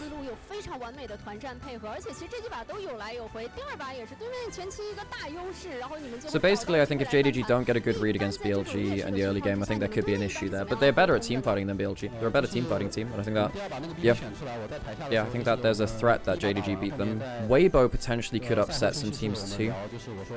There's a chance that Weibo makes it. Today was really fun. Yeah, the Durian diff was fantastic. What do you mean we saw a Rammus support? 就是对线没处理好啊，导致对面优势很大。我也相信我们的打团是能打赢的。 Okay, so basically, so let's have what happens in the draw show is effectively teams pick their opponents, I believe. So we're gonna have anyone's legend get to choose their opponent. I presume they choose IG. I think IG just can't beat anyone's legend. And then BLG, who do they choose? NIP, I guess. Yeah, I think BLG choose NIP, not Top Esports. Then Weibo would choose between Top Esports and WE. I guess they choose WE, and then JDG Top Esports to be our last matchup. I think that'll be my eye for it. Hey, thanks, Galfi. Thanks for sticking around. Yeah, I would imagine, folks, we get AL, IG.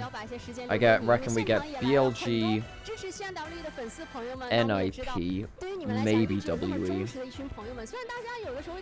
Then I think we get Weibo versus the remainder into JDG Top Esports. I don't think you pick Top Esports. Top Esports is the best one of the remaining teams.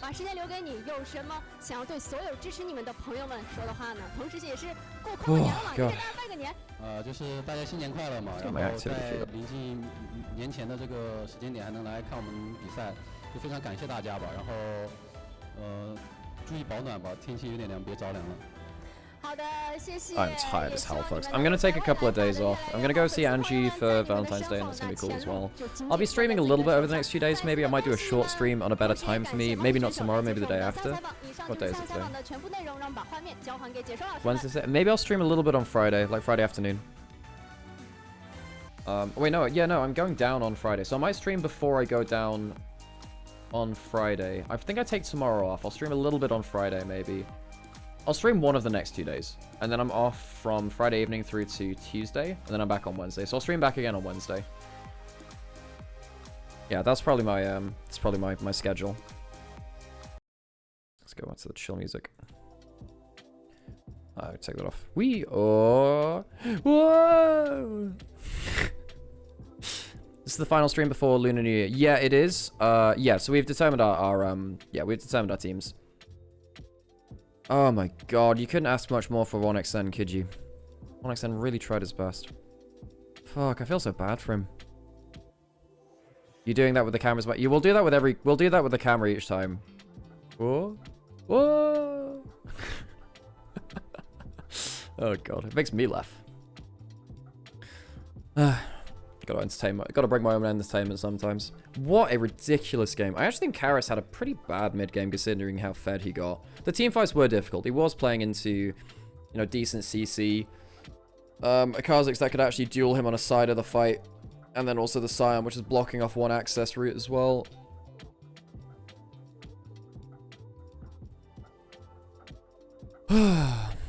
Croco had prepared Rammus for game 5, but we got robbed.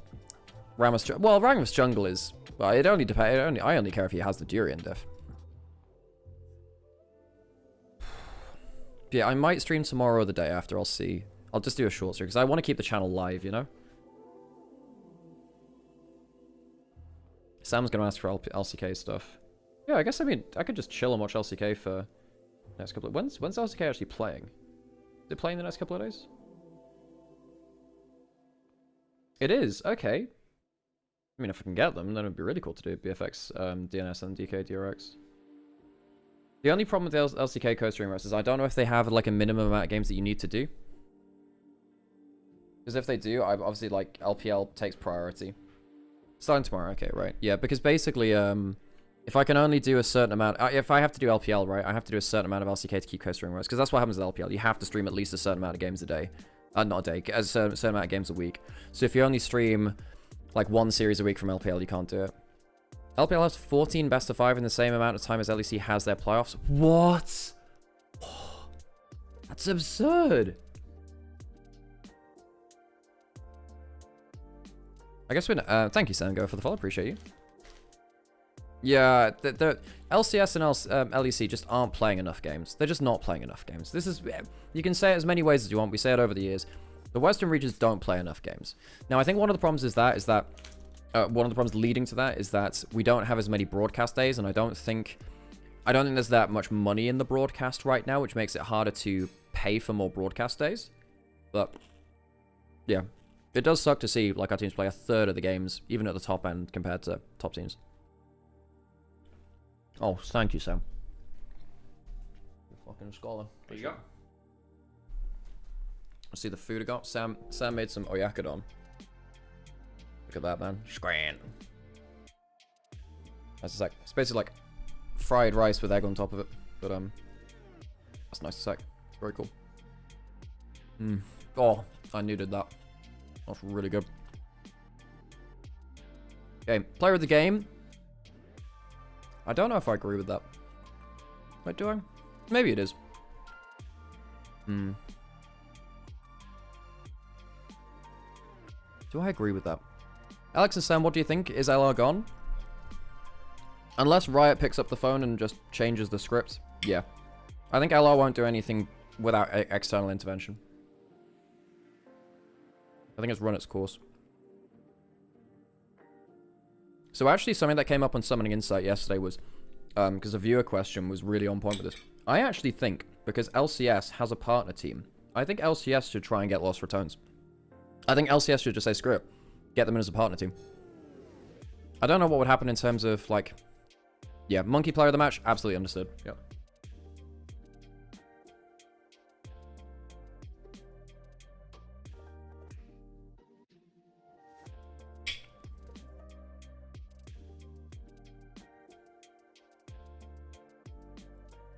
How did WE win game 4? Because eventually, it came down to, like, Elder. Basically. They got Infernal Soul, but it came down to Elder. LR brings so many viewers, it'd be so good for health of any league. I mean, as long as it's sustainable, right? Because the question is, you know, does that viewership last long term? Because, you know, we said the same about Karmine Core and MKOI. Oh, this feels so long ago in Game 1. This feels so long ago. God. They need to change the roster to be roster compliant, unless the rules change. You know, what happens next year? Because we got the refresh on League next. What happens if LCS just says, look, we're doing away with import slots? Because we're going to do away with import slots. Anyone can play anywhere. Let's play for full content teams. What happens if that happens to LCS? For next year. This is just me spitballing. I haven't heard anything. But if they do that and they get lost returns in, just make LCS an international league. That's something that LCS owners had angled for before. There was a rumor about that. I think, yeah, I think that there was a rumor that either on Sheep Esports or on one of the podcasts or whatever, that LCS was trying to become an international league. There is a chance that you get that for next year. I mean, the scripts would have to change. There would have to be some big changes on Riot's end, and I don't know what their decision-making would be, though.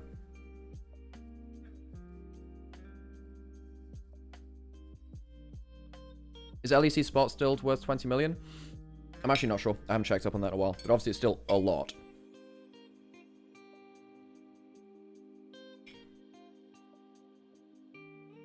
Oh, this is really good. Sam really outdid himself for this. Or LR could merge with another org. I think that Lost Returns Red Bull. Like the Red Bull returns.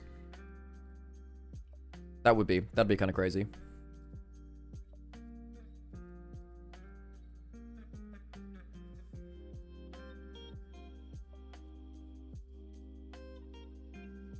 But the problem is, you know, yeah, the problem is how do you keep up the momentum? Because the reason why this was hype is that we had a whole year of content around them that was doing really, really well. You meant that about things? I think that, yeah, I think that, I guess maybe, maybe like another LEC org just merges with them. But then at that point, they'd give up control of the project, I guess.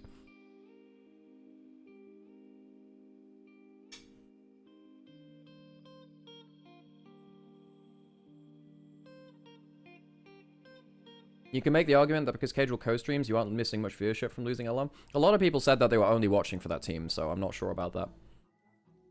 What's my adverts looking like? Have we put adverts on? Okay, I'm gonna put some adverts on now. Let LR take OMG's spot. Yeah, get him in LPL, folks. Yeah, get our viewership up here.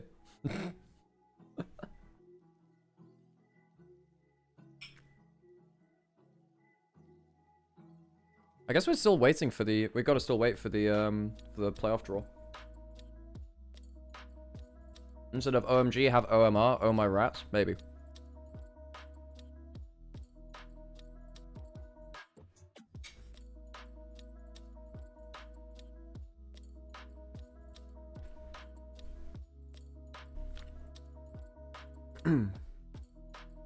I saw Cagel's viewers going from like 250k. Yeah, he was getting well over 200. It was insane numbers.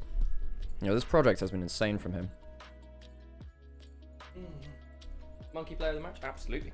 Yeah, saying that. I actually think an outside angle is LCS becomes an international tournament, like an international league, and they invite Last Returns next year. You know, if they're going to change things anyway. Yeah. Just change the league, basically. If they already have a or like say that there's an international guest slot, that the guest slot is international. Do you have the partner teams, and then you have the international guest slot? Yeah. You know, I mean, screw it. Riot make the rules. They can change it for, as long as it's like not screwing over teams. You do it at the change of a season, so you're not planning a whole year around changed rules. Oh, this was such a crazy game. This was this game 1?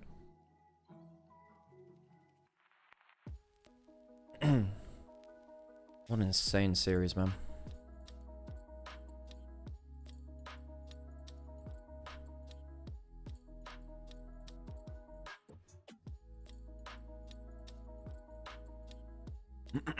Jokes aside, I have a feeling LEC teams got overall a bit better compared to last year. I think that's what the other teams are saying too. I think that the top end is worse. I think that the actual depth of the region is strong. I think the bottom teams in LEC are stronger than they were. The bottom teams are definitely stronger than they were. Not sure about the whole of the league. And then they are best of ones. Yeah, they're best of ones.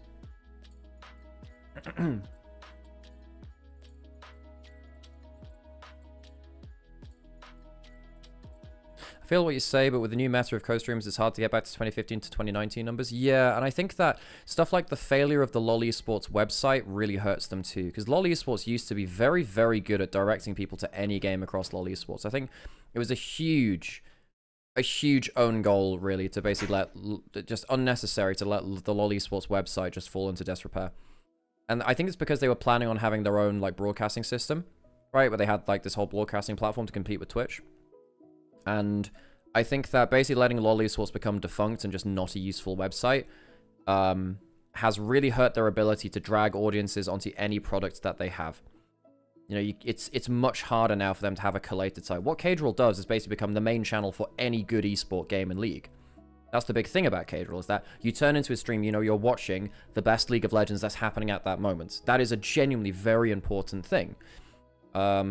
But LoL Esports used to have the whole array of everything being played. That's how I used to watch LGL. That's how I used to watch LMS as well. You know, even though I wasn't catching... Oh, here with the draw shadow. There we go. Hey, Grelum.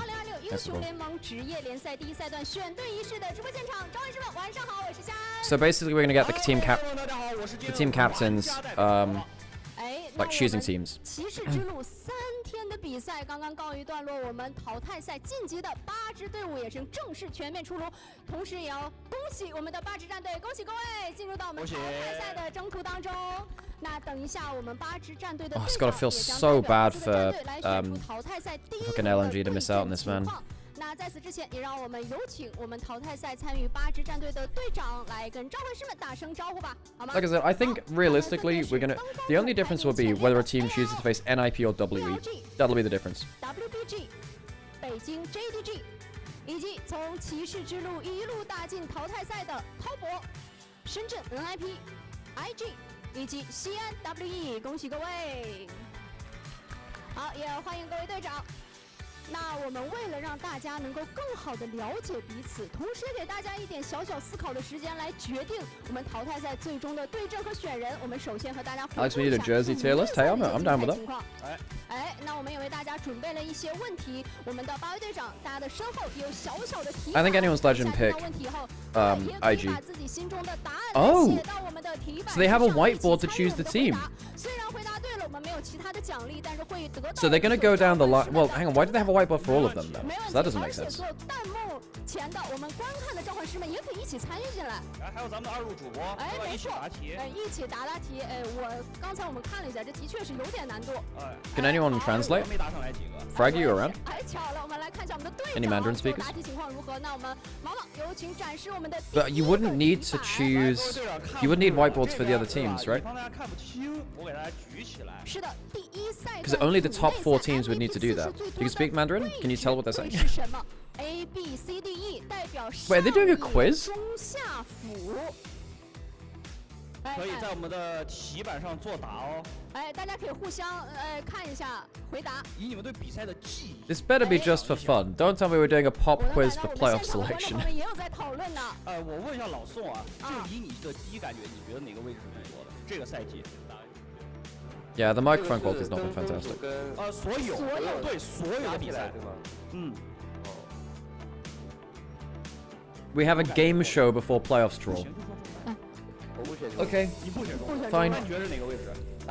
打野位吗？为什么？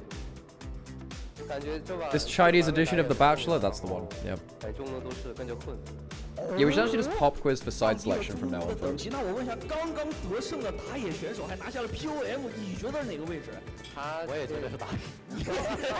我必须要发表一下，我偷偷看到我身边这3位的答案一致。 Oh, which role got most MVPs? 他的回答有些。 So they're asking the question, which role had most MVPs? 我选的 C。选的 C 中路，为什么？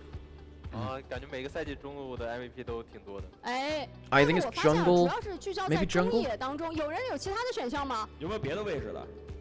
Might be AD carry. 只能是这2位置。那 Might be AD carry because Gala and Jachi have popped off. 你看，中路都是 B。 I think it might be AD carry. 全选的打野，然后其他位置全选的中路。叫什么？中路认可打野。 So with most of the players on stage are mid laners, but I do think it's AD carry. 好。 那公布一下我们的答案。 So it's A, B, C, D, E are all the different roles. It was jungle. Okay. Jungle had the most MVPs of the 也很 split. 多，一共33次。哎，那我想问一下那个 Gala 啊，就是都说这版本啊是上路和 AD 当大哥的版本，哎，那为什么还是中野这个优先级最高的？前期节奏应该还是要看中野吧。前期节奏还是太看中野了。那也没问题，确实，而且我们给 MVP 很多时候前面谁能带动起节奏，哎，就会把 MVP 给到谁，对吧？好，那我们接下来开始我们的第2题。OK， 那我们来到我们今天的第2题哦，把这题板我先放边上了。好，来，各位队长，请看题。第1赛段常规赛 So what's this question? Obviously, we see the team names being this. The LGW top is what's AL. 是总人头数除以比赛时长。拿错了，有点小尴尬，没关系。 This is a white year pencilless, I'm pretty sure. Oh wait, no. 对，血腥程度最高的 Not sure. 队伍。4个选项都在啊。A BLG B 西安 WE C 滔博 D AL。 That's highest team with the highest kill count. Oh, highest kill count. 那觉得简单的先简单的，你来一个回答呢？是你觉得是哪个 I actually think it's 为什么？总感觉，就感觉，就凭刚才看完那场 BO5有这种感觉是吗？我问下虎哥， BLG have gone to 3 games more, but that doesn't necessarily help. So it's basically kills per match time. Hey, oh my god, see. This one I'm not sure on. So who has the highest bloodshed in each game? The most kills per game, or like the like aggression rate? 确实我们是那种 Why did it become a variety shirt? No idea, no. I don't think it's WE. I don't think it's WE. 我的人头，包括说可能被击杀的人头都算在里面是吧？这个血腥程度。哎，但之前都说就是 BLG 也是爱打架的队伍。没错呀。你觉得你们队伍如果凭血腥程度，这个赛季能评第几？ I think it's top esports. I think it's top esports. I think they fight in lane so much. I think they skirmish so much. I think it's top esports. Because remember Jaxi getting millions of kills but also dying millions of times? I think it's top esports. 感觉就那样。然后就那样，感觉不至于。 Yeah, so it's kills and death spin. It's basically like, yeah, it's the most, it's like the bloodshed rating. It's like, it's not just the kills they get, it's the deaths they get as well. I think it's top esports. 只有我吗？就是你。那我问我选 WE。 Violence per minute. Yeah, violence per minute. That's the one. 你自己选自己。自己选自己。感觉是我们。你就觉得你们是血腥值最高的队？对啊，我觉得我们一直在打架。行，那我们有 AL 的兄弟吗？有没有选 AL 的？ Okay, so which one is it? I think it's top esports. Which one? Who is the bloodiest team in the league, both kills and death? People voting for WE though. 有请夏安为我们公布下正确答案到底是什么？确实有一个队伍看 Is 起来 this? 这个血腥 I 程度 reckon this is from regular season. I don't think they got the stats from these games today, did they? Oh, as of February 6th, it was top esports. Yeah, yeah, okay. 卓哥，就是在你心里啊，你评3个 LPL 最爱打架的队，你来个 top 3。最爱打架的吗？对，就是从上的，就是所有的组别加在一起。ABC， 就我们在 ABC、BLG、W 滔博，就这仨队。对我感觉 W 其实也很爱打，只是每盘他们拖的时间太久了，所以就是滔博血腥程度最高。而且我不得不说，可能没有统计到骑士之路。如果把前天包括是今天比赛加进来，可能 WE 就弯道超车，也有可能。如果加上来 W 血腥程度要突破天际了，天天翻中翻。确实。 但是不得不说，打得精彩，是吧？来，好，我们进入到我们第3个问题。第1赛段常规赛组内赛选取数最高的一个英雄是什么？哎，这4个英雄都是来自不同的位置。Dude, we don't even get a post-match thread for that playoff series, which is such a shame. On Reddit. 怎么说？ Someone get on the post-match thread team, man. I mean, I did try and help that out for a bit, and then I ran out of energy casting and doing that at the same time. 直接给出属于自己的心里的选项，分享一下为什么？你的选择是？ 怎么说 ？K 皇 Highest pick rate: Shinzo, Azir, Sion, Yunara. That'll be Shinzo, I think. 一般都是非ban 必选。云阿娜。 So it's highest pick rate champion: Shinzo A, Azir B, Sion C, Yunara D. I think it's Shinzo. I think Yunara's been permabanned in too many series. I think Shinzo is always picked at some point in a series, whereas I think that Azir, Sion, Yunara, Sion is picked less, and I think Azir and Yunara are banned so much that it won't matter. I think it's Shinzo. Shinzo doesn't get banned. It'll be Shinzo. I think the other ones are banned 是的， too 所以我 much. 选赵信，就是赵信感觉 Even though 不是 Shinzo 一个 isn't the 很 best 爱单位的 jungler on 一 the 个 patch, he's the one which is let 而且 through 我 the 发 most 现这个中单 often. 兄弟好像很多选择都很相似，虎哥也觉得是赵信是吗？因为大家不会搬这个英雄，然后 BO3一定会出现一次。哎，那我问一下上单兄弟呢？你感觉是哪个？啊，我感觉是元娜呀，还是元娜？对对对，就在你们那元娜优先级也很高。在哪都很高。 You would have guessed Lulu? 有没有别的不同的答案的？我选 C。谁？塞恩啊？为什么？ One thing I'd be interested in seeing is actually what is the highest ban rate champion, because, well, no, it's either Malphite or Jason, that's actually pretty easy. No, I wouldn't want to know 你的 that. 选法跟那个小五有点像。对，就是应该这个答案应该会出人意料一点吧，就是反心理。哦，要是想要答题的话，要考虑出题者的心态。可以。哎，好学生。 That was really good. 下来公布一下我们的正确答案是什么？首先排除好学生的这个错误的选项，这个 C 塞恩。有没有人选 B 沙皇的？举个手。没有一个沙皇吗？哎，没有一个沙皇吗？那我们正确答案 Now we 就是 wait 沙 for 皇。 the draw show, I guess. 数据是咱们截止到。 I guess they're waiting to set things up in the background. 是的，大家没想到吧？哎，怎么说？那大家有想到这个沙皇，有没有想到谁是选沙皇最多的2个选手？考考大家。哎，考考大家。小奶油啊，小奶油还有谁？BLG。小奶油和香克斯确实，小奶油、香克斯 Quickly changing all of the LNG graphics to WE, 最 right? 多的2位，特别是香克斯，还记得自己沙皇组内赛的胜率是多少吗？不记得。6胜1负。就是你的沙皇是现在 LPL 胜率最高的沙皇，就第一赛段来说。那要问一下你觉得为什么沙皇的优先级现在放的这么高？就在 LPL， 因为你们队是选沙皇选的真的最多的了。就简单，就是有。Wait, did I miss the answer? 就好赢吧，反正。Oh, it's actually Azir? Wait, really? I thought a load of teams just didn't pick the Azir. Wow, it's actually Azir. 沙皇这个英雄优先级到底怎么样？啊？沙皇这个英雄优先级到底怎么样？一般，很难评。感觉玩沙皇就是 I could have checked on the side actually. 整个队伍去配合，好吧？没问题。那手大哥呢？咱们今天这个中单有点多。感觉看队伍吧，每个队伍优先级不一样。行，那老宋都是中单。我就不评了，我一般没玩。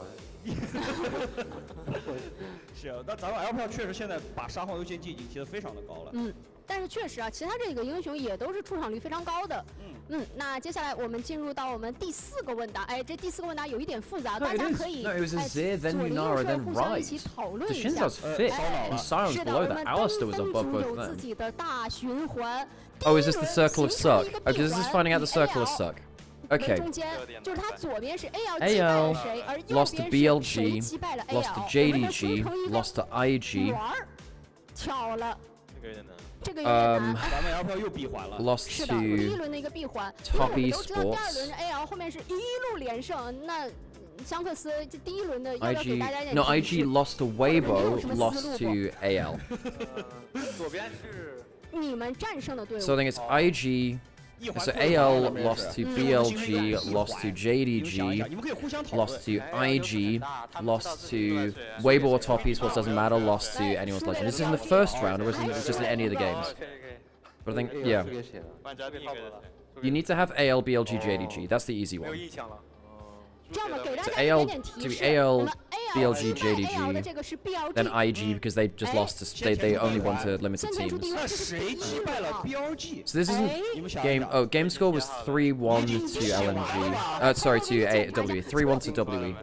等会儿我再看一眼。有没有答案给我抄一下？错，一个循环就是这6个 AL 都得登场，前面是对的， BLG 后面可以改一改。咱们可以那个适当的借鉴其他同学的答案啊，适当借鉴。谁赢了 BLG？ IG, 可多讨论。你不是把它 Weibo, Top Esports doesn't matter, and then the other one, and 你 then 们赢过吗？这个有点难。 Wait, I'm missing one. Oh god, my brain's getting a 麦克 bit. 要先给大家展示一下了。写完的 Guys, it's taking ages for the draw show. Come on. 说的是第一轮哦。这个是 AL， 然后是第1轮 BLG 赢了 Donde AL， está el draw show? 京东赢了 BLG， 哎，这都是对的。然后 WBG 战胜了北京 JDG， 哎，也是对的。但是后面2个 AL 有一点点小小的 oh wait, has he 那 forgotten a 已 team? 经 He's forgotten a team. You've forgotten a team night. You're Intingers. 坏了，这边梦琪抄不着，老宋也抄不着，太远了，他们都看不到。 Inting night. 谁在第1轮战胜了抄过来，还在烧脑。 WBG？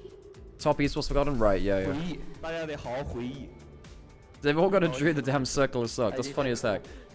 我发现了，嘎子是左看一下，右看一下的。嘎子。对，我已经。哦，你写好了吗？你写好了可以给大家展示一下，你可以给镜头展示一下。没写我们队的名字。我们这边就是。哦，我的。我们这边香克斯就是坐在了优秀学生旁边。没问题。啊，虎哥还在帮嘎子检查作业，说没写 WBG 进去。出现了2次。OK， 我已经写好了。哦，那69给大家展示一下，给镜头展示。我们来看看69的答案啊。 I like how they bought into this meme. 69这边是 ALBG, BLG, JDG, IG, top east was Weibo AL. Yeah. 到 IG 到京东。16. 等，我这边有正确答案。ALBG, BLG, JDG, IG, top east was Weibo. 我这边好像我感觉出来了一个正确答案了。 69的好像也挺对的。我这个对不？ I love how the players are collaborating for this one. They shouldn't need to. It's not that crazy. Because the easy thing to say is like ALB, BLG, JDG, IG. That's and then the other ones I think you can basically change around. They are just collaborating.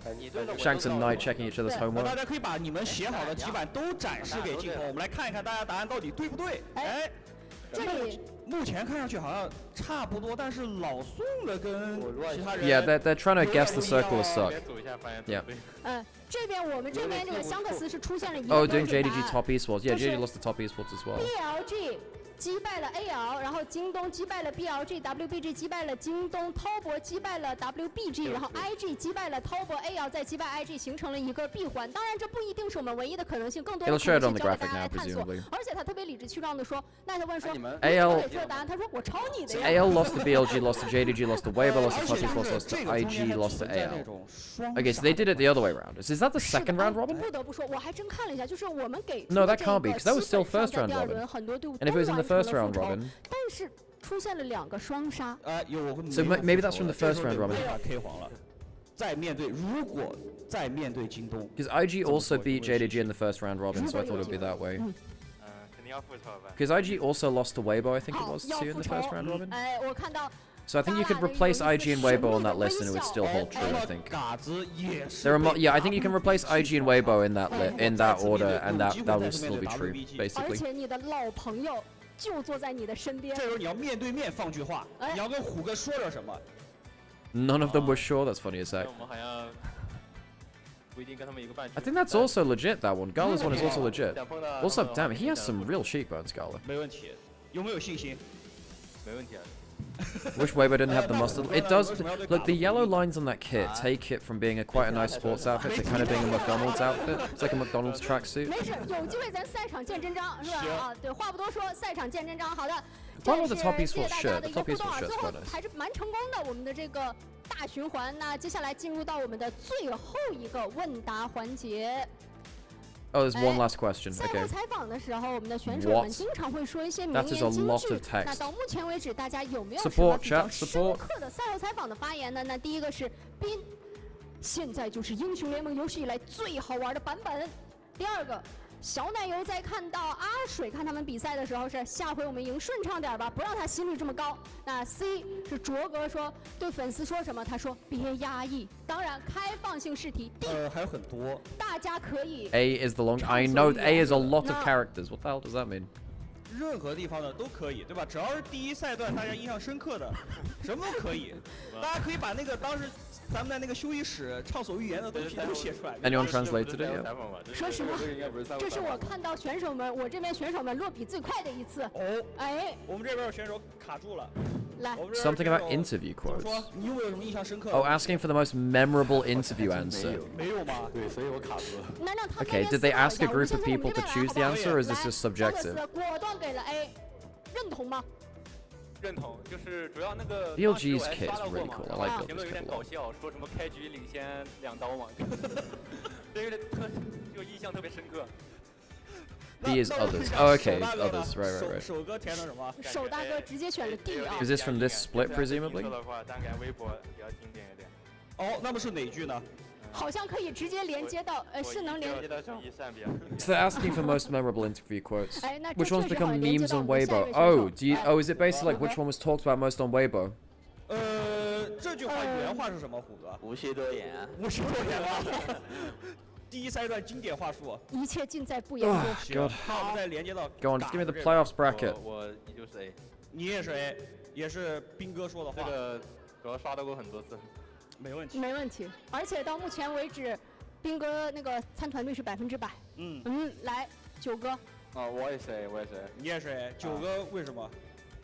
就印象比较深吧，就会第一时间脑海里想到这句话。哎，那我有点好奇，因为同样都是上路选手，你觉得他说的话对吗？就是你 See 支 his 持 draw 就是 telling 这个版 fans 本 don't be 目前 depressed 就 at 非 their 常好玩的 results, 一个版本吗 right? 好玩不这版本？好玩不？ God. 感觉挺好玩的，因为上个版本玩的有点腻了。哎。 Can you put some dangling keys on the side? Yeah, I gotta. Let me go find a. Let me go find some like street surfer gameplay. 没啥 Let me go find like street surfer. 地位是比之前有所提升，至少在后期的画面里，对吧？那绝对没什么提升，没提升，都吃不到线，好吧？我绝对为上单发言一下，这线都被双 C 吃了。行，双 C 地位还是太高了。设计师，你听听上单玩家的心声。哎，那我看一下卓哥的答案呢？我选 C， 因为是我自己说的话，我可能不选。然后比较意外的就是，没想到在场的没有一个选 C 的，因为我坐在这里了，大家难道就不会压抑吗？有点失望了，对啊，有点难过，失望啊！回想起刚才化妆间的欢声笑语，没想到上面没一个人选自己。是的。而且那我就提前爆料一下，因为我们之前让就是各个队长给粉丝朋友们送个祝福，然后呢。卓哥给粉丝朋友们送的祝福是希望大家在新的一年里不压抑。哇，我当时听到惊呆了。没问题，现在卓哥不压抑代言人，好吧？我要为自己代言的。确实。那老宋，卓哥不用失望了。 There you go. Have your Minecraft parkour. What? Why was that so loud? 很早就写好，他没有临时改答案啊，就很早就写好的。那老宋为什么对这句话特别印象深刻？其实3句我今天才听到。Have your Minecraft parkour. 我有点跟不上版本，然后感觉卓哥这句话还可以，对，听到就记到了。God, give us the playoff bracket already. 没事，咱们继续加油，好吧？那梦琪呢？你的答案？选的 A， 选的 A， 为啥？就是印象比较深刻。 Didn't think it would take this long. They're doing a whole damn game show, man. 那为什么我们把这一个放在我们问答环节的最后一个呢？就是希望各位再等一下，我们选对以后互相可以放狠话，或者说来表达为什么要选择对方的时候，也能多给我们制造一些名言金句啊！就靠各位了，好不好？行，我相信大家天赋也都不差，对吧？就是放狠话这一块的都加油。好。那通过 they need to bring back like the spirit of God Glow for this. 比较有趣的一个环节。那在放松之后，我们很快就将正式为大家迎来选队仪式。那首先由我来为大家介绍我们选队仪式的一些规则。登峰组前4的队伍将会依据组内赛的名次依次选择骑士之路的胜者队伍来作为淘汰赛第1轮的对手，选择的顺序依次为 AL。BLG、WBG、北京 JDG 拥有选择权的队伍，在同步选择开始后，将有1分钟的时间在队伍池中进行选择。超时未选择，将默认选择组内赛排名更低的队伍。若剩余队伍来自不同组别，则默认选择坚毅组排名更低的队伍。好，准备好了吗？我们各位队长。好，准备好了，我想大家准备好 ，Let's go！ 我们选队仪式正式开始。首先，让我们有请登峰组组内赛排名第1的战队。Oh, so we've got. So these are the seeds. We finally got it. Okay, all right. Let me shut this off. 可以把我们的题板放到身侧，然后来到我们的舞台中。Okay. 开始你的选择。 So AL get to choose their opponent. So does he have to go over and choose someone? So I'm going to assume that they're going to choose IG. I think they choose IG. They're picking their opponent now. So anyone's legend are choosing their opponent now. Only 1 minute to consider. 各位召唤师们也可以期待一下。好，准备好了吗？好，那么接下来有请单词队长 anyone's legend picking? 自己的对手。 WE. WE. So they're not choosing IG. They're choosing WE, just the lowest seed. I think that's a little ballsy. I actually think that Monkey's one of the better junglers. I'm somewhat surprised that's the choice. I would have chosen IG. I would have chosen IG. So then BLG, who do they? I guess BLG would choose IG then. BLG get a. I think yeah, BLG just choose IG and get away with that. Speed 2, to be fair too. Monkeys versus Tarzan's gonna be a good matchup. 好，等着，好，我们一起期待一下。那也请2位队长分享一下对于淘汰赛的一个目标和展望。目标就是先干掉他们，目标先干掉 WE。好，来了 ，WE。被 AL 看清了呢，我觉得就是等着吧，我们会打回来的。用赛场的表现来证明自己。好，感谢两位，两位也可以非常仪式感来进行一个碰拳。好，同时回到各自的座位上，我们期待。来吧，我们第2组 BLG 有请队长 Knight 选手。So BLG, I presume, will choose IG. 准备好了吗？好，请开始你的选择。Oh, they choose NIP. They don't choose IG, they choose NIP. 在最近的采访当中，Knight 选手还说想要和卓哥一起去旅行。Okay, so they're the first team to choose a team out of order. So IG. So basically, they view NIP as weaker than IG, despite the fact that NIP beat IG in the best of 5. I'm surprised that they pick it. I thought that IG didn't look great. I thought they'd choose that. So now Weibo presumably. Ooh. Do Weibo choose JDG, who they beat before? Oh, they can't choose them. It's between Top Esports and IG. They'll choose IG. They'll choose IG.